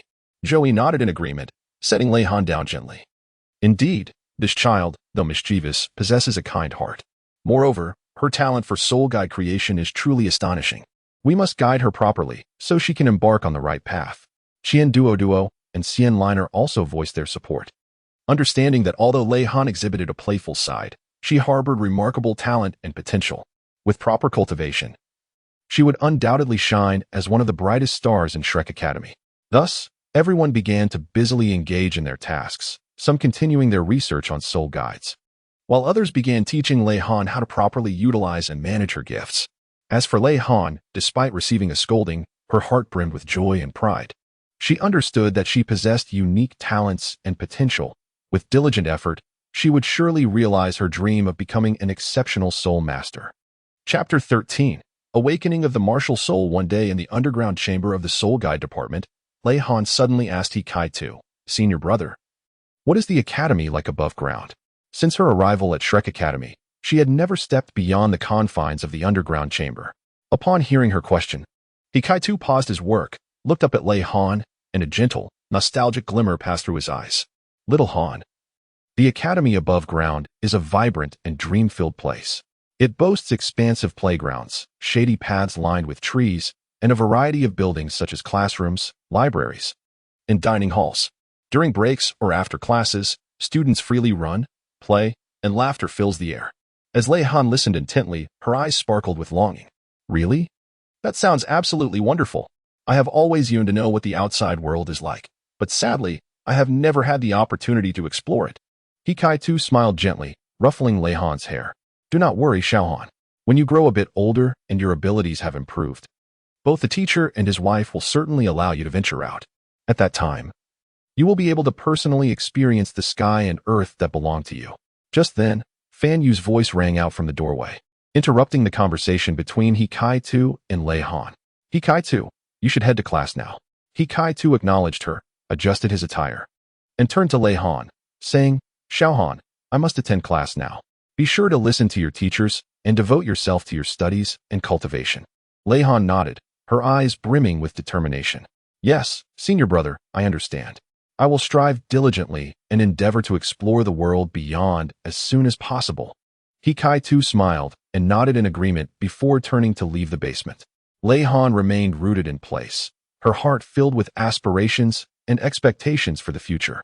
She turned back to her room for a midday nap, her dreams awash with visions of the vibrant world outside. In her slumber, she envisioned herself standing on the playground, sunlight cascading upon her, a gentle breeze caressing her cheeks as she ran freely, laughter spilling forth. She also dreamed of sitting in the library, perusing books on soul-guiding devices, absorbing new knowledge and continuously enhancing her abilities. When she awoke, the afternoon had already arrived. Rubbing her eyes and sitting up, she noticed a note on her bedside table. Picking it up, she read, Dear Han, your father, and I have matters to attend to and will return only in the evening. Please remember to eat well and focus on your studies and training. Your godfather. It seems today will once again be a day spent with senior brother and Aunt Shou. Lei Han mused to herself. She dressed quickly and stepped out of her room, only to find He Kai-Tu alone, diligently crafting soul-guiding devices. With no sign of Zhou. Senior brother, where is Aunt Zhou? Lei Han inquired curiously. He Kai-Tu looked up and replied with a smile. Oh. Teacher Zhou has returned from the martial soul department yet. She has likely been delayed by some matters. Why don't you have a bite to eat? I'll prepare some snacks for you. Lei Han nodded and obediently took her seat at the table, awaiting the delectable snacks that He Kai-Tu was preparing for her. Before long, He Kai-Tu approached with a platter of fragrant delicacies, placing it before Lei Han. Xiao Han, do indulge, he urged. As Lei Han gazed at the delicacies before her, her eyes sparkled with delight as she promptly picked up a piece and took a bite. Wow, senior brother. Your pastries are truly delicious. Her enjoyment filled He Kai-Tu with a warm sense of satisfaction. I'm glad you like them. By the way, Xiao Han, what is your martial soul? Since He Kai-Tu had been brought back by Fan Yu, most of the knowledge about soul guides had been imparted to him by Lei Han, and he was quite curious about what kind of martial soul this whimsical little junior sister possessed. However, he soon recalled that martial soul awakening typically occurs at the age of 6, and since Lei Han was only 5, he realized he might have been too hasty in his inquiry. He Kai-Tu then remarked, Xiao Han, when you awaken your martial soul at 6, you will discover what it is. At that time, senior brother will help you create the most suitable soul guide for you. How does that sound? Upon hearing this, Lei Han smiled and waved his hand dismissively. Senior brother, there's no need for that. My martial soul awakened the moment I was born. I simply have never manifested it. Kai-Tu, taken aback, widened his eyes in astonishment. What? Your martial soul awakened so early? Could you enlighten me as to what your martial soul is? Upon hearing this, Lei Han scratched his head, feeling somewhat bashful as he replied, To be honest, I am unaware of what my martial spirit is. My parents have never disclosed it to me, and they have also prohibited me from awakening my martial spirit. They will allow me to do so next year. And by then, I will finally know. After speaking, Lei Han gazed at He Kai-Tu with a glimmer of anticipation. Brother, do you think my martial spirit will be formidable? He Kai-Tu glanced around, noticing that Zhou had not returned, and then quietly said to Lei Han, Little Han, would you like me to help you awaken your martial spirit? However, you must promise me that you will not be afraid, no matter what happens, and that you will keep this matter a secret from everyone, including teacher Zhou and our instructors, all right? Upon hearing these words, Lei Han's eyes sparkled with excitement as she promptly nodded. Yes, senior brother, I promise you. Unbeknownst to her, Hikaitu was about to inadvertently provoke a calamity of monumental proportions. He patiently guided Lei Han in the rudimentary mastery of her yet unrevealed martial soul. Initially, Lei Han's martial soul resembled a swirling mass of chaotic mist, devoid of any distinct form or notable fluctuations in power, as if it were hidden within the realm of the formless. However, under Hikaita's meticulous guidance, she gradually began to sense a faint yet undeniable energy pulsating quietly within her. Each time she endeavored to focus her mind entirely on this force, the once concealed energy would gently dance at her fingertips like a delicate sprite. Gradually, this energy coalesced into a form, transforming into an extraordinarily sharp sword, gleaming with a chilling light that underscored its formidable power. Hikaitu gazed at the sword-shaped martial soul materializing in Lei Han's hands, his eyes flickering with astonishment and delight. He realized that Lei Han's martial soul was indeed extraordinary, far from ordinary. "Xiao Han, your martial soul is actually a sword." Hikaita's voice trembled slightly, for he understood the significance of a sword martial soul in the Douluo continent. The sword symbolizes sharpness and strength, a rare and potent existence among the myriad of martial souls. Lei Han remained silent, his gaze cast downwards, rendering his expression inscrutable. A sense of foreboding washed over Kaitu's heart, prompting him to inquire cautiously, "Xiao Han, what troubles you? Is it that you are dissatisfied with your martial soul?" At this moment, Lei Han slowly raised her head, and in the next instant, Hikaitu was unexpectedly propelled several meters away by her soul power. Hikaitu, landing on the ground, found himself momentarily dazed. Rubbing his aching arm, he gazed at Lei Han in disbelief. He felt that his 5-year-old junior sister's soul power was not that of an ordinary soul master, but rather possessed the formidable strength of level 50. He was so astonished that he could hardly articulate his thoughts. Meanwhile, Lei Han seemed to lose consciousness. Her soul power reverberated through the basement, causing the furniture to topple, and the air around felt thick and oppressive, as if it had solidified. Then, Hikaitu witnessed a scene he would never forget for the rest of his life. A woman with 20 wings gradually materialized behind Lei Han. Her form was ethereal, with each pair of wings radiating a soft yet resplendent light, capable of illuminating all darkness in the world. The woman's beauty was breathtaking, her eyes exuding an infinite aura of majesty and compassion as she gently spread her arms, seemingly embracing the entire universe. Hikaitu's eyes widened. He had never encountered such a breathtaking manifestation of a martial soul. A wave of indescribable reverence surged within him, coupled with both joy and concern for Lei Han's possession of such a powerful martial soul. At that moment, the woman suddenly vanished from the basement, and Hikaitu, uncertain of what had crossed his mind, hurriedly took the elevator to the ground floor, intent on finding Zhou Yi and Fan Yu. As he emerged and beheld the scene above, he fell to his knees. There, the woman's figure appeared above the entire Shrek Academy. She slowly opened her eyes, looking down upon every individual at the academy. A female student from the Martial Soul Department, engaged in a physical training class, abruptly halted her actions. Her gaze vacant as she stared at the sky, the dumbbells in her hands clattering to the ground. Other students and teachers likewise ceased their activities, instinctively lifting their heads to gaze upward. A profound silence enveloped the entire Shrek Academy, with only the faint glow emanating from the woman gently swaying in the air. Who possesses such a martial soul, creating such a commotion? A teacher murmured, disbelief etched in their expression. What a magnificent martial soul! It is nothing short of a miracle. A student exclaimed, eyes sparkling with envy and longing. In the office of the Martial Soul Department's director, Douluo was engrossed in paperwork when he suddenly sensed a powerful wave of soul energy. He abruptly lifted his head, his gaze piercing through the window to behold the astonishing spectacle above. What on earth is happening? Douluo muttered to himself. Having never witnessed such a formidable display of martial soul, a surge of intense unease flooding his heart. Simultaneously, in the courtyard of the Sea God Pavilion, Muin, napping in a rocking chair, suddenly opened his eyes wide, astonishment flickering in his gaze. He felt the powerful and mysterious wave of soul energy and immediately recognized that an extraordinary event had unfolded at Shrek Academy. In an instant, Muin vanished from the courtyard, leaving behind the gently swaying rocking chair. Who dares to intrude upon Shrek Academy? The voice of Xuanzi reverberated through the air, as his devouring divine bull martial soul transformed into a streak of light, soaring towards the heavens to confront the enigmatic woman. Throughout the Shrek Academy, every soul master felt the weight of this pressure, hastening to unleash their martial souls in an effort to withstand the formidable force descending from the sky. Xuanzi, What stands before us is not merely a soul master, but a 20-winged angel martial soul, a being far beyond the ordinary transformations of angelic powers. Muin's voice echoed. As he appeared beside Xuanzi in a flash, his gaze solemnly fixed upon the woman aloft. Upon hearing this, Xuanzi's expression shifted slightly. He scrutinized the woman in the sky, only to discern that her aura was strikingly dissimilar from that of an ordinary soul master, far surpassing the capabilities of an angelic martial soul. What manner of divine being is this? Xuanzi murmured, an unprecedented sense of crisis swelling within him. Muin shook his head gravely, stating, I do not know. But her appearance is anything but coincidental. Xuanzi, we must be prepared for any eventuality.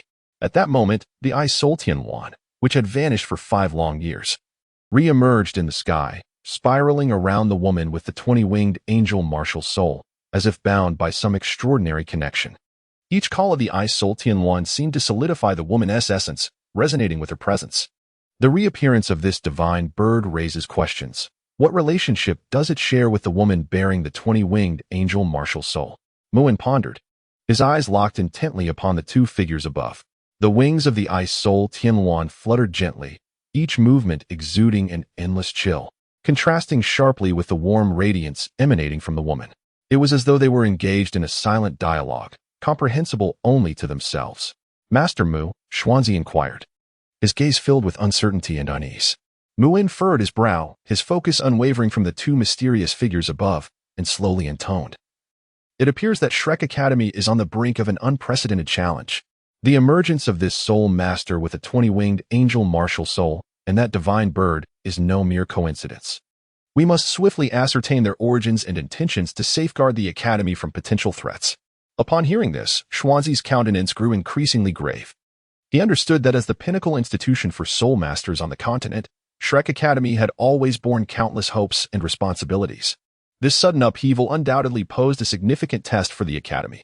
Master Mu, I shall gather the elite soul masters of the academy to prepare for any response, Xuanzi declared, turning to depart.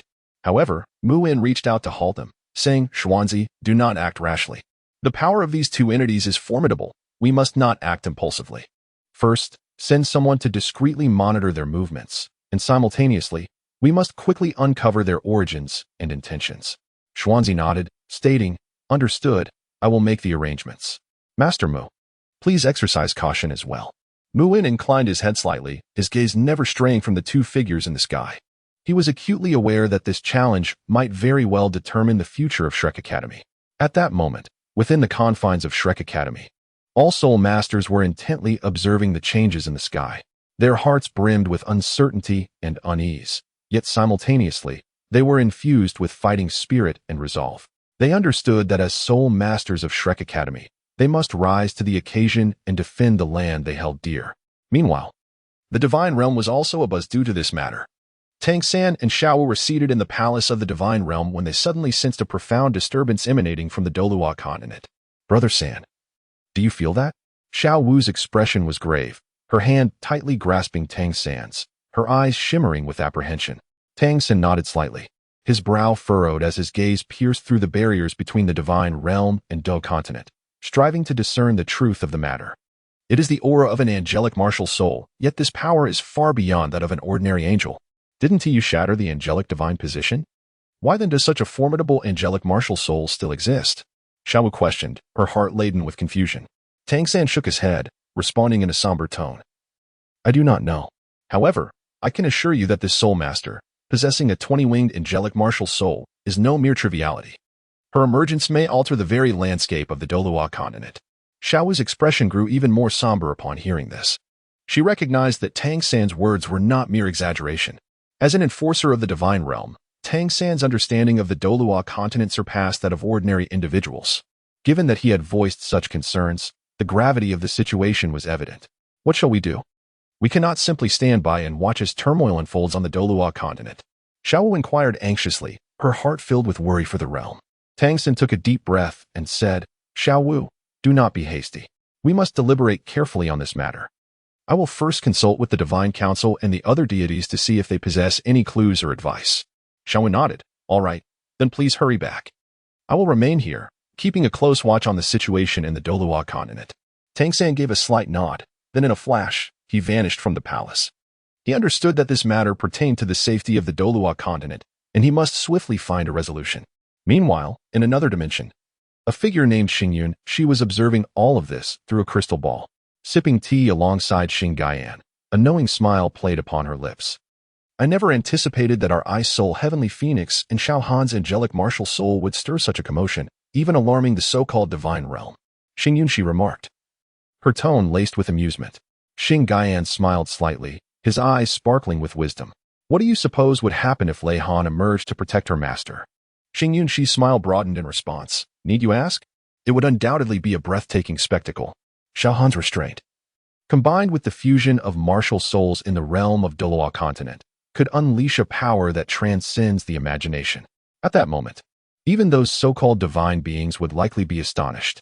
Indeed, it would be fitting for them to experience the might of one of the eternal legends of our Star Soul Pavilion, restraint, allowing them to understand that beyond the Douluo continent, there exist realms where the extraordinary lies beyond the ordinary. Xingyan nodded, a hint of pride evident in his tone. Simultaneously, Hikaido rushed into the office of the martial soul faculty, shouting and knocking. Teacher Zhou, come out quickly. It's bad. Junior sister is in trouble. Hearing Hikade's frantic call, Zhou Yi's expression changed dramatically. She forcefully pushed the door open, anxiously inquiring, what happened? Is Lei Han in danger? Panting heavily, Hikaido, with a look of panic, replied, I accidentally awakened junior sister's martial soul. Upon hearing this, Zhou Yi hurriedly opened the window. She gazed into the sky and noticed that the Ice Soul Tianwan was increasingly entwined with the feminine presence of the 20-winged angel martial soul. The woman emanated an extraordinarily potent aura, as if on the verge of breaking through some boundary. That very essence was radiating from the direction where Hikaido was situated. Zhou Yi was taken aback. She had not anticipated that Hikaido would inadvertently awaken Lei Han's martial soul. It was crucial to note that Lei Han's martial soul was exceptionally unique. Once awakened, it could create a tremendous disturbance. Clearly, this disturbance had exceeded her expectations. Hikaido, you have caused significant trouble, Zhou Yi exclaimed in anger, then swiftly darted toward the direction of Lei Han. She needed to locate Lei Han promptly and stabilize the martial soul within her. Otherwise, if it spiraled out of control, the consequences would be dire. As Zhou Yi reached the underground area of the Soul Guidance Department, Qian Duo and Xian Liner arrived just in time. They exchanged glances, each reflecting the gravity and concern mirrored in the other's eyes. Fan Yu hurriedly joined them, his face etched with worry as he asked, what has happened to Lei Han? Why did her martial soul suddenly awaken? Zhou Yi shook her head, her voice solemn. We do not yet know the specifics, but we must descend quickly to investigate. That rascal Hikaido has inadvertently triggered her martial soul. If we do not handle this properly, it could lead to significant complications. The four swiftly boarded the elevator to the Soul Guidance Department's basement. As the doors opened, they were met with a scene of disarray, furniture lay toppled and scattered. A chaotic sight. Amidst this turmoil stood Lei Han, her eyes closed, emanating a gentle white light that resonated with the aura of the 20-winged angel martial soul above. Lei Han, Zhou Yi shouted, rushing forward. She embraced Lei Han, attempting to stabilize the martial soul within her using her own soul power. After a moment, Lei Han's body grew limp, collapsing into Zhou Yi's arms. Zhou Yi could distinctly feel the tumultuous energy within Lei Han gradually subsiding.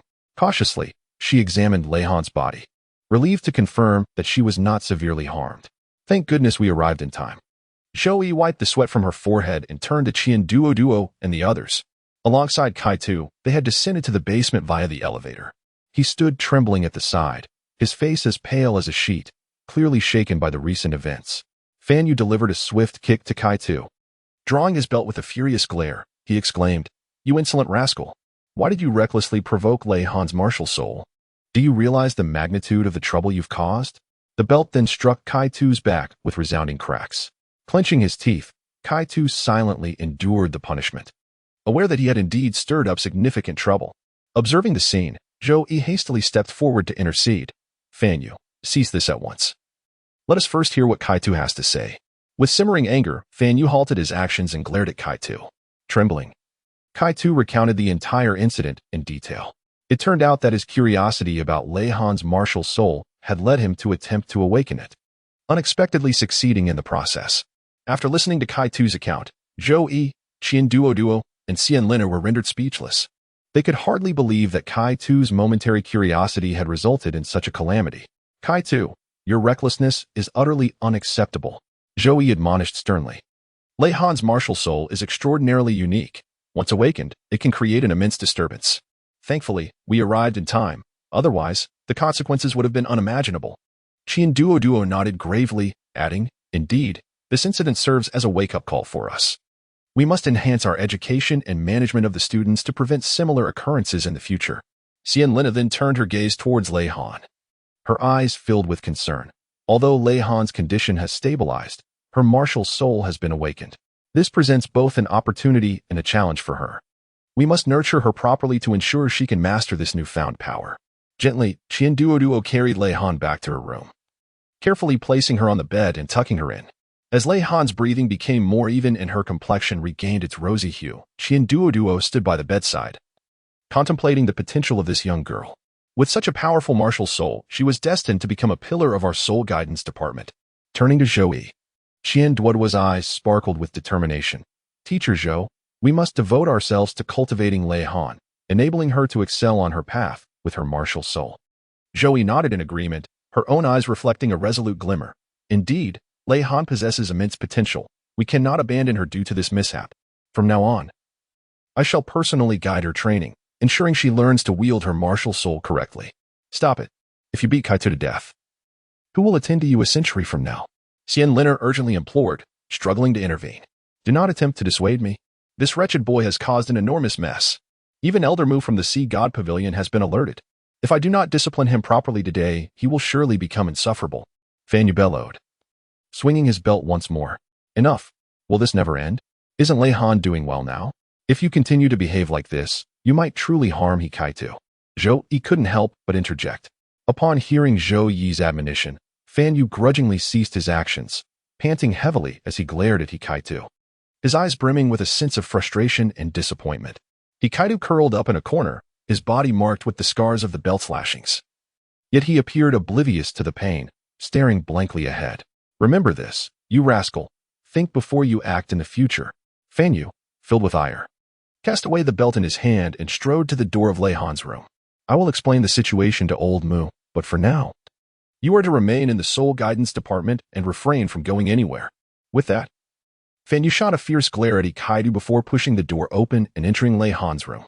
Zhou Yi cradled Kai-Tu in her arms, softly reassuring him. Kai-Tu, do not be afraid. What has happened is in the past. It is good that you recognize your mistake. Just be cautious in the future. Lei Han will be fine. We will take good care of her. You must also pull yourself together and not succumb to despair. Kai-Tu suddenly burst into tears, all his fear, regret, and anguish pouring forth in that moment. He clung tightly to Zhou Yi as though grasping a lifeline. Teacher Zhou, I truly know I was wrong. I never expected it to turn out like this.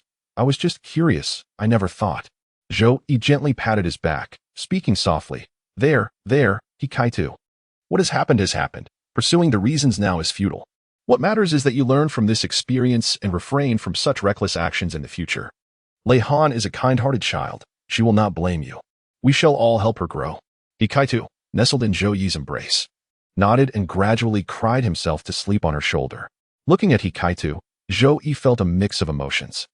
She understood that every child possesses a natural curiosity and desire to explore, yet Ikeda's actions this time were indeed excessive.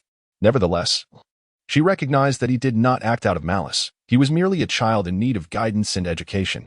Gently, Zhou Yi laid Kai-Tu back onto the bed and tucked him in. Then, she stepped out of the room and approached the door to Lei Han's chamber. Through the crack, she observed Fan Yu intently examining Lei Han's condition, his expression serious and focused. Zhou Yi knew that while Fan Yu was stern with Kai-Tu, he was exceptionally caring and responsible towards every student. Fan Yu, how is Lei Han's condition? Zhou Yi inquired softly. Fan Yu lifted his gaze, recognizing Zhou Yi, and replied. Her body is gradually recovering. The activation of her martial soul has caused some shock to her system, but fortunately, there is no major harm. We need to continue monitoring her condition to ensure she can navigate this phase smoothly. Duo took a drag from his cigarette, lost in thought, as a complex emotion flickered in his eyes while he gazed at the still unconscious Lei Han. The young girl possesses an extraordinarily powerful soul, heralding a future brimming with infinite possibilities. Yet, she simultaneously bears immense responsibility and pressure. Chapter 14. The Divine Council in the Conference Room of the Divine Council. Tang San is engaged in discussions with the deities regarding the unusual occurrences on Douluo continent. Esteemed deities, what are your thoughts on the emergence of the 20-winged angelic soul on Douluo continent? Tang San initiates the conversation, his voice steady and resonant. One deity furrows his brow and responds. This force is indeed rather troublesome, even for us. The 20-winged angelic soul is not something an ordinary angel could possess. Could it be that the angelic divinity has resurfaced? Tang San shakes his head, asserting, that is impossible. The angelic divinity has been shattered by me and cannot reemerge. However, the power of this soul is undeniably connected to the angelic divinity, which perplexes me greatly. Perhaps it is indeed the first-generation angelic deity, Qian Yuhan, who has found a way to be reincarnated. The god of destruction speculates, his eyes glimmering with contemplation. The goddess of life gently shakes her head, replying, that seems unlikely. Although the first-generation angelic deity Qian Yuhan was powerful, she has already passed her divinity to Qian Renshui. It is implausible for her to reincarnate. Moreover, while this power is related to the angelic divinity, it also embodies other forces. The god of kindness nods in agreement, stating, the goddess of life speaks the truth. This power is indeed quite intricate, not something a singular divinity could possess. We must approach this matter with caution to avert any potential crisis. The god of evil scoffs, saying, what is there to fear? It is merely a trivial Douluo continent.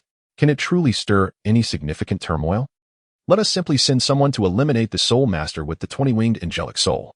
Hearing this, Tang San's gaze sharpens as he looks towards the god of evil and says solemnly, God of evil, you are gravely mistaken. Although Douluo continent is a lower realm, its latent potential is boundless. We must not allow a momentary lapse to plunge the entire Douluo continent into peril.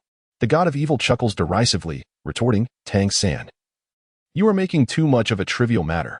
What tempest can a soul master from a lower realm possibly conjure? Tang San takes a deep breath and responds, do not forget, god of evil, that our divine realm also ascended from the lower realms step by step. The soul masters on Douluo continent possess endless possibilities. They may one day become part of our divine realm. We must not extinguish their future due to our arrogance and disdain. After a moment of silence, the god of evil huffs dismissively, fine, I understand. I merely expressed a thought. I do not intend to act on it. You may continue your discussions. I shall remain silent. Tang San, observing his demeanor, nods slightly and continues, esteemed colleagues. I propose we first send someone to discreetly investigate the soul master with the 20-winged angelic soul. We must ascertain her background and intentions before making further plans. God of the sea, one deity remarked with a grave demeanor, his eyes reflecting an unwavering commitment to the established rules. It is not within a god's purview to meddle in the affairs of the mortal realm. That is the decree. Tang San offered a slight smile and replied, rules are rigid, yet humans are dynamic. We do not intend to directly interfere with the matters below. We merely seek to investigate discreetly. This does not contravene the decree. Another deity retorted, laced with a hint of provocation, then perhaps you should attempt to intervene and see if it triggers unforeseen consequences. Unfazed, Tang San understood that among these deities, some held resentment towards him, particularly since his ascension to the role of sea god had kindled envy in certain hearts. However, he paid little heed to their sentiments. He was acutely aware that for the safety of the Douluo continent, he must exert every effort. Esteemed colleagues, I recognize your discontent. Yet we now confront a shared adversary, or perhaps an unknown threat. We cannot allow personal grievances to overshadow the safety of the entire Douluo continent. His voice resonated with firmness and conviction, his gaze radiating an undeniable authority. At his words, the assembly fell silent, acknowledging the truth in Tang San's assertion. Although they bore grievances against him, they could distinguish the gravity of the situation when it truly mattered. Very well, since there are no objections, I shall proceed with this course of action. I will dispatch my avatar to investigate the soul master possessing the 20-winged angel martial soul. You shall remain here to monitor the conditions of the divine realm, just in case, Tang San concluded, preparing to exit the council chamber. Be cautious, sea god. One deity interjected, concern evident in his tone. Tang San nodded slightly, assuring, rest assured, I shall. With that, he vanished from the meeting room. Fully aware that this investigation was fraught with uncertainty and peril, yet compelled to undertake it, for the sake of the Douluo continent and those he cherished, he was willing to sacrifice everything. Meanwhile, in another realm, Xing Gaian observed this scene through a crystal orb and urgently called out to Xing Yunxi, Yunxi, look. This reckless individual is about to provoke Lei Han. When the time comes, her protective instincts will surely arise, and it seems this Tang San might face considerable tribulation.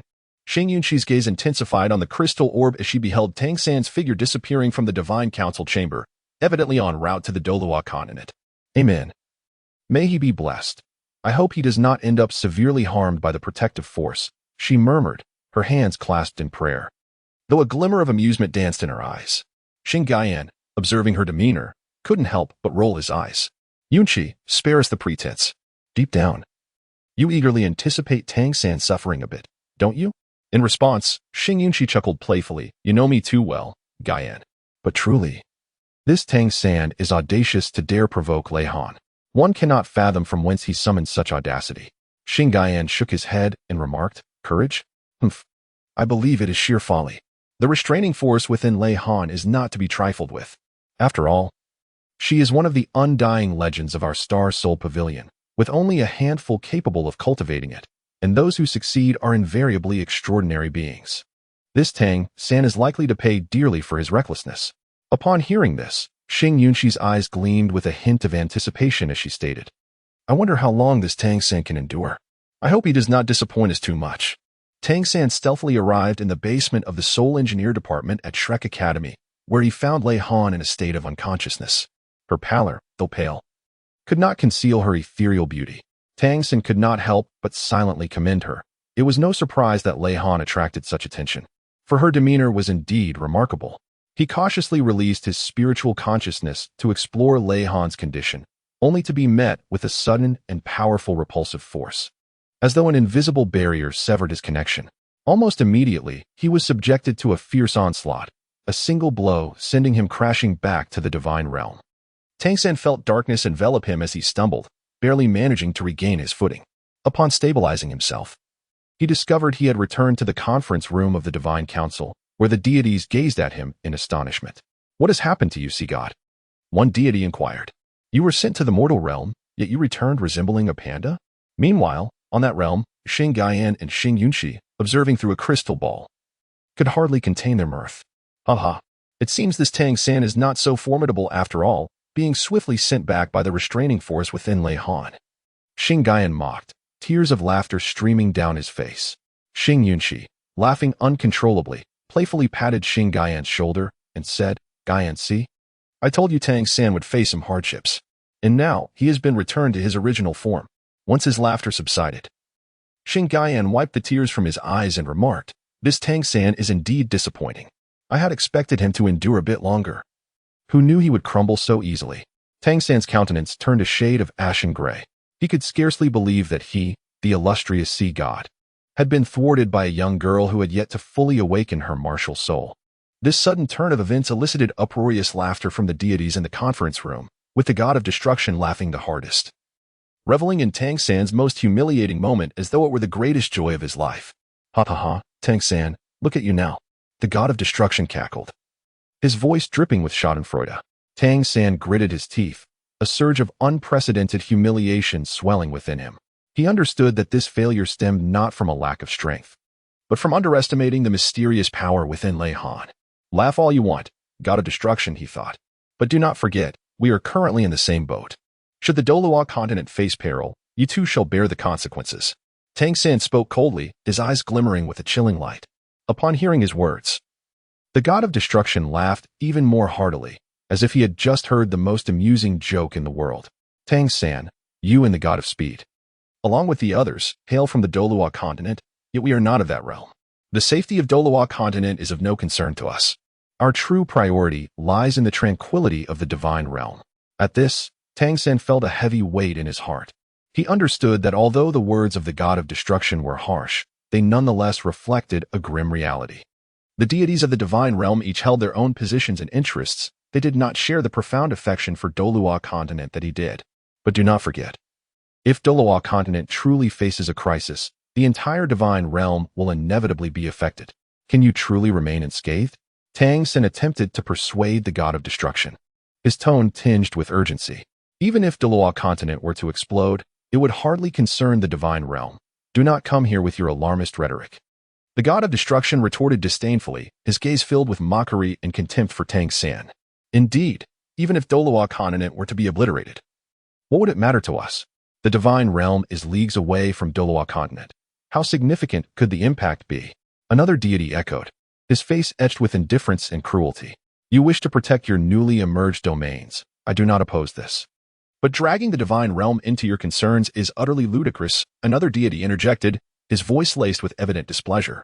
See God, this is where you err. There is no need for you to resort to alarmism on behalf of your recently emerged territories. A notably elder deity spoke slowly, his voice steady and powerful. Our divine realm adheres to its own rules and order, which will not be easily shaken by a mere disturbance in Douluo continent. Do not take out your humiliation on us. A goddess beside the elder deity also spoke, her tone cold and imbued with undeniable authority. Tang San, as the sea god, you ought to exhibit greater rationality and composure rather than causing a scene here. At these words, Tang San felt irrevocably at odds with Lei Han. Were it not for her creating such a commotion, he would not have found himself so embarrassingly driven back to the divine realm, subjected to the ridicule and skepticism of the deities. A cold glint flashed in his eyes as he silently vowed to make Lei Han pay for her actions. Humph. You will come to regret this, Tang San said coldly, his voice low and filled with menace. Douluo continent is not as fragile as you imagine. It possesses its own strength and foundation. When a true crisis arises, you will witness its might. With that, Tang San's figure flickered and transformed into a beam of light. Vanishing from the conference room, he understood that he needed to delve deeper into the circumstances surrounding Lei Han and Douluo continent to devise an effective strategy. What is wrong with him? Has he gone mad, biting at everyone like a rabid dog? A deity exclaimed, slamming his cup onto the table in anger. Has Tang San taken some sort of wrong medicine today? Why is he speaking so aggressively? Humph, it appears he has been bested by that young girl, and, feeling disgruntled, seeks to vent his frustrations upon us. Why should we be his targets for his outbursts? If he lacks the skill, can he truly blame us? Another deity expressed his dissatisfaction, his gaze towards Tang San rife with disdain. The atmosphere in the conference room grew tense as the gods began to murmur among themselves, expressing their surprise and discontent with Tang San's conduct today, deeming him excessively impulsive and reckless. Enough of the clamor, spoke the elder deity, his voice steady and commanding, instantly silencing the uproar in the room. Indeed, Tang San may have acted out of line today, yet as guardians of the divine realm, we must embody greater tolerance and understanding. After all, each individual harbors their own vulnerabilities and weaknesses. The assembly of gods nodded in agreement, recognizing the elders' wisdom. As protectors of the divine realm, they ought to unite in the face of future challenges and crises. Observing this scene through the crystal orb, Xing Gaiyan trembled with barely suppressed laughter, while Xing Yunxi unabashedly expressed her amusement, pounding the table as tears of mirth streamed down her face. Ha ha. This fellow named Tang San is utterly amusing. After being chastised by Xiao Han, he dares to return and unleash his temper on the so-called higher echelons of the divine realm. What does he hope to achieve? Does he wish for the divine realm to come to his aid and reprimand Xiao Han? How utterly ludicrous! Xing Yunxi remarked, her tone dripping with mockery. If he truly intends to take action, should we not consider a visit to Douluo continent? After all, Lei Han's consciousness remains there, and having lost all her memories, her current restraint has yet to fully manifest. I fear our two young prodigies may not be able to contend with this Tang San should danger arise. As Xing Gaiyan spoke, the mirth on his face gradually faded, giving way to a more serious expression. Upon hearing this, Xing Yunxi also quelled her laughter, her demeanor turning cold and grave. Do you truly believe I would not protect my own? Lei Han is my disciple. Her affairs are my own. Should Tang San dare to lay a hand on her, I shall not stand idly by. After all, my devouring transformation ranks as the second most powerful myth within our Star Soul Pavilion. I am eager to see if he can withstand the fury I would unleash. Xing Gaiyan shuddered at her words, acutely aware of Xing Yunxi's prowess and the terrifying position of devouring transformation within the Star Soul Pavilion. Calm yourself, Xing Yunxi. Let us first observe what Tang San intends to do before making any plans, he urged, keen to prevent her from acting on impulse and committing an irreversible act. Taking a deep breath, Xing Yunxi endeavored to steady her emotions, recognizing the validity of Xing Gaiyan's counsel. Acting rashly now would only exacerbate the situation. Very well. We shall bide our time and watch how events unfold. However, should Tang San truly dare to harm Lei Han, let us see if I am not inclined to upend this so-called divine realm. Xing Yunxi spoke fiercely, her eyes flashing with determination and authority. Upon hearing this, Xing Gaiyan promptly chastised himself for mentioning Lei Han, realizing that had he not brought her up, Xing Nianqi would not have reacted so passionately. He was acutely aware of the deep affection Xing Nianqi held for Lei Han and understood the esteemed place this disciple occupied in her heart. Calm down, Xing Nianqi. Do not fret too much. That girl, Lei Han, is quite clever and possesses the legacy of our Star Soul Pavilion. She will not easily fall victim. Xing Gaiyan reassured her, attempting to alleviate her tension. Xing Nianqi nodded. Though her heart remained laden with worry, she recognized the wisdom in Xing Gaiyan's words. Indeed, Lei Han was a bright young lady, endowed with the heritage and power of the Star Soul Pavilion, and she should not be easily harmed by Tang San. Wiping the cold sweat from his brow, Xing Gaiyan privately rejoiced at having steadied Xing Nianqi in time, knowing well that her wrath could pierce the heavens. Meanwhile, in the underground chamber of the Soul Guidance Department at Shrek Academy, the unconscious Lei Han lay quietly on her bed, while Duoluo knelt beside her.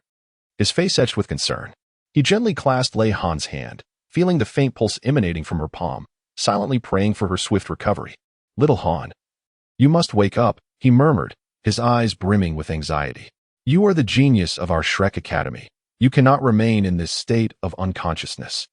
In the kitchen of the living area, Xian Liner was brewing a medicinal soup, its rich aroma permeating the room.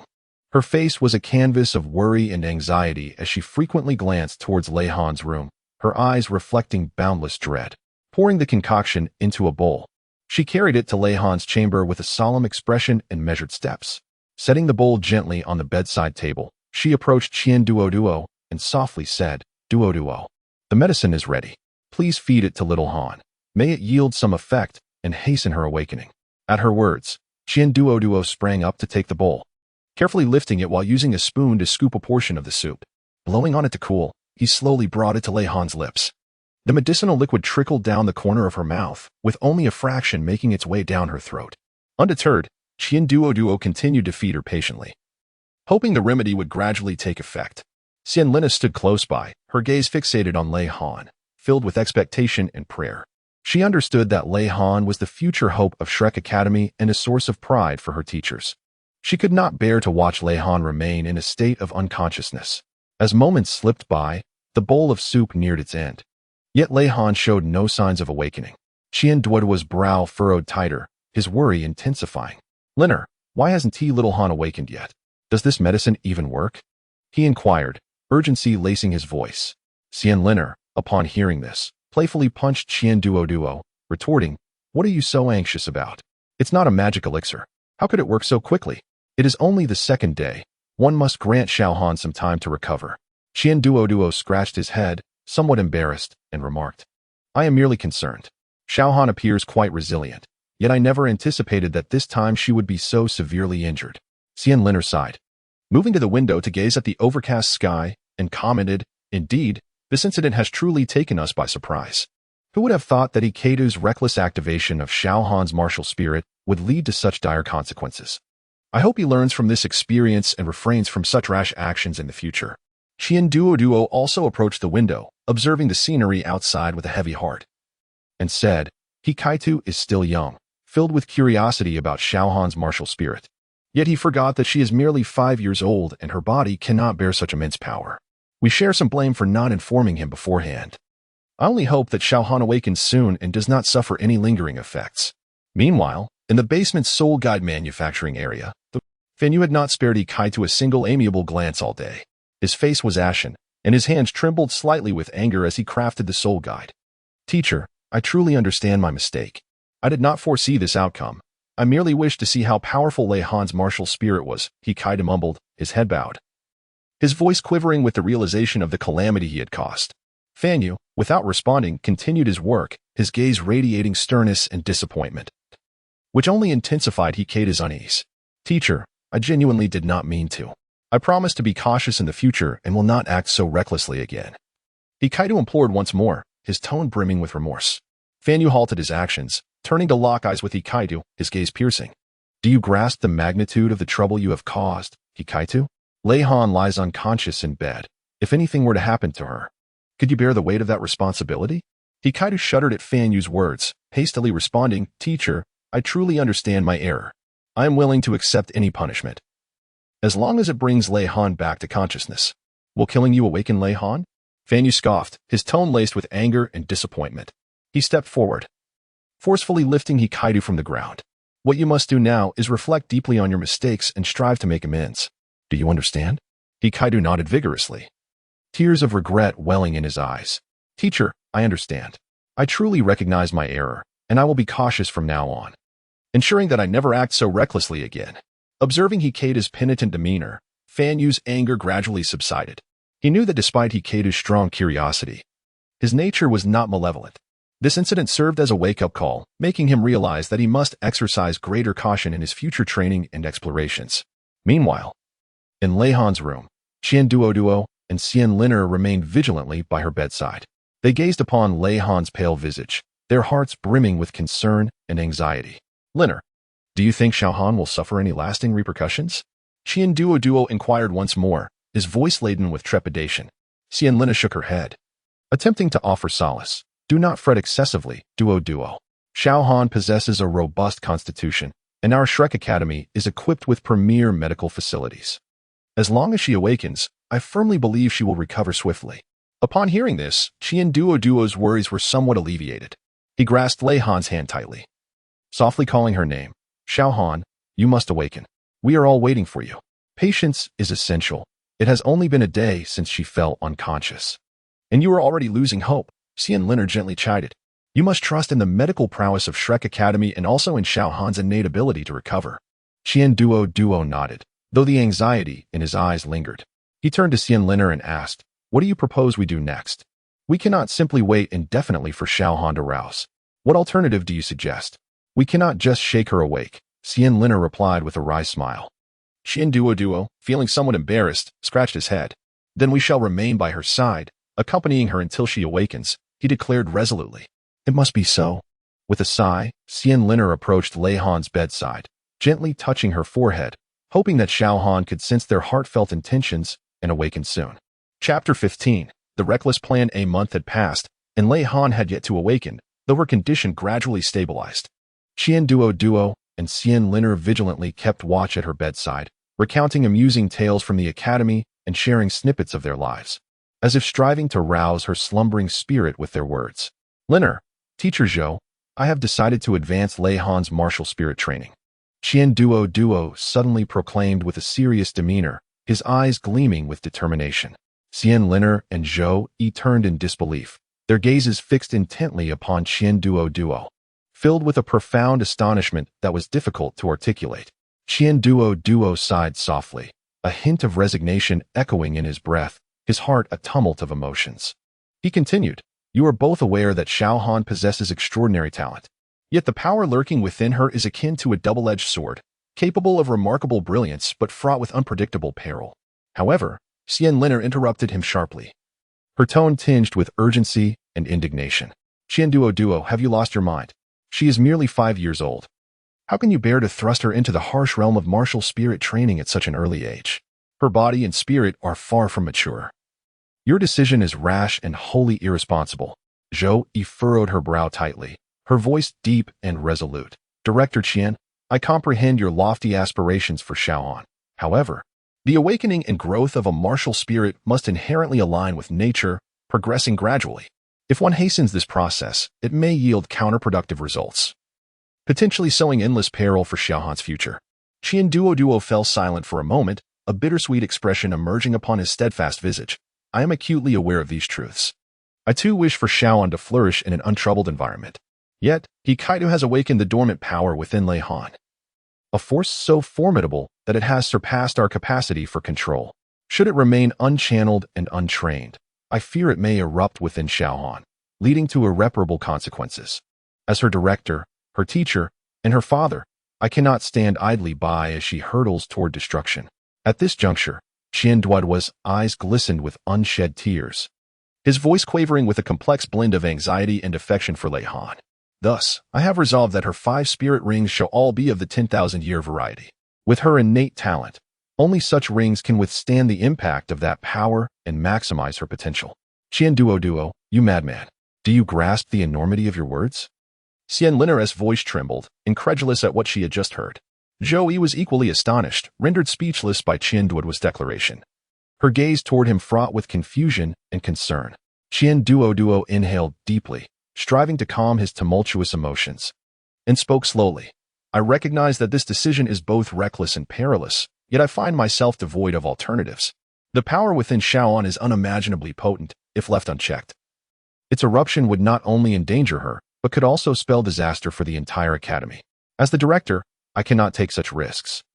I must prevent this calamity from unfolding. Furthermore, I believe in Xiaoan. I trust in her extraordinary courage and resilience. She will undoubtedly surmount these trials and emerge as a true powerhouse.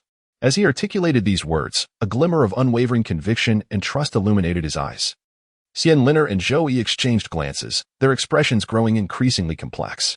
They understood that Qianduo's decision, though audacious, stemmed from profound love and a sense of responsibility for Xiaoan. They remained silent for a moment before ultimately sighing in resignation, choosing to silently support Qianduo's resolution. Director, I implore you to reconsider. Hikaidu knelt, his voice tinged with desperation. Xiaoan is still so young. How can she endure the trial of the 10,000-year spirit rings? This is utterly cruel and profoundly unjust. Fanyu, look at the calamity your esteemed disciple has conjured. Now, she must absorb 5 10,000-year spirit rings all at once. This is preposterous, a taboo in the annals of martial spirit cultivation. Zhou Yi cast an angry glance at Hikaidu, her voice trembling slightly with emotion. Duo closed his eyes heavily, tears slowly streaming through his fingers. When he opened his eyes again, his gaze had transformed into one of unwavering determination. Follow my instructions. We are running out of time. I, Duo, have no children of my own, and now that I have taken Lei Han as my adopted daughter, I intend to love and nurture her as if she were my flesh and blood. I cannot allow the power within her to become the source of her destruction. I must ensure she becomes a true warrior, one that all shall recognize as a disciple forged by me, Duo, and not a mere trivial existence. Xianliner and Zhou Yi exchanged glances, perceiving resolve and helplessness in each other's eyes. They understood that Duo had made his decision, one that could not be altered by anyone. Thus, they silently rose, preparing to undertake the final preparations for Lei Han's martial soul training. The three of them tidied up, ready to venture into the Stardow Forest in search of a suitable 10,000-year soul ring for Lei Han. The Stardow Forest, a gathering place for soul beasts, is fraught with both peril and opportunity, but for the sake of Xiaohan's future, they must embrace the risk. Zhou Yi and Wang Yan remained behind to care for the unconscious Lei Han, preparing medicines to enhance her physique and stabilize her soul power, hoping to alleviate, to some extent, the suffering she was about to face. Lei Han lay quietly on the bed, her complexion pale yet imbued with a hint of resolve, as if she sensed the impending challenges. Teacher Zhou, do you truly believe Xiaoan can endure this trial? Wang Yan asked anxiously, his eyes filled with concern for her. Zhou Yi sighed softly, her gaze gentle as she looked at Lei Han. I do not know, but regardless of the outcome, we must support her with all our might. Since Dean Xian has made this decision, we should trust his judgment, as well as Lei Han's potential and courage. Indeed, after all, she is a subject of the Sun and Moon Empire.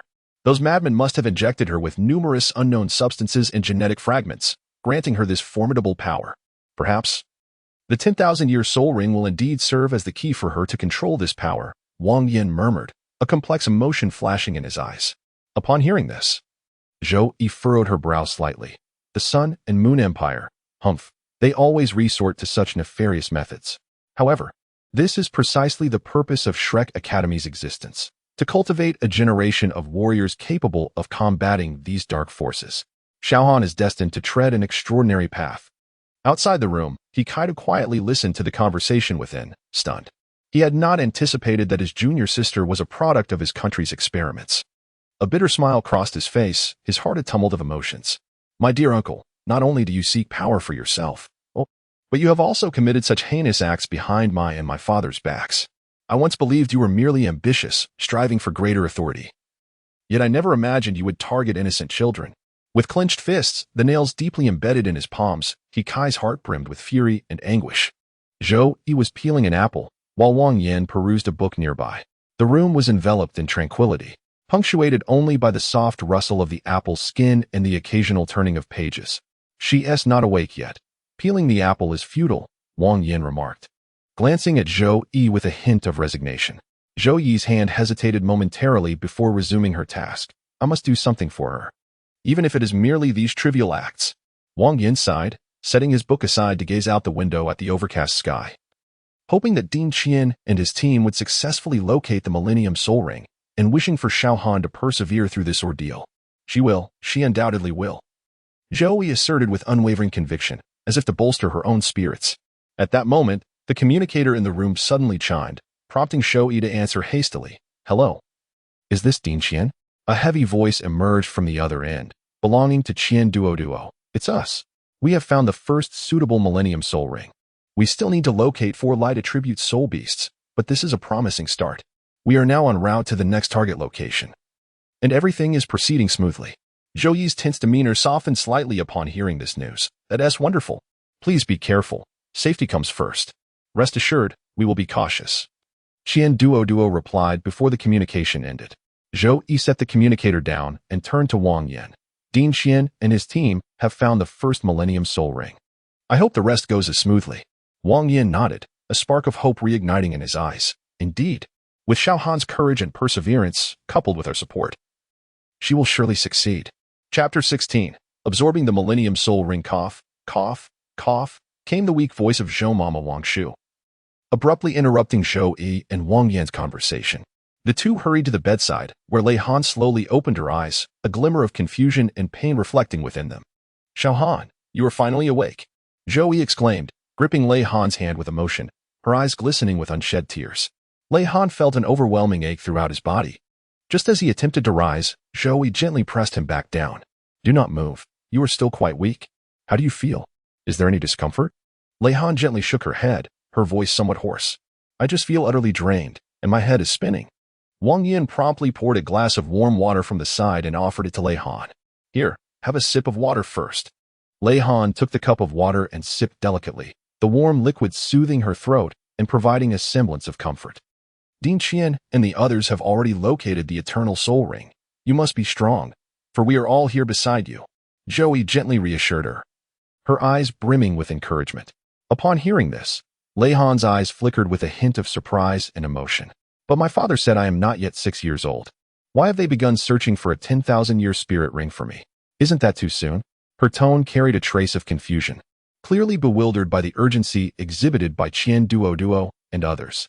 Zhou Yi gently caressed Lei Han's head and explained, your situation is rather unique. And after being provoked by your senior brother, the power within you has become somewhat uncontrollable. Ding Qian is concerned that this power may endanger you, which is why he decided to seek a 10,000-year spirit ring for you ahead of time, hoping to assist you in better controlling and utilizing this force. Lei Han nodded, seemingly understanding, a glimmer of determination flashing in her eyes. I will strive to do my best. I do not wish to disappoint my father, Aunt Shou, and Uncle Wang. Come now, Xiao Han, drink your medicine, Wang Yan said as he approached, holding a bowl of fragrant herbal concoction and presenting it before Lei Han. Lei Han gazed at the bowl of dark, bitter concoction before her, her heart filled with a sense of reluctance. She turned to Zhou Yi, her eyes reflecting a hint of playful pleading. Mama Zhou, could I possibly refrain from drinking it? The very scent is so unbearably bitter. Zhou Yi chuckled softly, shaking her head with an expression brimming with affection. My dear Xiaoan, a good remedy is often unpalatable, yet it is through this medicine that you shall recover swiftly. Moreover, by consuming it, you will grow stronger, ensuring that you will not be easily bullied in the future. As she spoke, Zhou Yi retrieved a piece of candy from her pocket. Once you have finished your medicine, this sweet treat shall be yours. As Lei Han gazed at the vividly colored candy, her eyes sparkled with delight. She swiftly took the potion from Wang Yan's hand, closed her eyes, and downed it in one gulp. However, the very next moment, Wang Yan was caught off guard as the potion was sprayed all over his face. Lei Han, overwhelmed by the bitter taste, erupted into a fit of coughing, her small face scrunching up in distaste. Oh dear, Xiao Han, why did you spit it all out? Zhou Yi exclaimed, quickly grabbing a handkerchief to wipe Wang Yan's face while gently patting Lei Han's back.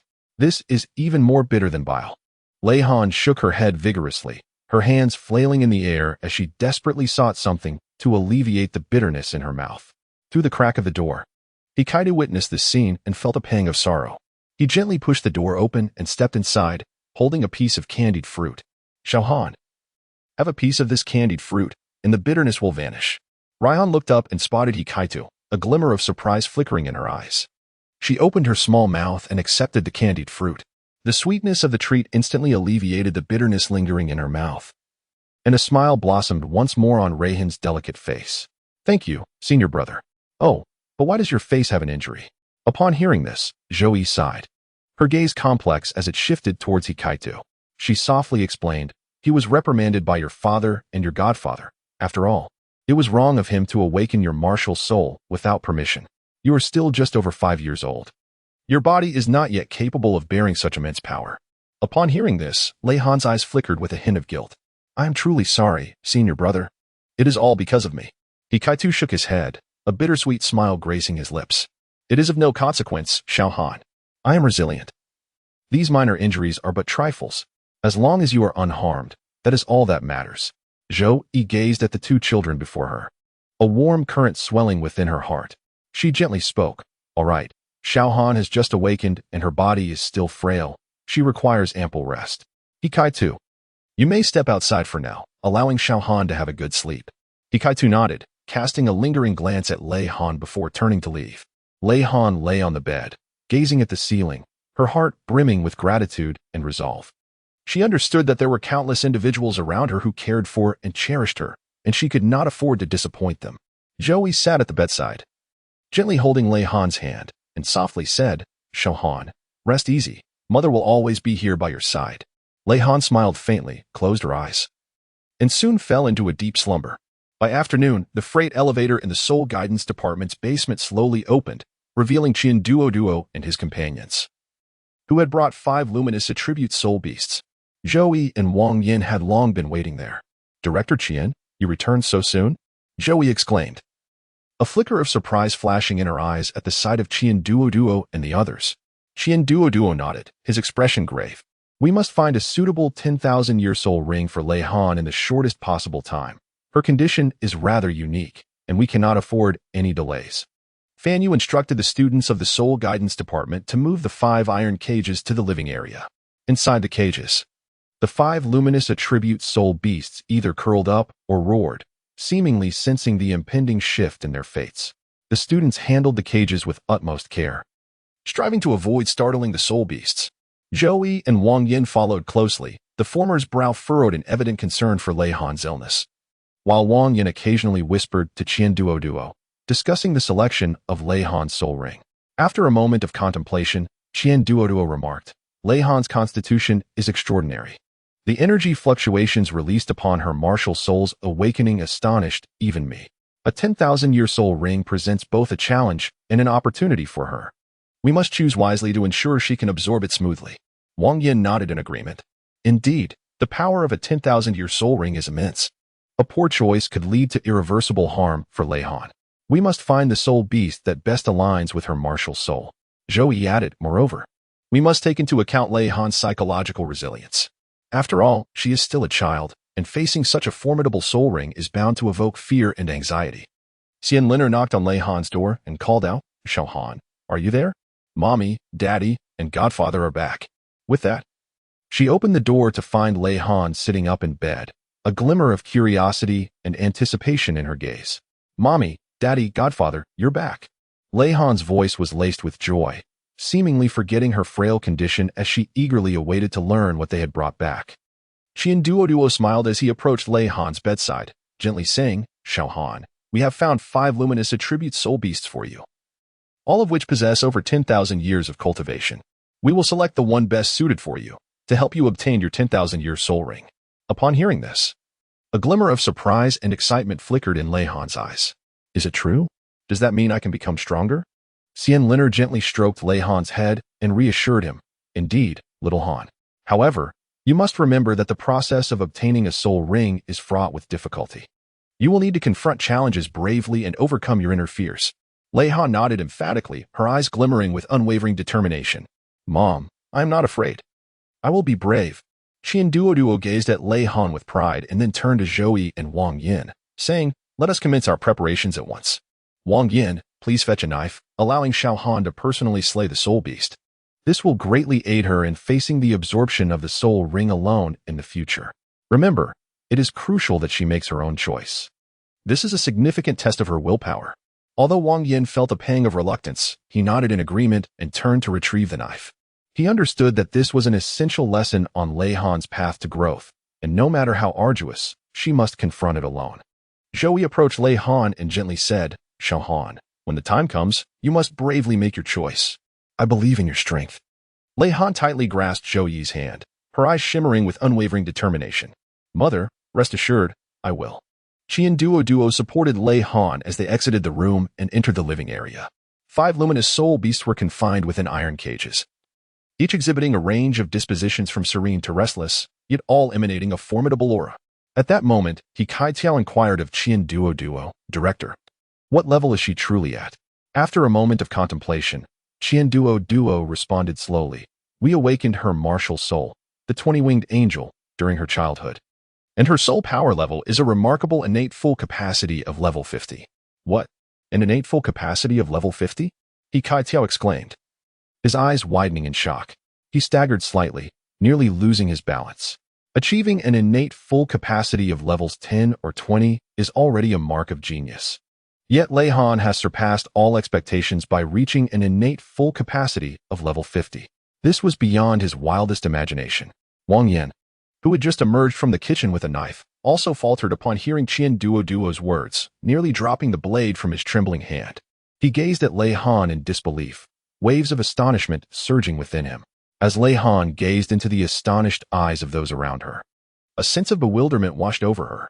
She had always known that she was unique, yet she had never anticipated that her soul power would be so remarkably high. "Father, am I truly that formidable?" A hint of uncertainty tinged her voice. Qian Duo smiled gently and nodded, his gaze brimming with encouragement. "Indeed, little Han, you are exceptionally gifted. Your extraordinary talent shall undoubtedly lead you to become a formidable force in the future." Upon hearing Qian Duo's affirmation, a spark of hope flickered in Lei Han's eyes, illuminating her aspirations and bolstering her self-belief. She inhaled deeply, then exhaled slowly, as if rallying her spirits. "What must I do now?" Lei Han inquired, her eyes fixed on Qian Duo, awaiting his guidance. Qian Duo then turned to Wang Yin, who had already steadied his mind, extending the knife he held toward Lei Han. She accepted the blade, her hand trembling slightly, yet she resolutely tightened her grip on the hilt. "Little Han, you must choose one of these 5 soul beasts and personally slay it to obtain its soul ring," Qian Duo stated gravely. Lei Han nodded, then approached the 5 iron cages. Standing before them, her gaze swept back and forth across the 5 soul beasts. Each of these creatures emanated a formidable aura, instilling a sense of pressure within her. Yet, she understood that this was a challenge she must confront. She had to summon her courage and take this crucial step forward. Lei Han took a deep breath and approached one of the seemingly gentle spirit beasts. It was a radiant bird adorned with pure white wings, its eyes exuding a sense of tranquility and peace. As Lei Han gazed at it, an inexplicable warmth surged within her heart. "You shall be the one," she decided. With her eyes closed, she wielded the knife in her hand with reckless abandon. After a while, she opened her eyes only to discover that she had entirely stripped the radiant bird of its feathers, leaving it completely bare yet miraculously unharmed, standing in its cage with an expression of innocence and grievance. "Junior sister, haha, I had no idea you possessed such a talent. You've practically given this radiant bird a complete wax." Hikaido laughed uncontrollably beside her, nearly losing his breath. "One might think you were preparing to pluck a chicken before stewing it." After a struggle to contain his laughter, Hikaido teased once more. Xian Linner could hardly suppress her amusement either. She gently patted Lei Han's shoulder, offering comfort. "Little Han, do not be disheartened. It's natural to feel a bit clumsy on your first attempt. Let us try again. This time, I shall teach you how to strike with precision." Lei Han's cheeks flushed with a delicate hue, and she nodded bashfully. Taking a deep breath, she steadied herself before casting her gaze upon the luminous bird once more. This time, she refrained from haste, meticulously observing each movement and breath of the radiant creature. Qian Duo, standing nearby, offered guidance. "Xiao Han, you must attune yourself to the essence and rhythm of the soul beast, identify its vulnerabilities, and strike decisively. Remember, it is imperative to remain calm and resolute." Lei Han nodded slightly, then swung her blade once more. This time, the glimmer of her sword flashed like lightning, precisely striking the neck of the radiant bird. The creature emitted a heart-wrenching cry before collapsing to the ground, motionless. Lei Han gazed at the radiant bird upon the ground, her eyes reflecting a glimmer of astonishment and joy. She had not anticipated her success, which significantly bolstered her confidence. I did it. Lei Han's voice trembled with excitement. Duo smiled and nodded approvingly, then approached Lei Han's side, softly uttering, "Well done, Xiaoan, you have performed admirably. Now, we can commence the absorption of the soul ring." Under Duo's guidance, Lei Han settled into a cross-legged position, closed her eyes, and focused her mind, preparing to absorb the soul ring. The atmosphere around them grew dense and tense as everyone held their breath, intently observing every movement of Lei Han. Lei Han's face was drenched in cold sweat, clearly indicating that the process of absorbing the soul ring was far from effortless. The soul ring of the luminous bird gradually ascended, emanating a gentle radiance that seemed to resonate with the soul power within Lei Han. Her brow furrowed tightly, a visage of pain etched upon her features. Yet her gaze remained remarkably resolute. Duo observed anxiously from the sidelines, occasionally whispering reminders. "Relax, Xiaohan, ease your body, and allow the soul ring to naturally integrate within you." Under the guidance of Duo, Lei Han diligently adjusted her breathing and state of mind. As time elapsed, the expression of anguish on her face gradually faded, and the radiance of the soul ring dimmed, ultimately merging completely within her being. When Lei Han reopened her eyes, they sparkled with newfound brightness and depth, as if she had undergone a profound metamorphosis. Rising to her feet, she felt the surging power coursing through her, a satisfied smile gracing her lips. "Mother, I feel as though I have become immensely stronger," Lei Han exclaimed, racing to Xianliner and grasping her hand. Watching her daughter's exuberance, Xianliner's eyes shimmered with pride and contentment. She gently caressed Lei Han's head and spoke softly, "Indeed, Xiaohan, you have grown significantly stronger. Yet remember, with great power comes great responsibility. You must wield your strength to protect those around you and to pursue the path of righteousness." Lei Han nodded earnestly, etching her mother's words deeply into her heart. She turned her gaze towards the remaining spirit beasts, her eyes shimmering with resolute determination. She understood that this was merely the beginning of her journey towards growth, with a long path still ahead of her. Duo observed Lei Han's demeanor, filled with admiration. He recognized that she possessed extraordinary talent and potential. As long as she persevered, she would undoubtedly become a formidable force in the future. "Very well, Xiaohan. Continue to vanquish the remaining 4 10,000-year spirit beasts. This will further temper your will and strength," Duo stated solemnly, his tone imbued with an undeniable conviction. Lei Han was momentarily taken aback, but she soon nodded in agreement. Despite having just endured a formidable challenge, she did not waver upon hearing Duo's words. She understood that to grow stronger, one must confront greater difficulties and trials. Duo opened cage after cage containing soul beasts, and Lei Han skillfully dispatched them one by one with her blade. Each soul ring was absorbed meticulously, further enhancing her power with every absorption. However, an unexpected incident occurred with the final soul beast. In its dying throes, it lunged and sank its teeth fiercely into Lei Han's left shoulder, causing Duo and Xianliner to gasp in horror and rush forward. At that moment, a certain force within Lei Han began to stir. A surge of white energy erupted from her, and both Duo and Xianliner, standing closest to her, suddenly found their martial souls rendered ineffective. As if the soul power of the beast was completely suppressed. "My martial soul seems to be restrained. Even the soul guide has lost its response," exclaimed He Kai-Tu in astonishment, as the device in his hand indeed dimmed, seemingly stripped of all its strength. "What is this power?" Zhou Yi's voice trembled slightly. She had never witnessed such an extraordinary phenomenon. Ultimately, the soul beast was slain by Lei Han, who did not hastily absorb the soul ring. Zhou Yi turned to fetch the medicine box, and upon returning, she was met with an astonishing sight. The gruesome wound on Lei Han's left shoulder was visibly healing at an incredible pace, surrounded by a faint, ethereal glow, as if some mysterious force were mending her body. "What is happening?" Zhou Yi gasped in disbelief, nearly dropping the medicine box from her hands. Lei Han was taken aback, gazing down at the rapidly healing wound, her eyes shimmering with curiosity and perplexity. "I am unsure. It seems my body is instinctively repairing itself." Her voice carried a hint of confusion.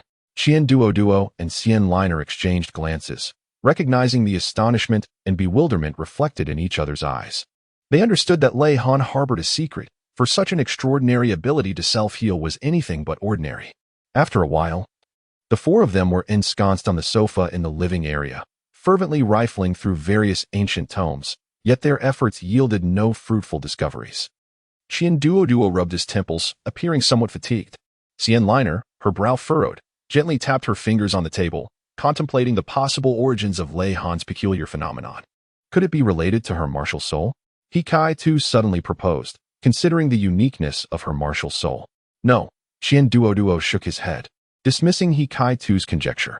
Lei Han's martial soul is that of a 20-winged angel, although formidable and rare, as far as I know. It does not possess such healing capabilities. Moreover, it does not resemble a type of soul power. Rather, it can counteract our martial souls and soul-guiding devices. Xianliner added, her gaze deepening as if she were recalling something significant. Lei Han quietly sat aside, listening to their discussion, her heart brimming with confusion. She gazed at her shoulder, which had completely healed, leaving only a faint scar. Perhaps I shall name it Void Spirit, as a tribute to this enigmatic force within me. Suddenly, Lei Han broke the silence. Void Spirit, Duo echoed the name thoughtfully, a glimmer of contemplation flickering in her eyes. Indeed, it is a splendid name, both mysterious and formidable. However, Xiao Han, remember this. Only in dire circumstances or when your life is gravely threatened should you dare to wield this power. It shall be your ultimate trump card. Lei Han nodded, etching Duo's words into her memory. She understood that while this mysterious power was formidable, it inevitably came with unknown risks. She needed to wield it with caution to avoid attracting unnecessary troubles. Chapter 17. Hellish Education. Ever since Lei Han acquired 5 precious millennia soul rings, Duo entrusted Shou-Yi to meticulously design a series of elite educational training sessions of a hellish difficulty for her. Every time Kai-tu eagerly wished to observe, he was invariably turned down by Fan Yu with various reasonable excuses. Shou-Yi implemented an exceedingly rigorous soul cultivation regimen for Lei Han, while Wang Yan provided personalized theoretical instruction on soul powers, tactical analysis, and simulated drills for the continent's prestigious Soul Master competitions, aiming to ensure that Lei Han made advancements in both theory and practice.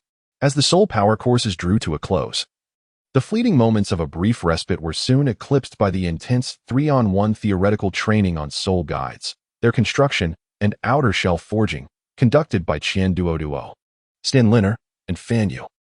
Duo was astonished to discover that when Lei Han crafted a 3rd-level soul guide, not only was her speed remarkable, but her precision also exceeded their expectations by far. He felt a quiet sense of satisfaction, knowing that his initial judgment had indeed been astute. Lei Han not only possessed extraordinary talent in soul powers, but also exhibited remarkable potential in the realm of soul guides. Xianliner focused more on teaching the application strategies of soul guides. Drawing from her rich combat experience, she simplified complex concepts for Lei Han, explaining how to adeptly utilize soul guides in fierce battles and achieve a seamless transition between offense and defense. Fan Yu took a hands-on approach, providing one-on-one guidance to Lei Han in forging the outer shell of the soul guide, from the meticulous selection of materials to the intricate process of refining and shaping, with every detail pursued to perfection. At this moment, Wang Yan sat on the couch, his expression fraught with irritation as he flipped through a book, eventually slamming it onto the coffee table. He turned to Shou-Yi and said, Xiao Han is only 5 years old. You shouldn't train her so harshly. She will surely perish on your training grounds. Wang Yan's tone was laden with concern and discontent. Before Shou-Yi could respond, Duo slowly rose, walked over to Wang Yan, and gently patted his shoulder, speaking in a solemn tone. Wang Yan, I understand your worries, but this child, Lei Han, is unlike any genius we have encountered. Her potential is unfathomable. If we do not stimulate it through rigorous methods, we risk wasting such a gift. Moreover, she is like a spring. The greater the pressure you apply, the stronger her rebound will be. I wish for her to grow happily, but reality often does not permit such indulgences. Duo sighed deeply, his gaze profound. We both understand that the Empire of Sun and Moon is actively pursuing her and the late Lei Yunan. For it was Lei Yunan who absconded with Lei Han from that place, altering her destiny forever. Alas, should this underground chamber be compromised, Yi Shishui and their cohort would undoubtedly come to seize Lei Han, a child imbued with extraordinary potential. Her very existence is a tempest. I'm compelled to pave a path for her fraught with thorns, hoping she will emerge from the storms more resilient, equipped to confront any challenges that lie ahead. Shou-Yi clenched her fists, her voice tinged with emotion. Do I not wish for her to have an easier life? Look at those soul masters outside who are hunting her. Each one covets her power. All we can do is help her grow stronger swiftly, for only then might she survive this storm. Wang Yin fell silent, acutely aware that he could not contest their words. Lei Han's situation is undeniably perilous. Her presence acts as a magnet, drawing the attention of various factions. After a moment of contemplation, he finally spoke. I understand. But when will she be able to leave this underground chamber and truly engage with the world outside? We cannot allow her to dwell in darkness indefinitely. We must consider numerous factors, such as a legitimate identity, a reasonable background, and sufficient strength for self-protection. Duoluo took a sip of coffee and continued. All of these require time and careful planning. Although Lei Han currently possesses formidable martial souls and the ability to craft soul-guiding devices, her maturity is still lacking, and her understanding of the world is limited. She might not even discern the difference between a copper soul coin and a gold soul coin. Therefore, we need to provide her with further education and guidance, enabling her to gradually acclimate to this world. I heard you have recently launched an extreme individual combat program for soul-guiding devices. Wang Yin suddenly shifted the topic, seemingly attempting to lighten the heavy atmosphere. Duoluo's eyes brightened as he nodded. Indeed, that is a project I am developing with Fan Yu. We aim to cultivate a group of individual soul masters with extreme combat capabilities. They must excel not only in martial soul cultivation, but also in the crafting and utilization of soul-guiding devices. As for the candidates, we have yet to make any definitive choices. Why do you ask? Wang Yin smiled slightly, a glint of cunning in his eyes. I believe Lei Han might be an excellent candidate. Her talents and abilities are perfectly suited for this initiative. Moreover, the extreme individual combat program could facilitate her rapid growth, helping her adapt to the outside world more effectively. Upon hearing this, Duoluo fell into deep contemplation. He had indeed considered including Lei Han in the extreme individual combat program, but had hesitated to make a decision. He then shook his head. No, the extreme individual combat program is unworthy of her. Wang Yin was taken aback. He had not anticipated such a blunt rejection from Duoluo. Curiosity piqued. He inquired, why not? Is not the extreme individual combat program meticulously crafted by you? Why do you deem it unworthy of Lei Han? Surely, your soul-guiding department is not being overly proud? Duoluo waved his hand, interrupting Wang Yan's words. You misunderstand. I am not suggesting that the extreme solo soldier program is inadequate, but rather that it fails to fully harness Lei Han's potential. Her abilities far exceed our imagination. Her future should not be confined within a single plan, but rather crafted by her own volition. What do you think we should do then? Zhou Yi interjected, her eyes brimming with anticipation. What else can we do? We must forge her into a formidable weapon of the soul guidance system. Fan Yu remarked casually. Yet the seriousness and fervor in his gaze were unmistakable. I will make her the stabilizing force, the ultimate trump card of the soul guidance system, capable of turning the tide of battle single-handedly against any opponent. You certainly possess grand ambitions, Duoluo said, playfully tapping Fan Yu with his finger, followed by a knowing smile. However, I admire that. Lei Han indeed has the potential to become a legend within the soul guidance system. But this path will undoubtedly be fraught with challenges. We need to devise a unique training plan for her.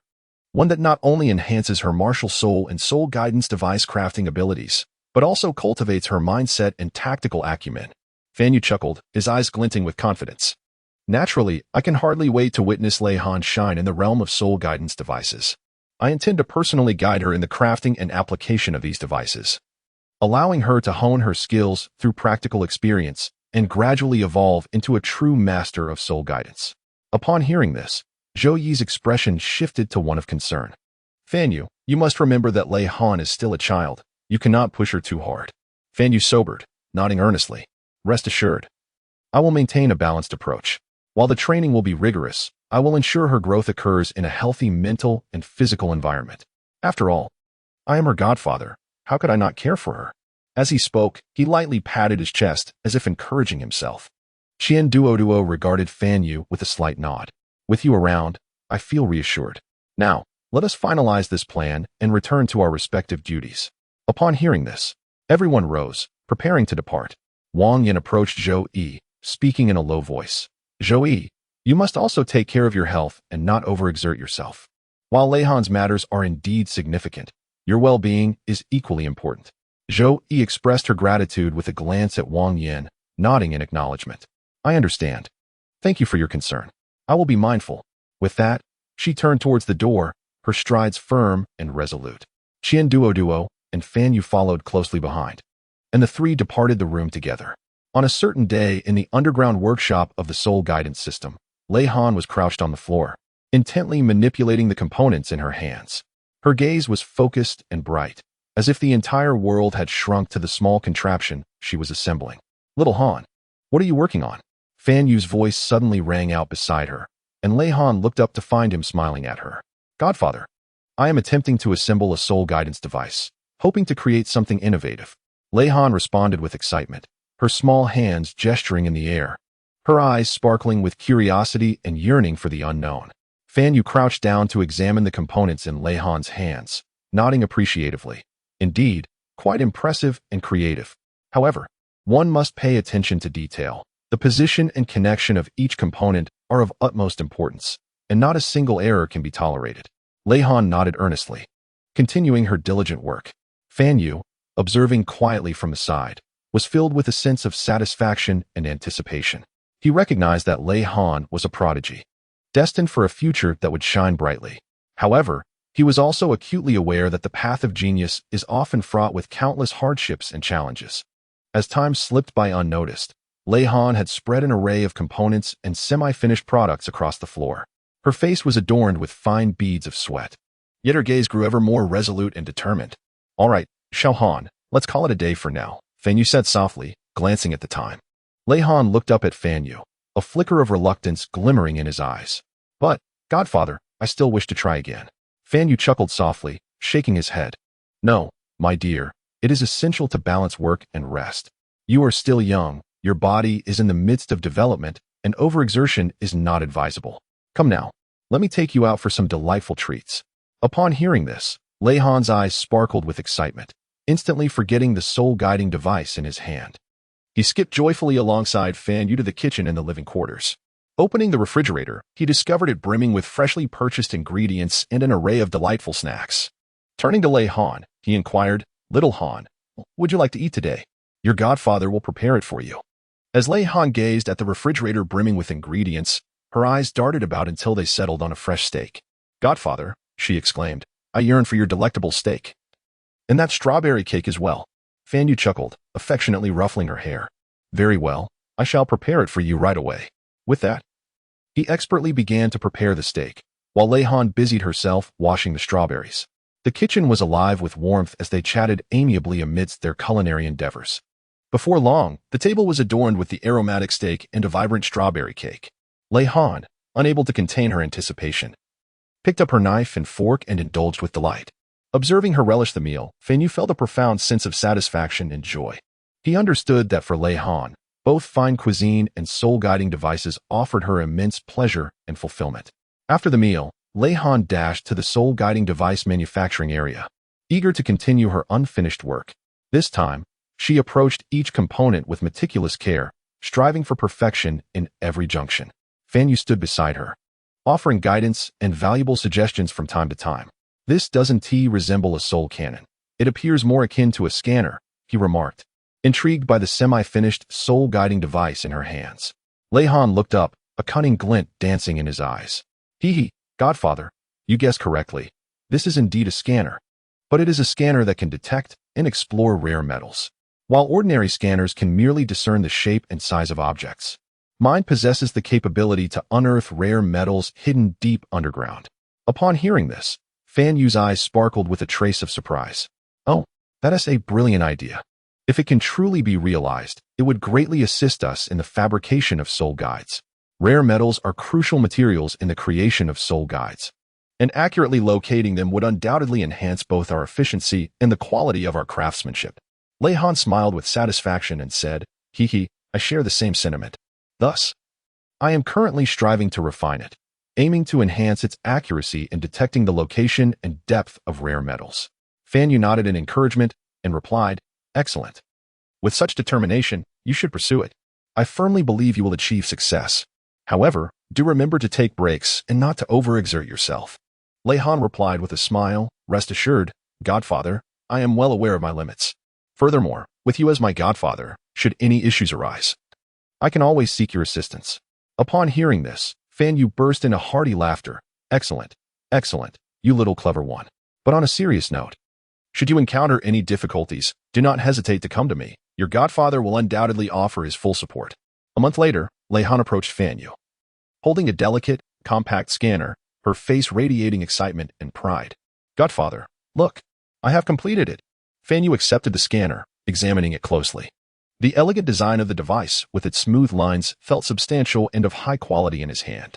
He pressed the switch, and the scanner immediately emitted a gentle glow, beginning to rotate slowly. Very impressive. It exudes a strong sense of technology, Fan Yu remarked. Now, why don't you take it outside and test its efficacy? Lei Han responded eagerly. Fan Yu nodded, turning to leave the basement and making his way to an open area within the academy. Finding a suitable spot, he placed the scanner on the ground and activated it. The scanner emitted a soft light, gradually moving across the surface while producing a faint humming sound. As the scanner progressed, a look of astonishment began to emerge on Fan Yu's face.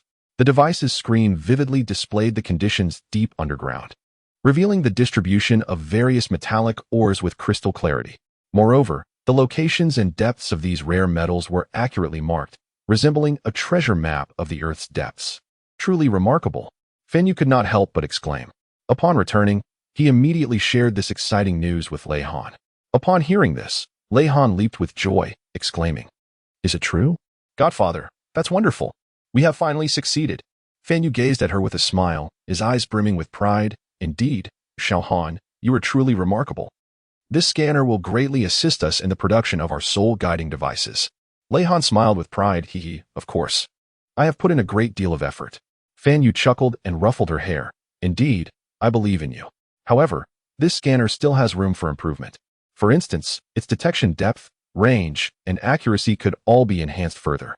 You can continue to study and refine it, transforming it into something even more exceptional. Lei Han nodded, her eyes shimmering with resolute brilliance. Yes, I will. I shall undoubtedly make it better. Duo and Xian Liner hurried over upon hearing the news. He picked up the scanner, scrutinizing it with great care, and a look of astonishment spread across his face. My dear daughter, tell me, did you create this by yourself? Duo gazed at Lei Han, his eyes filled with disbelief. Lei Han nodded proudly. Yes, Dad, this is the result of my hard work with my godfather. Upon hearing this, Duo turned to Xian Liner and suggested, let's see if we can purchase in bulk.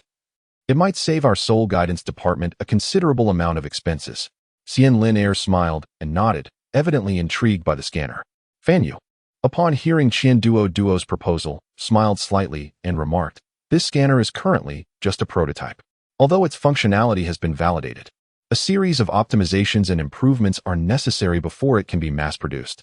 However, I firmly believe that with Xiao Han's intelligence and my experience, we will certainly refine it to a level suitable for mass production. Duo, his eyes glimmering with admiration, responded, Indeed, very well said. Fan Yu, as our teacher in the Soul Guidance Department, you have consistently demonstrated exceptional talent and responsibility. I am confident that you and Lei Han will enhance this scanner even further. Xian Liner chimed in with a smile. Yes, Teacher Fan Yu, both you and Lei Han are the pride of our academy.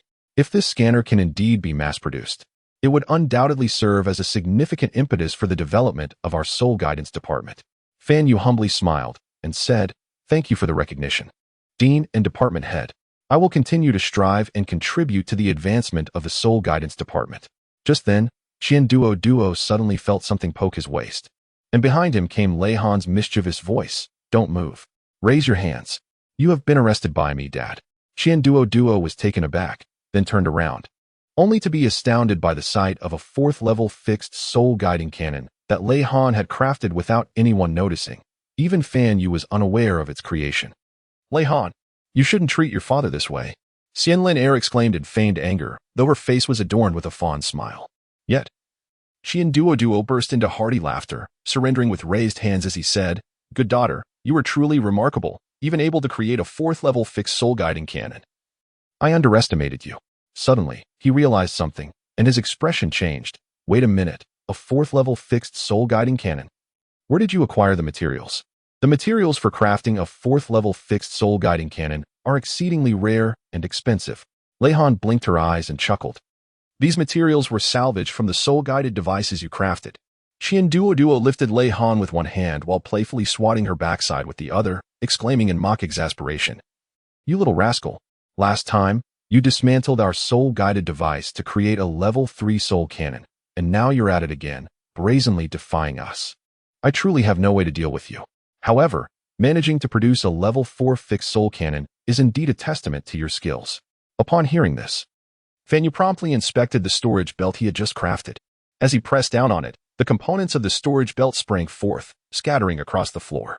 With a look of helplessness, Fan Yu turned to Lei Han, exclaiming in a mixture of amusement and dismay, "Little Han, have my storage belt also fallen victim to your sabotage?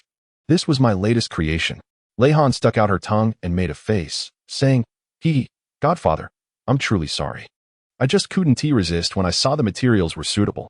Was it particularly forced this time? Is that why the level 4 fixed soul guidance cannon turned out so small and rough?" Fan Yu gently brushed her fingers over the somewhat coarse surface of the level 4 fixed soul guidance cannon, her eyes reflecting both reproach and affection. Lei Han lowered her head and softly remarked, "Indeed, it is somewhat challenging. The blueprint you discarded posed quite a difficulty. I labored over it for half a year before managing to create something. The materials were also somewhat insufficient, which is why it turned out a bit smaller than intended. However, I shall continue to strive for improvement, and I promise to do better next time." Fan Yu, observing her earnest demeanor, felt a surge of emotion within him. He gently patted Lei Han's shoulder and said with warmth, "It's all right, Xiao Han. You have already performed admirably. We have all witnessed your dedication and progress. As long as you maintain this fervor and tenacity, I am confident that you will become a leading figure in the field of soul-guiding device craftsmanship in the future." Lei Han raised her head, her eyes shimmering with resolute determination. "Thank you, Godfather. I shall strive diligently. I aim to create more and superior soul-guiding devices to bring honor to our department." Qian Duo observed this master-disciple duo with a heart brimming with satisfaction. With a smile, he remarked, "All right, enough of the antics. Fan Yu, continue guiding Xiao Han in the research of that scanner, and strive to complete its optimization and enhancement at the earliest opportunity. Lei Han, remember not to dismantle our soul-guiding devices carelessly. If you require any materials, feel free to communicate with me directly. I shall endeavor to accommodate your needs." Xian Liner chimed in with a smile. "Indeed, Xiao Han, you are our treasure, and we will undoubtedly support you wholeheartedly. However, do bear in mind the importance of safety during the fabrication of soul-guiding devices. Do not put yourself in harm's way." Lei Han nodded vigorously, assuring, "Rest assured, Father, Mother, and Godfather, I will be cautious." After uttering these words, Lei Han grasped Fan Yu's hand and exuberantly dashed back to the Soul Guide device manufacturing zone. Chapter 18. Training. Lei Han gazed at Zhou Yi with sincerity and inquired, "Zhou Mama, how can I cultivate my second soul skill, the angelic sacred shield, to become as unyielding as a fortress of iron and copper? At present, it appears as fragile as a mere sheet of paper, easily pierced by the sharp claws of 10,000-year soul beasts during my combat simulations, leaving me utterly defenseless." Upon hearing this, Zhou Yi smiled gently, her eyes reflecting a hint of admiration. "Lei Han, your question is remarkably astute.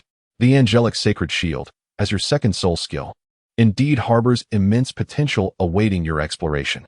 To forge it into an indomitable bastion, you must first attain a profound understanding of its essence and composition. You need to meticulously examine every aspect of the shield's defensive capabilities, from the flow of soul power to the methods of reinforcing the shield's surface. No detail should escape your scrutiny. Simultaneously, enhancing your soul power cultivation is of paramount importance. Elevating both the purity and magnitude of your soul power is essential, as only with formidable soul strength can you establish a solid foundation for a defense akin to an impregnable fortress. Furthermore, the accumulation of practical combat experience must not be overlooked. You might consider actively seeking confrontations with higher-level soul beasts during your training, although you may face numerous challenges and difficulties in the initial stages. These invaluable experiences will enable you to continuously identify the shortcomings of the angelic sacred shield and subsequently refine and perfect it. Remember, the path of cultivation is seldom smooth. Only through unwavering perseverance and relentless effort can you truly forge the angelic sacred shield into an unassailable stronghold." Lei Han listened intently to every word spoken by Zhou Yi. Once she finished, Lei Han solemnly nodded and declared, "I understand, Mother Zhou. I shall dedicate myself to rigorous training." With that, she turned and leaped into the ice water bucket to alleviate her muscle soreness. Zhou Yi watched her resolute figure with a heart full of pride. Subsequently, she retrieved a basin filled with ice cubes, while Wang Yin assisted by pouring the ice into the bucket, producing a crisp sound. "It's so cold, I'm freezing," Leon exclaimed as she sprang out of the ice water bucket, her body enveloped in a chill, her teeth chattering. Xianliner quickly wrapped a blanket around her to prevent her from succumbing to the cold. "Lei Han, while training is indeed vital, one must also pay heed to one's health," Joey said with genuine concern. Lei Han nodded, her eyes shimmering with resolute brilliance. "Jo Mama, rest assured, I will judiciously balance my training and rest." "You may return to your rest now," Shoei commanded with an undeniable authority in her voice. "Starting tomorrow, I shall devise a more rigorous training regimen for you." Lei Han bit her lip, feeling a twinge of anxiety, yet she resolutely replied, "Yes, Mother Zhou, I will give it my all." After speaking, she wrapped herself tightly in a blanket and, accompanied by Xianliner, slowly made her way to her room to rest and regain her strength in anticipation of the challenges ahead. Once back in her room, Lei Han did not immediately lie down. Instead, she sat on the edge of her bed, closed her eyes, and began to meditate, striving to grasp the intricate details of the angelic sacred shield. In the realm of meditation, she envisioned her soul power flowing like a gentle stream, continuously infusing the angelic sacred shield, rendering it progressively more robust and substantial. As time passed, Lei Han sensed her mental and soul powers enhancing steadily. She felt attuned to every subtle shift within the angelic sacred shield, from its initial frailty to its emerging resilience. She held steadfast in her belief that through relentless practice, her angelic sacred shield would one day transform into an impregnable bastion. In the afternoon, Hikaitu descended to the basement to find Lei Han, a box of snacks in hand and a warm smile gracing his face. "Junior sister, is the training arduous? I brought you some treats, all your favorites," he said, extending the box towards her, his tone filled with genuine concern. Lei Han took the box of pastries, a surge of warmth filling her heart. "Thank you, senior brother. It is truly wonderful to have you by my side." As she opened the box, an enticing aroma wafted forth, momentarily alleviating her exhaustion from cultivation. "Junior sister, while cultivation is indeed vital, it is equally important to take care of yourself," Hikaitu remarked, his gaze upon Lei Han filled with tenderness. "We have all witnessed your progress, and Teacher Zhou holds high expectations for you. However, do not burden yourself with excessive pressure." At that moment, Hikaitu noticed the numerous new scars and bruises adorning Lei Han's body, a pang of concern striking his heart. "Did you acquire these injuries during today's training?" he inquired softly. Lei Han lowered his gaze to his scars and smiled softly. "It's nothing, senior brother. These are merely the marks of growth. I will be cautious and undoubtedly become even stronger." Upon hearing this, Kaitu gently patted Lei Han's shoulder. "I believe in you, Lei Han. You possess a unique talent and resilience that others lack. As long as you persevere, your future will undoubtedly be brighter." After a brief pause, he continued, "By the way, I have been researching some new soul-guiding devices lately. Perhaps they could assist you in your cultivation. Once you have rested well, we can discuss them together." As Lei Han's eyes sparkled with excitement, she exclaimed, "Really? Senior brother, you are so kind. I have always yearned to learn more about soul-guiding devices." He smiled and nodded, responding, "No problem, I will impart all that I know to you. Our Shrek Academy's Soul Guidance Department possesses abundant resources and formidable faculty." The two engaged in pleasant conversation while dining, enveloped in a warm and cheerful atmosphere. In the company of her senior brother, Lei Han momentarily forgot the hardships of her training, feeling the care and warmth emanating from him. Once they finished their snacks, he attentively tended to each of her wounds, his movements gentle, fearful of causing her pain.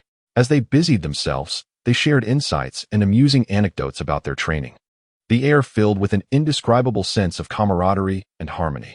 "Thank you, senior brother," Lei Han said gratefully, gazing at Hikaitu with sincere glimmers in her eyes. "With you here, I no longer feel that the path of training is so lonely and arduous." Hikaitu chuckled and shook his head, replying, "Do not say that. Lei Han, we are all family, and it is only right to help one another. Furthermore, we have witnessed your efforts and progress, and we are proud of you." As night deepened, the two concluded their treatment and returned to their respective rooms to rest. By a stroke of chance, Hikaitu finally understood why Fan Yu had forbidden him from observing Lei Han's training. Upon arriving at the basement after class, he discovered Lei Han engaged in a simulated battle against soul beasts, the projections of which bore nearly 100,000 years of cultivation. Their immense forms loomed over her as Lei Han's face was smeared with blood, her 7 orifices weeping crimson, her body marred with lacerations, resembling a tattered cloth. Xian Lin Air stood by, weeping inconsolably, while Wang Yin witnessed such a brutal training scene for the first time. He felt compelled to intervene, yet was held back by Duo, who pressed him firmly to the ground. "Stop! You are harming her." Duo hissed, his gaze resolute. Wang Yan's eyes burned with rage, a tumult of anger and concern swirling within him as he clenched his fists, his nails nearly embedding themselves into his palms. But she is just a child. How can she withstand such intensity in training? The assault power of those soul beasts is beyond even high-level soul masters. Duo's gaze deepened as he observed the blood-soaked Lei Han battling valiantly in the basement. He spoke solemnly, precisely because she is a child. She must endure these trials. Lei Han possesses untold talent and potential, yet to truly harness that potential and transform it into her own strength, she must undergo hardships beyond ordinary comprehension.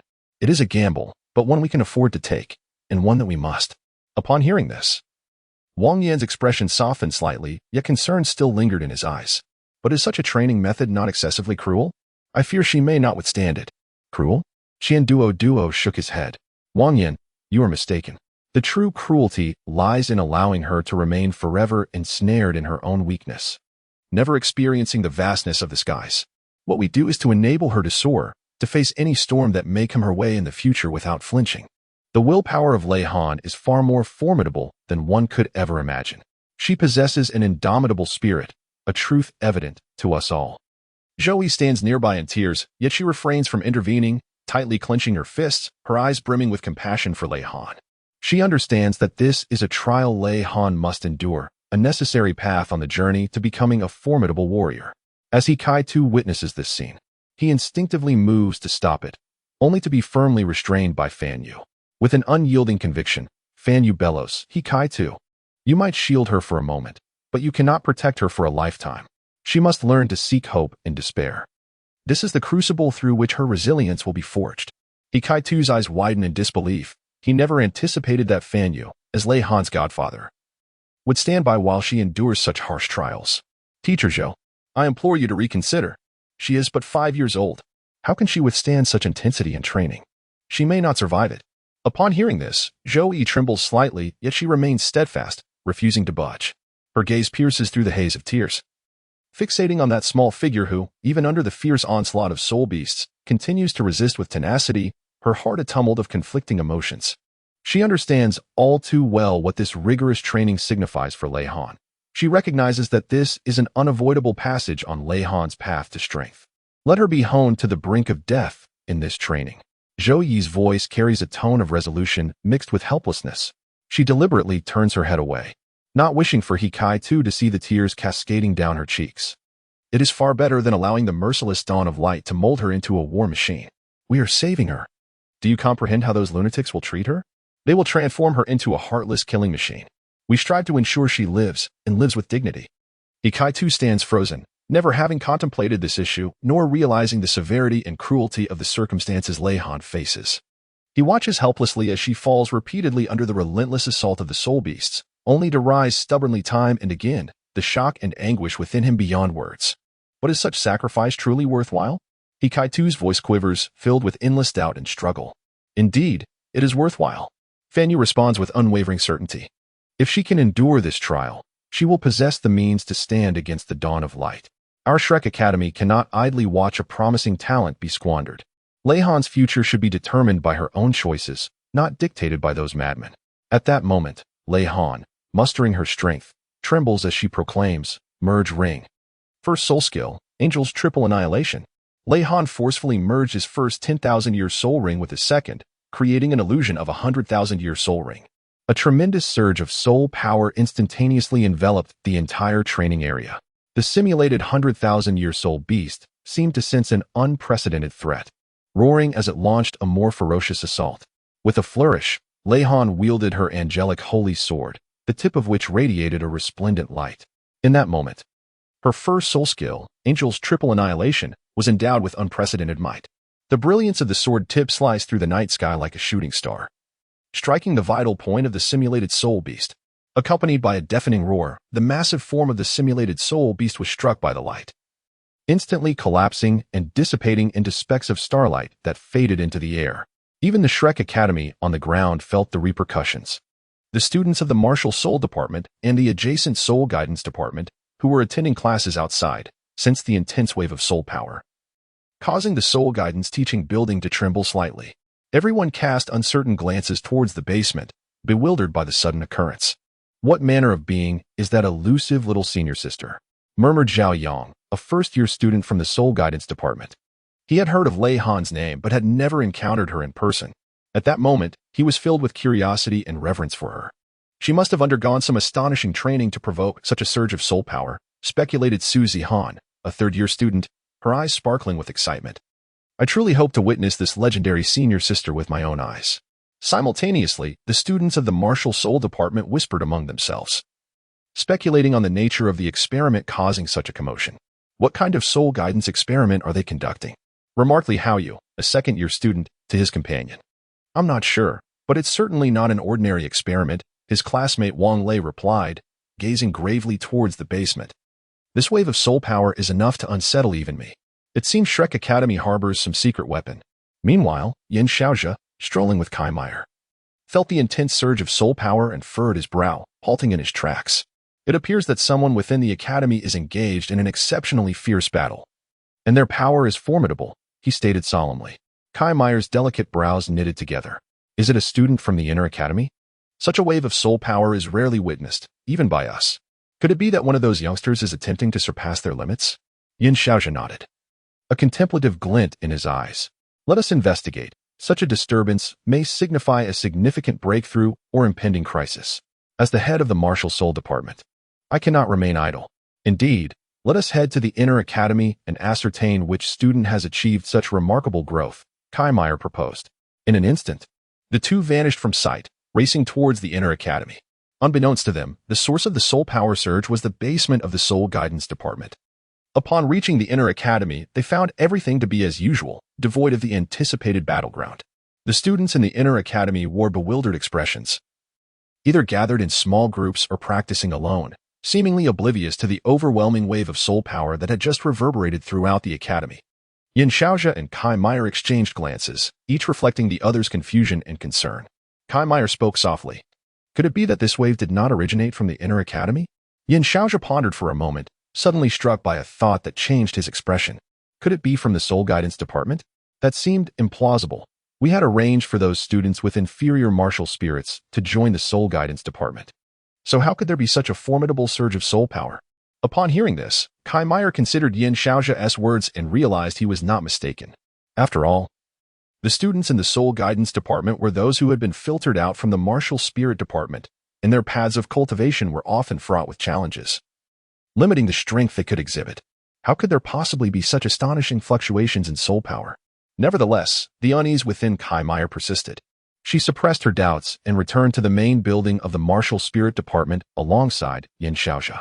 Meanwhile, in the basement of the Soul Guidance Department, Lei Han lay battered and bruised on the ground, gasping for breath with her eyes tightly shut and brow furrowed, clearly having reached her limits after the recent fierce battle.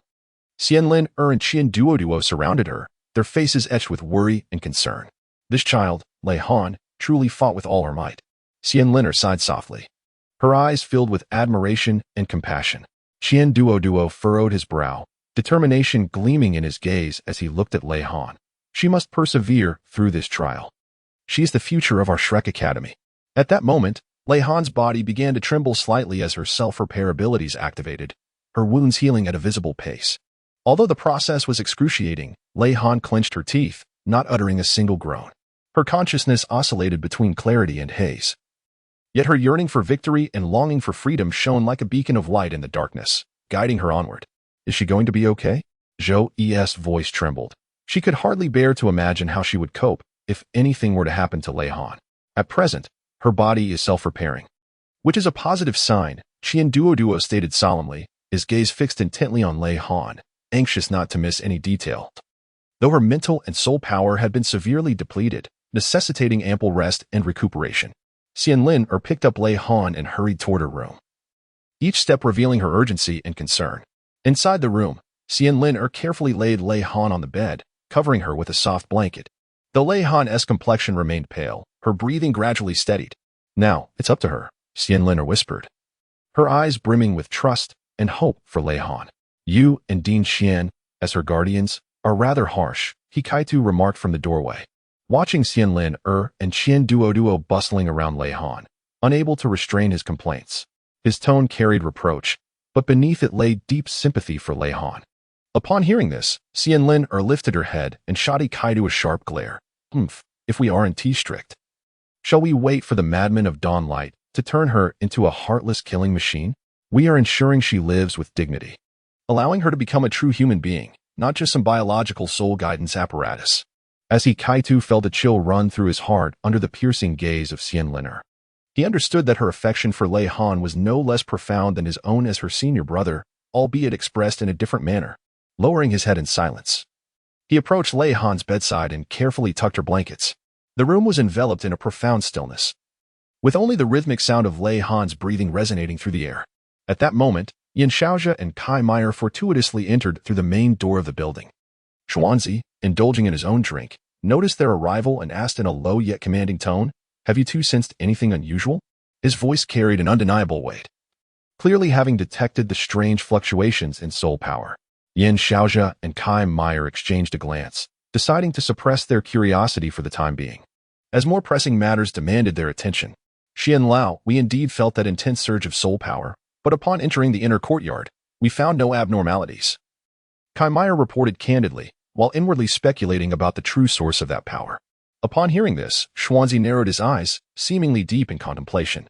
It is well that the inner courtyard is free of issues, but that power is far from ordinary.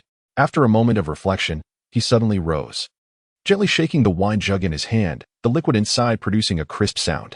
Perhaps it is time to venture into the Soul Guidance Department and investigate further.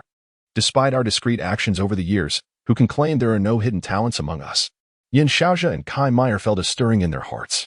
Indeed, they had focused their attention on the Martial Soul Department while neglecting the equally promising Soul Guidance Department. Perhaps that enigmatic power lay concealed within. Xian Lao is absolutely right. Let us proceed to the Soul Guidance Department and uncover the truth, Yin Xiaojia declared as he took the lead, with Kai Meyer closely following. The three of them heading towards the direction of the Soul Guidance Department. As they journeyed, their minds were filled with both doubt and anticipation. What could be the true source of that power? What transformations and impacts might it bring to Shrek Academy? Upon entering the territory of the Soul Guidance Department, they were met with an entirely different atmosphere, in stark contrast to the solemn and ancient aura of the Martial Soul Department. The Soul Guidance Department radiated a modern and technological essence. Surrounding them were various bizarre mechanical devices and soul-guided tools, evoking admiration for the rapid advancements in soul guidance technology. However, they found no abnormalities on the periphery of the Soul Guidance Department. That power seemed deliberately concealed by some mysterious force. It appears we must delve deeper, Xuanzi said solemnly, his gaze sharpening as if capable of piercing through all illusions. Yin Xiaojia and Kai Meyer nodded in agreement and continued onward. At that moment, Fan Yu had already calculated everything. Emerging from the basement, he summoned several students, clutching the new type of third-level fixed soul-guided cannon crafted by Lei Han just days prior. He wore a broad smile, though a flicker of barely perceptible tension flashed in his eyes. "Ah, is that not Dean Yin, Dean Kai, and Xian Lao? What brings your esteemed selves here?" Our Soul Guidance Department truly shines with brilliance." Fan Yu chuckled, attempting to mask the turmoil within. Yin Xiaojia smiled faintly, his gaze piercing and direct as he stated, "Fan Yu, we have sensed a powerful fluctuation of soul energy, seemingly emanating from the Soul Guidance Department. Might you enlighten us on this matter?" Kai Meyer chimed in, "Indeed, this force is formidable. We are concerned that something unforeseen may have occurred." Inwardly, Fan Yu breathed a sigh of relief, though outwardly he feigned surprise. "Oh, is that so? I have not detected any anomalies. However, since both the Dean and Elder Xian are present, let us investigate together." With that, Fan Yu gracefully turned, leading the group steadily towards the enigmatic core experimental area of the Soul Guidance Department. Along the way, meticulously arranged students greeted Yin Xiaojia and Kai Meyer with warmth, their eyes reflecting a blend of curiosity and anxiety, filled with myriad speculations and expectations for the impending exploration. At this moment, the newly crafted fixed-position soul-guiding cannon, meticulously assembled by Lei Han, was being carefully lifted by 4 students into a small classroom. Sunlight filtered through the shaded windows, casting dappled light upon the intricate and complex soul-guiding devices, imbuing this cold technological sanctuary with a touch of warm and gentle radiance. The newly developed third-level fixed soul guidance cannon by Lei Han shone brilliantly under the gaze of the onlookers, its lines fluid and elegant. With a core formation intricate and profound, seemingly imbued with boundless power and mysteries. Fan Yu paused, slowly turning around, his eyes glimmering with a hint of pride and satisfaction. Seizing the moment to commence his impromptu presentation, esteemed guests, behold my latest creation, the third-level fixed soul guidance cannon, a marvel of avant-garde design and exquisite technological fusion. Truly unparalleled. Kai, too, upon hearing this, maintained an impassive expression, though inwardly he mused. Oh, my teacher, your talent for fabrication is indeed remarkable. This is evidently the fruit of Xiaohan's labor. Despite his inward amusement, Kai too retained an air of composure and calm. Engaging in a perfectly synchronized performance with Fan Yu, the duo endeavored to ensnare Yin Xiaozhe and his companions, who were unacquainted with the intricacies of soul guidance devices. Xianzi furrowed his brow, his gaze sharp as an eagle's, scrutinizing the new third-level fixed soul guidance cannon, seemingly attempting to unveil the secrets hidden within. Fan Yu, this soul guidance cannon is indeed extraordinary, yet your claims regarding its design and technology appear to diverge from the true essence of this device. Fan Yu felt a jolt of alarm in his heart but maintained his composure on the surface, continuing his performance. Elder Xian, your insight is truly piercing. But this is merely a preliminary introduction. The true marvel lies ahead. Kai too seized the moment to chime in, feigning mystery. Indeed, Elder Xian, you may not be aware that this soul guidance cannon conceals a remarkable secret, awaiting our further revelation. Kai Mei Air and Yin Xiaozhe exchanged glances, a flicker of doubt surfacing in their minds. They were acutely aware that those in the soul guidance sector often kept their cards close to their chest, reluctant to divulge details. However, at this moment, their primary concern lay with the source of that mysterious power. Fan Yu, our visit is not merely to admire your new soul guidance cannon, but to uncover the truth behind that force, Yin Xiaozhe stated firmly, his gaze fixed on Fan Yu. Fan Yu inwardly lamented but maintained his calm demeanor. Director Yin, you overestimate my role. I assure you, everything in the soul guidance sector is well within our control, and that power is merely a minor experiment. Xianzi scoffed, evidently skeptical of Fan Yu's assertions. A minor experiment? Such a strong fluctuation of soul power cannot be as simple as you suggest. How about I take you and Director Kai on a tour of the soul guidance sector? Kai too proposed a seemingly diplomatic suggestion, attempting to shift the focus of the conversation. He wore a warm smile, yet his eyes sparkled with a cunning light, reminiscent of a wily fox. After a moment of contemplation, Xianzi nodded slightly. Very well, let us explore. Perhaps we shall uncover something of interest. Thus, under the guidance of Fan Yu and Kai too, the group commenced their journey through the intricate corridors of the soul guidance sector. Each step seemed deliberately crafted to evade certain areas, while their gazes resembled searchlights, meticulously scanning every nook and cranny. Xuanzi halted before an unassuming structure reminiscent of a warehouse and turned to Fan Yu, instructing, open the door. A sense of foreboding gripped Fan Yu's heart. Yet he maintained an outward composure, gently gesturing for the nearby student to approach and unlock the warehouse door. As the door creaked open, Xuanzi mistakenly anticipated the revelation of the secrets they sought, only to be greeted by neatly arranged rows of rare metals and various semi-finished soul-guiding devices. Sunlight streamed through the partially ajar door, casting beams that danced with dust, imbuing the cold warehouse with the weight of time. Xuanzi's brow arched in surprise at the scene before him. He stepped into the warehouse, his gaze piercing as he scrutinized every corner, leaving no detail overlooked. Yin Xiaozhe and Kai Meyer followed closely, their expressions equally laced with curiosity and perplexity. I expected to uncover some astonishing secrets here. Yet it appears to be merely an ordinary warehouse, Kai Meyer murmured, a hint of disappointment threading her tone. By the way, where are Dean Qian and Dean Xian? Why haven't they arrived? Yin Xiaozhe suddenly inquired, as if a realization had struck him. Fan Yu's heart sank at the question, silently chastising himself. This could spell trouble. Dean Qian and Dean Xian were in the basement tending to Xiaohan, and if they discovered Lei Han's presence, it would lead to complications. Before he could respond, a voice called out from behind, Old Yin. Haha, here I am. What brings you to seek me? Qian Duo had materialized behind them, a broad smile upon his face, though his eyes held a trace of vigilance, as if wary of Xuanzi and the others uncovering something amiss. Standing beside him, Xian Liner also wore a smile. Yet her eyes betrayed a subtle tension. Duo continued, "What brings you to our soul guidance department for a visit?" He approached, giving Fan Yu a friendly pat on the shoulder, chuckling, "Fan Yu, my boy, you're usually quite astute, yet today you seem anxious. Our soul guidance department is above reproach." There is nothing to hide. Xuanzi cast a sidelong glance at Duo, a playful smile curling at the corners of his mouth. "Oh, is that so? Then why is it that upon our arrival, you appeared so conveniently? Are you perhaps guarding some unspeakable secret?" Duo laughed heartily, feigning ease. "Old Xian, you jest. I was merely nearby and came to investigate the commotion. As you know, being the Vice Dean of the Soul Guidance Department isn't an easy task. I must always stay informed about the department's developments." Xuanzi's gaze sharpened, as if attempting to see through Duo. "Humph. Duo, spare me your banter. You are well aware of the purpose of our visit. What is the source of that unusual fluctuation in soul power?" Feigning surprise, Duo replied. "An unusual fluctuation in soul power? Old Xian, you're mistaken. Within our soul guidance department, experiments unfold daily, and fluctuations in soul power are commonplace. If you inquire about specifics, I cannot guarantee clarity." "Unclear?" Xuanzi let out a cold snort, a glimmer of frost in his gaze. Duo, you had better elucidate. Or do not blame me for my rudeness." Sensing the formidable aura emanating from Xuanzi, Duo's smile faltered. He turned to Fan Yu, hoping for assistance in diffusing the situation. However, Fan Yu, too, was engulfed in his own troubles and could only helplessly shake his head.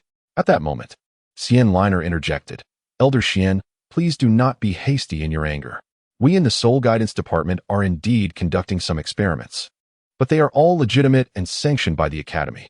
As for the unusual fluctuations in soul power you mentioned, we are unaware of them." Xuanzi's gaze flickered, seemingly contemplating the credibility of Xian Liner's words. After a brief pause, he spoke slowly. "Very well, I shall provisionally trust you. However, I must remind you that any illicit experiments or actions are strictly forbidden within the Academy. Should they come to light, severe repercussions will ensue." Duo and Xian Liner nodded in agreement, secretly relieved to have averted disaster for the moment. They understood that although Xuanzi had a fiery temper, he was a man of reason. As long as they could present a reasonable explanation and evidence, they could quell the tempest. Subsequently, Xuanzi and the others continued their inspection within the Soul Guidance Department. Although they did not uncover any further anomalies, their lingering doubts remained unassuaged. They knew that behind these unusual soul power fluctuations lay a clandestine secret, perhaps the key to unraveling the entire incident. After Yin Xiaozhe and his group departed, Hikaitu and Fan Yu followed Duo and Xian Liner to the expansive open grounds outside the Soul Guidance Department. The underground elevator gradually ascended, emitting a soft chime as its doors slowly opened. The four of them stepped into the lift, returning to the basement. Hikaitu collapsed onto the sofa, gasping for breath, beads of sweat dotting his forehead. That was terrifying. Elder Xian's gaze just now could kill. He exclaimed, still shaken. Fan Yu patted his shoulder in comfort. "It's over now. We've temporarily evaded this crisis. However, we must exercise greater caution in the days to come, as Elder Xian and his companions will undoubtedly return." Duo sighed, his brow furrowed. "Indeed, we owe this reprieve to Liner's quick thinking. Otherwise, we would be in quite a predicament. Nonetheless, we must ensure that Xiaohan's existence remains concealed. Otherwise, the entire Soul Guidance Department will be implicated. Fortunately, we chose to build the basement beneath the expansive grounds outside the Soul Guidance Department. Otherwise, Lei Han's presence would have been discovered long ago," Xian Liner added, a hint of relief in her eyes. Duo nodded, his expression serious. "Precisely, the concealment of this basement is our greatest advantage at present. We must capitalize on this to ensure Xiaohan's safety." At that moment, Zhou Yi emerged from Lei Han's room, holding an empty medicinal bowl. Her countenance remained grave, yet her gaze conveyed a subtle tenderness. Xiaohan's condition had stabilized for the time being, though her body remained frail and in need of ample rest. Upon hearing Zhou Yi's words, Duo and the others could not help but exhale in relief. They understood that Lei Han's safety was directly tied to the future of the entire Soul Guidance Department, and any misstep was unacceptable. "Teacher Zhou, we appreciate your diligent care for Xiaohan during this time," Xian Liner expressed gratefully. Zhou Yi nodded gently, her eyes resolute. "Rest assured, I will do everything in my power to look after Xiaohan. She is also my student, and I will not allow her to come to harm. Chapter 19. The Sea God Pavilion meeting. The following morning, Xianzi informed Muin of the situation. Muin took a moment to weigh the implications. His brow furrowed in concern. He recognized the gravity of the matter and promptly convened a meeting of the Sea God Pavilion. In the meeting hall, Muin spoke solemnly. Esteemed colleagues, I have summoned you today to discuss a matter of utmost importance and sensitivity. Xianzi had identified an anomaly with far-reaching implications, one that pertained to the future of our Shrek Academy and the safety of the entire continent. Yan Xiaojia and Kai Meyer exchanged glances, each reflecting the seriousness of the situation in the other's eyes. Within the Sea God Pavilion, the atmosphere was palpably tense, with every individual wearing a solemn expression. Awaiting Muin's further remarks, Muin continued, the peculiar fluctuation of soul power, as confirmed by Xianzi, indeed emanates from within our academy and is located in a highly concealed area, to the extent that even Xianzi cannot accurately determine its exact location. However, one thing is certain, this fluctuation does not originate from any known students or faculty members. Upon hearing this, the members of the Sea God Pavilion exchanged apprehensive glances, a sense of foreboding swelling within them. Moreover, Muin added, the incident involving the angel martial spirit and the appearance of that divine bird several months ago remains unresolved. We must investigate whether there exists a connection between these two events. Yan Xiaojia, his brow furrowed, spoke gravely. Elder Mu, what course of action do you propose? Muin pondered for a moment, scanning the faces of those present, and replied slowly. First, we must enhance the Academy's security to ensure no suspicious individuals infiltrate our ranks. Secondly, Xianzi, you shall lead a contingent of teachers to continue the search for the source of that anomalous soul power fluctuation. Remember to proceed with caution and avoid alarming the potential threat. Xianzi nodded, his expression resolute. Yes, Elder Mu. I will certainly uncover the origin of that peculiar soul power fluctuation. Muin then turned to Qian Duo, as the head of the Soul Guidance Department. You must also intensify oversight within your domain to ensure that no illicit experiments or activities are taking place. Qian Duo quickly nodded. Yes, Elder Mu, I will be vigilant. In his heart, Qian Duo reflected. That rascal Kai too. If he had not awakened Xiao Han's angel martial spirit, perhaps this turmoil could have been averted. Yet now, it is too late for any words, and all that remains is to strive for reparations. Upon returning, one must firmly admonish him, ensuring he does not act so recklessly in the future. Xian Liner and Qian Duo exchanged a subtle glance, both cognizant that although this incident had momentarily subsided, the lurking dangers had not been eradicated. Unbeknownst to Qian Duo and the others, two concealed figures, Xingyu and Xingyu Chen, quietly observed the unfolding events using their cloaking technique. Through mental communication, Xingyu Chen remarked to Xingyu, the situation has become intriguing. However, it appears that this Qian Duo possesses a strong desire to protect Master Lei Han. Fascinating. Xingyu nodded slightly, replying in kind, indeed, after all, Master has taken on the role of Qian Duo's adoptive parent in this realm, and he naturally bears the weight of that familial bond and responsibility. Nonetheless, we must exercise caution, for this is the Douluo continent, not the star domain we are accustomed to. The safety of our master must be our top priority. Xingyu Chen chuckled softly, his mental tone laced with a hint of teasing. Rest assured, I know my limits. However, do you think the soul masters of the Douluo continent can detect our presence? After all, our cloaking technique is renowned in the star domain. Xingyu's expression remained serious as he replied thoughtfully, we must not be complacent. Although the cultivation system of the Douluo continent differs from our star domain, it is still rife with hidden talents. Individuals like Mu In and Xianzi, who hold positions of power in Shrek Academy, undoubtedly possess formidable abilities. While our cloaking technique is powerful, it is not infallible. The two continued to observe the movements within the Sea God Pavilion, where Muin stood and declared solemnly, this meeting is hereby adjourned. Everyone must adhere to the directives I just outlined. The future of Shrek Academy, and indeed the safety of the entire continent, rests upon each of us. The assembly responded in unison, rising to depart the conference hall. Seizing the opportunity, Xingyu and Xingyu Chen discreetly exited, aware that their subsequent actions must be executed with greater prudence to ensure Lei Han's safety while unraveling the mystery behind the unusual fluctuations of soul power. On their way back, Xingyu Chen could not help but exclaim, the cultivation of soul masters on the Dog continent possesses a unique charm.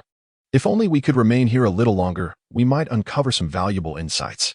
Xingyu, however, shook his head, responding gravely, "Do not forget our mission. Xingyu-chun, the safety of our master is paramount. All other matters can be set aside for the time being." Meanwhile, in the underground chamber of the Soul Guidance System, Duo and his companion returned with grim expressions. Hikaitu was entertaining Lei Han when he noticed the ominous demeanor of the two men, and alarm bells rang in his mind. He stood up cautiously and inquired, "What troubles you, esteemed directors?" Before his words could fully escape his lips, he caught sight of Duo and his companion gripping iron rods thicker than an adult's arm. Their eyes ablaze with fury, resembling two fierce flames poised to engulf him entirely. A chill gripped Hikaitu's heart as he realized the magnitude of the disaster he had unwittingly provoked. In a state of panic, he hastily sought refuge behind Lei Han, whose innocent visage radiated purity, her eyes as clear as a spring. Hikaitu hoped to use her untainted gaze as a shield against the impending storm. "Junior sister, you must save me," he wailed, his face etched with despair and helplessness, as if sending out a final plea for salvation to Lei Han. Upon hearing this, Lei Han blinked her large eyes and quickly stepped aside, declaring her intention to refrain from intervening. "Senior brother, this is a predicament of your own making. You must bear the consequences alone." After speaking, Lei Han playfully stuck out her tongue, her demeanor exuding both charm and cuteness, yet it caused Hikaitu's heart to plummet to the depths of despair. As Lei Han walked ahead, Kaitu trailed closely behind her, resembling a mother hen protecting her chicks. Wang Yan, engrossed in a book on the sofa, found the scene amusing and set his book aside, chuckling, "Look at your pitiful state. What must Fan Yu think of you? How could he possibly take you? Such a coward, as a disciple?" His teasing words slightly alleviated the tense atmosphere. However, Duo could no longer contain himself and chased after Kaitu, who was darting around Lei Han, shouting, "Spare me, Director Qian. I truly didn't mean it. I promise I won't do it again." The basement echoed with Kaitu's lamentations and Duo's furious reprimands. "You rascal, do you intend for me to accidentally harm Xiaohan? Just watch how I discipline you." Duo bellowed, brandishing an iron rod.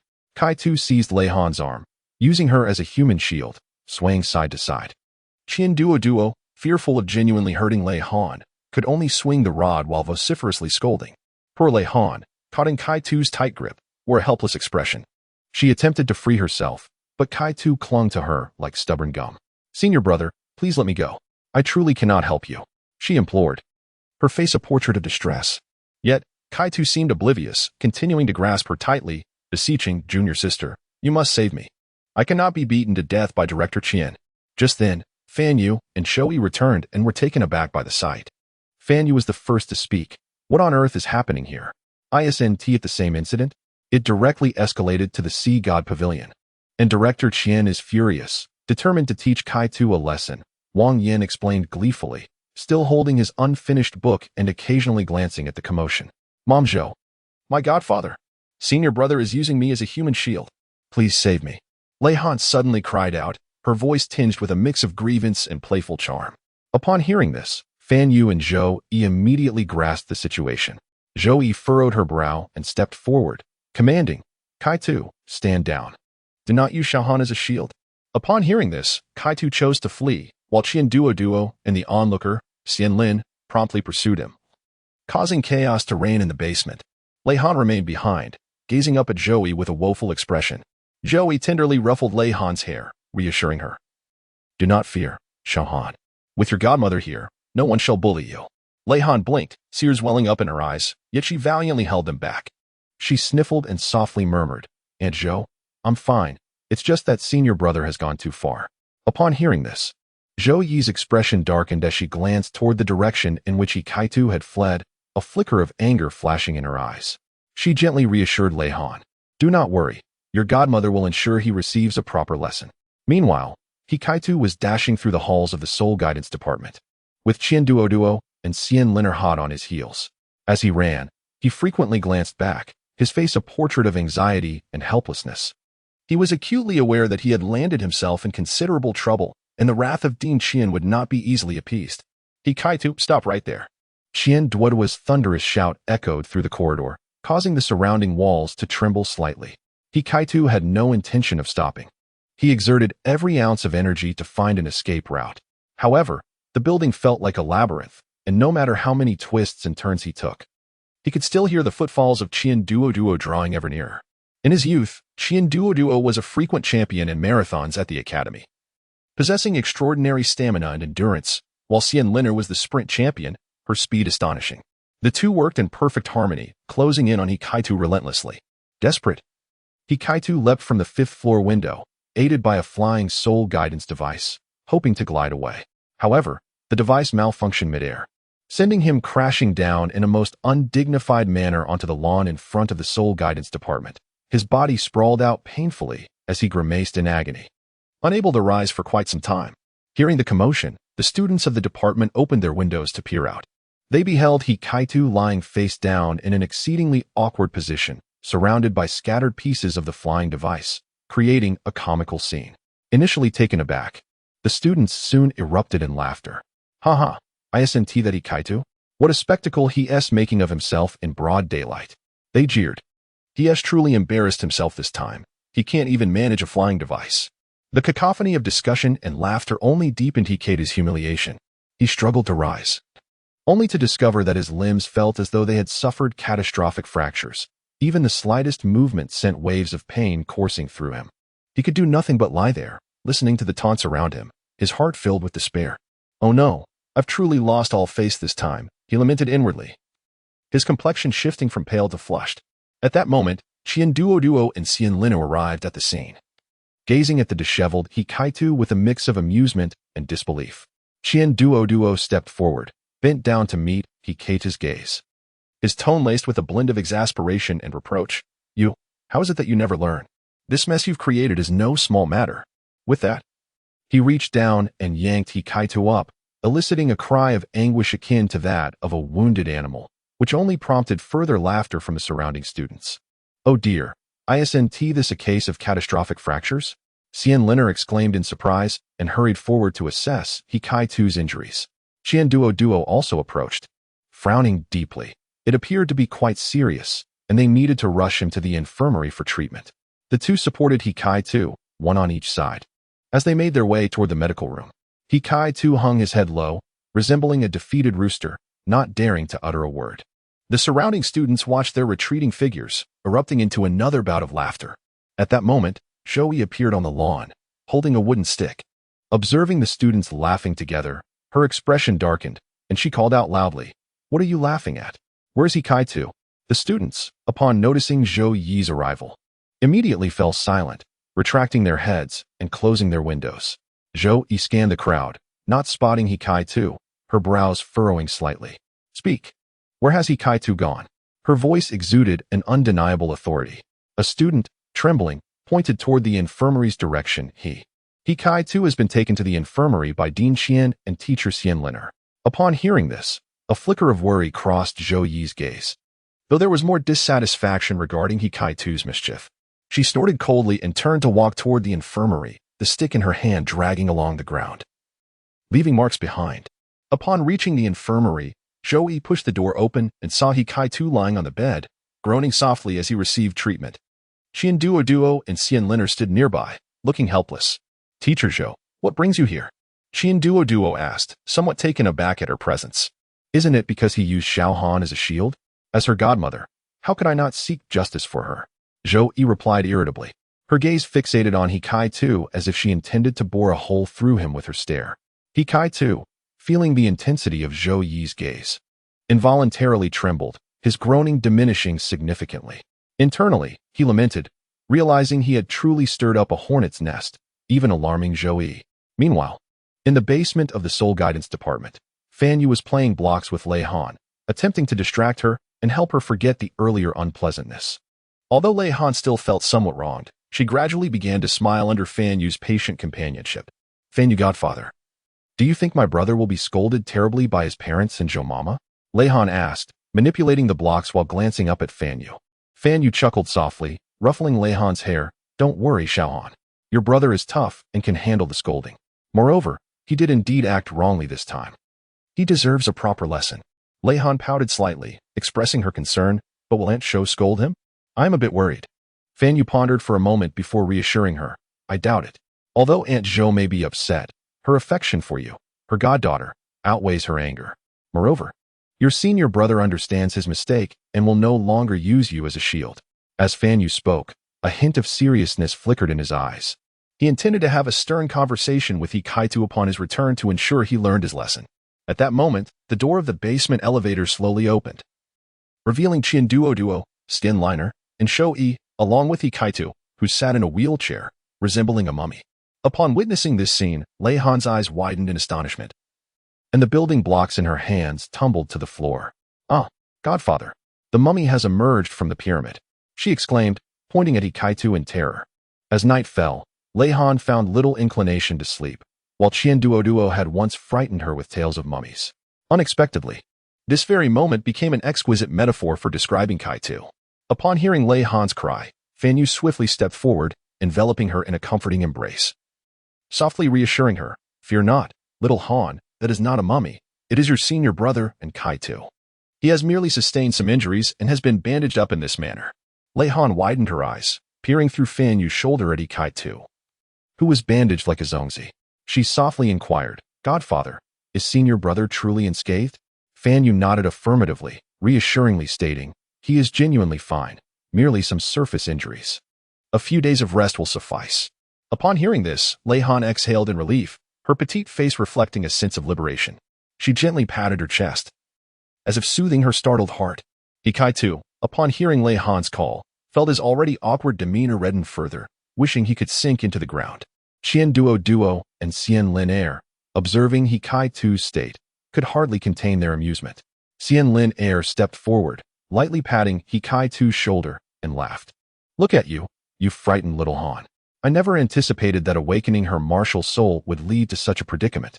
Hikaitu's voice, muffled by the bandages, was tinged with regret as he replied, "I truly did not foresee this outcome." Shou-Yi, standing nearby with a grim expression, stepped forward to confront Hikaitu directly, sternly stating, "As a senior brother, not only have you failed to set a proper example for your junior sister, but you have also dragged her into your misfortune. You have deeply disappointed me. You must provide a reasonable explanation for this incident. Otherwise, I will not let you off easily." Hikaitu lowered his head, unable to meet Shou-Yi's gaze, fully aware that his actions had crossed a line. After a moment of silence, he murmured, "Teacher Zhou, I acknowledge my mistake. I was simply too frightened, which led to my reckless behavior. I assure you it will not happen again." Duo, observing the exchange, sighed and remarked, "Hikaitu, when will you ever allow me to breathe easy? You must handle this situation yourself. However, let me remind you, little Han is a precious gem in our soul guidance department. If you dare to use her as a shield again, I will not spare you." Hikaitu nodded repeatedly, silently vowing never to repeat such actions. He raised his head to look at Lei Han, his eyes filled with remorse, saying, "Junior sister, I am truly sorry. It was my error. I promise to protect you diligently in the future, ensuring you face no further harm." As Lei Han gazed into Hikaitu's sincere eyes, the feelings of grievance and fear in her heart gradually dissipated. She stepped forward, gently patting Hikaitu's hand, and whispered, "Senior brother, it's all right. I know you didn't mean it. As long as you no longer use me as a shield, we can remain good friends." Upon hearing Lei Han's words, Hikaitu felt a surge of emotion. He understood that his forgiveness was entirely due to Lei Han's generosity and magnanimity. At that moment, Lei Han rushed to the kitchen and brought back a bowl of milk, feeding Hikaitu sip by sip. As she fed him, she playfully remarked, "Senior brother, this matter of you using me as a shield cannot just end here. He. Hikaitu was taken aback, nearly choking on the milk. And after a few coughs, he inquired with confusion, "Then what do you want?" Lei Han blinked her eyes and chuckled, "If you drink all 40 bowls of milk, you must promise me 3 things. First, the majority of the snacks from your portion will belong to me. Second, every time you return from your trainings, you must bring me a gift. And third, well, I haven't quite figured that one out yet, but I'll let you know once I do." After hearing this, Kaitu was nearly moved to tears. With a pained expression, he said, "Xiao Han, your demands are rather excessive, aren't they? After consuming 40 bowls of milk, I might as well turn into a cow. And those snacks are my treasures." Lei Han pouted, feigning anger as she declared, "Humph. Who told you to use me as a shield? This is your punishment. As for the snacks and gifts, consider them your apology to me." Hikaitu sighed helplessly, realizing he had no choice but to acquiesce. He understood that if he did not comply with Lei Han's demands, this little girl would likely persistently harass him, leaving him in a state of unrest. Meanwhile, Fan Yu, observing this scene, couldn't help but chuckle. He had not anticipated that Lei Han possessed such clever tactics. He patted He Kai Tiao on the shoulder and remarked, "Be grateful, He Kai Tiao. It is quite fortunate that Xiao Han can forgive you. You should cherish this opportunity and refrain from such foolishness in the future." He Kai Tiao nodded, inwardly relieved. He recognized that it was thanks to Lei Han's generosity and magnanimity that he had managed to evade a crisis. He silently vowed to safeguard Lei Han from any harm henceforth. Lei Han placed 2 large barrels of milk before He Chaitu, smiling brightly as he said, "Senior brother, I have come to feed you." He Chaitu gazed at the imposing barrels of milk, his expression darkening further. Desperately, he looked towards Qian Duo and Xian Liner, hoping they would intercede on his behalf, but the two merely shook their heads with amused smiles, appearing to relish the unfolding spectacle. Reihan, however, paid no heed to such matters. She picked up a spoon and scooped a spoonful of milk, presenting it to Hikaita's lips, saying, "Senior brother, do drink up. This is for your health." With a reluctant sigh, Hikaitu opened his mouth and swallowed the milk. A rich, creamy aroma spread across his palate, yet at that moment, he found himself too preoccupied to relish the delightful taste. 40 bowls of milk. This task felt nothing short of a waking nightmare for him. Leihan diligently fed Hikaitu spoonful by spoonful, her face radiating a smile of contentment. She felt as though she were a little adult, caring for this senior with whom she shared a close bond. At last, after Hikaitu had consumed nearly 20 bowls of milk, he could no longer continue. He pleaded in distress, "Xiaohan, I truly cannot drink any more. If I do, I shall be ill." As Leihan observed the pained expression on Hikaita's face, her heart was filled with a twinge of compassion. Yet, recalling the time Hikaitu had used her as a human shield, her resolve solidified. "Senior brother," she asserted, "you cannot abandon this endeavor midway. This is a promise you made to yourself." Hikaitu sighed in resignation, helplessly continuing to drink. At last, under Leihan's vigilant supervision, he painstakingly completed the arduous task of consuming 40 bowls of milk. Once finished, he collapsed onto his wheelchair, gasping for breath. However, his body, riddled with fractures, caused him to moan in agony, presenting a sight both pitiful and disheveled. Leihan gazed at Hikaitu's appearance and couldn't help but chuckle softly. She remarked, "Senior brother, you look just like a little dog that has just been pulled from the water." Hikaitu, with a pained expression, replied, "Xiaohan, please refrain from teasing me. My entire body feels as though it is on the verge of falling apart, and yet you still find amusement in my plight." Leihan reined in her smile and approached Hikaitu, gently patting his shoulder as she spoke. "All right, senior brother. I understand that you are feeling quite distressed at the moment, but this is also to ensure that you remember this lesson. Do not engage in such foolish actions again." Hikaitu nodded, a pang of regret swelling within him. He acknowledged that his recent actions had indeed been excessive, disappointing Teacher Zhou and frightening Leihan. He silently vowed to exercise greater caution in the future, ensuring that such incidents would not recur. Chapter 20. Leihan challenges Zhou Yi in the morning. After meticulously feeding Hikaitu, who had suffered multiple fractures, Leihan was suddenly struck by an idea. Rising to her feet, she turned to Zhou Yi, her eyes glimmering with determination, and declared, "Mother Zhou, I wish to challenge you, a newly ascended level 60 Soul Emperor." After 3 grueling months of training akin to hell, Leihan's soul power had surged, reaching the level 55 threshold. Upon hearing this, Hikaitu's eyes widened in disbelief, momentarily forgetting to chew his food, nearly choking in the process. Zhou Yi, taken aback, displayed a fleeting look of surprise before a gentle and profound smile graced her lips. She softly set her teacup on the table, her gaze piercing as she scrutinized Leihan, as if seeking to uncover every nuance of her inner thoughts. "Oh, you wish to challenge me? This is not a matter to be taken lightly, Leihan. You must understand that the disparity between each level of soul power is as insurmountable as a chasm. However, given your resolute determination, I am willing to witness your journey of growth." With those words, Zhou Yi's gaze softened upon the 5-year-old girl standing before her. Meanwhile, Wang Yin could not suppress his unease. Reflecting on the situation, he realized that while Leihan had been training against simulated foes and spirit beasts using soul-guiding devices, she had never faced a true battle between soul masters. With a sigh, Wang Yin approached Leihan, gently advising her, "Leihan, your courage is commendable.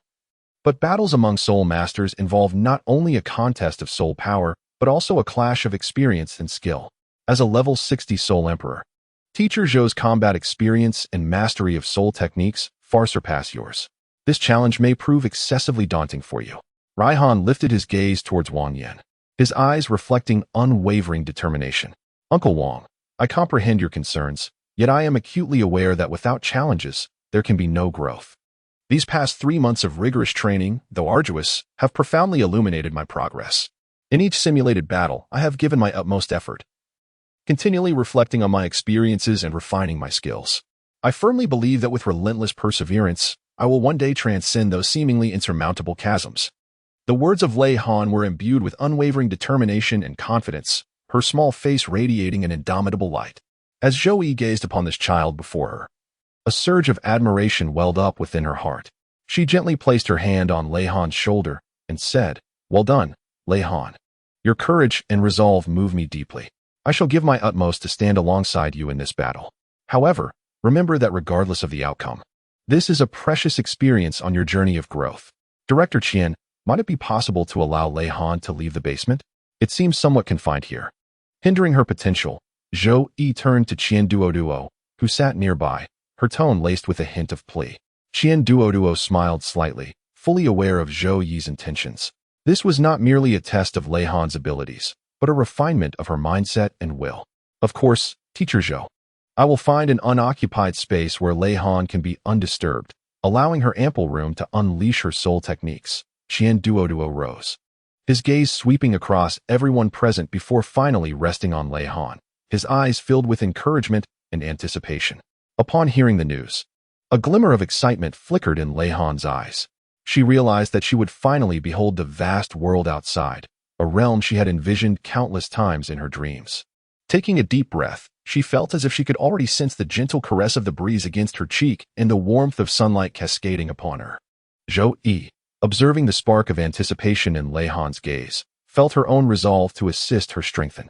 She approached Lei Han and gently patted her shoulder, saying, "Lei Han, remember, regardless of the outcome, you have already demonstrated your courage and determination. Once you step outside, unleash your power and let everyone witness your brilliance." Lei Han nodded repeatedly, as if she could already hear the rhythm of her own heartbeat, both a manifestation of excitement and anticipation. She was acutely aware that she had waited far too long for this moment. Under the meticulous arrangements of Qian Duo, a grand procession arrived at an expansive open area, nearly a mountain's breadth away from Shrek Academy. This locale was enveloped by dense trees, forming a natural barrier that offered both concealment and safety. Standing at the center of the clearing, Lei Han took a deep breath, absorbing the tranquility and harmony of her surroundings. Zhou Yi, positioned not far away, exhibited a blend of hope and concern in her gaze. Yet, she understood the importance of this moment for Lei Han and knew she must offer her unwavering support to the young girl. "Are you ready, Lei Han?" Zhou Yi's voice resonated in the air, imbued with a blend of authority and gentleness. "Teacher Zhou, wait a moment. Allow me to present her with a mask. This will not only conceal her identity, but also enable her to concentrate fully on the battle." Qian Duo interjected, retrieving an exquisite mask from the soul guide device and delicately placing it upon Lei Han's face. The mask was adorned with intricate patterns that glimmered softly, embodying an aura of mystery and strength. After donning her mask, Lei Han revealed only her bright eyes, which sparkled with an unwavering determination. She gave a slight nod to Zhou Yi, signaling that she was ready. Observing this, Zhou Yi hesitated no longer. Her crimson dragon martial spirit instantly enveloped her, transforming her presence as if a true red dragon were about to ascend into the sky. Her eyes gleamed with a fervent red light, flames swirling around her form. And a formidable aura descended upon Lei Han. "Come forth, Lei Han, let me witness your true strength." Zhou Yi's voice resonated amidst the flames, imbued with fervor and anticipation. Lei Han took a deep breath, feeling the formidable pressure emanating from Zhou Yi, yet her gaze remained unwavering. Her martial soul, the 20-winged angel, instantly manifested, with its 20 pristine wings gradually unfurling behind her, each feather shimmering with a sacred radiance, as if capable of purifying all the evils in the world.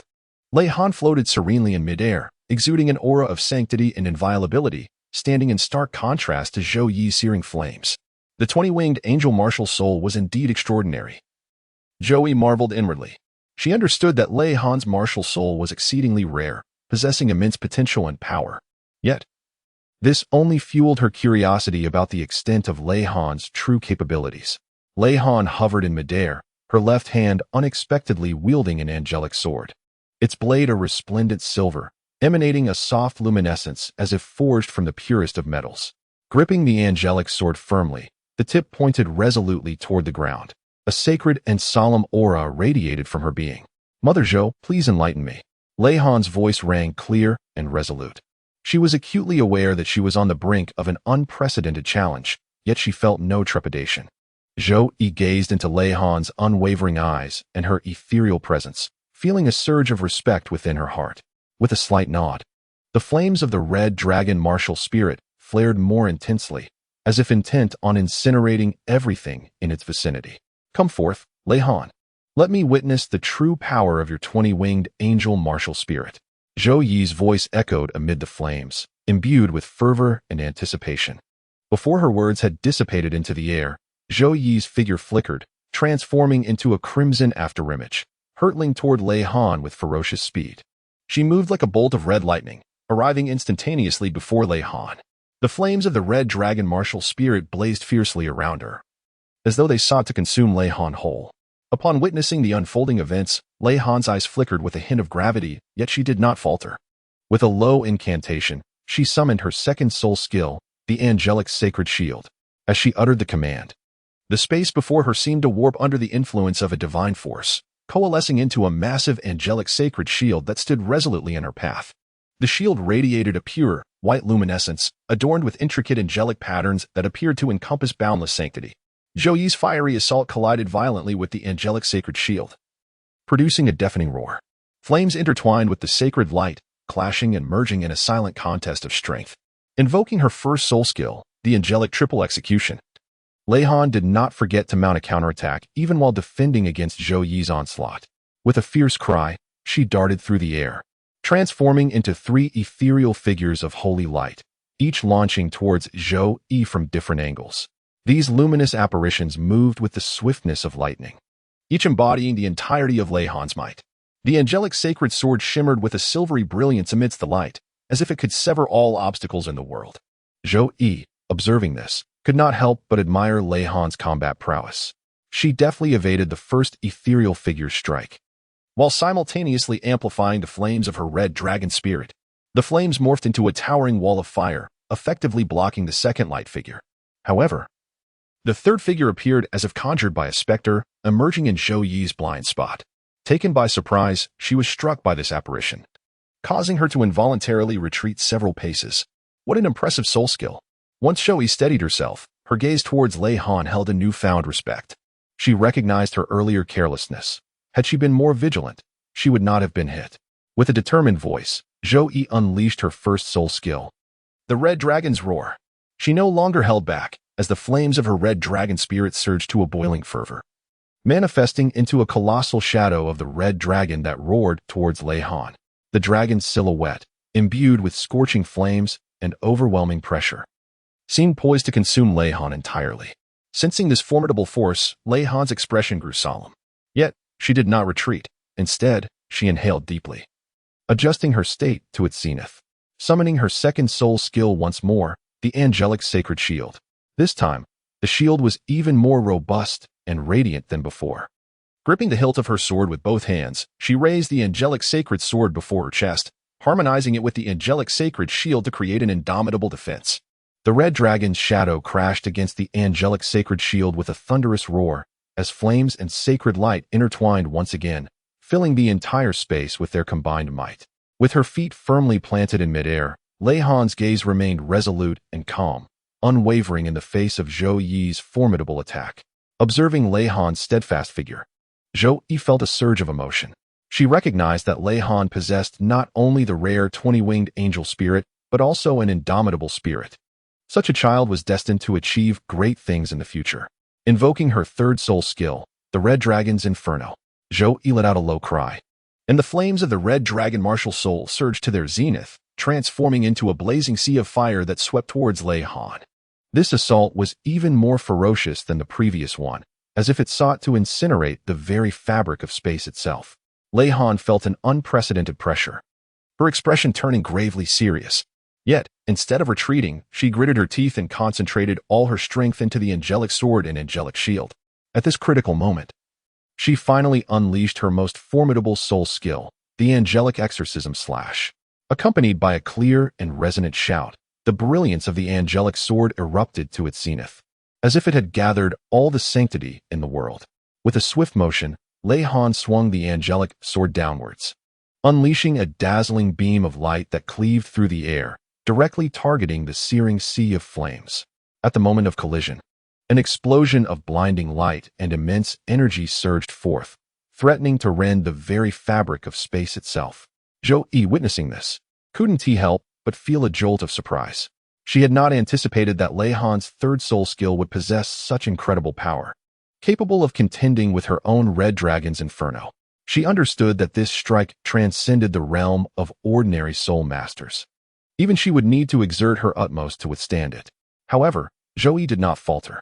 With a low growl, the flames of her Red Dragon's spirit intensified once more, transforming into an even more colossal illusion of the Red Dragon. Engaging in a fierce clash with Lei Han's angelic exorcism slash, the two forces intertwined in the air, colliding with a deafening roar and radiant light, as if they aimed to consume the entire world. The battle between the two had a profound impact on the nearby Shrek Academy, where the faculty and students of the martial spirit and soul engineer departments halted their activities, captivated by the cataclysmic confrontation. Some of the more experienced teachers displayed astonishment, having never anticipated such an intense duel between soul masters in proximity to the academy. "Who is that?" murmured a middle-aged teacher from the martial spirit department, his gaze fixated on the figure emanating a sacred light not far away. Uncertain, but judging by the appearance of the martial spirit, it seems to be the recently unveiled 20-winged angel martial spirit from the Sea God Pavilion. It is said that the elders of the Sea God Pavilion have never encountered such a spirit and are currently investigating its origins, replied a younger teacher from the same department, his face reflecting shock. Meanwhile, Yin Xiaozhe and Kai Meyer sensed the unusual surge of soul power once again. They exchanged a grave glance, concern etched in their expressions. This surge of soul power appears even more formidable than before. We must hasten to see, lest this battle endangers the other students of the academy, Yin Xiaozhe declared solemnly. Just as he was about to investigate further, he was obstructed by Xuanzi's wine gourd. "Do not hinder my view of this match. It is a rare spectacle." Xuanzi squinted, a playful smile dancing at the corners of his mouth. Yin Xiaozhe looked at Xuanzi with a sense of resignation. "Elder Xian, please refrain from meddling. I am uncertain what has possessed Zhou Yi to engage with someone wielding the 20-winged angel martial spirit. But you know well, should this escalate, it could become quite troublesome to resolve." Xuanzi chuckled. "Fear not, I have everything under control. Although these two children possess considerable strength, they have yet to stir significant waves. Moreover, have you not noticed? Their combat appears devoid of malice, resembling more of a sparring session." Yin Xiaozhe, upon hearing this, was momentarily taken aback. As he scrutinized the battlefield illuminated by sacred light and entwined with searing flames, he could not see the combatants. Yet the fierce clashes of soul techniques indeed conveyed an atmosphere of friendly competition rather than a brutal struggle for survival. "You are correct, Elder Xian. It seems I have been overly concerned." Yin Xiaozhe nodded, his apprehension slightly alleviated. Meanwhile, in the courtyard of the Sea God Pavilion, Mu In, who had been dozing in a rocking chair, was once again roused by the intense fluctuations of soul power. He abruptly opened his eyes, a flicker of surprise and curiosity crossing his gaze. Was this surge of soul power emanating from that little girl, Zhou Yi? No. There was also an exceptionally pure and sacred force, 20-winged angel martial soul, indeed extraordinary. Mu In murmured to himself, uncertain of the origins of the individual wielding the 20-winged angel martial soul. But the ability to evoke such astounding fluctuations in soul power was evidently not that of an ordinary person. Rising from his seat, Mu In sauntered to the window, his gaze piercing through layers of architecture to the distant battlefield enveloped in blazing flames and sacred radiance. A look of satisfaction graced his face, as if he had already sensed the outcome of this confrontation. "Young people should possess such vigor and audacity," Mu In remarked softly, his voice, though quiet, resonated with boundless strength, compelling those around him to nod in agreement. Meanwhile, Song Yunji, indulging in pastries, suddenly felt the pulse of soul power in the air. The pastry in her hand came to a halt as her attention shifted to the window, where she too beheld the battlefield cloaked in brilliance. "Elder Mu, who do you think will emerge victorious in this battle?"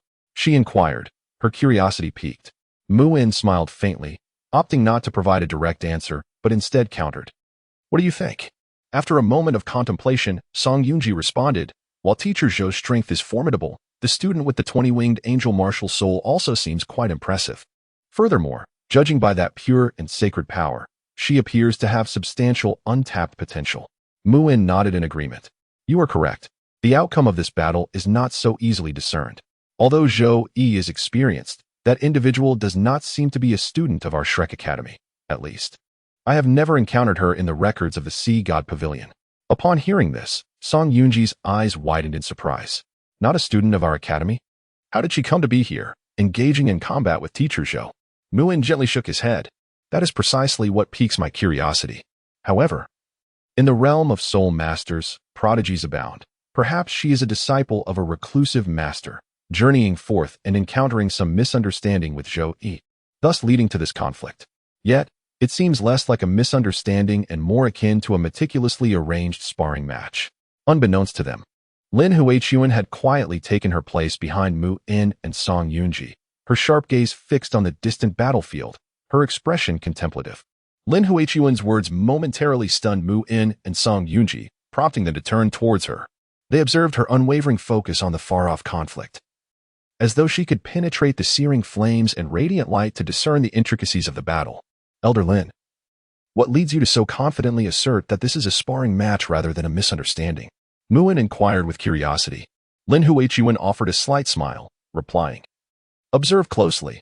Although the clash between those two appears thrilling, their strikes consistently evade each other's vital points. Moreover, their use of soul techniques reveals an essence of probing and learning. This hardly resembles a life-and-death struggle. Rather, it seems more akin to honing one's skills through combat. Upon hearing this, Song Yunji nodded in realization, stating, Elder Lin speaks wisely. It seems this classmate, blessed with the 20-winged angel martial soul, is indeed a hidden master. I wonder where she emerged from, possessing such formidable strength and talent. Muin also displayed an expression of admiration, affirming, indeed. To engage with Zhou Yi to such an extent signifies that this classmate is extraordinary. Furthermore, the martial soul and techniques she employs are unlike anything we have encountered before. It appears the realm of soul masters is on the brink of a new transformation. As Song Yunji rose slowly, a student from the soul guidance department handed him a cane, and he inquired, perplexed, Elder Song, what exactly is transpiring over there? Why is someone clashing with teacher Zhou from the martial soul department, and why does it seem so grand in scale? Taking the cane, Song Yunji lightly touched the ground to steady himself, casting a profound gaze toward the mist-covered mountain peak, a subtle smile gracing his lips. It seems our Shrek Academy is indeed a place teeming with hidden talents. Each appearance of that 20-winged angel is accompanied by remarkable ripples. Yet I lament that she is not one of ours. I cannot witness her growth firsthand. With a gentle sigh, Song Yunji tapped the cane on the ground and turned to walk towards the Sea God Pavilion. Mu In and Lin Huachuan exchanged glances, sensing a shared gravity and anticipation in each other's eyes. Do not be alarmed. Continue with your cultivation. Sometimes, witnessing miracles is also a form of cultivation. Muin's voice resonated through the courtyard of the Sea God Pavilion, quieting the inner courtyard students who had been drawn by the fluctuations of soul power, allowing them to return to their respective training. Meanwhile, the fervent flames and holy light of the distant battlefield intensified, growing ever more formidable. On the playground of the outer courtyard's martial soul department, numerous students gathered, their gazes fixed on the mountain peak. Among them was Ma Xiaodao, who, with her companions, jostled for a better view, her signature fiery red hair glistening brilliantly in the sunlight. Dai Yaoheng, that battle atop the mountain appears to be quite fierce, she remarked. Ma Xiaodao turned to Dai Yaoheng, her eyes shimmering with curiosity and excitement. Upon hearing her words, Dai Yaoheng followed her gaze, and there, atop the mountain enveloped in fervent flames and sacred light, stood a resplendent jewel, strikingly prominent against the backdrop of a cerulean sky and fluffy clouds. Indeed, this surge of soul power was palpable even from a distance, suggesting that two formidable soul masters were engaged in a fierce duel. Who could this master be? Capable of matching teacher Zhou in such an intense contest? A slight furrow formed on Ma Xiaotao's brow as an irresistible urge to uncover the truth welled up within her. Dai Yaoheng smiled faintly and remarked, whoever they may be, it matters not. Our primary objective now is to cultivate and enhance our own strengths. Only then can we enter the inner academy and have the opportunity to spar with true masters. He paused and added, I cannot afford to advance too swiftly, otherwise, I risk losing control over my evil fire. Ma Xiaotao let out a wry smile, her words tinged with a sense of helplessness and concern. The formidable power of her evil fire phoenix martial soul came with the daunting challenge of managing the uncontrollable evil flames, a significant obstacle on her path of cultivation. Upon hearing her, Dai Yaoheng's expression turned serious. He understood the burden Ma Xiaotao bore. He gently patted her shoulder and said, "Xiaotao, do not worry too much. There will always be a way to resolve your issue with the evil fire. Moreover, I believe that with your talent and diligence, you will surely overcome this hurdle and emerge as a true powerhouse." Ma Xiaotao gazed at Dai Yaoheng with gratitude, nodding as she affirmed, "Yes, I will strive to do my best. I also believe that one day, I shall discover a means to suppress the evil fire and elevate my strength to new heights." As they conversed, a sudden burst of brilliant light erupted from the mountaintop, illuminating the entire sky in an instant. This radiance harbored a pure and sacred energy, as if it could cleanse the world of all malevolence and filth. Both Ma Xiaotao and Dai Yaoheng were taken aback, lifting their heads towards the source of the light. There, atop the mountain, the silhouettes of the two soul masters flickered in and out of view as they danced through the luminous aura, clashing in a symphony of deafening roars and vibrant soul power fluctuations. "What kind of strength is this?" Ma Xiaotao exclaimed in awe, her eyes filled with reverence and longing. Dai Yaoheng, too, wore a solemn expression. He took a deep breath and said, "It seems that our Shrek Academy truly harbors hidden talents. Such masters are likely rare even within the inner academy." The two silently observed the battle atop the mountain, their hearts swelling with a fierce determination and yearning. They understood that only by continuously enhancing their own abilities could they seize the opportunity to engage with true masters and establish themselves within the realm of soul masters. Chapter 21. The Outburst of Malevolent Flames. On the other side, the battle between Lei Han and Zhou Yi intensified, as the clash of the 20-winged angel soul and the red dragon soul was nothing short of breathtaking. Each of Lei Han's strikes was accompanied by a deafening thunder, as if the very heavens trembled in response. Meanwhile, Zhou Yi's red dragon soul gracefully soared through the air, unleashing torrents of searing flames from its maw, transforming the sky into a deluge of fire, seeking to engulf Lei Han entirely within the ocean of flames. Zhou Yi nodded with satisfaction, her gaze filled with admiration for the resolute young girl before her. Lei Han's face was adorned with beads of perspiration, yet the resolve in her eyes remained unwavering. "Mother Zhou, I will never concede defeat. I will continue to fight." Upon witnessing this, Zhou Yi couldn't help but smile with admiration.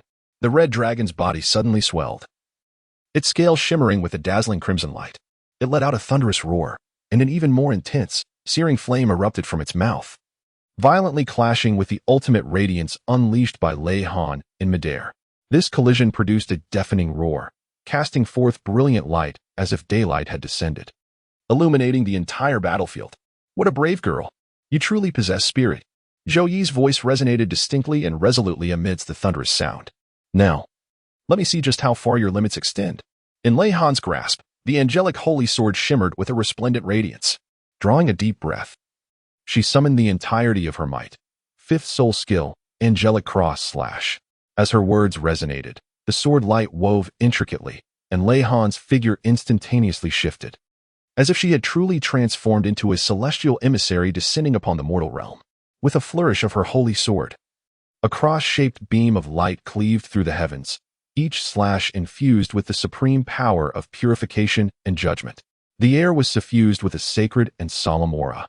The cross slash not only severed the fabric of space, but also appeared capable of rending apart all obstacles and adversities, manifesting Lei Han's indomitable fighting spirit. A flicker of gravity crossed Zhou Yi's crimson dragon eyes, for she understood the significance of this strike. In response, the dragon's form twisted anew, flames coalescing around her into barriers of fire, attempting to thwart the indomitable sword light. Yet, the might of the angelic cross slash surpassed all expectations. The fire barriers shattered beneath the sword's brilliance, flames erupting like a vibrant display of fireworks, yet laden with an aura of destruction. Lei Han's assault showed no signs of abating. Her form was as elusive as a shadow, and the angelic sword traced resplendent arcs in the air, each strike imbued with the force of a tempest.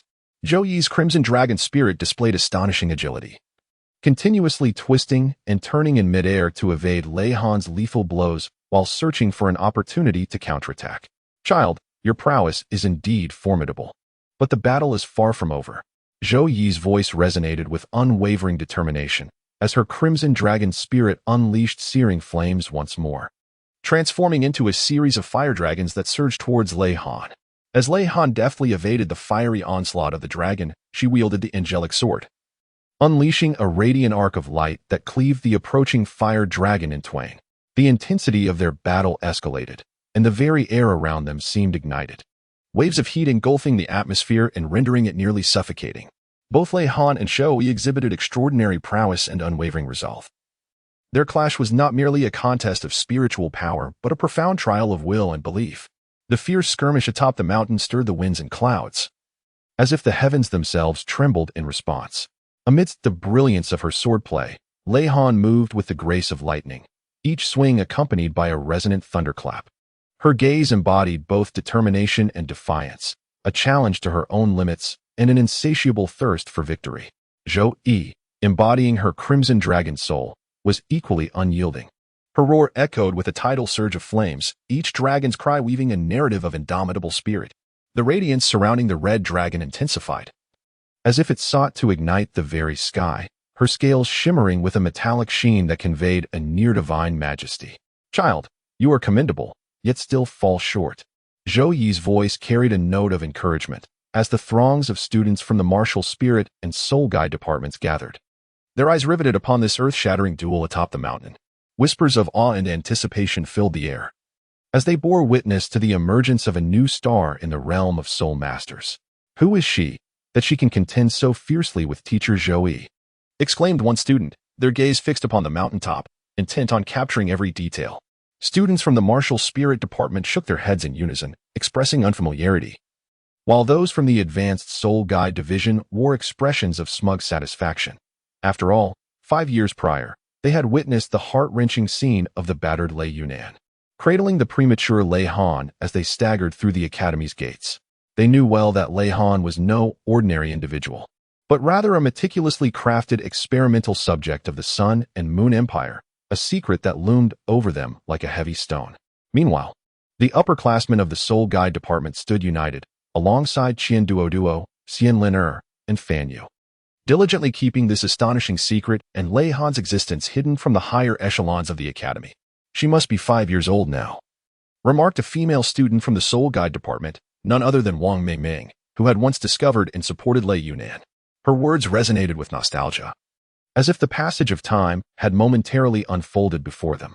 The surrounding students from the Soul Guide Department nodded in agreement, their expressions reflecting both reverence for the concealed truth and admiration for Lei Han's remarkable display of strength. Indeed, she had reached the age of 5. Yet who could have foreseen that the tiny figure, once as small as a kitten, could now engage in such a titanic struggle with teacher Zhou Yi? It was utterly astonishing. Chen Wenfeng seized the opportunity to speak, his eyes glimmering with excitement as if he were witnessing a miracle unfold before him. At that moment, he had thought she would not survive. Yet, not only did she endure, but she also exhibited such remarkable talent and strength. Wang Xian, a 4th grader, sighed, his voice tinged with emotion, as if that recollection stirred the softest corners of his heart. "Senior brothers and sisters, what are you discussing?" "I can't comprehend," inquired Chen Lei, a curious first-year student from the Soul Guidance Department, his gaze fixed intently on the battle atop the mountain, yet equally intrigued by the conversation of his seniors. "You're still young. There are matters you have yet to grasp," Wang Mingming replied with a gentle smile, affectionately ruffling Chen Lei's hair. Her eyes radiated warmth and compassion. "Once you've spent more time here, you will come to understand all that we speak of. Is it true? Is this really the same premature infant who resembled a kitten? Her rate of growth is astonishing, akin to riding a rocket," exclaimed Zhao Feng, a 6th grader, his mouth agape in disbelief. The classmates beside him mirrored his astonishment, engaging in animated discussions about Lei Han's remarkable transformation. "Indeed, one must not judge by appearances, nor measure the sea in a mere cup," Li Hua remarked, his gaze a mixture of awe and sympathy for Lei Han's experiences. Back then, such a tiny girl was confined by Dean Qian in the basement for secret training. Who could have anticipated such accomplishments today? The basement? Secret training? What is this all about? Chen Lei's curiosity deepened, prompting him to inquire further, his eyes sparkling with a thirst for knowledge. Wang Mingming glanced around, ensuring that no one else was paying attention, before quietly divulging, "This tale is lengthy. Lei Han's background and journey are extraordinary. She is not only a subject of the Sun Moon Empire, but also bears the hopes of the Academy and the Soul Guidance Department for the future. To ensure her safe growth and the realization of her utmost potential, Dean Qian and several teachers had no choice but to make such decisions. But is that truly fair to her? Chun Lei furrowed his brow, his voice laced with discontent and concern. Fair. Li Hua sighed, shaking his head with a wry smile. In this world, what exists that is absolutely fair? Laws and regulations can only strive to restrain human nature, yet they can never eradicate injustice entirely. Although Lei Han's plight evokes sympathy, it is nonetheless an integral part of her destiny. All we can do is exert our utmost efforts to assist and support her, enabling her to traverse this arduous path further. Yet, I sensed that Chun Lei wished to articulate something more, only to be interrupted by Wang Mingming. All right, Chun Lei. You are still young. Many matters are not simply black or white, right or wrong. In this world, numerous gray areas exist, filled with intricate emotions and entangled interests. What we can do is maintain a heart imbued with kindness and justice, striving to undertake what we deem right. Wang Mengming's words resonated with a profound depth. As if she had herself endured countless adversities and trials. She glanced once more at the battle atop the mountain, where Lei Han's figure flickered amidst the flames, each strike imbued with power and resolve. Her gaze reflected both admiration for Lei Han's prowess and concern for her future path. Lei Han's destiny is destined to be anything but ordinary. She bears not only her own fate, but also the hopes of the entire Academy and the Soul Guidance Department. All we can do is support her silently, wishing that she may discover her own happiness and achievements along this journey. Wang Mingming spoke softly, her voice gentle yet brimming with conviction and strength. Junior, by virtue of hierarchy, you may also refer to Lei Han as senior sister. Suddenly interjecting. Chen Wenfeng wore a teasing smile. Though she is younger, her capabilities are formidable, so much so that even Teacher Shou regards her with newfound respect. Upon hearing this, Chun Lei's eyes widened in astonishment as he cast his gaze back towards the mountain, his admiration for Lei Han intensifying. He envisioned the honor it would be to fight alongside her. Senior sister is truly enviable, Chun Lei murmured, his eyes shimmering with longing. Su Xiaodong, a fifth-year student from the Soul Guidance Department, reminisced, reflecting on my childhood. I once cradled her in my arms. Back then, she was like a small bundle of soft cotton, utterly endearing. Now, witnessing her remarkable growth, it is truly astonishing. As she spoke, a glimmer of deep nostalgia flickered in her eyes. Meanwhile, another fifth-year student from the Soul Guidance Department, Su Jing, provocatively remarked, I eagerly anticipate the reaction of those from the Martial Spirit Department, who have always held themselves in high regard and looked down upon us in the Soul Guidance Department. Once our junior sister truly matures and showcases her extraordinary abilities. His words were laden with discontent and challenge towards the Martial Spirit Department, as if an invisible conflagration had quietly ignited within his heart. Su Jing, you mustn't speak carelessly. Our Soul Guidance Department and the Martial Spirit Department have historically maintained a peaceful coexistence. Wang Mingming hastily intervened, for she wished to avoid any discord between the two factions due to Su Jing's momentary impulsiveness. I am not speaking recklessly. The Martial Soul Department has always looked down upon our Soul Guidance Department, believing we merely dabble in trivialities without possessing any genuine skills. Su Jing scoffed, his tone laced with disdain and provocation.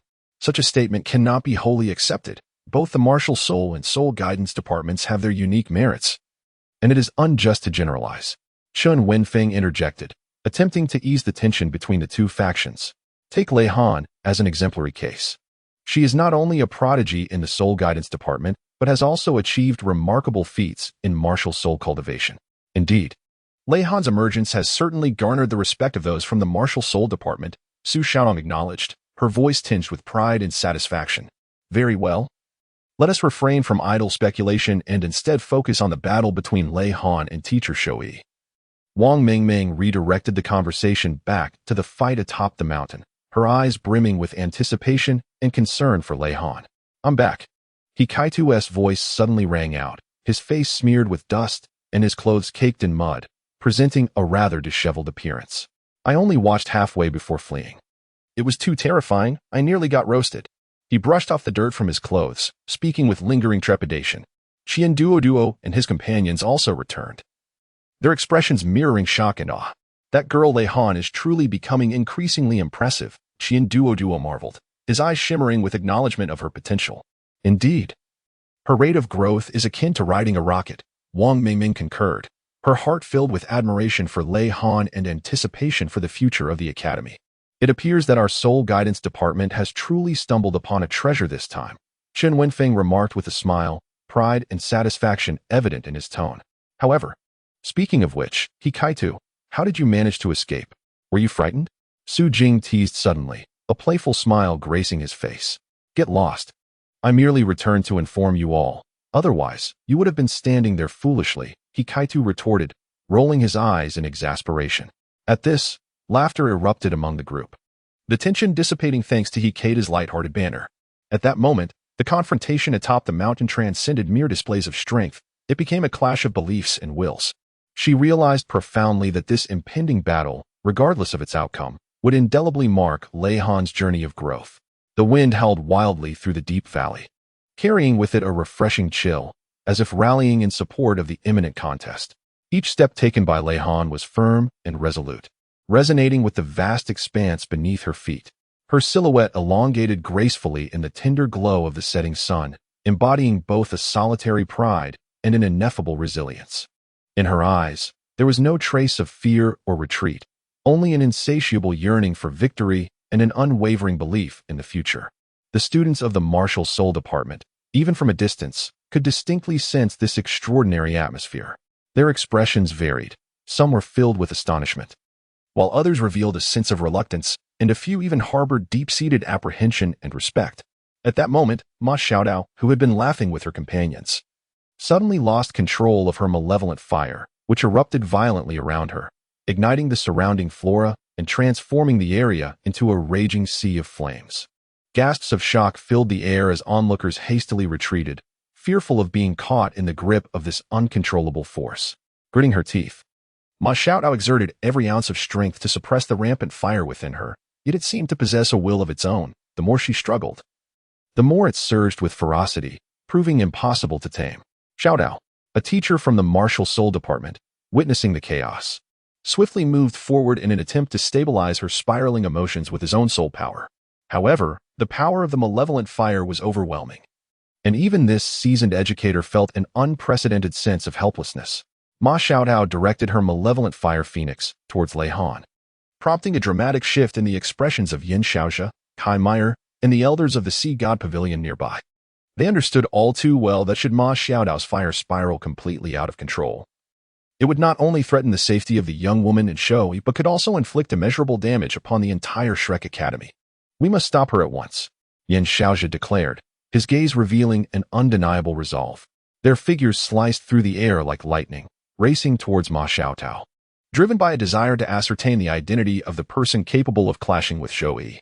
Meanwhile, the malevolent fire phoenix traced a brilliant crimson arc in the sky, surging toward Lei Han with an undeniable might. At that moment, the battle between Lei Han and Shoei in the valley reached a fever pitch, as the sky above seemed to split in two. On one side soared Lei Han's 20-winged angel, while on the other loomed Zhou Yi's red dragon. The clash of their powers sent ripples through the very fabric of space, causing the entire valley to tremble. Mother Zhou, unleash all your tricks. I, Lei Han, shall not concede easily. Lei Han's voice echoed through the valley, as she flared her 20-winged angel's wings, conjuring a fierce wind that seemed to tear asunder the surrounding air. You, my dear girl, certainly possess a fighting spirit, Shoei remarked with a hint of a smile, her red dragon's eyes shimmering with fierce light. However, victory in battle cannot be claimed solely by determination. As soon as her words fell, Zhou Yi's red dragon surged forward with astonishing speed, akin to a crimson flash of lightning, charging directly at Lei Han. Just as their fierce battle reached a critical juncture, a sudden gust of wind echoed from the sky, momentarily halting their movements. They looked up to see Ma Xiaodao's malevolent fire phoenix drawing near, a terrifying power emanating from the flames that sent shivers down their spines. Even from a distance, both were taken aback, utterly unprepared for such an unforeseen development. What is happening? Why is there suddenly an unexpected player in the midst of our battle? Lei Han exclaimed, her eyes reflecting both astonishment and confusion. Zhou furrowed her brows. Swiftly assessing the situation, Lei Han, pause the duel. We must first address this unexpected predicament. Sighing in frustration at the disruption of her combat enthusiasm, Lei Han reluctantly acquiesced to Zhou Yi's counsel. She quickly folded her 20-winged angelic wings and, with a swift movement, appeared beside Zhou, activating her void spirit. A white mist enveloped her, and she turned to Zhou, saying, "Step back. I will attempt to control her." Before she could finish her sentence, Lei Han charged towards Ma Xiaodao's malevolent fire phoenix. Grasping Ma Xiaodao's hand, she recoiled with a hiss as the searing heat scorched her. "Ouch! It's burning me alive!" Lei Han cried out, astonished by the intensity of the flames. In her agony, Ma Xiaodao struggled fiercely, her eyes a tumultuous blend of despair and defiance. As if two opposing forces were waging war within her heart. Summoning her last vestige of rationality, which was on the brink of obliteration, she weakly urged Lei Han. "Don't mind me, just go." At that moment, Ma Xiaodao's flickering sanity caught sight of an astonishing scene. Engaged in fierce combat with Zhou was not an adult, nor a teenager, but a mere 5-year-old girl, her face adorned with a mask. This revelation struck Ma Xiaodao like a bolt from the blue, profoundly shattering her perception of strength in an instant. "All right, dear sister, it's time for me to lend you a hand. I can't let you play with fire and burn yourself here," Lei Han declared, crossing her arms and sporting a playful smirk. Zhou, observing from the sidelines, was internally astonished by Lei Han's audacity and adaptability. At that moment, Yan Xiaozhe and his companions drew closer, their faces etched with anxiety and tension. Yan Xiaozhe, Kai Meyer, and Du Weiluan were the first to arrive, and upon witnessing the scene, their hearts quaked in disbelief. A 5-year-old? Du Weiluan's voice trembled, unable to fathom what he saw. It was utterly inconceivable that a 5-year-old girl could engage in such a fierce struggle against a powerhouse like Zhou. Mu In and the other elders of the Sea God Pavilion soon arrived, their expressions equally filled with incredulity. The spectacle before them exceeded all their expectations and imagination. How is this even possible? Mun murmured to himself, his gaze firmly fixed on Lei Han, attempting to discern some clue from her demeanor. Yet, despite his scrutiny, he could not fathom how a mere 5-year-old girl could possess such formidable power and skills. The cries of Ma Xiaodao grew increasingly faint, her body beginning to tremble uncontrollably, as though she were on the brink of collapse. Upon witnessing this, Lei Han's expression hardened with resolve. She understood that immediate action was imperative, otherwise Ma Xiaodao might truly bring about her own ruin. At that moment, Lei Han gently lifted Ma Xiaodao into her arms, initiating the process of absorbing the malevolent energy plaguing her. As the dark flames from Ma Xiaodao encountered the ethereal white aura surrounding Lei Han, a hissing sound ensued, as if the dark energy had met its nemesis, swiftly vanishing into oblivion. Gradually, Ma Xiaodao's countenance returned to tranquility, the frenzied crimson light in her eyes diminishing slowly. She nestled softly against Lei Han, as if she had just emerged from a harrowing ordeal. Lei Han gently caressed Ma Xiaodao's back, a fleeting glimmer of tenderness illuminating her gaze, only to swiftly revert to her customary tranquility. Subsequently, she cautiously set Ma Xiaodao down on the ground, lightly clapping her hands as she spoke with a hint of relief. "Well, there should be no more issues now. It is likely that the malevolent fire will not act up recklessly for at least the next 6 months." The crowd was utterly astonished, struggling to comprehend how such a formidable dilemma could be so effortlessly resolved by a seemingly innocent young girl. Lei Han waved goodbye to them, preparing to depart. But soon Zi called out to her in a low voice, a mix of curiosity and reverence in his gaze. "Young lady, from whence do you hail? This power is unlike anything I have ever heard or seen." Lei Han turned around, and a playful glimmer flickered in her eyes beneath the mask. "I am just an ordinary little girl, dear grandfather. Please do not be so serious. As for this power, let us consider it a special gift bestowed upon me by the heavens, meant to assist those in need." Her words flowed with ease, yet carried an undeniable gravity that left the assembled crowd in a state of profound astonishment. Yan Xiaozhe took a step forward, his tone imbued with a gentler and more inquisitive nature. "Little girl, your arrival is akin to a sudden beam of light, and coupled with your extraordinary abilities, it compels us to adopt a cautious stance. However, please be assured that our intentions are entirely devoid of malice. We sincerely wish for you to share more about yourself and your remarkable talents." A faint smile graced the corners of Lei Han's lips, as if their probing inquiries held little significance for her. "Very well, since you are brimming with such intense curiosity, I shall indulge you with a hint, granting you a small glimpse of your desires." Lei Han quietly leaned close to Yan Xiaozhe's ear and playfully said, "I simply won't tell you all. Hee hee hee." After finishing her teasing remark, she mischievously tugged at Yan Xiaozhe's beard, causing him to grimace in pain, yet he could only manage a helpless smile. suppressing any hint of discontent. Yin Xiaozhi rubbed his beard, still stinging from Lei Han's playful grip, but there was no trace of anger in his eyes. Instead, they sparkled with a hint of affectionate amusement. He shook his head and sighed. What a wonderfully whimsical little girl. With a playful smile, Lei Han leapt from the cliff, prompting gasps of astonishment from the onlookers who rushed to the edge. There, they beheld her soaring gracefully through the air, her angelic spirit manifesting as she glided like an exuberant sprite. She turned to wave at the crowd, mischievously declaring, "No need to see me off, dear uncles and aunts. We shall meet again if fate allows." As they gazed at her receding figure, a profound sense of shock and confusion filled their hearts. This seemingly innocent little girl not only possessed formidable strength but also exhibited an eccentric personality, her actions defying all conventional understanding. How could a 5-year-old possibly awaken a martial spirit and exhibit such a tremendous surge of soul power, engaging in combat with a soul emperor like Shoei without faltering? It was utterly astonishing. Kai Mei murmured, her eyes reflecting both awe and perplexity. After a moment of contemplation, Mu In spoke slowly. Perhaps she is not an ordinary 5-year-old child. In this world, there exist individuals of extraordinary talent, capable of rapid growth and mastery of immense power. This girl is likely one of them. Yin Xiaozhi nodded in agreement, his gaze fixed on the direction in which Lei Han had vanished, his expression deep in thought. Regardless of the circumstances, her appearance undoubtedly heralded new possibilities for our Shrek Academy. Her strength and talent could very well become the beacon of hope for our institution's future. Yin Xiaozhi's tone was resolute, his eyes sparkling with anticipation. At that moment, Ma Xiaotao awakened, her gaze wandering in confusion as she struggled to comprehend the events that had transpired. When her eyes fell upon the direction of Lei Han's departure, a flicker of complex emotion danced within her. She murmured softly, "Who exactly is that little girl?" As memories flowed back, Ma Xiaotao recalled her uncontrollable dark flames and the mysterious girl who had suddenly appeared to rescue her.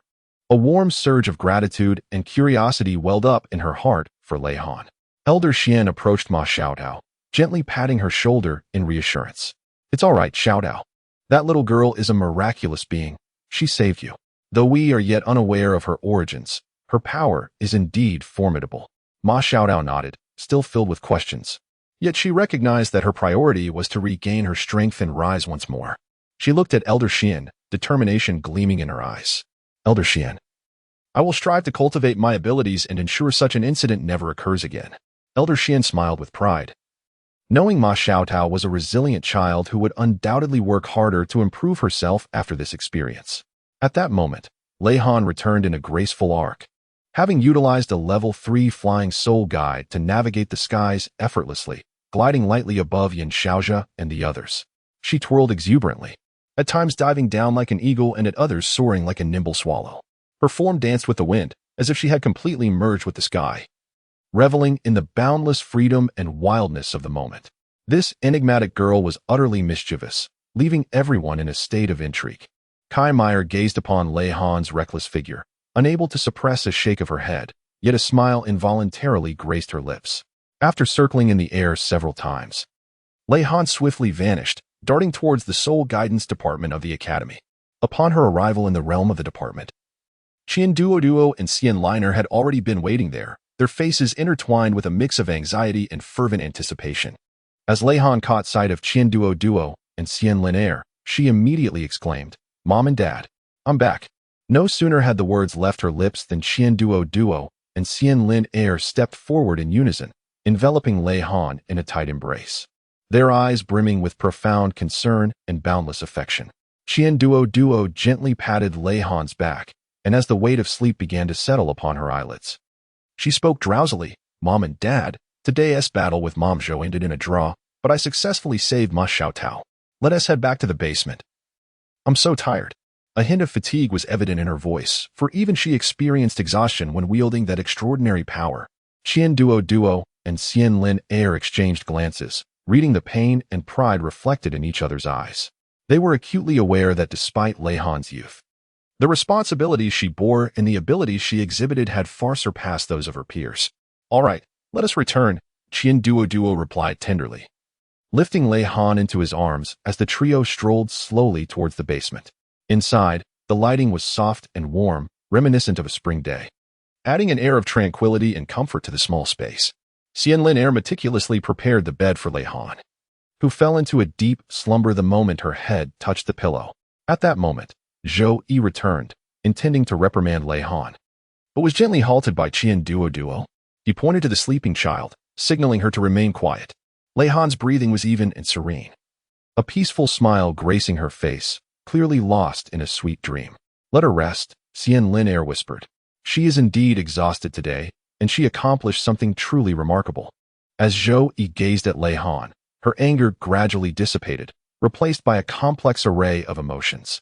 She felt both exasperated and amused by Lei Han's mischief. And thus said softly, after saving Xiao Tao today, Lei Han even tugged at Din Yan's beard and leapt off a cliff, soaring around the mountain with a third-tier flying soul-guiding device, nearly giving me a heart attack. This child is truly a source of both love and frustration. Zhou Yi shook her head, yet a smile involuntarily appeared at the corners of her lips. Indeed, she resembles a little imp, always bringing us unexpected surprises and frights. Duo chuckled, his eyes filled with adoration, recognizing that it was precisely this innocence and unruliness that allowed her to unleash astonishing power in critical moments. However, Lin's tone shifted, a flicker of concern crossing her gaze. We need to delve deeper into understanding and guiding her power. After all, strength is a double-edged sword. Wielded well, it can save lives, but misused, it may cause harm to oneself. Absolutely, Duo nodded in agreement. I will find an appropriate time to discuss with her the origins of her power and how to control it better.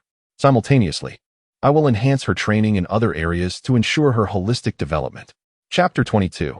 The attempt to save turns into a disruption. A year has quietly passed, and Lei Han has now celebrated her 6th birthday. At this moment, Duo and Lin are leisurely strolling along the shaded paths of the academy, savoring this rare tranquility and leisure. Suddenly, their attention is drawn to a figure carrying a beautifully crafted cake, Kaitu. Upon seeing him, a look of surprise spreads across Duo's face, and he curiously inquires, Kaitu, to whom is this meticulously prepared cake intended for? Upon hearing this, Kaitu chuckles, and a mysterious smile blossoms on his honest and simple face, as if concealing a little secret. Oh, this is a birthday cake for our lovely junior sister, Lei Han. He replies, his voice imbued with pride and anticipation. At this revelation, Duo slaps his forehead as if awakened, exclaiming, Yes. Today is Lei Han's birthday. How could I have forgotten such an important occasion? He shakes his head in self-deprecation. Beside him, Lin displays an embarrassed expression, gently patting her cheeks and smiling apologetically. Oh dear, we completely overlooked little Lei Han's birthday. We must go to Shrek City right away to select a gift and make up for this belated blessing. Indeed, we should choose the finest gift. After all, she is our little princess, Lin agrees, her eyes sparkling with maternal warmth. Unaware of their adopted daughter Lei Han's actual birth date, Duo and Lin decide to commemorate the day she first entered the academy, July 9th, as her auspicious birthday. Thus, they harness the power of a flying soul guide, soaring swiftly through the azure sky like 2 meteors streaking across the heavens. As they continue to advance, the outline of Shrek City gradually emerges from the haze, becoming increasingly distinct. At this moment, the gentle sunlight cascades upon their shoulders, bringing with it a thread of warmth while seemingly urging them to quicken their pace. At last, they successfully arrive in the bustling city, making their way directly to the most vibrant commercial district. Navigating through the throngs of people, Duo and Lin purchase a myriad of toys, books, and adornments from various shops, each item carefully selected in hopes that Lei Han will delight in them. Before a store specializing in soul guides, they come to a halt. In the window, a delicately crafted storage soul guide bracelet is displayed, adorned with tiny gemstones that shimmer captivatingly in the light. Lin is immediately drawn to it, envisioning how playful and adorable Lei Han would appear while wearing it. This bracelet is perfect for little Han, both practical and beautiful, she remarks, turning to Duo. After examining it closely, Duo nods in agreement, saying, Indeed, it's quite lovely. Let us purchase it. In the underground chamber of the soul guidance system, Lei Han had already ascended to the rank of a level 4 soul mentor, and the soul guiding devices she crafted were no longer rudimentary or poorly constructed. With the soul power fully charged, she entered the final phase of adjustment. Speaking to herself, her gaze was focused and resolute. The device in her hands was a level 4 fixed soul guiding cannon. Though compact in size, the energy it contained was formidable. Lei Han meticulously fine-tuned every detail, ensuring that it would unleash its maximum potential in battle. Just as she was wholly absorbed in her work, the door to the basement was gently pushed open, and Kaito entered, carrying an exquisite cake. "Happy birthday, little junior sister," he exclaimed with a smile. Startled, Leihan inadvertently pressed the activation switch of the soul-guiding cannon, resulting in a thunderous explosion as the cannon's blast surged toward the wall of the manufacturing area, instantly creating a gaping hole. Dust and debris erupted, and Fanyu, who was busy crafting soul-guiding devices, bore the brunt of the chaos. With a pained cry, he was hurled by the force, crashing heavily to the ground amidst the disarray.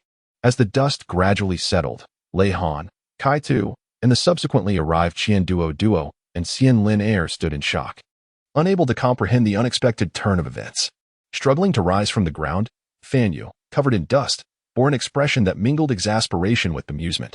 He brushed off the dirt and looked at Leihan, his voice tinged with both reproach and a hint of affection as he remarked, "You, my dear child. How could you create such a commotion with a moment's distraction? It seems we still need to reinforce the safety protocols regarding the use of soul-guiding devices." Leihan's face flushed crimson, her eyes brimming with remorse. "I am truly sorry, Godfather. It was not my intention. I was simply too engrossed and failed to notice that Brother Hikaido had entered." "Hikaido, how could you choose this moment to come in? Are you not aware that Xiaohan is in the midst of a critical experiment?" Duo feigned anger as he glanced at Hikaido, though his tone bore a hint of reproach, his eyes sparkling with amusement. Hikaido scratched his head sheepishly, chuckling, "I merely wished to surprise my junior sister. Who could have anticipated it would unfold this way?" Xianlin stepped forward, gently caressing Leihan's head, offering solace. "It is all right, Xiaohan. Do not be too hard on yourself. Godfather understands that your actions were unintentional. Just be a bit more mindful next time." Leihan nodded, his eyes shimmering with resolute determination. "Indeed, I shall exercise greater caution, ensuring that I do not disappoint my godfather or anyone else." At that moment, Fanyu approached, gazing at Leihan with admiration. "But speaking of which, Xiaoan, your progress has been truly remarkable. Achieving the rank of a level 4 soul mentor in such a short time is truly outstanding." Leihan smiled apologetically, her face radiating confidence and joy. "Thank you for the compliment, Godfather. I will continue to strive." Duo placed the numerous bags she held onto the ground, clapped her hands, and said with a smile, "All right, now let us focus on celebrating the birthday. These gifts have been meticulously chosen by your mother and me, so be sure to take a good look, Xiaohan." Leihan dashed over with exuberance, unwrapping the exquisitely packaged gifts, revealing toys, books, and trinkets she had never encountered before, each one captivating her heart. Particularly enchanting was the storage soul guide bracelet. As she adorned her wrist with it, she gently caressed the gemstones, her eyes shimmering with delight. "Thank you, Mom and Dad. I absolutely adore these gifts." Leihan expressed her gratitude, her face radiating a blissful smile. "As long as you are happy," Xianlin replied affectionately, her gaze filled with tenderness. "Is this a level 6 storage soul guide? What a lavish gift," Fanyu remarked, observing the bracelet with a flicker of astonishment. Such an item was not inexpensive, and its creation was quite intricate, capable of storing a considerable number of items. Duo chuckled with pride. "Of course, our little princess deserves the very best." Meanwhile, Xianlin was in the kitchen of the living area, assisting Shou-Yi in washing vegetables. As she busied herself, she engaged in cheerful conversation with Shou-Yi, occasionally stealing glances at Leihan, who was joyfully frolicking in the basement, her heart brimming with affection. The kitchen was suffused with the aroma of delicious dishes, embodying the essence of home and love. Shou-Yi smiled at Xianlin, remarking, "Look how happy Leihan is. Having such loving parents and a godfather truly is her blessing." Xianlin nodded gently, her face glowing with happiness. "Indeed, she is our little princess, and we must shower her with all our love." The two women continued their domestic chatter, their hands never ceasing in their tasks. As time passed, dinner was gradually prepared. A series of delectable dishes, rich in flavor and aroma, adorned the dining table, tantalizing the senses. Hikaido carefully placed a meticulously crafted chocolate cake at the center of the table, adorned with fresh fruits and vibrant icing, appearing both tempting and whimsical. "Little junior sister, come make a wish and blow out the candles," Hikaido called out to Leihan, his eyes brimming with anticipation. Leihan excitedly dashed towards the cake, closed her eyes, and clasped her hands together, silently making a wish. Then, she opened her eyes, took a deep breath, and with a vigorous puff, extinguished the candles atop the cake. At the moment the flame was snuffed out, The basement erupted with enthusiastic applause and cheers. Xiaohan, might you share the wish you just made? Xianlina gently inquired, her eyes sparkling with curiosity and affection. Lei Han smiled gently, her face radiating happiness and anticipation. I aspire to safeguard the Soul Guidance Department, to become its sharp blade, allowing my Godfather's disciples to take the forefront while I quietly protect all that lies beneath. As her words echoed in the air, everyone fell silent, taken aback by the profound sentiment expressed by a mere 6-year-old girl. But you are the daughter of Director Qian. It is you who should assume the prominent role. Not allow me to take it, Hikaitu countered, his tone mingling just with sincerity. Lei Han shook his head gently, gazing earnestly at Hikaitu. Brother, both face and substance hold great significance. Without the foundation of substance, face will inevitably fade into obscurity. I am willing to be the silent contributor, enhancing the brilliance of the Soul Guidance Department. As Fan Yu listened to Lei Han's words, his eyes brimmed with admiration and emotion. He stepped forward, lightly patting Lei Han's shoulder, and said with heartfelt sincerity, Xiao Han, I am truly gratified by your perspective. Remember, whether you choose to embody face or substance, as long as you dedicate yourself and make an effort, you will undoubtedly become a pride of the Soul Guidance Department. Duo approached as well, a smile illuminating his face as he regarded Lei Han with pride. Our Xiao Han has truly matured, possessing such awareness and responsibility. It is indeed impressive. Rest assured, no matter which path you choose, we will wholeheartedly support you. Xianlin Air embraced Lei Han tightly, her face radiant with joy and pride. Xiao Han, you are genuinely understanding. Mother is proud of you, yet also feels a pang of concern. But remember, regardless of what you choose, Mother will always love and support you. Lei Han felt enveloped in warmth and strength, bolstered by the love and support of her guardian, father, and mother. With a resolute nod and a glimmer of determination in her eyes, she expressed her gratitude. Thank you all. I will strive to meet your expectations. Subsequently, the family gathered around the dining table, relishing a meal infused with love and warmth. Laughter echoed around the table, creating a harmonious and joyous atmosphere. Lei Han celebrated an unforgettable birthday evening in the company of her loved ones. Meanwhile, Yin Xiaozhi was like an ant on a hot pan, anxious and restless. A year prior, Ma Xiaotao had undergone Lei Han's void spirit treatment, which had indeed quelled her malevolent fire temporarily, as Lei Han had predicted. However, the year had come to an end, and the malevolent fire within Ma Xiaotao was once again spiraling out of control, casting a shadow of unease over Yin Xiaozhi's heart. Turning to Du Weilan, he commanded, send word. No matter the cost, we must locate that young girl who treated Xiaodao's malevolent fire a year ago. She is our sole hope. Du Weilin, upon hearing this, nodded gravely and swiftly departed to arrange the search for Lei Han.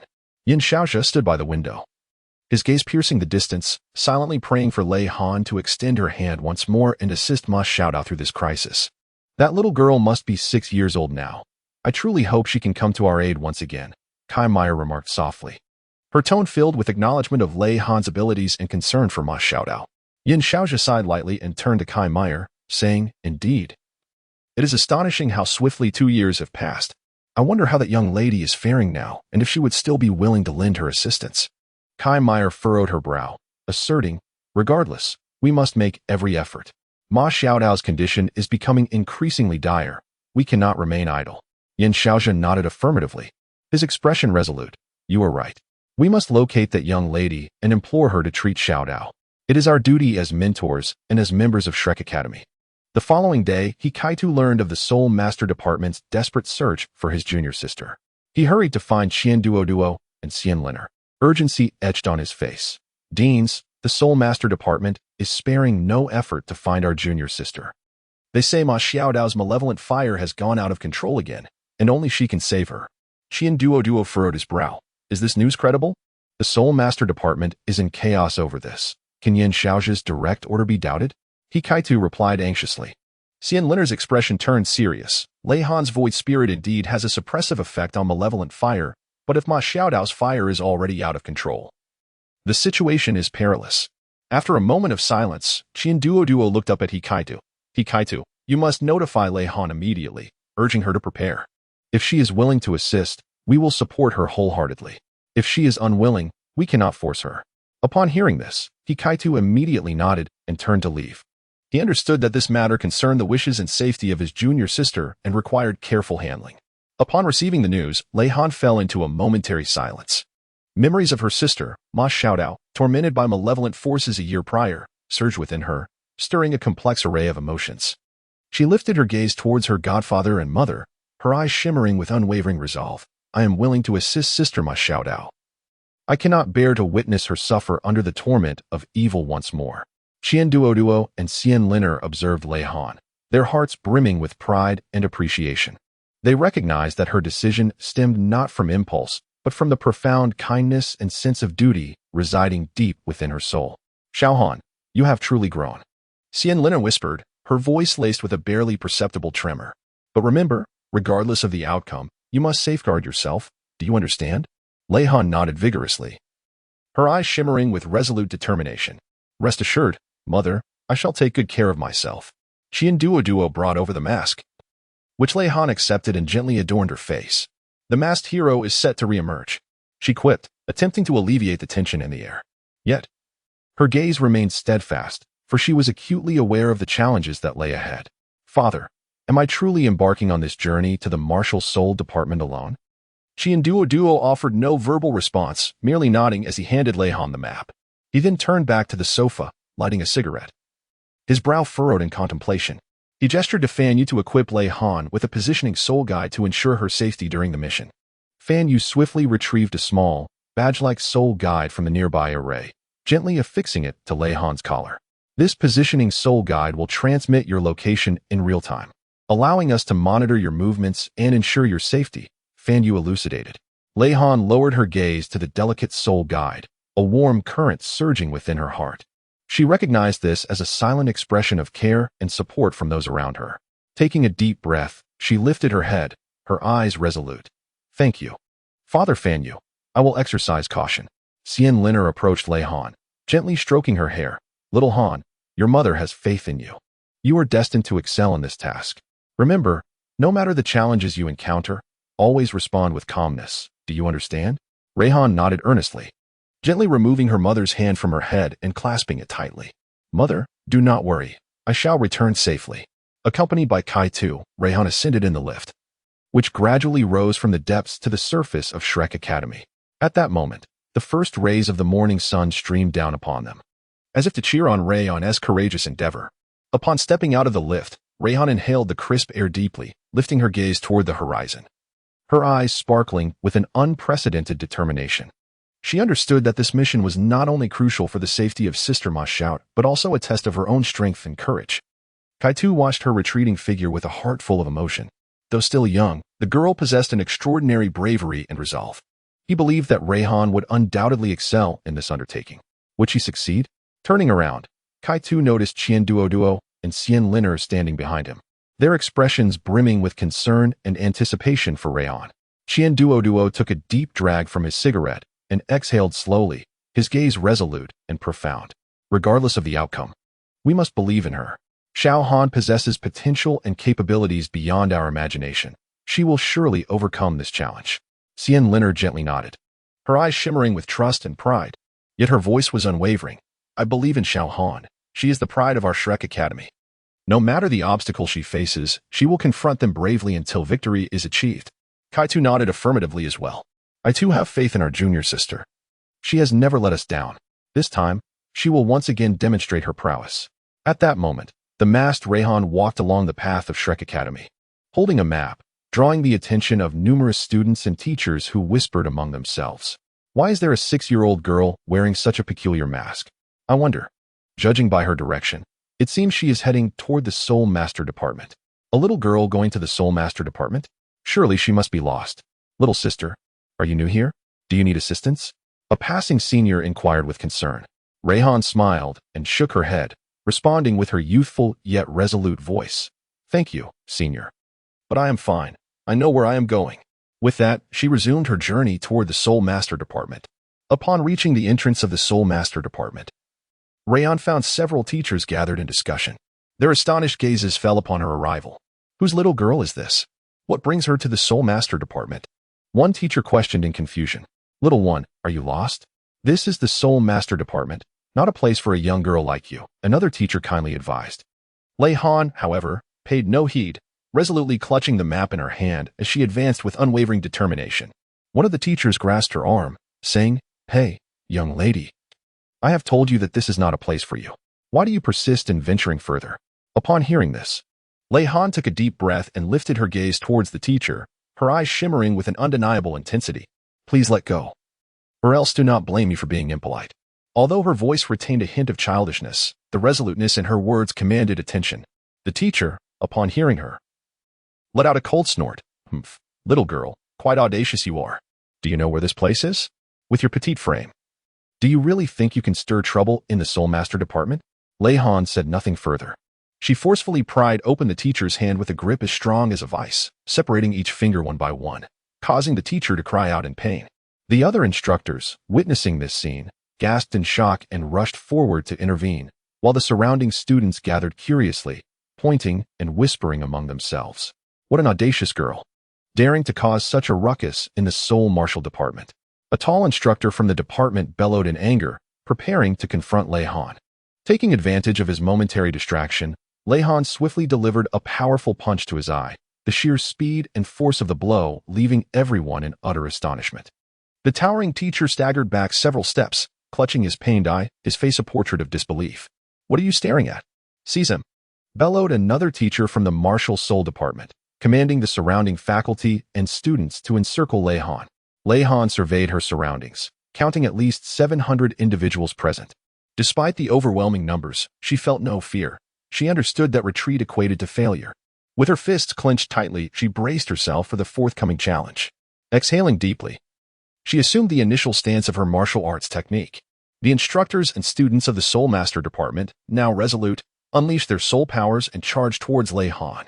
However, she refrained from activating her own soul power, opting instead to engage in fierce combat using her physical prowess. Her figure darted through the throng, each punch and kick executed with precision and force, catching the Soul Master practitioners off guard. When someone attempted to seize her from behind, she seized the individual and spun them around like a whirlwind, sweeping through the crowd and toppling several opponents in an instant. With relentless strikes, Lei Han's onslaught resembled a tempest, leaving the Soul Master instructors and students overwhelmed and unable to respond. Lei Han inadvertently cast a glance at the branch nearby, seizing one that was as thick as her thumb. With a flourish, she wielded it with vigor, pushing back a towering student who staggered under her assault. He unceremoniously collapsed onto a cactus, wincing in pain, which elicited a wave of laughter from the surrounding crowd. Yet, this did not deter Lei Han in the slightest. She was acutely aware that the true challenge lay ahead. Dai Yaohang, Yao Xian, and Chen Zifeng, drawn by the commotion, navigated through the throng.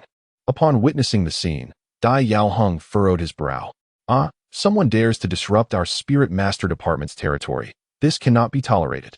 Without a moment's hesitation, he charged towards Lei Han, only to find her branch swinging down upon him, causing him to stumble, nearly losing his balance. Dai Yaohang stared in disbelief, astonished that the seemingly frail girl possessed such formidable strength and skill. Eventually, the branch Lei Han wielded splintered, yet she stood her ground, confronting Dai Yaohang and Chen Zifeng with her fists. Each blow resonated with the force of thunder, reverberating painfully in the ears of those nearby. Although Dai Yaohang and his companions were elite students of Shrek Academy, they struggled against Lei Han's reckless fighting style. Where on earth did this prodigious girl emerge from? Yao Xian, dodging while wiping blood from the corner of his mouth, was filled with astonishment. She retaliated against others with grace, executing a sweeping kick followed by a backflip, her movements fluid and captivating, sending the Spirit Master faculty and students retreating one by one. Her form was as light as a swallow, each leap and landing perfectly timed, leaving the onlookers in awe. Shishi arrived to witness the spectacle, her mouth agape in disbelief as she struggled to comprehend her eyes, rubbing them to ensure she was not mistaken. She marveled at how a mere girl could single-handedly contend with the entire Spirit Master Department, and even gain the upper hand. How could this be possible? She murmured. Despite being a student of Shrek Academy herself, she had never encountered such an astounding scene. Could it be that even Dai Yaohang and his cohorts were no match for this girl? Nearby classmates expressed their shock, speculating about Lei Han's origins and identity, their minds brimming with curiosity. "You little rascal, I'll show you what for." Renmu Jin, witnessing her classmates being bested, was incensed. With a flash, she charged at Lei Han, her hands brimming with soul power, intent on teaching her a harsh lesson. However, Lei Han seemed to possess eyes in the back of her head. She swiftly turned and intercepted Renmu Jin's hand with astonishing speed, leaving her stunned and the onlookers in utter disbelief. Pushing Renmu Jin away, she stumbled a few steps, and Shishi rushed to support her. Both girls' eyes filled with incredulity. You bunch of lazy scamps. When the moment calls for action, you all stand there like deer in headlights. Unbeknownst to anyone, Xuanzi approached with a swaying gait, a wine jug in hand. He cast a fleeting glance at the fiercely battling Lei Han, his eyes momentarily reflecting surprise before he swiftly regained his composure. Xian Lao, what brings you here? Dai Yaoheng exclaimed upon noticing Xuanzi, ignoring the inquiry. Xuanzi moved closer to Lei Han, scrutinizing her intently. Sensing Xuanzi's presence, Lei Han ceased her actions and turned to face him. Young lady, your prowess is commendable. Yet such audacity cannot be tolerated within our martial spirit department, Xuanzi remarked slowly. His voice, though soft, carried an undeniable authority. Lei Han remained silent, wiping the sweat from her brow as she resumed her combat stance, a hint of determination glinting in her eyes. She understood that the seemingly inebriated elder before her was no ordinary opponent, yet she was resolute in her refusal to retreat. Xuanzi, observing her, allowed a slight smile to grace his lips, surprised by the girl's tenacity. Well, she possesses spirit. Let me gauge your strength. No sooner had he thought this than he vanished from sight in a blur. Startled, Lei Han swiftly scanned her surroundings, her heart racing. However, Xuanzi's figure flickered in and out like an elusive specter, making him difficult to pin down. Little girl, brace yourself. He suddenly reappeared behind her, striking down with an open palm.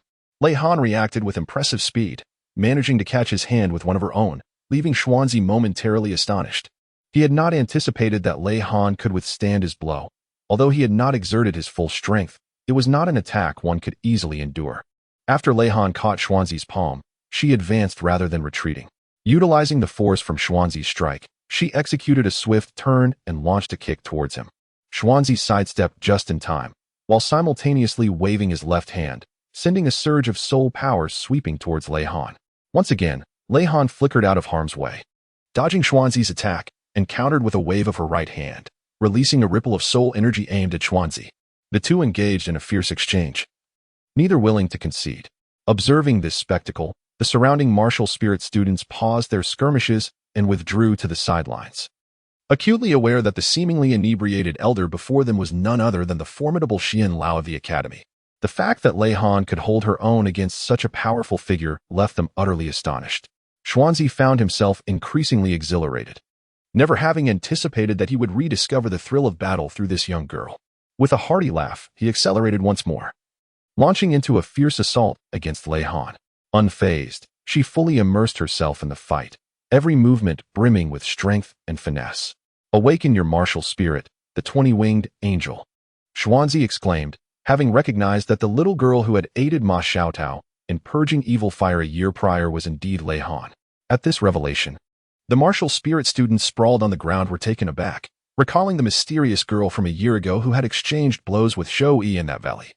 Upon hearing this, Lei Han's eyes flickered slightly. She had not anticipated that Xuanzi would recognize her true identity. However, she refrained from elaborating further, quietly summoning her martial spirit, the 20-winged angel. Instantly, a sacred and formidable aura emanated from her, as a pair of immense wings unfurled behind her, each feather shimmering with resplendent light. Her eyes transformed, radiating an intense brilliance, as if she possessed the ability to perceive all that exists in the world. Is this truly your martial spirit? Indeed, it is powerful, Xuanzi remarked, admiration glimmering in his gaze as he observed Lei Han's transformation. Lei Han remained silent as she summoned her 5 10,000-year soul rings. Daiyang, Zhenzifeng, and the faculty and students of the Soul Martial Arts Department gasped in astonishment at this spectacle. In their eyes, 5 10,000-year soul rings represented an almost unfathomable existence. After all, for most soul masters, attaining even a single 10,000-year soul ring is an arduous feat, let alone for a mere 6-year-old girl to possess 5. Xuanzi's expression grew solemn, as he could sense the formidable aura emanating from Lei Han, a presence so potent that it instilled a hint of trepidation within him. Very well, I shall experience your strength, Xuanzi declared, summoning his own martial spirit. In an instant, the ethereal form of the gluttonous divine bull materialized behind him, releasing a tremendous aura that enveloped the surroundings. His attire tore apart, his muscles bulging like a coiled dragon. transforming him into a being that resembled a true gluttonous divine bull. Xianlao is truly serious. The surrounding faculty and students exclaimed in unison. Fully aware that Xuanzi's gluttonous divine bull martial spirit was exceedingly powerful, once unleashed, even high-level soul masters would find it difficult to withstand. Lei Han observed the transformation of Xianzi, a flicker of solemnity crossing her gaze. Yet, she did not falter. Instead, she elevated her own aura to its zenith, bracing herself for Xianzi's onslaught. "Come forth!" Xianzi bellowed, his figure charging like a frenzied wild bull towards Lei Han. His fists, enveloped in a formidable surge of soul power, seemed capable of obliterating anything in their path. With a swift motion, Lei Han evaded Xuanzi's initial assault. Yet she refrained from launching a counterattack, opting instead to engage in a strategic dance with her opponent, aware that Xuanzi's prowess far surpassed her own. She understood that a direct confrontation could lead to her undoing. Xuanzi, taken aback by Lei Han's cunning, felt a flicker of irritation as he accelerated his onslaught, seeking to corner her into a desperate situation. Nevertheless, Lei Han navigated through Xuanzi's strikes with the grace of a fish gliding through water, consistently maintaining a safe distance. "You possess quite a remarkable skill, little girl." Xuanzi gasped, astonished that he had expended so much stamina against such a young adversary. Lei Han smiled gently and replied, "Old Xian, you flatter me. I am merely doing my utmost." Xuanzi gazed at Lei Han's composed demeanor, and a wave of emotion washed over him. He understood that this young girl possessed boundless potential, and given time, she would undoubtedly emerge as a premier soul master. "Well then, let us conclude today's battle," Xuanzi stated, retracting his martial soul, his form returning to its original state. Seeing this, Lei Han also retracted her martial spirit, respectfully bowed to Xuanzi, and said, "Thank you, Elder Xian, for your leniency." Xuanzi waved his hand and replied, "There is no need for thanks. It is your own capability that has brought you this far. However, remember that while strength is vital, mindset is equally crucial. Today, you have shown me both your prowess and your attitude, and I am quite pleased." "Ah, so you are the girl. Quickly, go find Dean Yin. He has been searching for you frantically. Ma Xiaodao's malevolence has reached its 6-month threshold and has flared up again. She urgently needs your assistance to suppress it." A female student from Ma Xiaodao's class rushed over, her expression filled with anxiety. "I came here precisely for this matter. Yet who would have thought your teacher would be so unwelcoming and wish to test my strength?" Lei Han said, a hint of helplessness in her shrug. But soon her gaze turned resolute. "No time to waste. Let us hasten to find Dean Yan." With that, Lei Han swiftly darted ahead into the depths of the martial spirit department. Xuanzi watched her departing figure, a flicker of admiration glimmering in his eyes. He recognized that this young girl was not only exceptionally gifted but also possessed a noble spirit, a rare talent indeed. At that moment, the female student guided Lei Han to Dean Yin Xiao's office and gently knocked on the door. "Come in," came a steady voice from within. The girl pushed the door open, and Lei Han followed closely behind. Dean Yin Xiao sat behind his desk, his brow furrowed, seemingly troubled by some pressing matter. "Dean Yin, I have arrived." Lei Han stepped forward and addressed him respectfully. Upon hearing her voice, Yin Xiaozhe lifted his head, and a glimmer of joy flashed in his eyes upon seeing Lei Han. "Wonderful. You have finally come. Ma Xiaodao's condition is quite severe and requires your assistance." As he spoke, he stood up and instructed the nearby girl to bring Ma Xiaodao to him. He had prepared tea and some snacks for Lei Han, wanting her to rest a moment after her long journey. Despite having faced over 700 opponents, Lei Han devoured the snacks voraciously, for she was still a young girl who equally needed sustenance and rest. Seeing Lei Han's eagerness to eat, Yin Xiaozhe couldn't help but chuckle, and his anxiety eased slightly. "Would you like some more?" Kai Meyer brought over additional treats, smiling warmly at Lei Han. Lei Han did not refuse. Indeed, she was hungry. After all, enduring over 700 battles was no trivial matter. Despite her formidable strength, she required sustenance to replenish her energy. Shortly thereafter, Ma Xiaodao was brought in. Her complexion was ashen, and her eyes were bloodshot, clearly the result of her relentless struggle against the malevolent fire within her, which had reached its limit. The moment she laid eyes on Lei Han, a flicker of complex emotion passed through her gaze, an amalgamation of desperate longing for salvation and a hint of vulnerability she wished to conceal. "Little girl, I implore you." The tone of Dean Yin Xiaozhe conveyed a sense of earnest appeal. Lei Han nodded gently and approached Ma Xiaotao, tenderly patting her shoulder. "Do not worry. I shall assist you. Little one, is it truly you who has returned?" Ma Xiaotao's voice trembled slightly, for she had not anticipated that in her moment of greatest need, Lei Han would indeed appear. Lei Han smiled and nodded, her gaze resolute and warm, as if it could dispel all the shadows within Ma Xiaotao's heart. Are you ready? Lei Han inquired softly. Ma Xiaotao took a deep breath and nodded. In that moment, she knew she could only place her trust in Lei Han. Lei Han gradually activated the void spirit, a pure and immaculate white gas rising gently from within her, swiftly filling the entire room. Under the embrace of this force, Yin Xiaozhe, Kai Meyer, and Ma Xiaotao found themselves inexplicably restrained and bound. With remarkable swiftness, Lei Han seized Ma Xiaotao's delicate wrist, tenderly yet resolutely guiding her to her side. Subsequently, Lei Han devoted herself to absorbing the rampant dark flames within Ma Xiaotao. As the malevolent fire made contact with the enigmatic white gas, it emitted a series of crackling sounds, akin to encountering an irresistible nemesis, dissipating rapidly and completely. Ma Xiaotao's body involuntarily trembled softly. However, within this tremor, she distinctly sensed the relentless dark flames that had tormented her for so long gradually being extracted, replaced by an unprecedented sense of ease and tranquility, as if she had finally glimpsed the light of hope after an interminable darkness. Yin Xiaozhe and Kai Meyer gazed in astonishment at this scene, fully aware of the formidable nature of the dark flames within Ma Xiaotao. Yet they were taken aback by Lei Han's ability to dispel them so effortlessly. Kai Meyer, overwhelmed with emotion, could hardly find her voice, tears glistening in her eyes. Lei Han clapped her hands as she had done a year prior, retracting the ethereal spirit, and with it, the pure white mist dissipated. It was accomplished within 3 years. She should encounter no further complications. A serene smile graced Lei Han's lips, as if she had merely completed a trivial task. Little girl, what is your name? Ma Xiaotao inquired, her voice trembling with gratitude as she gazed at Lei Han. Although she had heard of Lei Han's illustrious reputation, their interactions had been minimal, and she had never anticipated that this seemingly delicate yet formidable girl would be her savior in her most perilous moment. A secret, Lei Han replied playfully, winking without providing a direct answer. She understood that her identity and origins remained an enigma to Shrek Academy, and she had no intention of unveiling that mystery just yet. Since you prefer to keep your name undisclosed, we shall honor your choice. Little girl, you have once again demonstrated your extraordinary abilities, and Shrek Academy will always welcome you. However, as the principal, I sincerely hope you will contemplate joining us and becoming a part of our community. Lei Han smiled and shook her head without uttering a word. Instead, she tossed a level 3 soul guidance element flash bomb to Yin Xiaozhe, instantly flooding the room with a dazzling brilliance. Once the light dissipated, Lei Han's figure had vanished, leaving behind a bewildered Yin Xiaozhe, Kai Meyer, and a puzzled Ma Xiaotao. What on earth just happened? Yin Xiaozhe, the dean, inquired with surprise, clearly not anticipating Lei Han's method of departure. Kai Meyer, equally perplexed, shook her head and remarked, I'm not sure. It seems this little girl harbors many secrets unknown to us. Ma Xiaotao gazed thoughtfully at the spot where Lei Han had disappeared, her heart brimming with gratitude and curiosity.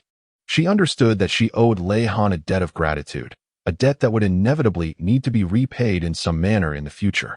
Never mind.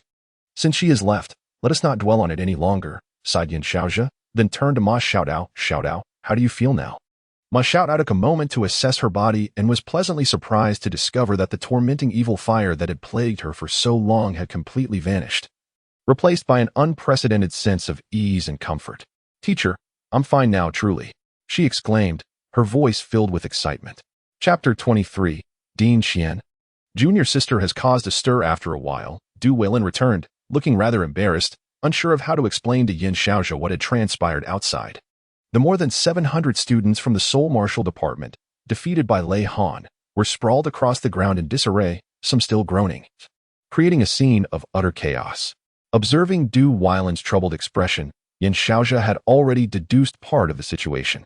Did those students cause trouble again? He asked. Douluo nodded and then shook his head, which only deepened Yin Xiaozhe's confusion. What exactly happened? That little girl, she single-handedly defeated our Soul Martial Department students.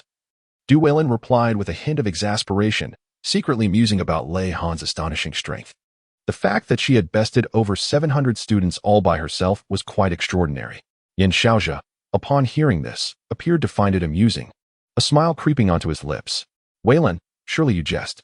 One person defeating over 700 students? How is that conceivable? Du Weilin offered a wry smile and shrugged, Dean, I wish it were a jest, but the truth is as I say. Those students are still lying on the ground. You may go take a look. Half convinced, Yan Xiaozhou rose to his feet, determined to witness the scene for himself. As he descended the stairs and approached the plaza of the Seoul Martial Department, the sight nearly left him aghast. The square was littered with students and teachers, each bearing expressions of agony, evidently having received a severe lesson from Lei Han. Many lay with broken limbs or bruised faces, the aftermath of her formidable prowess. Although these injuries were not particularly severe, they were sufficient to humble the usually self-important students of the Seoul Master Department. Kai Meyer and Ma Xiaota soon arrived at the square and were left speechless, staring in disbelief at the scene before them. Even Dai Yaoheng and his companions were utterly powerless against Lei Han, now sprawled on the ground, nursing their aching bodies. Oh dear, I nearly got beaten to death by this little girl. One student lamented, covering his eyes, clearly suffering from Lei Han's blows. Meanwhile, Xuanzi lounged in the shade, sipping wine. Having sparred with Lei Han several times, he considered himself an old friend and was well aware of her prowess. Seeing the commotion, he merely smiled faintly, thinking to himself, this little girl truly possesses remarkable skills. Alas, as the esteemed vice director of the Seoul Master Department, to be so thoroughly bested by a mere girl is truly humiliating. A teacher cried out, rising from the ground, clutching his swollen face. She nearly took down the entire outer courtyard Seoul Master Department single-handedly. If word of this gets out, where will our department's reputation be left? Another teacher grimaced in pain, rubbing his abdomen where he had been kicked by Lei Han. At that moment, Yan Xiaozhou could no longer maintain the dignified image of the dean. His eyes widened in astonishment, and his lips twitched slightly as he surveyed the chaos around him, feeling a mix of emotions.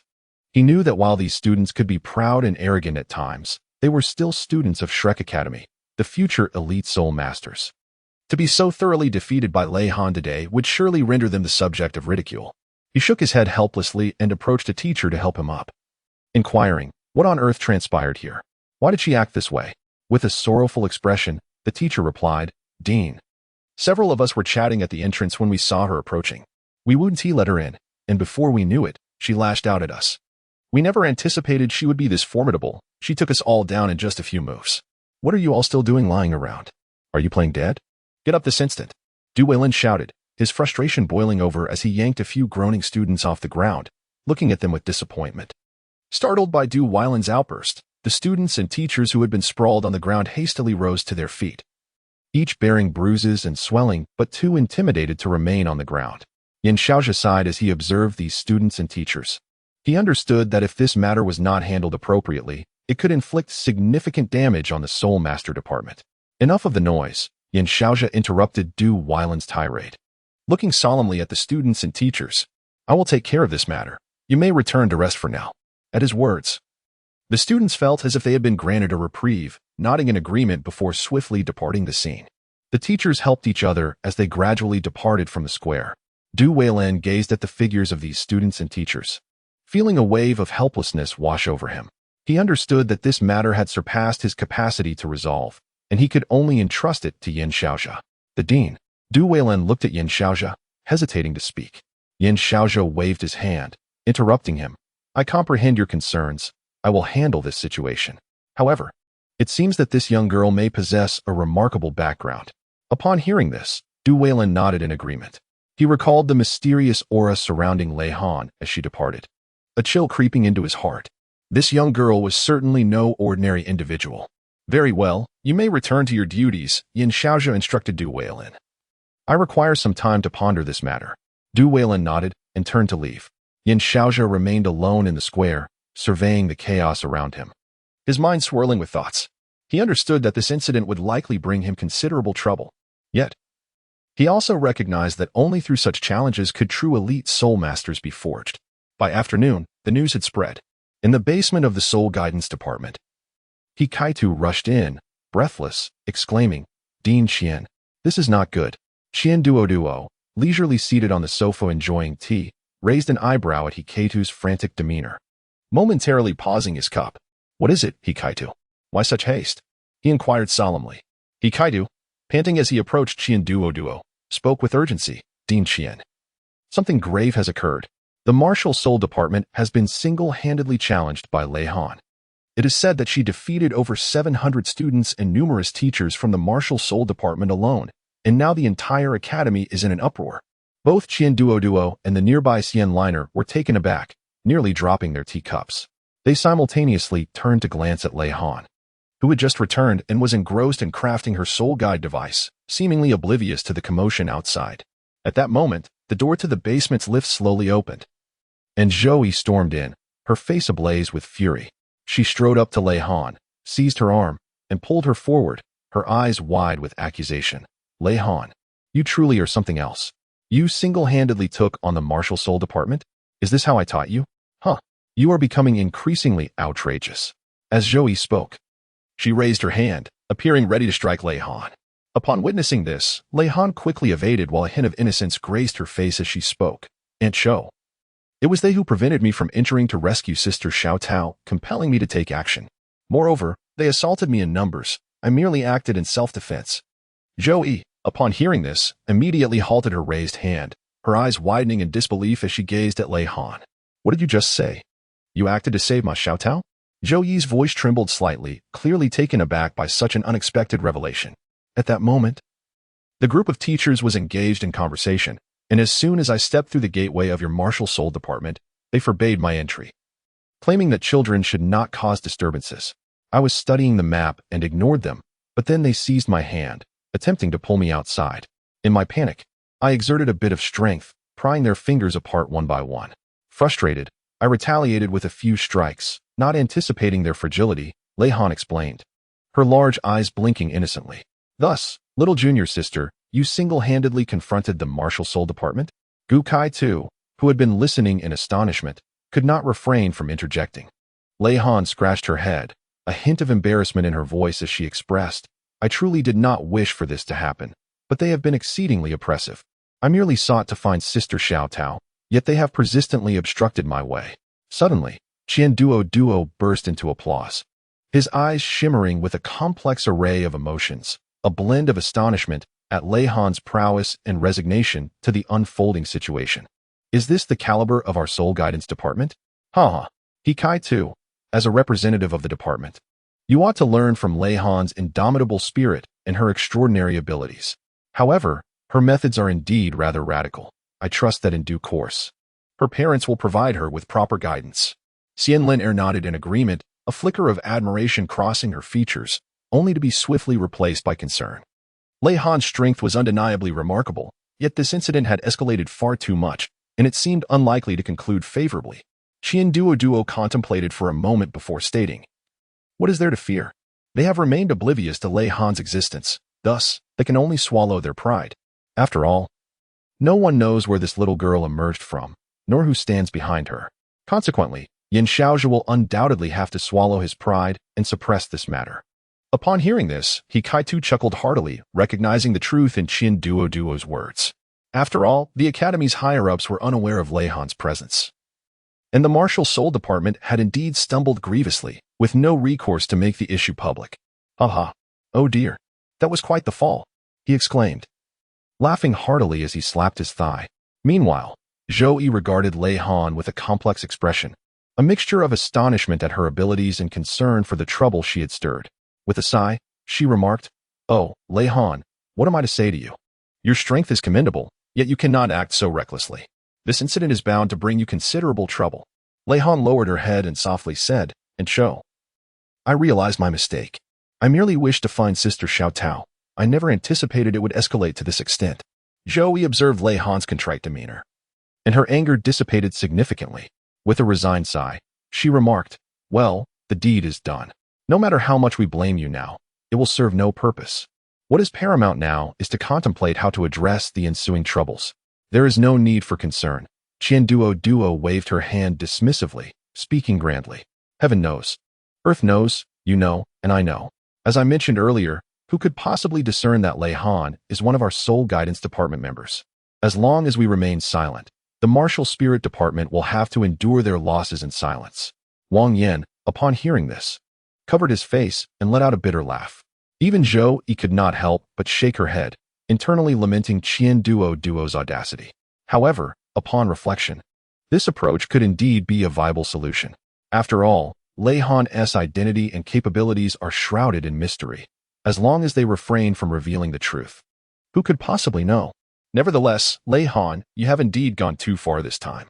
Joey gazed at Lei Han, speaking earnestly, in the future. You must exercise caution in your actions. Impulsiveness must not be your guide.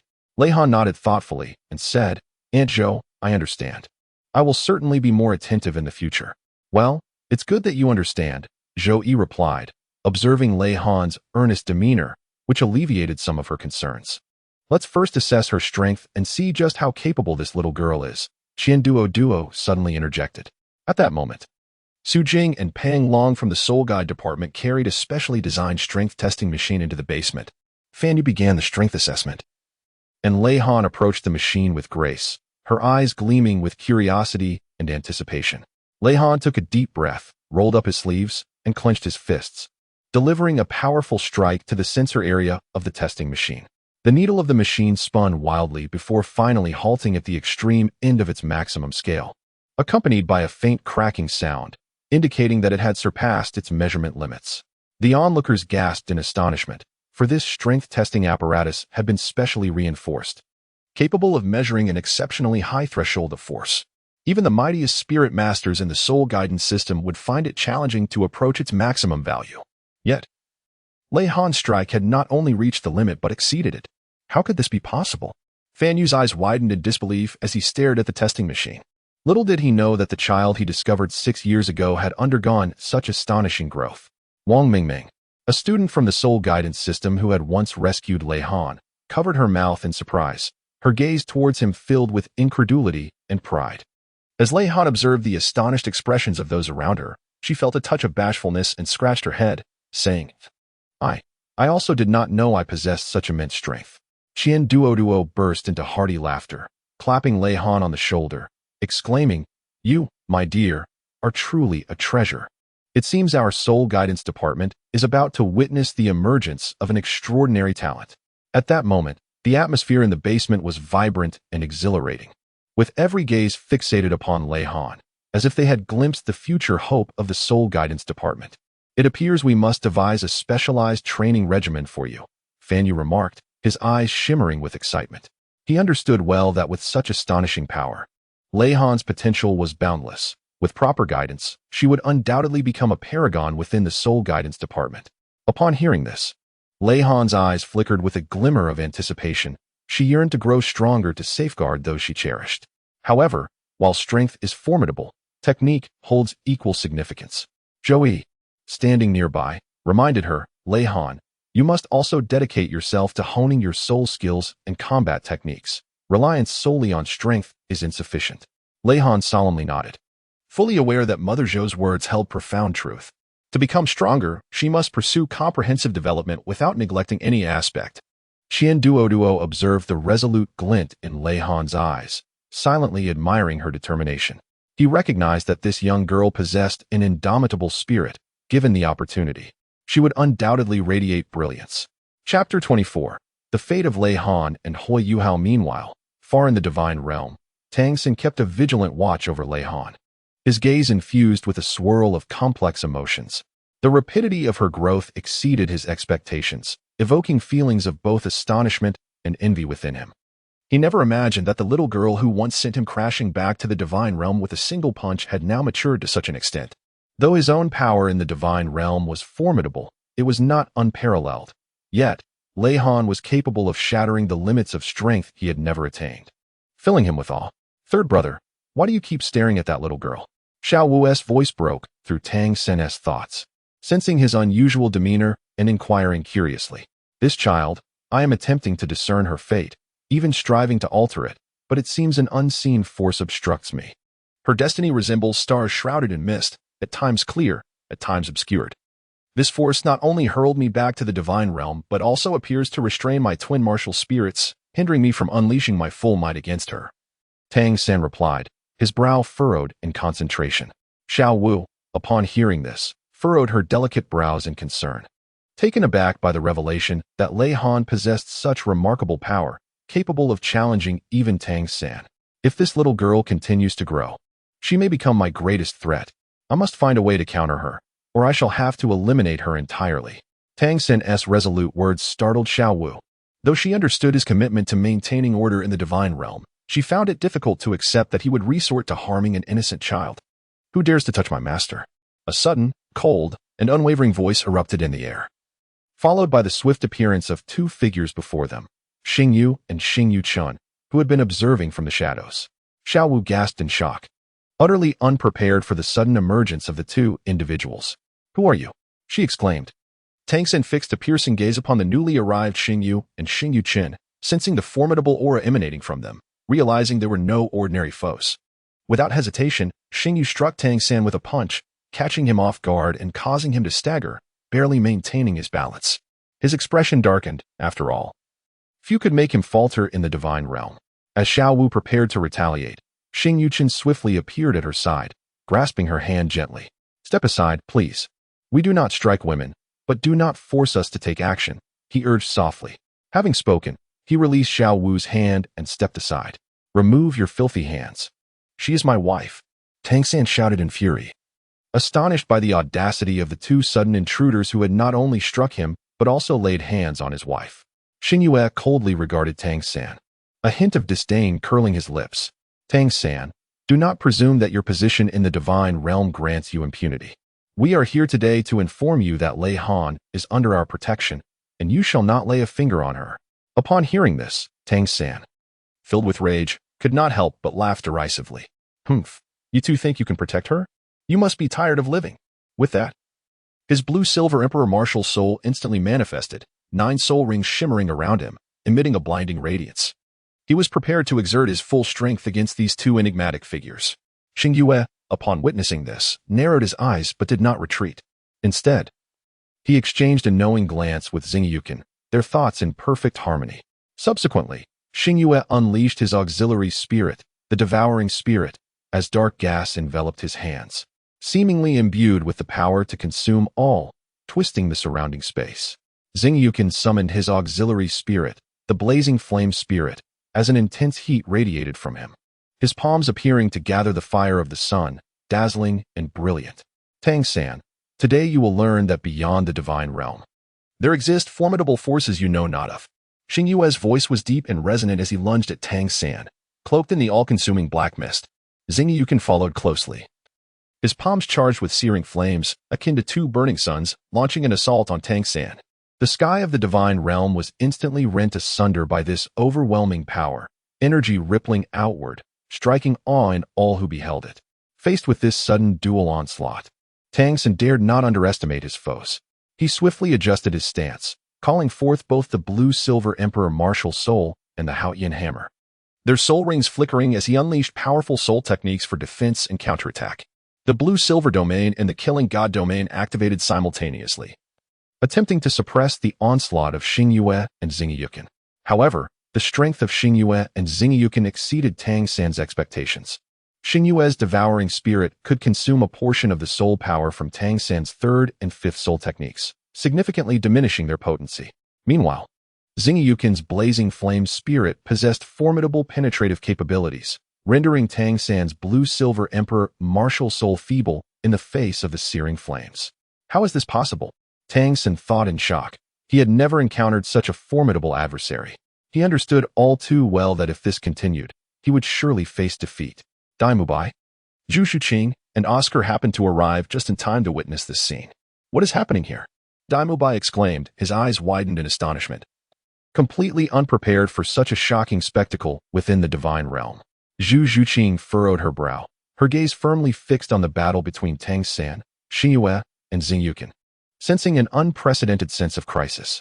Oscar's expression grew serious as he rapidly assessed the situation, contemplating whether he should intervene to assist.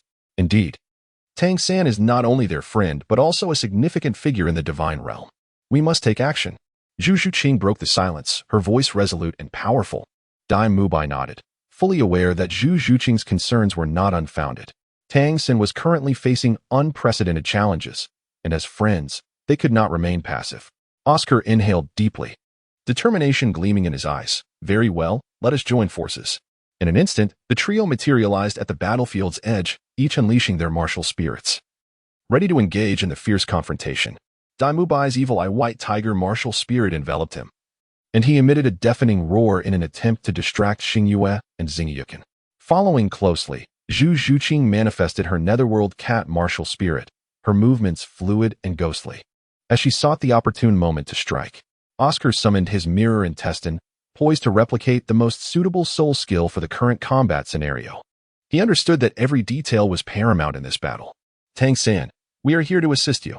Daimubai bellowed, his voice imbued with strength and resolve. Upon hearing Daimubai's call, Tang San felt a warm surge within his heart. He realized he was not fighting alone. With the support of his friends, he was certain he could overcome the adversary before him. Thus, he fought with renewed vigor, each of his movements infused with power and finesse. With the aid of Daimubai, Zhu Zhuqing, and Oscar, he gradually regained his footing and began to seek opportunities for a counterattack. There are quite a few of them. This is just perfect for me to satiate my hunger. Xingyue suddenly lifted his head, his eyes gleaming with a dark light, clearly intent on devouring Tang San and his companions' attacks to bolster his own strength.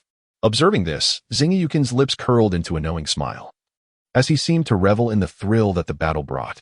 Confronted with Xingyue's avaricious gaze, Tang San felt a chill run down his spine.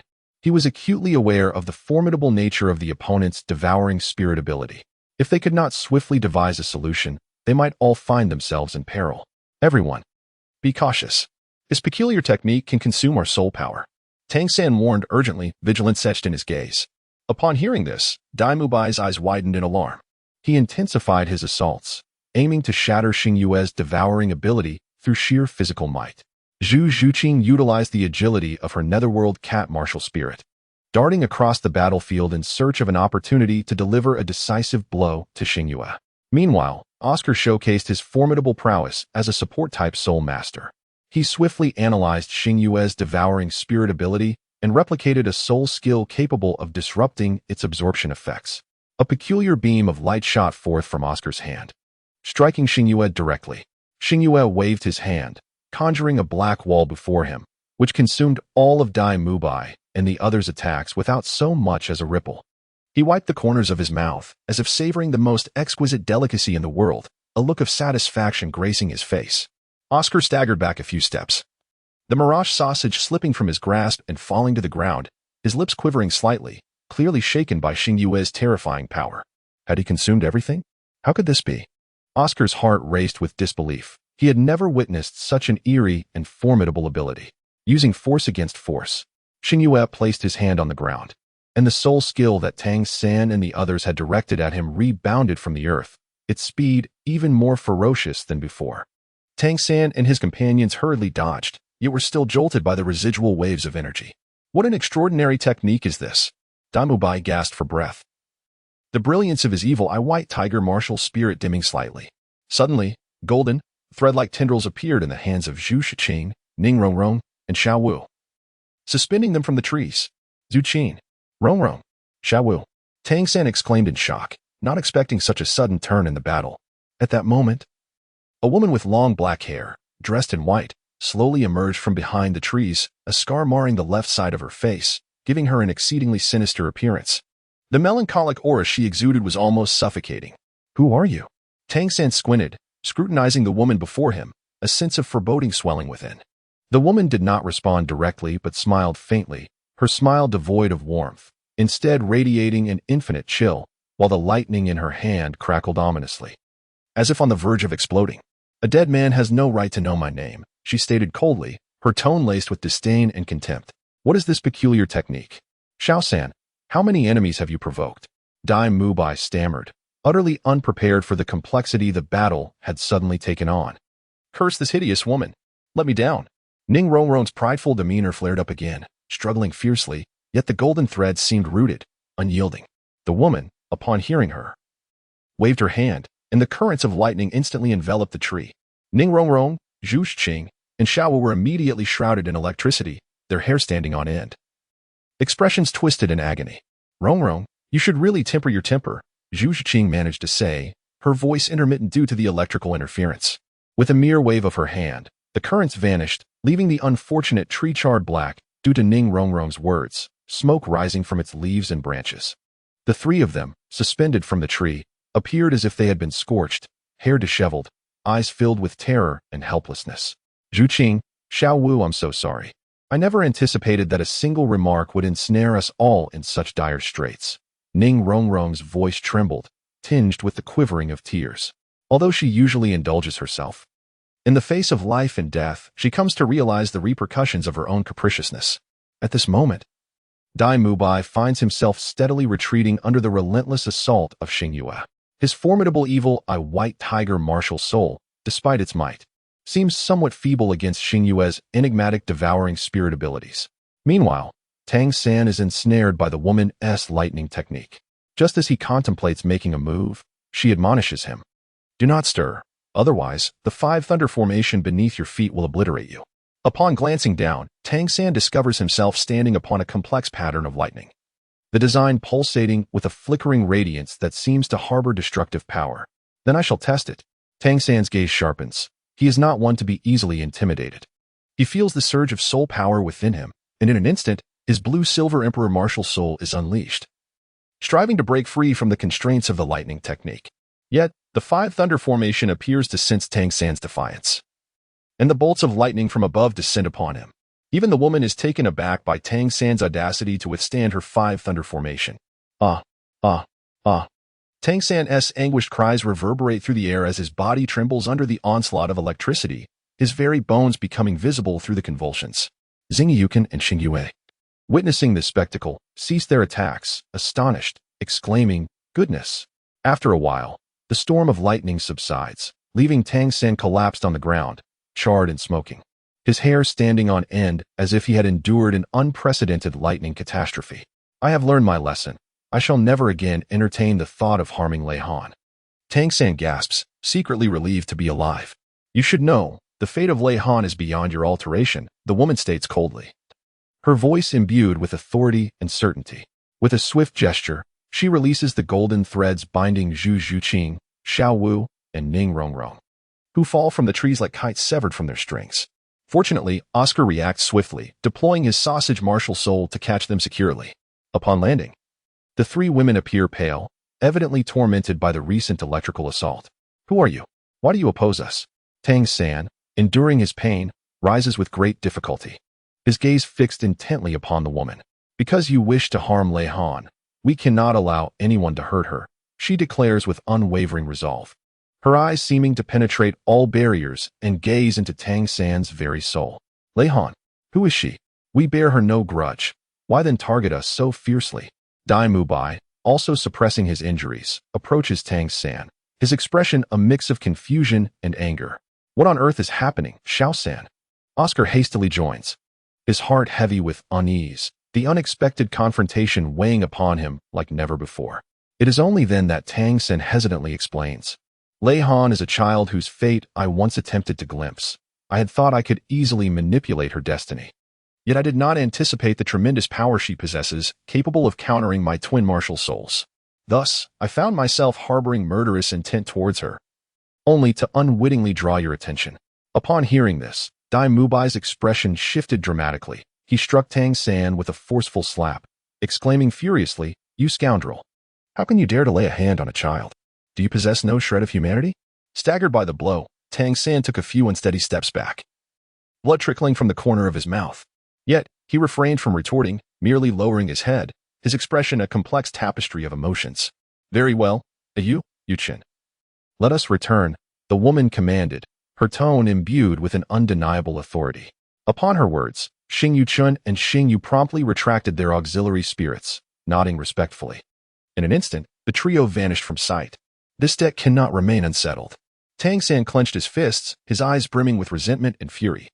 He turned his gaze towards the Baihu Duke's mansion in the Douluo Empire below, where Hui Yuhao was assisting his mother, Hui Yuner. A cold smirk crept across his face as a plan began to form in his mind. Though I cannot alter Lei Han's fate, I shall take it upon myself to change the destiny of this child, named Hui Yuhao. Unbeknownst to him, Xing Yu and Xing Yuchun had not departed, but rather concealed themselves in the shadows, observing Tang San's every move. Utilizing mental communication, Xing Yu remarked to Xing Yuchun, "This Tang San is indeed cunning. He dares to target Hui Yuhao while claiming to rewrite fate. Let us lend our strength to Hui Yuhao, ensuring he becomes a friend of our master. Let us see how he intends to rewrite destiny." Humph. Xing Yuchen nodded in agreement, and the two resolved to assist Hui Yuhao discreetly, aiding his growth and thwarting Tang San's nefarious schemes. Meanwhile, Douluo watched as Lei Han grew day by day, and thus made an exception to allow her to don a mask and emerge from the basement on weekends. Albeit restricted to the confines of the Soul Guidance Department, forbidden from stepping beyond its doors. Director Qian, those in the know understand you are protecting your junior sister. Those unaware might think our Soul Guidance Department has been transformed into a prison by the Shrek City Enforcement Team, Hikaitu remarked with a wry smile. As a core disciple of the Soul Guidance Department, he was privy to some of the secrets surrounding Lei Han, aware that this seemingly ordinary girl harbored tremendous mysteries. Duo merely smiled faintly in response, choosing to say little. He understood Lei Han's significance and was acutely aware of the responsibility he bore. Han, remember not to stray too far from my sight. Though this place is safe, we must not grow complacent, Fan Yu cautioned softly, his voice laced with concern. Godfather. I understand. I won't wander off, Lei Han replied obediently, her eyes sparkling with curiosity and excitement. This marked her third occasion emerging from the basement to witness the world beyond. As Lei Han traversed through the Soul Guidance Department, she captured the attention of many. Although she adorned a mask, her ethereal and transcendent aura was difficult to conceal. Curiously, she surveyed her surroundings, her eyes sparkling with a thirst for knowledge. Is that the junior sister? Indeed, it is the junior sister. What brings her out?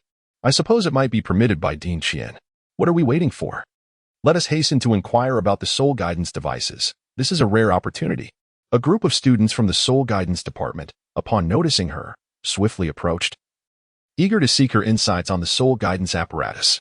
Although they were aware of her youthful age, they understood that Lei Han was a subject of the Sun Moon Empire. This secret had been collectively concealed from the higher-ups of the academy alongside Duo, and they treated her as an ordinary young girl. Yet, in their hearts, they all recognized that this girl was anything but ordinary. Lei Han, with an air of calmness, methodically disassembled her soul guide, elucidating the function of each component while demonstrating the process of assembly and adjustment. Her explanations were lucid and captivating, enthralling the surrounding students. The intricate design of the soul guide was indeed a revelation. How had she never pondered it before? Indeed, the young sister was a genius, effortlessly mastering such a complex device. It seemed prudent for us to seek her guidance more frequently. We might glean a wealth of knowledge from her. The students murmured among themselves, their admiration for Lei Han palpable. Yet, she humbly smiled, acknowledging that she too had much to learn. Meanwhile, within the Duke of the White Tiger's estate in the Douluo Empire, Hui Yuhao struggled to traverse the courtyard, lugging a water bucket taller than himself. Water splashed out with each laborious step, dampening his clothing. Nevertheless, his gaze exuded determination and resilience, as if this minor hardship could not deter his progress. Hui Yuhao had yet to return, leaving him alone to replenish the water tank. His small stature starkly contrasted with the imposing bucket, yet he showed no sign of retreat. Each lift of the bucket was a trial of his will, a rehearsal for the challenges that lay ahead. At that moment, Hui Yuhao, famished and clutching the sole remaining flatbread, made her way home. The aroma of the bread wafted gently on the breeze, and her steps were lightened by a mixture of guilt and affection for her son. She was acutely aware that her meager earnings could not provide a better life for Hui Yuhao, yet she persevered, hoping to alter their circumstances one day. Suddenly, two figures obstructed her path, causing her heart to race and her grip on the flatbread to tighten. Her initial thought was that the Duchess had sent others to harass her again, but upon closer inspection, she realized the faces were unfamiliar. Are you sent by the madam? Hui Yuhao inquired, her voice trembling yet striving for composure. Xingyu and Xingyuchen offered no reply. Instead, they thrust a bag of fluffy buns and a roasted chicken into her hands before swiftly vanishing into the crowd. Hui Yuhao stood in astonishment, her hands now burdened with the unexpected provisions. What is the meaning of this? She pondered, warmth flooding her heart as she gazed at the food, her eyes growing moist. She understood that these buns and the chicken represented a rare luxury for both her and Hui Yuhao. Foolish giant, even beggars reject unsolicited charity. Do you think she will truly accept such gifts? Xingyu Chen's voice echoed in Xingyu's ear, laced with skepticism. Xingyu smiled gently, responding through mental communication. Rest assured, she will accept. After all, she has a son to care for, and for him, she will endure anything. Moreover, while these provisions may seem trivial to us, for her, they are a lifeline. She cannot afford to refuse. for that would mean her son would go hungry. As Xingyue had anticipated, although Hui Yuner was taken aback, she swiftly comprehended the preciousness of the food. Without further ado, she hastily concealed the provisions within her embrace, fearful of being observed by the Duchess's spies. She hurried home, pushed open the door, and found Hui Yuhao laboriously hauling a water bucket, his small frame already drenched in perspiration. A pang of sorrow welled up within Hui Yuner, prompting her to retrieve the food from her bosom and place it upon the table. She then hurried to Hui Yuhao's side and took the bucket from his hands. "Yuhao, let me handle this," she said tenderly. Upon seeing his mother return with such an abundance of food, Hui Yuhao's eyes glimmered with surprise. He wiped his brow and replied, "Mother, I'm not tired. You should rest. I can manage this." Hui Yuner affectionately ruffled Hui Yuhao's hair, saying, "Silly child, I know you are considerate, but you are still young and growing. You mustn't overexert yourself. Come, mother has prepared something delicious for you." With that, she presented roasted chicken and steamed buns before him, and the excitement in Hui Yuhao's eyes sparkled like stars. It had been ages since he had savored such a sumptuous meal, yet he refrained from indulging immediately, instead serving a piece of chicken to his mother. "Mother, you eat first," he said with thoughtfulness. Hui Yuner gazed at her son, her heart swelling with pride and emotion. She took a bite of the chicken and said, "Yuhao, I have wonderful news. Today, on the road, I encountered two kind-hearted souls who bestowed this food upon me. I believe this is a sign from heaven that brighter days are ahead for us." As Hui Yuhao absorbed his mother's words, warmth surged within him. He was convinced that as long as he and his mother worked together, they would eventually lead a joyful life. He seized a bun and devoured it with gusto, as if it were the most exquisite delicacy in the world. Meanwhile, Xingyue and Xing Yuchen sat perched in a tree, observing the heartwarming scene of Hui Yuner and Hui Yuhao. The sight of Hui Yuhao relishing his meal elicited a shared smile between them. "It seems we have made the right choice," Xingyue mused softly, satisfaction evident in her gaze. "Indeed, it brings me joy to assist them," Xing Yuchen replied, his tone imbued with warmth. The two remained quietly in the tree, watching Hui Yuner and Hui Yuhao bustling about in their courtyard, feeling an inexplicable sense of emotion welling up within them. They understood that in this world, there were many like Hui Yuner and Hui Yuhao, enduring hardships yet living with resilience. "In the future, let us extend our help to them more often," Xingyue proposed, her tone resolute. "Yes, I concur." Xing Yuchen nodded in agreement, their eyes meeting in a smile that seemed to establish an unspoken understanding. As night fell, Xingyue and Xing Yuchen quietly departed from the Duke of White Tiger's residence, vanishing into the darkness. Meanwhile, Hui Yuner and Hui Yuhao continued their diligent work in the courtyard. Despite life's challenges, their hearts brimmed with hope and warmth. "Master, this is bad. The golden soul coins in the vault have vanished without a trace." In the opulent manner of a noble family within the Douluo Empire, a sharp female voice shattered the tranquility of the night. This sudden revelation plunged the entire estate into chaos. The noble lord, upon hearing the news, turned pale with shock, rising abruptly as a flicker of horror and fury flashed in his eyes. The golden soul coins in the vault represented generations of accumulated wealth for his family, and the thought of them disappearing overnight was utterly unacceptable. "What? All the golden soul coins are gone? How is that even possible?" the noble lord roared, his voice echoing throughout the manor. The maid, trembling in fear, knelt on the ground, her voice quaking with tears. "My lord, I assure you, it's true. The vault is completely empty. There's nothing left." Enraged, the noble lord seized a teacup from the table and hurled it to the floor, shattering it into countless pieces. He paced back and forth, striving to calm his tumultuous thoughts, but finding it nearly impossible amidst the chaos and anger within him. "Quick, assemble all the servants, and search every nook and cranny. We must uncover who is responsible for this." His command resonated with determination and severity. In an instant, the manor was ablaze with light as the servants sprang into action, scouring the premises for any suspicious clues. Yet, the vault's entrance was firmly secured, showing no signs of forced entry. It was as if the golden soul coins had evaporated into thin air, leaving everyone bewildered and confounded. The noble lord stood before the vault, his gaze piercing, seeking answers from the faintest traces. Deep down, he understood that this theft was no mere coincidence. It had undoubtedly been meticulously orchestrated by someone. He vowed silently that regardless of who the perpetrator was, he would hunt them down and exact a brutal revenge. Meanwhile, perched in a tree at Hui Yuner's residence, Xing Yuchen lamented, "Alas, you really lack morals to have stolen the noble lord's golden soul coins." Xing Yu chuckled mischievously. replying, "Is it truly theft? I prefer to call it robbing the rich to help the poor. Just look at Hui Yuhao's tattered clothes. His mother works tirelessly to support him. Those noble lords have fortunes that could build mountains, yet they boast about the wealth passed down from their ancestors. I'm merely spending a little of their excess." His words left Xing Yuchen speechless, and even Xing Yunxi and Xing Gaian, who were observing through a crystal ball, could not suppress their eye rolls.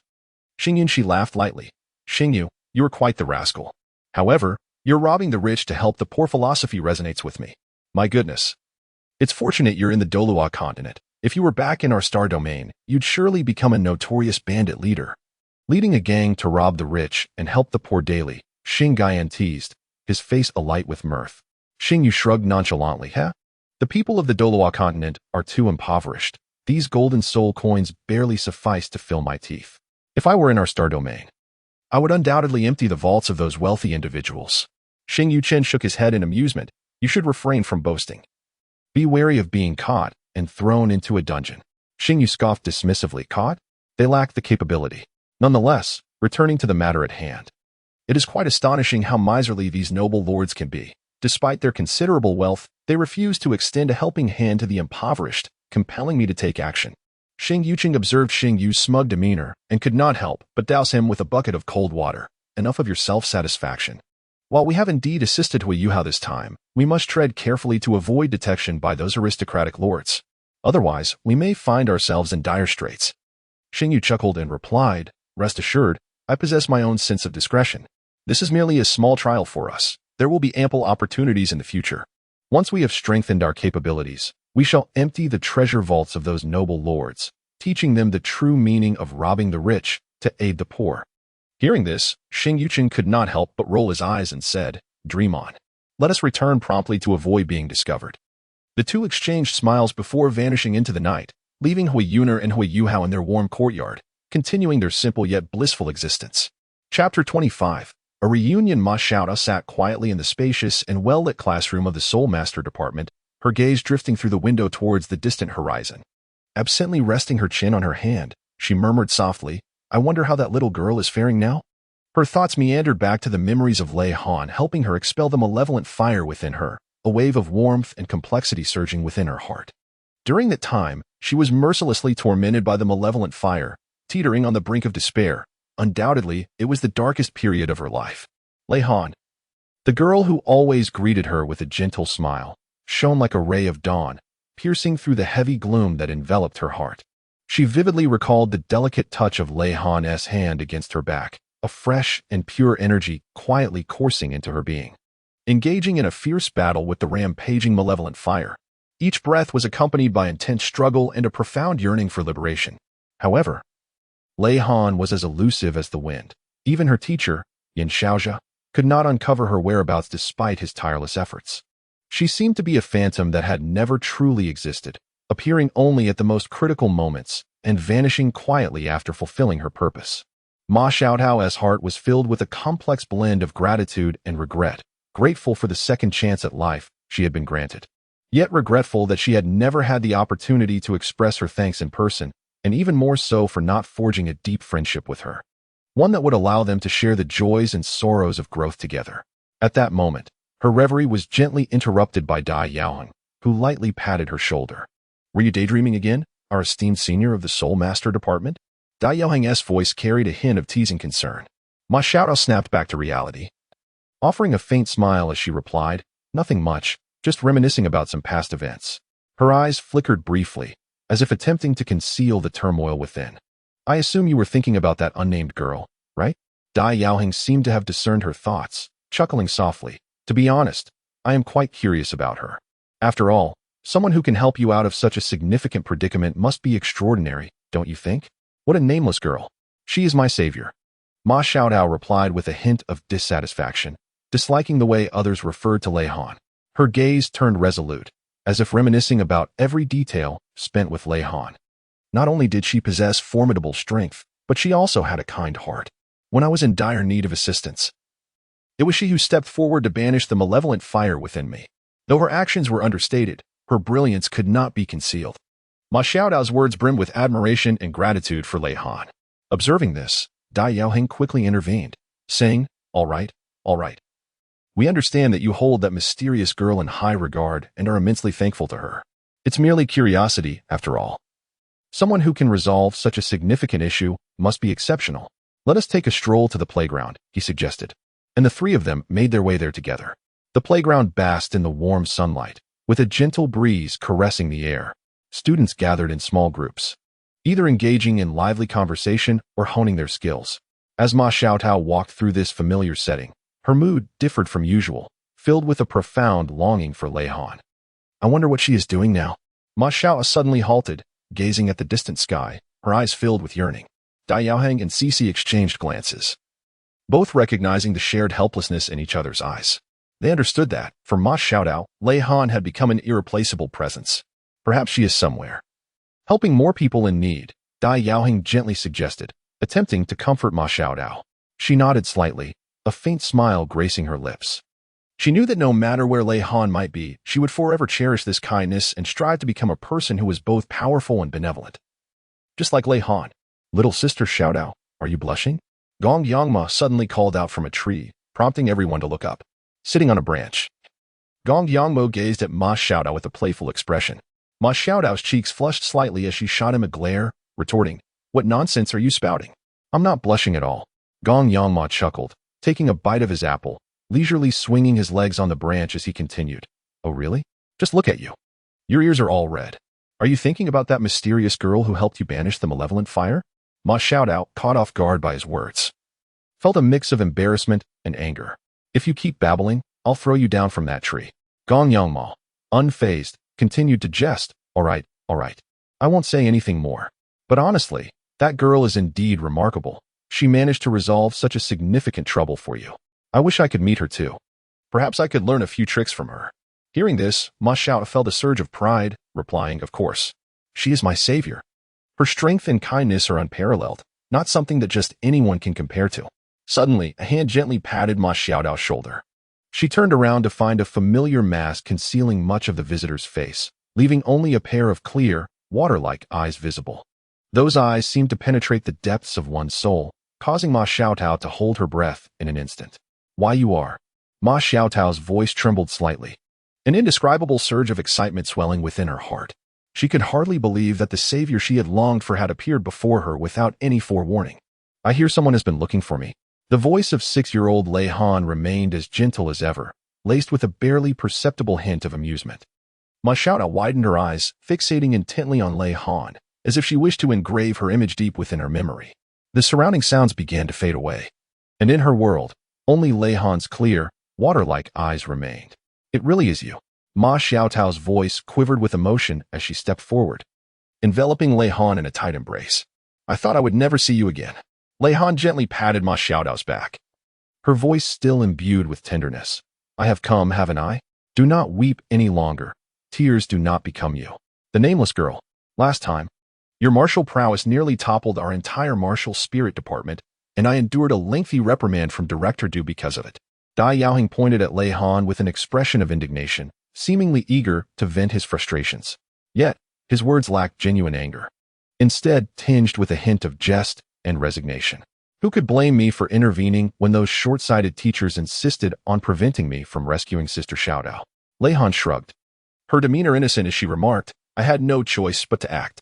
Upon hearing this, Shishi erupted in laughter, nearly doubling over. "Ha ha ha, Dai Yaoheng. How can you still bring that up? At the time, you were shouting about someone wanting to disrupt the martial spirit department. And what happened?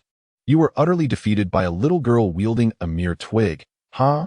Dai Yaoheng's face flushed a shade of crimson. He awkwardly scratched his head and replied, "That was merely a moment of impulsiveness, and who could have anticipated her formidable strength? However, speaking of which, does your appearance now signify that we may become friends?" Lei Han smiled faintly and said, "Friends?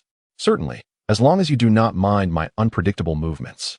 Upon hearing this, Ma Xiaotao felt a surge of joy and quickly replied, "We don't mind at all. We are thrilled, aren't we, Dai Yaoheng, Cici?" Dai Yaoheng and Cici nodded eagerly, their faces alight with excitement as they gazed at Lei Han.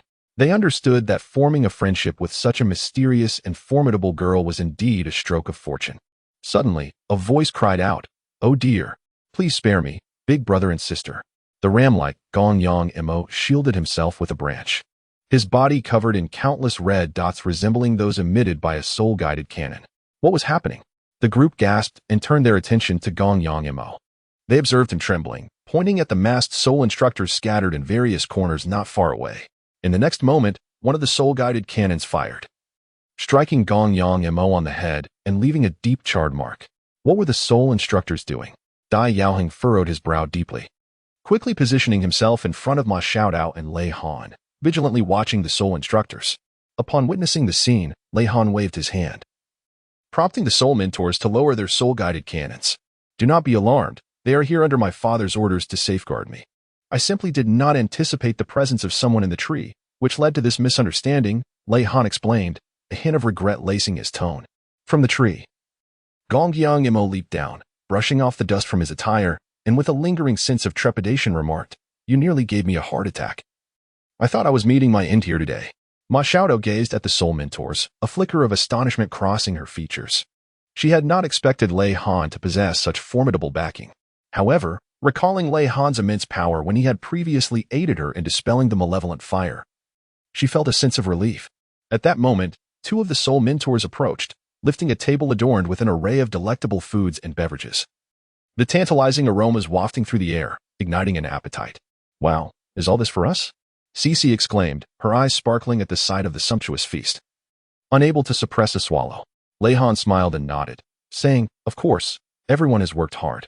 This is something my father specially prepared for all of you. I hope you enjoy it." Upon hearing this, the crowd gathered around, eagerly partaking in the delectable dishes laid out before them. Ma Xiaotao gazed at Lei Han, her heart brimming with gratitude. She understood that all of this was due to Lei Han's efforts. Without her, she might still be entangled in the torment of malevolent forces and unable to relish the joy and culinary delights in the company of her friends. "Little one, thank you," Ma Xiao suddenly exclaimed, her voice tinged with emotion. Lei Han was momentarily taken aback, then smiled and said, "Sister Xiaotao, what are you talking about? Are we not friends?" Xiaotao nodded, her eyes slightly reddened, yet the corners of her mouth lifted into a smile of contentment. She understood that meeting Lei Han was the most fortunate event of her life. Meanwhile, Shi, Dai Yaoheng, and Gong Yang Mo exchanged knowing glances, silently plotting something amongst themselves. "Little girl, what do you look like? We are so familiar with each other. You can't possibly continue to wear a mask while interacting with us," Shi said, her large eyes filled with curiosity as she looked at Lei Han. "Apologies, but my father has instructed me to conceal my appearance to avoid unnecessary trouble," Lei Han replied with an apologetic smile, though her tone carried a hint of resolve. "I am curious to see how you eat while wearing that mask," Dai Yaoheng mused inwardly. He deliberately picked up a large piece of meat and presented it to Lei Han, hoping to test whether she would remove her mask to eat. However, Lei Han merely smiled gently, accepting the morsel with one hand while using the other to lower the mouth portion of her mask. The mask transformed into one that concealed only the upper half of her face, and she elegantly took a bite of the meat, chewing a few times before swallowing it. The entire action was fluid and natural, as though she had long been accustomed to this manner of eating. Dai Yaoheng, witnessing this, slammed his hand on the table and exclaimed, "Hey, that's not fair. Your mask can change like that?" Lei Han smiled gently as she adjusted her mask and remarked, "This is a custom-made piece from my father, capable of altering the concealed areas at will. Quite convenient indeed." Suddenly, Shi noticed a faint glow emanating from the collar, cuffs, and pant legs of Lei Han, indicating the presence of tracking soul-guiding devices. Upon hearing this, Ma Xiaotao also recognized this detail and, with concern, inquired, "Little girl, are those lights on you from tracking soul-guiding devices? Is your father constantly monitoring your whereabouts?" Lei Han gently nodded, a flicker of complex emotions crossing her gaze. "Indeed, Sister Xiaotao, father is concerned for my safety. After all, my abilities are rather unique and may attract unnecessary trouble." Meanwhile, in the shadows, the soul mentors utilized communication soul devices to report to Qian Duo in the basement of the soul guidance department, stating that Miss Lei Han had met with her friends and was enjoying their company. As it stood, no unusual circumstances had arisen. Seated in front of the dedicated surveillance screen in the basement, Qian Duo observed every move of Lei Han and her companions, a slight smile of contentment gracing his lips. The images on the screen were crystal clear, capturing every detail. He nodded subtly and addressed the communication device. "Excellent. Continue monitoring and ensure their safety." "Yes, Director," came the synchronized response from the other end. "Director Qian, How many tracking soul devices have you installed on Junior Sister? Hikaitu inquired, pushing the door open with an inquisitive expression. Duo glanced at Hikaitu and replied, not too many, just about 20 or so. Her mask, clothing, and even her shoes are embedded with miniature tracking soul devices. This way, I can ascertain her location no matter where she goes. Hikaitu's mouth fell agape in astonishment. 20 or so. That's rather excessive, isn't it? Director Chien. You might as well have embedded a tracking device in her teeth. Upon uttering this, he couldn't help but chuckle. Duo shook his head with a hint of helplessness. There's no alternative. Lei Han is exceptionally gifted, yet such talents often attract those with ill intentions. I must ensure her safety.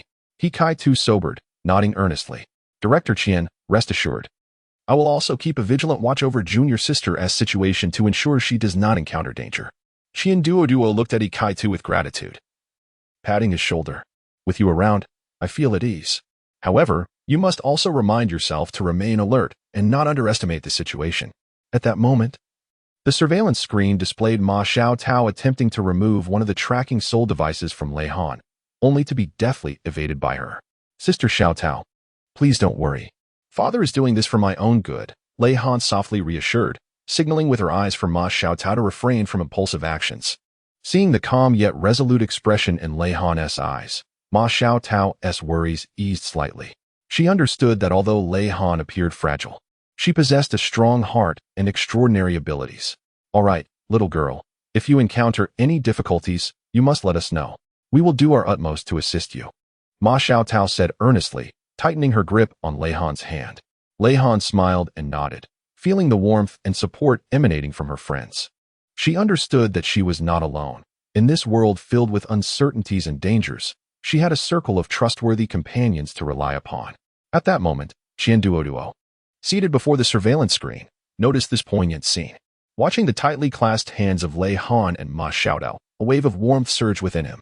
He recognized that the bonds among these children were sincere and profound, and they would extend a helping hand to one another in times of need. Facing hardships and challenges together.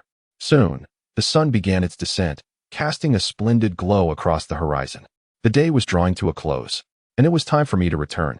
Lei Han glanced out of the window, her tone laced with a hint of reluctance. Upon hearing this, Ma Xiaotao sprang to her feet, grasping Lei Han's hand and imploring, "No, don't go. We still have so much to discuss and countless questions to ask you." Her voice trembled slightly, revealing the excitement and anxiety bubbling within her. "Fear not, Sister Xiaotao. Our connection shall not be severed here. In the days to come, we will meet again. Moreover, when you are truly prepared, all the answers will reveal themselves in due time," Lei Han reassured her. Gently patting the back of Ma Xiaotao's hand, her gaze seemingly capable of penetrating the depths of one's soul, offering the gentlest comfort. From her 6th-level storage bracelet, she retrieved an exquisite jade pendant and a 4th-level defensive soul guide, presenting them to Ma Xiaotao. "This jade pendant is a gift for you. The 4th-level defensive soul guide is of my own making. While it may not be of the highest caliber, it should prove useful in critical moments. Remember, no matter the challenges you face, remain calm and strong."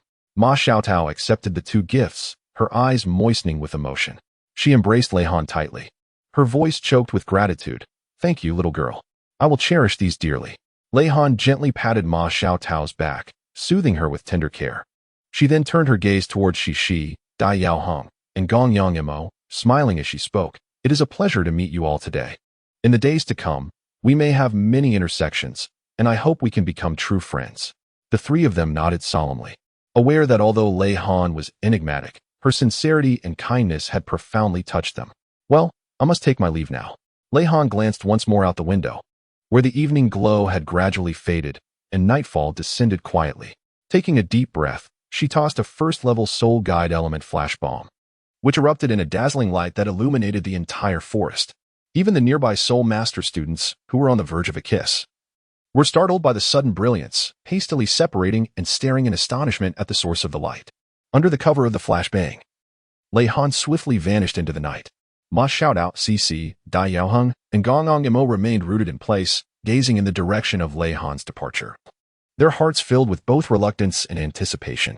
"She truly has left," CC murmured, her tone tinged with a hint of melancholy. Ma Xiaotao tightly clutched the jade pendant and defensive soul guide that Lei Han had gifted her, her gaze resolute. Though she is gone, our friendship shall not falter. That little girl is exceptional, and I firmly believe we will have many opportunities to reunite in the future. Dai Yaoheng and Gongyang Imo nodded in agreement, captivated by Lei Han's mystery and strength, and deeply moved by her sincerity and kindness. They understood that this seemingly fragile girl possessed an extraordinarily resilient spirit and remarkable abilities. As the night deepened, the students in the small grove gradually dispersed. The four of them prepared to leave, their hearts brimming with dreams of the future and blessings for Lei Han. Chapter 26. The Hunt for the Soul Ring. A year later, when He Kaidu entered the critical phase requiring his second soul ring, Duo, Xian Liner, and Fan Yu were preoccupied with their duties in the soul guide department, leaving them with scarcely any time to accompany He Kaidu to the Douluo forest for soul ring hunting. At that moment, Lei Han, with an air of languidness, softly suggested, "Look at this situation. Father, mother, and godfather are all utterly swamped. Why not allow me to assist my senior brother in hunting for his soul ring?" Fan Yu couldn't help but ponder this. Despite Lei Han being merely 7 years old, she had already attained the formidable rank of Soul King at level 57, a strength not to be underestimated. In contrast, Hikatu's soul power was still under level 20, rendering him rather inadequate by comparison. A flicker of hesitation crossed Fan Yu's eyes, but it was swiftly dispelled by Lei Han's confident smile. He recognized that although she was young, her extraordinary talent and strength far surpassed that of her peers. What was even more commendable was her meticulous thought process and prudent demeanor. Perhaps this truly was a wise decision.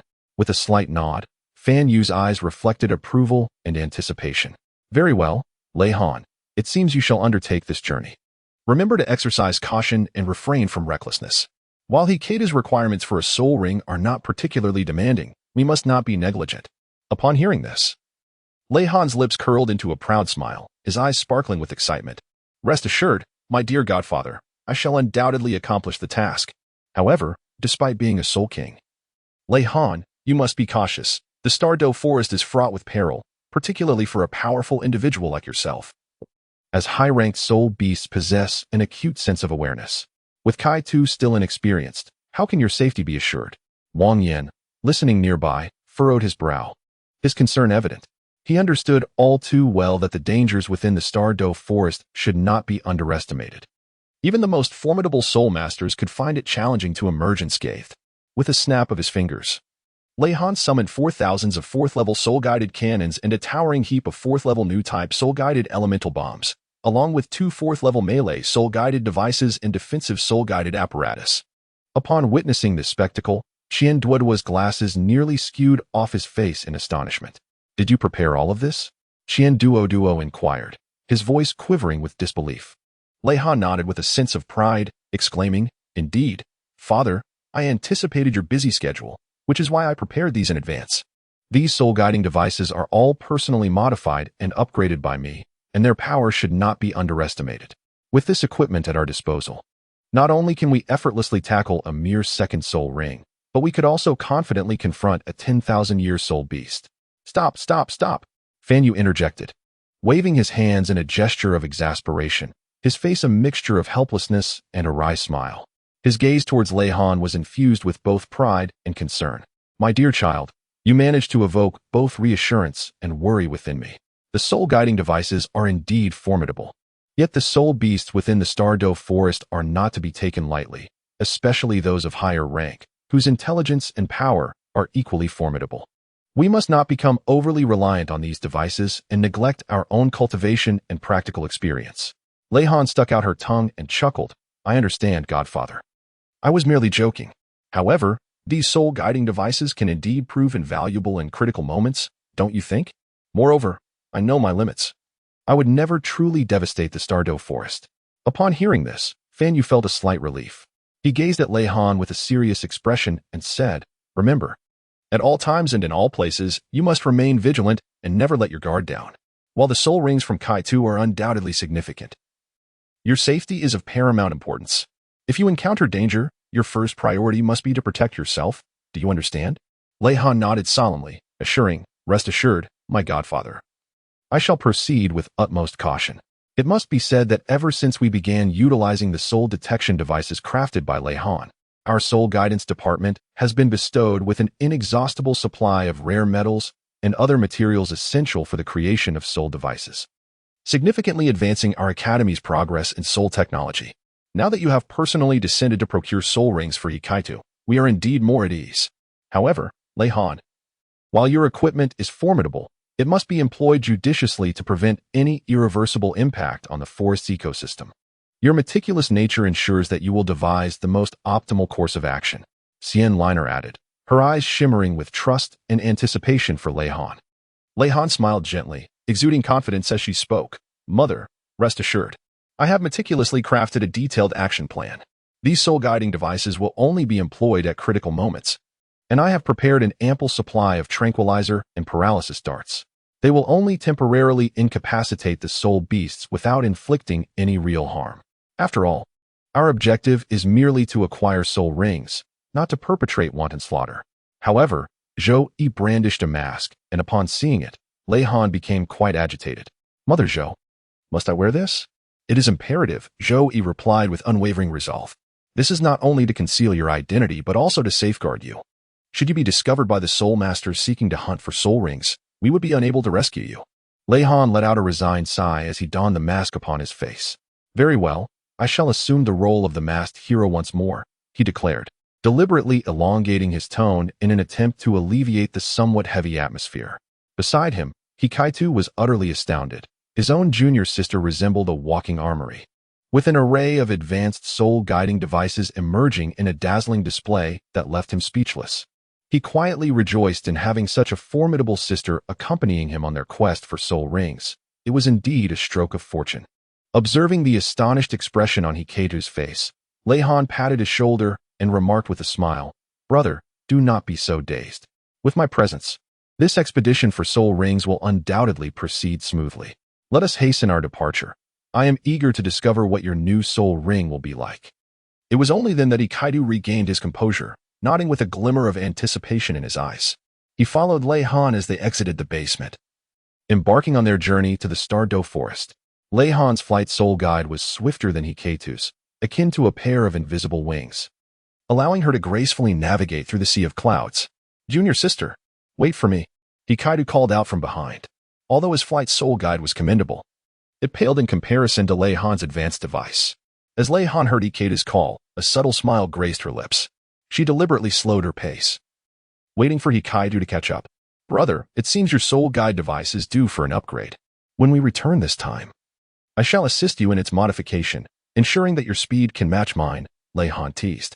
Upon hearing this, Hikaitu's eyes sparkled with excitement. Really? That's wonderful. Sister, you truly are my lucky star. The two gradually distanced themselves from the outline of Shrek Academy, racing towards the Douluo forest. As they approached, the contours of the forest became increasingly distinct, its dense canopy resembling a verdant ocean, swelling and undulating, obscuring the sky. Sunlight filtered through the thick leaves, casting dappled patterns upon the ground, adding an air of mystery and tranquility to the enigmatic forest. They swiftly descended, landing gracefully at the edge of the Douluo forest. Brother, is this truly it? Lei Han inquired. Her curiosity piqued as she surveyed her surroundings, her eyes glimmering with excitement. Hikaitu nodded, his expression growing serious. Indeed, this is the Douluo forest. Allow me to explain. The forest is divided into 3 rings, outer, middle, and inner. The soul beasts in the outer ring are relatively weak, suitable for us low-ranking soul masters to hone our skills.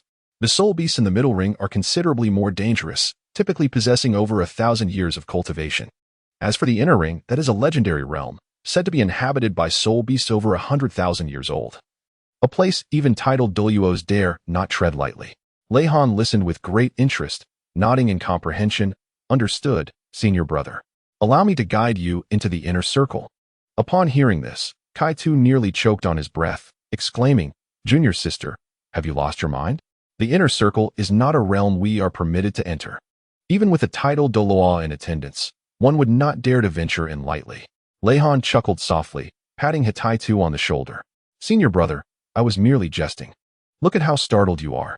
Of course, we shall commence from the outer ring. However, with my presence, the soul beasts of the middle ring shall pose no challenge. As for the inner ring, we shall venture there when our strength is sufficient. Hitaitu finally breathed a sigh of relief, wiping the cold sweat from his brow. Junior sister, please do not frighten me like that. My fragile heart can hardly endure it. Under the light-hearted banter of Leihan, Hittita's taut nerves gradually relaxed. He cautiously surveyed his surroundings, stepping into the depths of the Douluo forest outer ring with a deliberate and careful gait. Here, the trees stood ever more majestic and towering, their branches and leaves so lush that they nearly obscured the heavens. It was only through Leihan's guidance that he could find a semblance of safety within this dense thicket. Leihan abruptly halted her advance, prostrating herself on the ground, her ear pressed closely to the earth as if she were intently listening for some subtle sound. Brother, please remain silent. I believe I have detected something, she whispered softly, her sharp eyes scanning the surroundings with the keen precision of a hawk. Hittita swiftly stifled his noise, closely following Leihan, attempting to discern the sounds around them.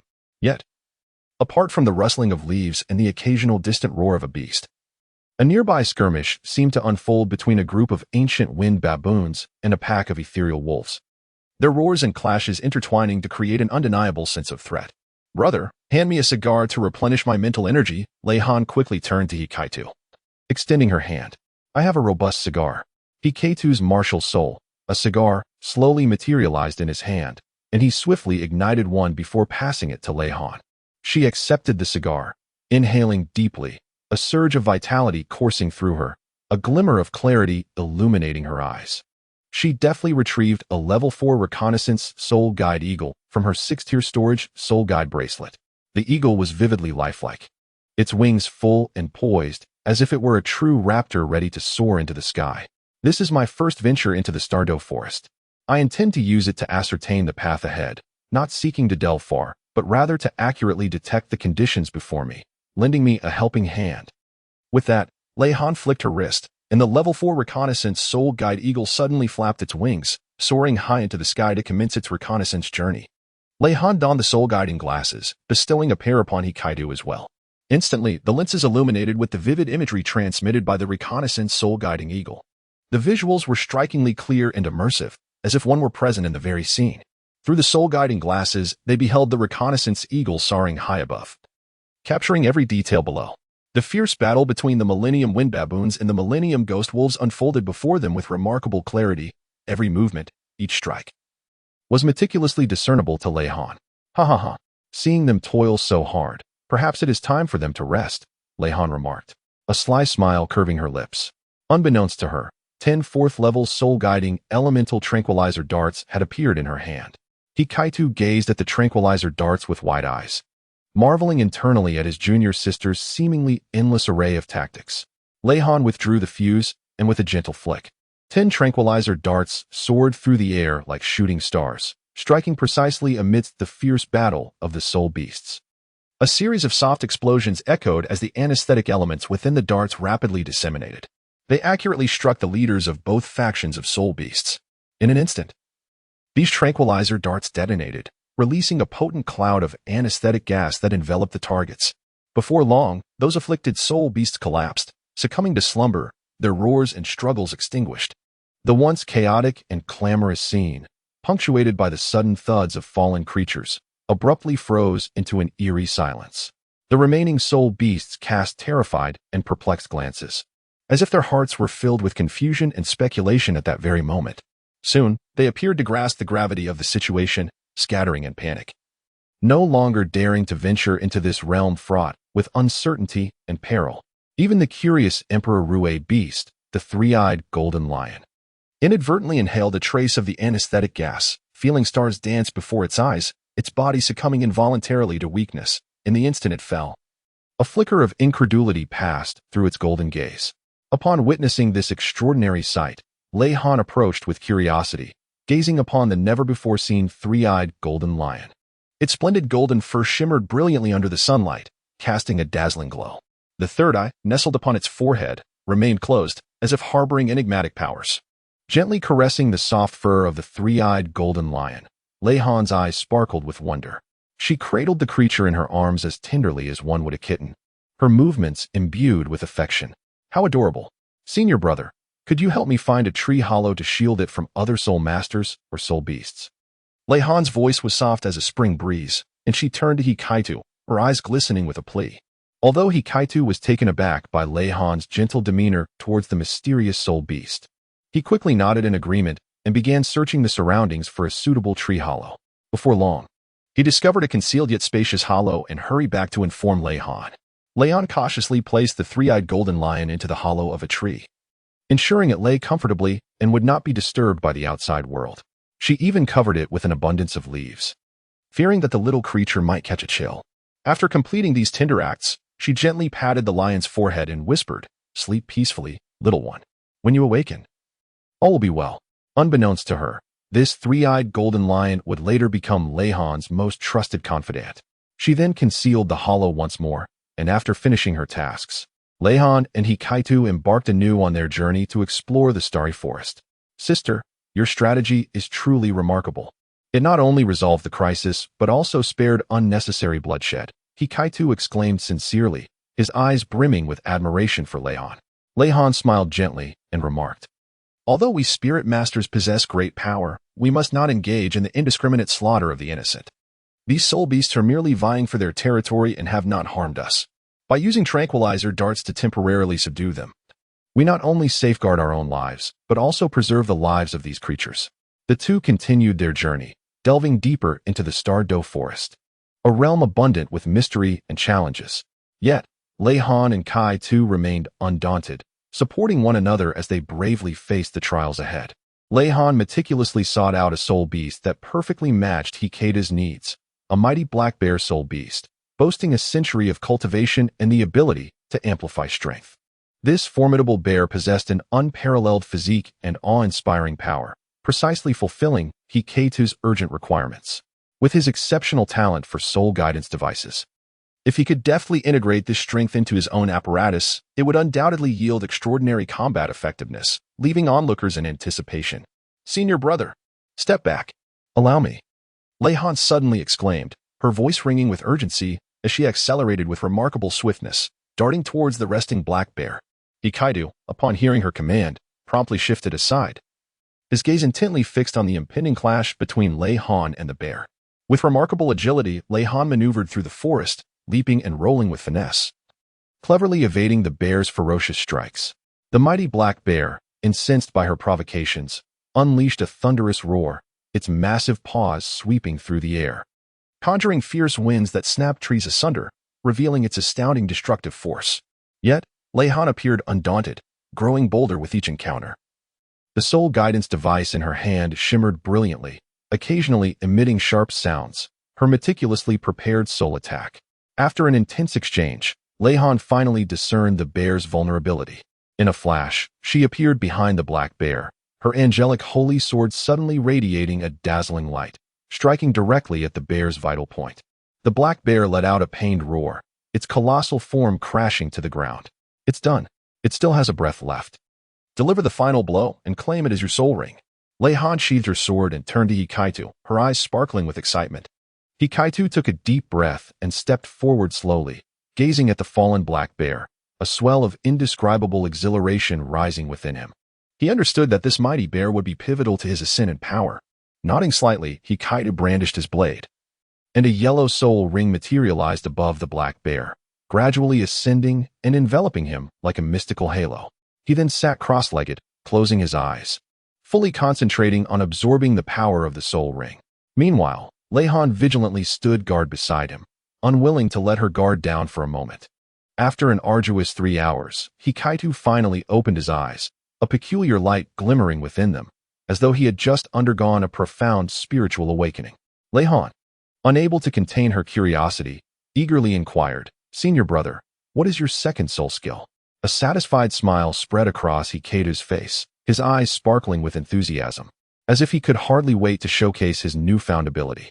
He exhaled slowly, pride and delight lacing his voice. I have a big cigar." Upon hearing this, Lei Han's face immediately displayed a hint of embarrassment. She incredulously inquired, "Senior brother, are you certain that this is the name of your second soul skill?" The corners of her mouth twitched slightly, clearly finding the name somewhat amusing yet perplexing. However, Hikaitu remained unfazed by Lei Han's reaction. He earnestly elucidated, "Ahem. Junior sister, do not underestimate this name, for it conceals tremendous power. This is my newly acquired strength-enhancing grand cigar. with a sigh of resignation. Lei Han shook her head and turned to leave. Observing this, Kaito hurriedly pursued her, calling out as he ran, Junior sister, wait for me. I haven't finished my words yet."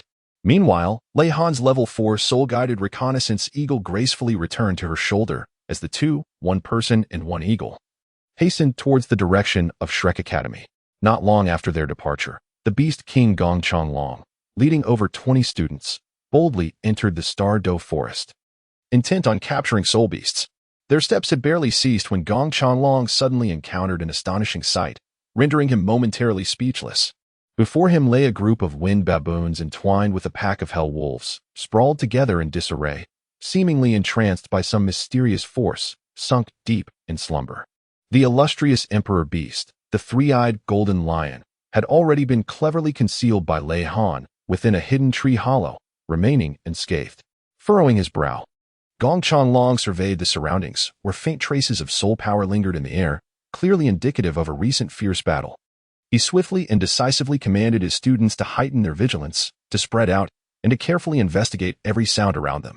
Upon receiving their orders, the students promptly complied, unleashing their unique martial spirits and advancing cautiously with measured steps. The scene suggested the presence of formidable experts nearby, Gong Changlong pondered, his gaze sharp as he scanned every nook and cranny in search of further clues. Suddenly, his attention was drawn to a concealed tree hollow not far away. Stirring an ominous premonition within him, he approached swiftly to investigate. As he delicately lifted the disguise covering the hollow's entrance, he beheld a massive three-eyed golden lion curled up within, exuding a radiant golden sheen, soundly asleep.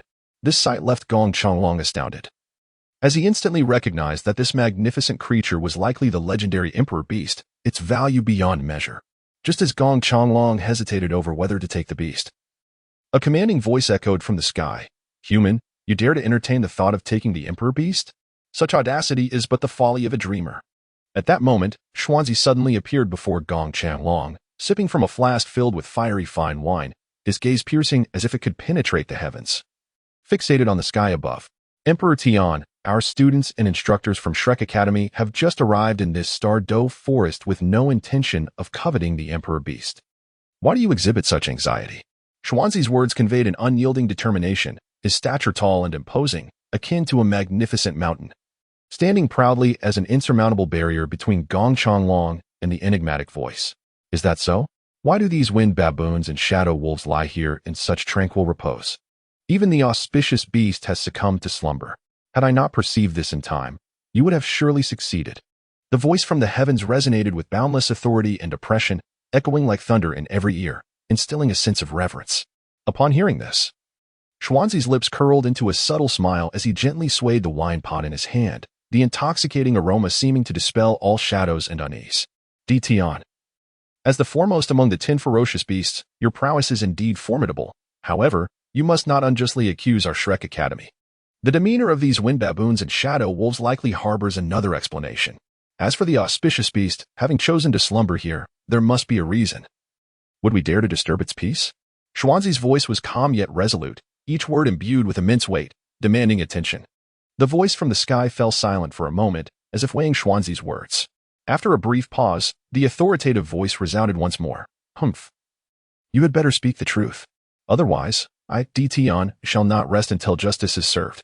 Xuanzi chuckled softly, his gaze reflecting an otherworldly nonchalance and confidence. Tian, rest assured, our Shrek Academy has always acted with integrity and would never resort to unscrupulous deeds. Today's events are merely a misunderstanding. Beast King, Elder Xian, we have discovered a fragment of a soul guide. Suddenly, a student's shout shattered the tense atmosphere as he rushed forward, clutching a broken piece of soul guide apparatus. Upon hearing this, Xuanzi felt as if he had been dealt a sharp blow, having just asserted the integrity of Shrek Academy. He now faced the undeniable evidence of the soul guide fragment's presence, leaving him somewhat embarrassed. Furrowing his brow, he examined the shattered piece closely, scrutinizing the patterns and signs of damage. This soul guide indeed appears to belong to our Shrek Academy, he thought, growing increasingly perplexed. How could a fragment of our Academy's soul guide end up here, shattered in such a manner? This was undoubtedly a stinging slap to Xuanzi's earlier declarations. "Humph. What more do you have to say?" The voice from the heavens dripped with sarcasm and disdain, as if it had seized upon Xuanzi's vulnerability. Xuanzi's expression grew grave. He understood that if this matter was not handled judiciously, it could lead to unnecessary misunderstandings and conflicts. He lifted his gaze to the heavens. Determination and resolve radiating from his eyes. Dition, there must be a deeper mystery here. Our Shrek Academy will investigate thoroughly and provide you with a satisfactory explanation. With that, Xuanzi turned to the bow-legged dragon and instructed, Beast King, you must immediately lead the students back to the academy and report this matter to the principal. Furthermore, organize a team to investigate the origin of this soul guide fragment and ascertain whether it is linked to our academy's students. At that moment, Hikaitu and Lei Han found themselves inexplicably before Xuanzi and his companions. Xuanzi was taken aback, unable to fathom how Hikaitu could be in the company of the enigmatic girl who possessed the 20-winged angel martial soul. Hikaitu attempted to flee, but Xuanzi called out to him, Kaitu, how is it that you are here? And why is this young girl with you? The old man with white hair. Lei Han interjected, I coerced him into bringing me here. With her hands on her hips, she assumed a defiant posture. You little rascal, you certainly have some audacity. Last time, you attacked our martial soul instructor, Zhou Yi, and now you've implicated our Shrek Academy with your soul guide. Do you think we are easy prey? Xuanzi glared at Lei Han, his tone laced with reprimand and discontent. I did implicate you, so what? Isn't Shrek Academy supposed to be formidable? If you have the capability, come and catch me. Lei Han taunted, sticking out her tongue and patting her backside, displaying blatant disregard for Xuanzi's fiery glare, clearly relishing the provocation. Xuanzi, infuriated, felt his beard bristle in indignation. He had never encountered such an audacious young girl in all his years. Meanwhile, Hikaitu adhered to Qian Duoduo's advice, feigning ignorance of his junior sister's identity, for revealing Lei Han's true nature would undoubtedly bring her endless trouble. You impudent girl, just wait and see how I deal with you. Xuanzi exclaimed angrily, preparing to take action. In response, Lei Han bolted away, playfully sticking out her tongue as she ran, her masked face obscuring her mischievous expression, yet her intent to provoke was unmistakable. As Xuanzi pursued her, he shouted, Do not run away. Today, I shall teach you a proper lesson. Lei Han navigated through the forest with remarkable agility, akin to that of a monkey, utilizing a rope spirit guiding apparatus. Although Xuanzi possessed formidable strength, age had inevitably diminished his stamina compared to the youth. In a short while, he found himself panting heavily. I refuse to believe I cannot capture you, you little girl. Xuanzi bellowed, quickening his pursuit. With a playful smile, Lei Han suddenly paused, turning to glance at Xuanzi with a glint of mischief in her eyes. Old man with the white beard, you can't catch me. Not forgetting to showcase her acrobatic skills. She gracefully swung through the treetops, resembling a free-spirited bird. Xuanzi, witnessing this spectacle, was fuming with rage. You little girl, this is utterly excessive. Meanwhile, Dition observed the scene from above with a cold, amused tone. Xuanzi, your Shrek Academy truly harbors hidden talents. Even such a whimsical girl has become your disciple. However, do not forget our agreement. Should anything happen to that beast, I, Dition, will show no mercy. She is not a disciple of our Shrek Academy. We at Sea God Pavilion are still investigating her identity. Xuanzi hurriedly defended, unwilling to let Lei Han's antics exacerbate the misunderstanding between Shrek Academy and the Beast King Dition. Dition, taken aback by Xuanzi's protest, seemed somewhat surprised. Before he could inquire further, Lei Han stirred up more trouble. She mounted the massive dark gold Terraclaw bear, wielding her rope's soul guide and shouting, Giddy up, big silly bear, run fast. Xuanzi attempted to call out to Lei Han, uncertain how to address this mysterious girl adorned with a mask. He could only watch helplessly as she rode the bear through the forest, leaving a trail of startled soul beasts in her wake. Seeing this, Bear King was seething with anger. His kin were being toyed with by a mere child, a disgrace of epic proportions. He let out a low growl, ready to charge down and drag Lei Han off the bear. Yet, Lei Han leaped onto him, playfully patting his head. Big silly bear, are you angry? Don't be so petty, I'm just having fun. Bear King, taken aback by her audacity, froze in disbelief, eyes wide in shock. This little girl dared to pat his head and call him big silly bear? Yet, Lei Han appeared utterly oblivious to Xiang Jun's ire. With a cheerful giggle, she leaped down from Xiang Jun and scampered off to tease other spirit beasts. Even the emerald swans, Kindabaiji, were not spared. She embraced them, gently caressing their soft feathers while humming an unfamiliar tune. In her arms, the emerald swans seemed to transform into unusually docile creatures, occasionally emitting melodious calls as if in harmony with Lei Han's song. Where did this audacious 7-year-old girl come from? A flicker of astonishment crossed Bai Ji's eyes, for she had never encountered such a bold and daring human child, effortlessly drawing near to her kin. Lei Han seemed entirely oblivious to Bai Ji's words, utterly engrossed and playing with the jade swan in her hands, as if the entire world had been reduced to just herself and the exquisite little bird. Bai Ji.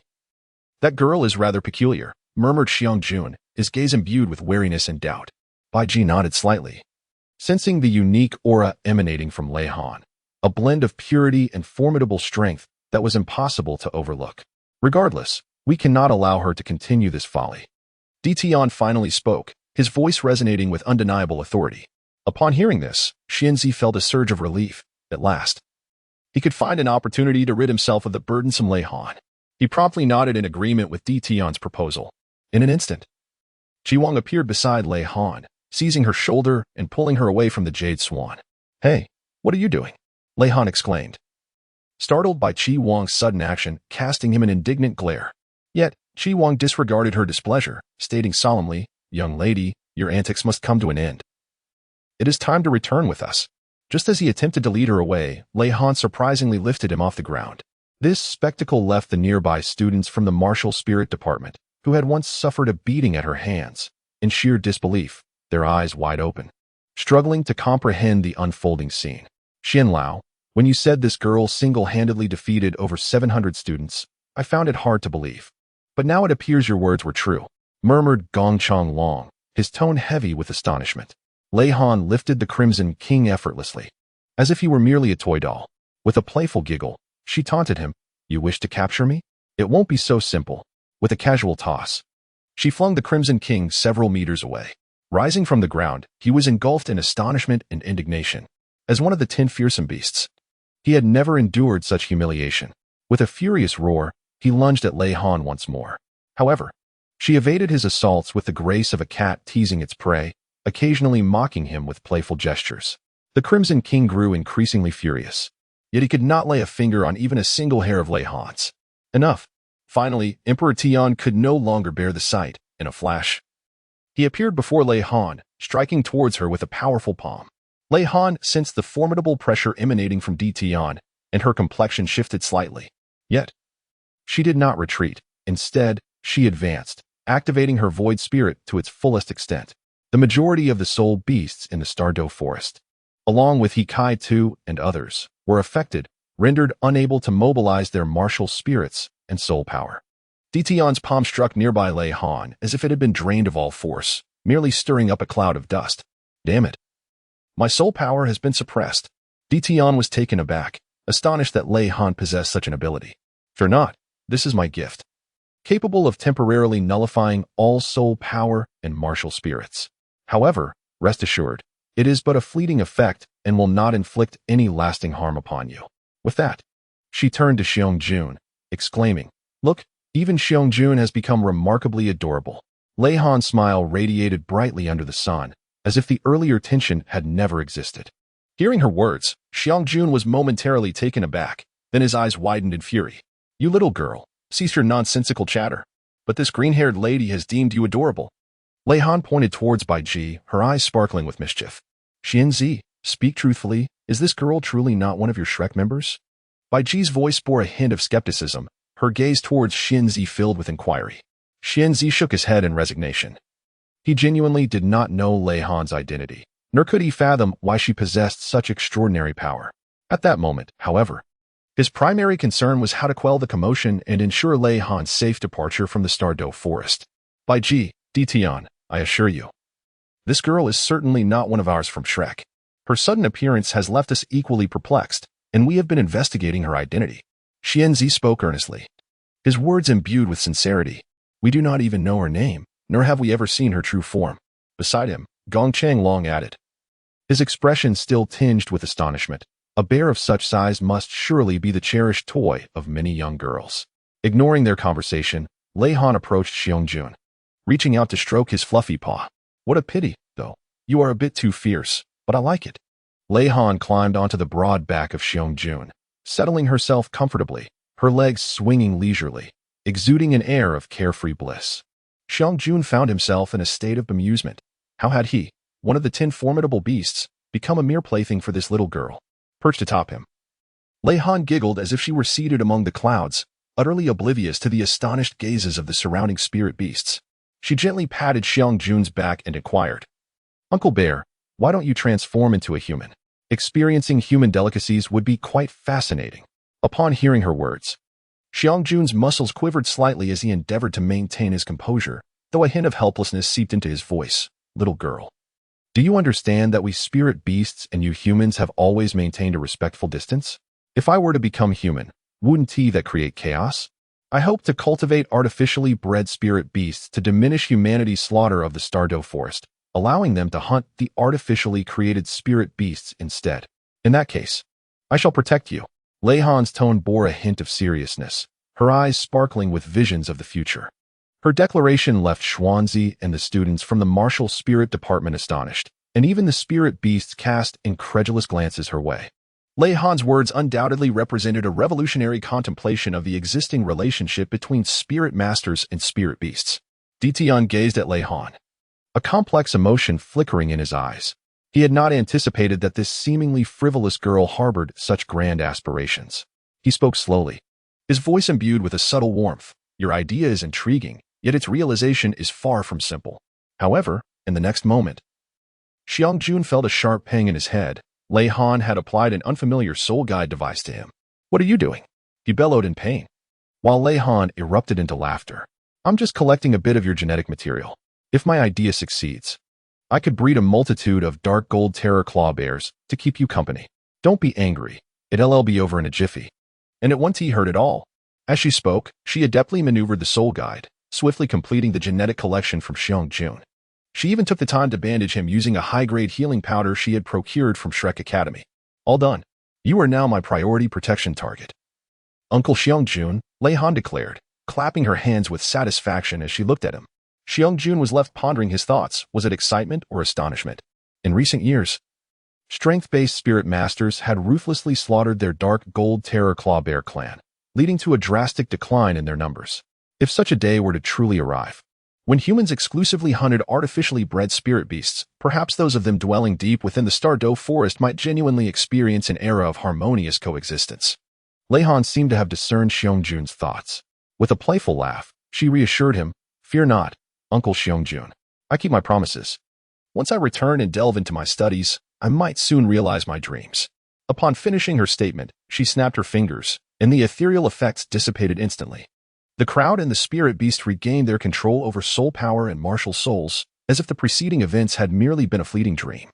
Ditian gazed at his hands in disbelief, feeling the resurgence of power within him, and his apprehension towards Lei Han's abilities deepened.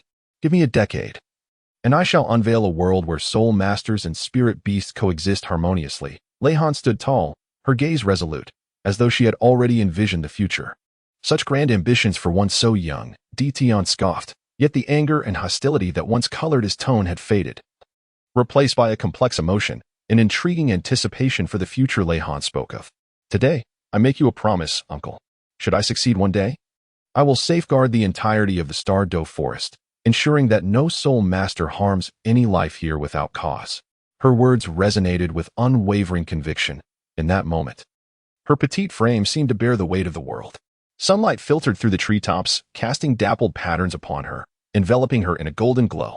The spirit beasts, once hostile towards her, were now captivated by her sincere and steadfast gaze, falling silent as if they were listening to the prologue of a new era. "Humph. Words alone hold no weight.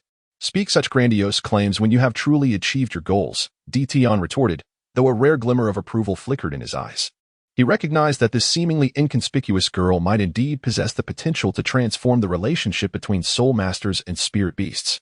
"Once I complete these plans, my first course of action will be to construct watchtowers and fences around the outskirts of the Douluo forest, ensuring 24-hour patrols to prevent any soul master from trespassing illegally. What do you think, Uncle Ditian?" Lei Han blinked playfully at him. Ditian was taken aback for a moment, then a wry smile crept across his face. "You truly are audacious, my dear. However, if you can indeed accomplish this, then perhaps the relationship between soul masters and spirit beasts may indeed witness an unprecedented turning point." Lei Han smiled with a sense of triumph, as if already envisioning the day when her dreams would come to fruition. "Well then, I shall take my leave. By the way, Uncle Xiongjuan, do not forget to await my good news. Furthermore, should you require any assistance in the future, do not hesitate to seek me out. I am a woman of my word. With that, Lei Han tossed a flash bomb, and an instantaneously blinding brilliance illuminated the entire area. As the radiance faded, Lei Han's figure had vanished, leaving behind a group of astonished soul masters and spirit beasts. As the afterglow of the flash bomb dissipated, the onlookers recovered from their brief blindness and turned their gazes toward Emperor Tian, awaiting his guidance. After a moment of silence, Emperor Tian spoke slowly. This young girl may indeed hold the key to transforming the relationship between soul masters and spirit beasts. He turned to look at Xiongjuan, a glimmer of profound meaning in his eyes. Xiongjuan, what do you think of her claims? Xiongjuan touched his bandaged wound, a complex expression crossing his honest face. Though she is young, I can sense the sincerity and determination in her words. Moreover, her abilities are truly remarkable. The way she effortlessly wields such extraordinary powers reflects a talent that holds limitless potential for the future. Indeed, her display of strength and wisdom has far surpassed our expectations. Emperor Tian nodded thoughtfully, his gaze deepening. If she can indeed fulfill her promises, then perhaps the war between soul masters and spirit beasts can genuinely reach its conclusion. He turned to Xuanzai and instructed, Xuanzai, you may return. As for the matter of the auspicious beast, I shall not pursue it further. Regarding that young girl, I will personally monitor her progress. If she can truly usher in peace between soul masters and spirit beasts, then our kind is certainly capable of coexisting with humanity. Xuanzai felt a wave of relief wash over him upon hearing these words. He understood the unparalleled strength and status of Emperor Tian within the spirit beast realm. Gaining his approval meant that Lei Han's plan had already succeeded by half. Your Excellency, we shall convey your sentiments to the human soul master community, and we sincerely hope that, as you have stated, peace between soul masters and spirit beasts can indeed be achieved. Xuanzai respectfully bowed, then gradually retreated with the other soul masters. As he watched the departing figures of the soul masters, Emperor Tian felt a tumult of emotions within him. He was acutely aware that the enmity and conflict between soul masters and spirit beasts were deeply entrenched, and resolving it would be no simple task. Yet, Lei Han's appearance had ignited a flicker of hope within him. Xiongjuan, you should also return and recuperate. As for what Lei Han has mentioned, we shall observe how it unfolds. Emperor Tian instructed. Xiongjuan nodded and turned to disappear into the woods. Emperor Tian remained standing alone, his gaze fixed contemplatively on the horizon. He understood that the road ahead was long, but as long as there was hope, it was worth pursuing. Meanwhile, Hikaitu and Lei Han had already returned to the underground chamber of the Shrek Soul Engineering Department. Hikaitu looked at Lei Han and teased with a smile, Lei Han, oh Lei Han. You always make such a grand entrance. The combination of the Void Spirit and the Flash Bomb was like dropping two astonishing shockwaves into this chaotic battlefield, truly breathtaking. He spoke while gently shaking his head, yet his eyes sparkled with genuine admiration for Lei Han's abilities. Upon hearing this, Lei Han chuckled playfully, sticking out her tongue and said, Oh, Brother Kai too, do spare us the scholarly demeanor. Life is meant for enjoyment, is it not? Besides, I merely wish to swiftly quell this discord. At that moment, the elevator slowly opened, revealing the entrance to the basement, where Qian Duo and the others had long been waiting. Upon seeing Qian Duo, Lei Han leaped into his embrace like a fledgling returning to its nest. Her voice laced with affection and dependence. Dad, I'm back. Qian Duo tenderly stroked her hair, his eyes brimming with warmth and pride as he softly replied. It's good to have you back, my precious daughter. His gaze was filled with love and solace, as if, in that instant, all worries and anxieties had dissipated. Nestled in Qian Duo's warm embrace, Lei Han gradually drifted into slumber, her breathing becoming rhythmic and elongated, her small face adorned with a smile of contentment and tranquility. Qian Duo gently lifted her, his movements delicate as if he feared to disturb the most precious dream in existence. Carefully making his way to the bed that had already been prepared. Chapter 27. The Humanoid Soul Guide Device in the Depths of the Soul Guide Department's Basement. Lei Han was wholly absorbed in drafting a blueprint for a soul guide device. She murmured to herself, her voice imbued with contemplation and determination. Only through this design can the flow of energy be ensured, while maintaining stable output of soul power. Her gaze was focused and profound, as if she could perceive the mysteries within the soul guide device. Her fingers glided gently across the paper, each stroke infused with a deep understanding of the device, sketching intricate and exquisite schematics. Duo occasionally offered guidance from the side, his words rich with wisdom and experience. Lei Han stretched her back, the silent ache reminding her of the hours spent in continuous labor. Yet, she did not cease her work, remaining immersed in the realm of design. Finally, after 3 hours of relentless effort, the design was completed. Lei Han picked up a carving knife and began to engrave 54th-level Soul Guide core arrays. Each array required meticulous craftsmanship, leaving no room for error. Duo gently blew on his coffee, ripples forming in the cup. With curiosity, he inquired, "Xiao Han, what sort of Soul Guide device are you crafting that necessitates so many 4th-level core arrays?" Lei Han smiled faintly, her eyes glimmering with anticipation and confidence, as if she could already glimpse the dawn of success. "I am creating a humanoid Soul Guide device." Her words were firm and powerful, each syllable resonating with boundless strength. Upon hearing this, Duo's coffee cup suddenly fell to the floor, the coffee quickly spreading across the surface, yet he remained oblivious. His eyes widened in disbelief as he stared at Lei Han, as if he had just encountered the most astonishing revelation. A humanoid Soul Guide device? That was an unprecedented technological advancement. Even the Mingda Hall of the Sun and Moon Empire might not be capable of producing such a creation. "Are you truly confident in your abilities?" The voice of Duo trembled slightly. He was acutely aware of the complexities and challenges associated with human-shaped soul guides. It is not merely a matter of assembling and integrating technology. Rather, it is a profound manifestation of the ultimate understanding of the fusion between soul masters and soul guides. Lei Han nodded gently, her gaze unwavering and resolute. "I recognize the formidable nature of the task ahead, yet I firmly believe that through relentless exploration and persistent experimentation, we would one day transcend the limitations of this technology." Her words resonated with a profound sense of hope and determination for the future. Duo inhaled deeply, striving to calm the tumult within his heart. He slowly approached Lei Han's side, intently observing the blueprints in her hands, each detail leaving him in awe. "Xiao Han, your talent for design is truly remarkable. However, the creation of a humanoid soul guide requires not only exquisite design, but also countless trials and adjustments. Are you truly prepared for this?" A hint of concern laced his voice. Lei Han smiled gently, her eyes shimmering with a radiant confidence. "I have prepared myself thoroughly. Regardless of the obstacles and challenges that lie ahead, I shall persevere with unwavering determination. For I firmly believe that the advent of humanoid soul-guiding devices will usher in an unprecedented transformation within the realm of soul masters." Fan Yu picked up the design blueprint, narrowing his eyes as he meticulously examined every detail of the humanoid soul-guiding device that Lei Han had conceived. It resembled armor, yet diverged from traditional forms, incorporating the essence of advanced soul-guiding technology. The joints of the device's limbs were ingeniously designed with energy conduits, ensuring agile and fluid movement during combat. Simultaneously, the layout of the core formation was meticulously planned, resembling the meridians of the human body, providing a continuous flow of energy to the device. "Godfather, what are your thoughts?" Lei Han inquired eagerly, hoping for some invaluable feedback. "The overall design is ingenious. However, there are several critical flaws." Fan Yu pointed out key issues within the blueprint, such as the design of the energy conduit.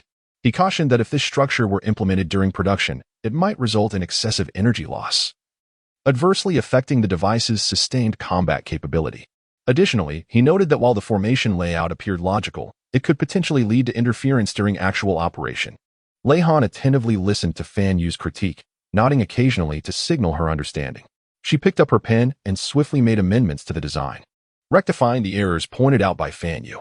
"How do you find these modifications, Godfather?" she inquired once more, presenting the revised design with a glimmer of eagerness in her eyes.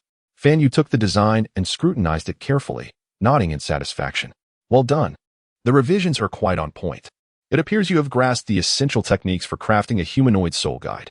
The next phase will involve experimentation and tuning." Upon hearing Fan Yu's affirmation, an indescribable joy surged within Lei Han. She understood that this was merely a small step in the intricate process of creating a humanoid soul guide. Yet it was this very step that illuminated her path to success. Lei Han bowed her head once more, the chisel in her hand glimmering with a chilling brilliance under the dim light. Each precise strike of the tool seemed to meticulously carve the radiant hope that leads to the future.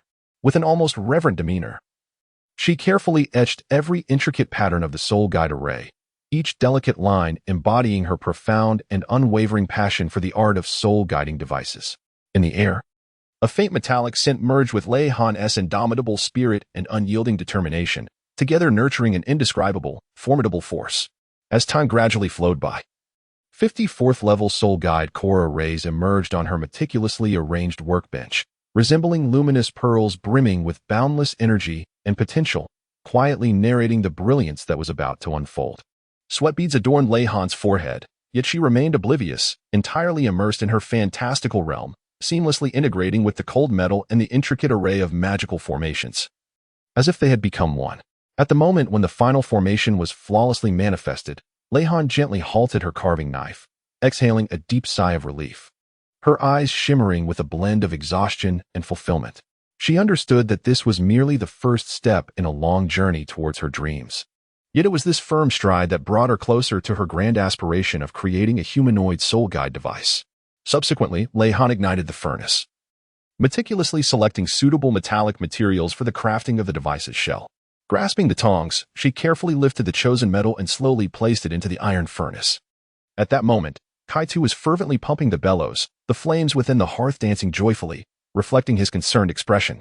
Unable to contain himself, he inquired, "Junior sister, is this truly going to work? The creation of a humanoid soul guide device is no trivial matter. What if we fail?" Lei Han smiled gently, her eyes shimmering with resolute brilliance. "Senior brother, you need not worry. I possess my own discernment. Each attempt represents a transcendence of self. And even if the path ahead is fraught with thorns and obstacles, I am willing to bravely forge ahead. The humanoid soul guiding device is not merely a dream of mine. It is a heartfelt homage to the artistry of soul devices. I firmly believe that as long as we advance hand in hand, united in purpose, there is no challenge we cannot conquer." Far away in the divine realm, Tang Xin lowered his head, observing the scene below with a furrowed brow, his eyes glimmering with complexity. Well, the last time you sent me crashing back to the divine realm with a single punch, and the time before that, your companions left us in such disarray that they compelled me to harbor murderous intent. Ha, Tang San. You truly embody the adage, those who mix in the world shall inevitably pay their dues. Furthermore, you have been schooled by a young girl. How does it feel? The god of destruction appeared beside Tang San, mocking him with a grin. Upon hearing these words, Tang San felt an overwhelming sense of shame, wishing he could find a crevice in the earth to quietly escape. His complexion shifted between shades of pale and green, reflecting his profound embarrassment and disarray. The mysterious aura emanating from Lei Han not only led him to unwarranted misfortune, but also resulted in the unseen guardian who protected him delivering a resounding lesson to him and Dai Mubai in silence. Even more unfortunate was the fate of Xiaowu and Zhu Shiqing, who were hung from a tree by that woman. This incident spread like wildfire throughout the divine realm, turning Tang San into a source of amusement among the gods. Although he held the esteemed title of Sea God, he could not help but feel a surge of indignation. This Lei Han, along with that hidden protector, shall not escape my retribution. Tang San clenched his fists, his eyes shimmering with a cold glint. At that moment, the gluttonous and wrathful gods, along with others under the command of the god of destruction, emerged from the bushes, their faces streaked with tears and snot. Yet they laughed heartily without a care for their dignity. It was indeed a rare spectacle that the dual god Tang San was so thoroughly humiliated by a young girl from the lower realm. A comedic treasure that would make anyone roar with laughter. "Oh, is that not our esteemed enforcer? What is this? Being bullied by a little girl?" The gluttonous god teased, wiping away tears of laughter. The wrathful god joined in without mercy, exclaiming, "Ha, Tang San, so this is your day. It seems those from the lower realm are not so easily trifled with. My dignity as Tang San is not something you can trample upon so easily. Admittedly, this incident was due to my momentary lapse, but it does not signify my downfall. On the contrary, it shall serve as the impetus for my progress, strengthening my resolve to move forward." The god of destruction observed with a knowing smile, gradually stepping forward, his voice deep and commanding, "Tang San, you are indeed a worthy adversary. But do not forget, in the divine realm, power reigns supreme. If you wish to erase today as humiliation, prove it to me with your strength. Or perhaps you would like to bring that little girl up here to spar." The slothful god lazily interjected, his tone laced with mockery. Hearing this, Tang San felt a wave of panic. He had no desire to be schooled again by Lei Han or his hidden protector. Taking a deep breath, he endeavored to calm his tumultuous emotions, his gaze reflecting unwavering determination. "No need for that. Tang San, would not bully the weak. I shall wait for the opportune moment and let my strength speak for itself, he declared in a low voice, his tone exuding undeniable resolve. But there is a mark on your face that reads, I, Tang San, have been bullied by a little girl. Ha. It seems we must prepare a mask for our esteemed enforcer, otherwise he shall be unable to face anyone. The lustful god laughed heartily, delivering a merciless jab. Ha. Tang San, are you afraid? You are the sea god. How can you be frightened by a girl from the lower realm? The god of arrogance could not restrain himself from joining in the mockery, bringing an atmosphere of lightheartedness and merriment to the divine realm, as if the very air were infused with a spirit of jest and joy. In the face of the god's derision, Tang San's expression grew increasingly somber. He clenched his jaw, his fists tightly balled, his nails digging deeply into his palms, yet he maintained a demeanor of calm and restraint. He understood that succumbing to anger and impulsiveness would only render him more vulnerable. It was only through composure and wisdom that he could restore his former glory. Laugh all you wish. The honor and disgrace of Tang San are not for you to judge. I shall prove through my actions that I remain the indomitable sea god, he declared, his voice imbued with an undeniable resolve and authority. At that moment, Lei Han's ethereal spirit seemed to sense its master in peril. Stealthily returning to the divine realm, it transformed into a hand, and with a resounding slap, struck the back of Tang San's head. Ouch! Tang San exclaimed in pain, turning abruptly, only to find a hand formed of white mist delivering a series of sharp slaps to his face, until he saw stars and his cheeks turned crimson. Subsequently, the hand seized his sea god trident and Shura sword, effortlessly waving them so that they pursued their master around the divine realm. This sudden turn of events left the assembled gods in stunned silence, even the god of destruction displaying a look of incredulity. The sea god trident and Shura sword, Tang San's hallmark artifacts, had turned against their master at such a critical moment, a profound mockery of his capacity as an enforcer in the divine realm. My lord, the sea goddess artifacts have betrayed him, exclaimed one deity, his voice laced with disbelief. It must be a dream. How could the artifacts chase their master? This is impossible, another murmured, rubbing his eyes vigorously, as if to confirm he was not mistaken. No, this is no dream. It is reality, intoned the god of destruction, his voice deep and resonant, as he regarded Tang San's disheveled flight, a complex expression flickering in his eyes.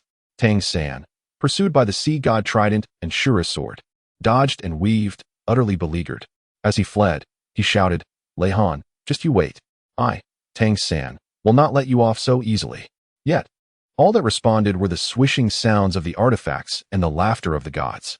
In that moment, Tang San appeared to be the greatest jest in the divine realm, his dignity and authority trampled to insignificance.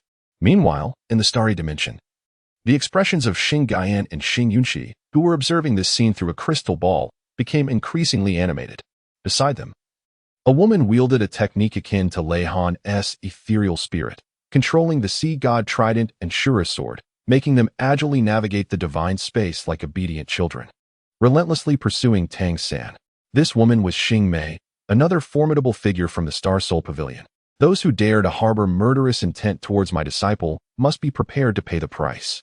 As Xing Mei, the second master of Leian, imparted her teachings on the restraint of spiritual abilities, her tone exuded an undeniable authority. Observing the dire predicament of Tang San within the crystal ball, Xing Gaian's lips curled into a playful smile as he turned to Xing Yunxi, remarking, It appears that this Tang San has indeed run into a formidable obstacle. With Xing Mei's intervention, his misfortunes will only deepen. Xing Yunxi, upon hearing this, chose not to respond, yet her countenance darkened considerably, akin to a charred pot bottom.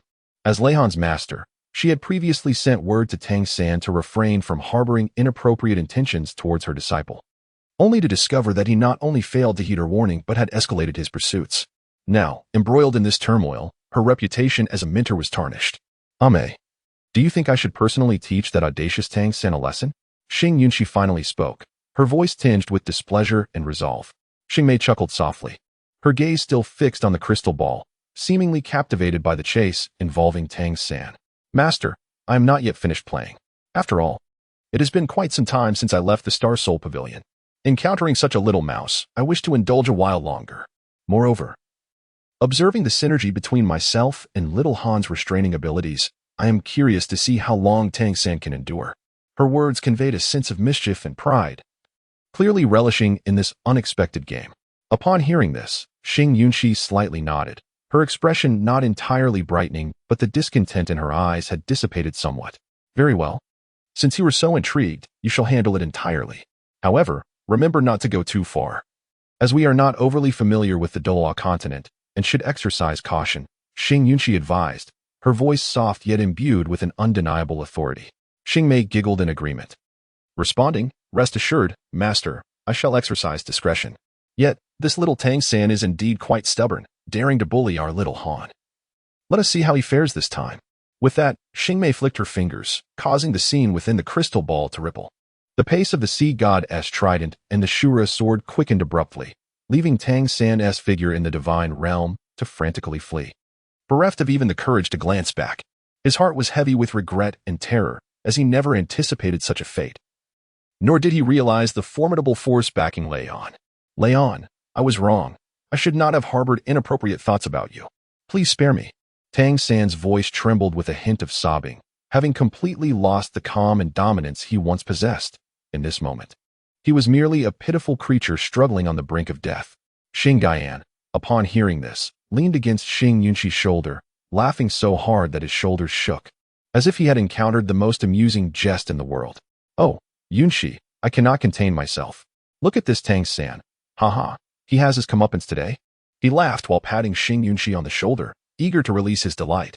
Though Xing Yunxi found Tang San's plight somewhat gratifying, she was, after all, the head of the pavilion and needed to maintain a semblance of gravitas.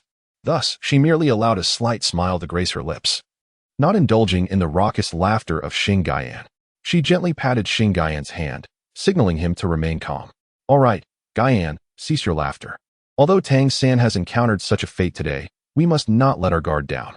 After all, the Douluo continent is a realm teeming with hidden talents, and we must proceed with caution. Xinjiangxi's words carried a hint of prudence and admonition. Upon hearing this, Xing Gaian suppressed his smile and nodded. The master speaks wisely.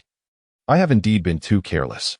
However, with Mei by our side, I doubt Tang San can stir up much trouble. At that moment, the door to the observation room was gently pushed open, and a figure cloaked in white silently entered. She was none other than the woman who had previously hung Xiao Wu and her companions from a tree, teaching them a lesson with her lightning magic. Beside her stood her wife, Ayong, who possessed long, smooth black-purple hair and deep black-purple eyes that sparkled with profound light. Her skin was as fair as jade. Yet she seemed to contain the melancholic aura that emanated from the woman beside her. Ayong spoke softly, Master, Elder Gaian, Elder Xingmei. How has our elder sister fared in that realm? Xinjiangxi turned to regard the two newcomers, her face breaking into a gentle smile. Amo and Ayong, you have arrived. Your elder sister is doing well in that realm. You need not worry. At that moment, Xing Gaian felt the suffocating aura of melancholy emanating from Lei Ma. Instinctively drawing closer to Xinjiangxi, he murmured softly, Heavens, it feels so oppressive. Why does Lei Ma's aura seem even heavier this time? Every time she arrives, I feel as though the oxygen in the air is being drained. Upon hearing this, Ayong tightened her grip on Lei Ma's hand, casting a tender glance at her, as if to offer silent comfort. Lei Ma, however, lowered her head slightly, her white cloak obscuring her expression, rendering her inner thoughts a mystery. At that moment, the atmosphere surrounding Reimer suddenly grew heavier, her hands trembling as if haunted by unwelcome memories. Her breath became rapid and labored, yet she uttered not a word. Ayong unconsciously tightened her grip, sensing Reimer's quaking, a flicker of concern and empathy flashing in her eyes. She gently patted the back of Reimer's hand, silently conveying that everything would be all right, that she was present. Xing Gaian felt as if he were being suspended in midair, the oppressive aura nearly suffocating him. He hurriedly patted Xing Yunxi's shoulder, signaling that he was on the brink of asphyxiation. Yunxi, I can hardly breathe. You must think of something. Xing Gaian stammered, his complexion turning a vivid crimson.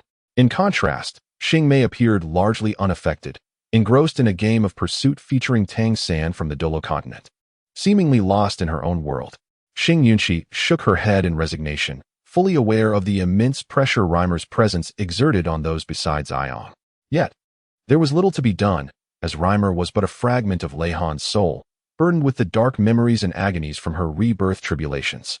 Ayong's grip tightened further, her gaze soft yet resolute as she leaned closer to Reimer, whispering in her ear, Mu, do not fear, I am here. We shall confront these painful memories together. You are no longer alone. You have me and the entire Star Soul Pavilion family. However, Reimer's thoughts drifted back to the execution ground, where she had been cruelly nailed to a post with thick spikes. A memory filled with despair and agony that still haunted her. Her body shuddered slightly, fingers clenched into fists beneath her cloak, nails digging deeply into her palms. Yet she felt no pain. Those memories sliced through her heart like sharp blades, rendering her breathless. Meanwhile, Xing Gaiyan's face resembled a frightfully purple eggplant. His hands frantically tugging at Xing Yunqi's sleeve, his eyes pleading for rescue. Yunqi, if you don't help me soon, I will be suffocated by this aura. I swear, I will train diligently from now on and never slack off again. Xing Yunqi, on the verge of having her sleeve torn asunder by Xing Gaiyan's frantic grasp, sighed in exasperation before her expression transformed into one of determination. She gently patted the back of Xing Gaiyan's hand, signaling him to remain calm, and then slowly approached Reimer. AMU, Xing Yunqi's voice was both gentle and resolute. Do you know? We are all family in the Star Soul Pavilion, and we share in your suffering. However, you cannot allow these memories to bind you indefinitely. You must learn to let go and confront them. Lei Han is thriving in the Douluo continent, striving to overcome her challenges. Why can't you be as courageous as she is? Her words carried a tone of encouragement and guidance. Limer's body trembled slightly, her eyes beneath the cloak shimmering with a myriad of complex emotions. She appeared to be struggling, endeavoring to liberate herself from the shackles of her painful memories. Ayong sensed that Limer's shivers were gradually subsiding, and the pressure of her grip relaxed somewhat, a flicker of relief passing through his eyes. Observing this, Xing Gaiyan finally exhaled deeply, the hues of purple on his face slowly fading away. He patted his chest, still haunted by his earlier fears, and remarked, "You frightened me. I thought today might be my last." After uttering this, he furtively glanced at Limer, relieved to find that she no longer exuded that suffocating aura. Allowing himself to genuinely relax, Xing Yunqi continued to speak gently to Limer, saying, "Amo, look at Ayong. She has been by your side all along, silently supporting you. Every member of our Star Soul Pavilion stands as your unwavering pillar of strength. Do not allow the torment of past pains to continue afflicting you. Learn to look forward and trust that the future holds greater promise." Reimer's eyes gradually regained their brilliance as she turned her gaze towards Ayong, then glanced at Xing Yunqi and Xing Gaiyan, a warm current surging within her heart. She finally comprehended that she was not alone. She was surrounded by numerous individuals who cared for and cherished her. Come. Tang San is once again attempting to eliminate Lei Han, isn't he? This time, pursue him relentlessly and see if he can escape from your grasp. Xing Mei suddenly paused her game, lifting her head to look at Reimer, her eyes sparkling with a mischievous light. It appeared she sought to divert Reimer's attention in this manner, urging her to break free from the shackles of past sorrows. Limer was amused by Xing Mei's words. Although her smile was somewhat forced, it was a long-awaited expression of joy. She gently nodded, her voice slightly hoarse as she remarked, "All right. This time I shall pursue him relentlessly and see if he can slip from my grasp." As her words lingered in the air, she slowly raised her hand. A dazzling bolt of lightning coalescing in her palm, a manifestation of the thunder techniques she had honed during her rebirth tribulation. The lightning danced within her grasp, as if imbued with life. Meanwhile, in the realm of Douluo continent, the god of destruction observed the sudden emergence of electric currents around the sea god's trident and the Shura sword, which were manipulated by that mysterious energy. He promptly warned Tang San, who was desperately sprinting ahead, "Be cautious, there is electricity." Startled by the warning, Tang San swiftly maneuvered to the side, narrowly evading the unexpected surge of electricity.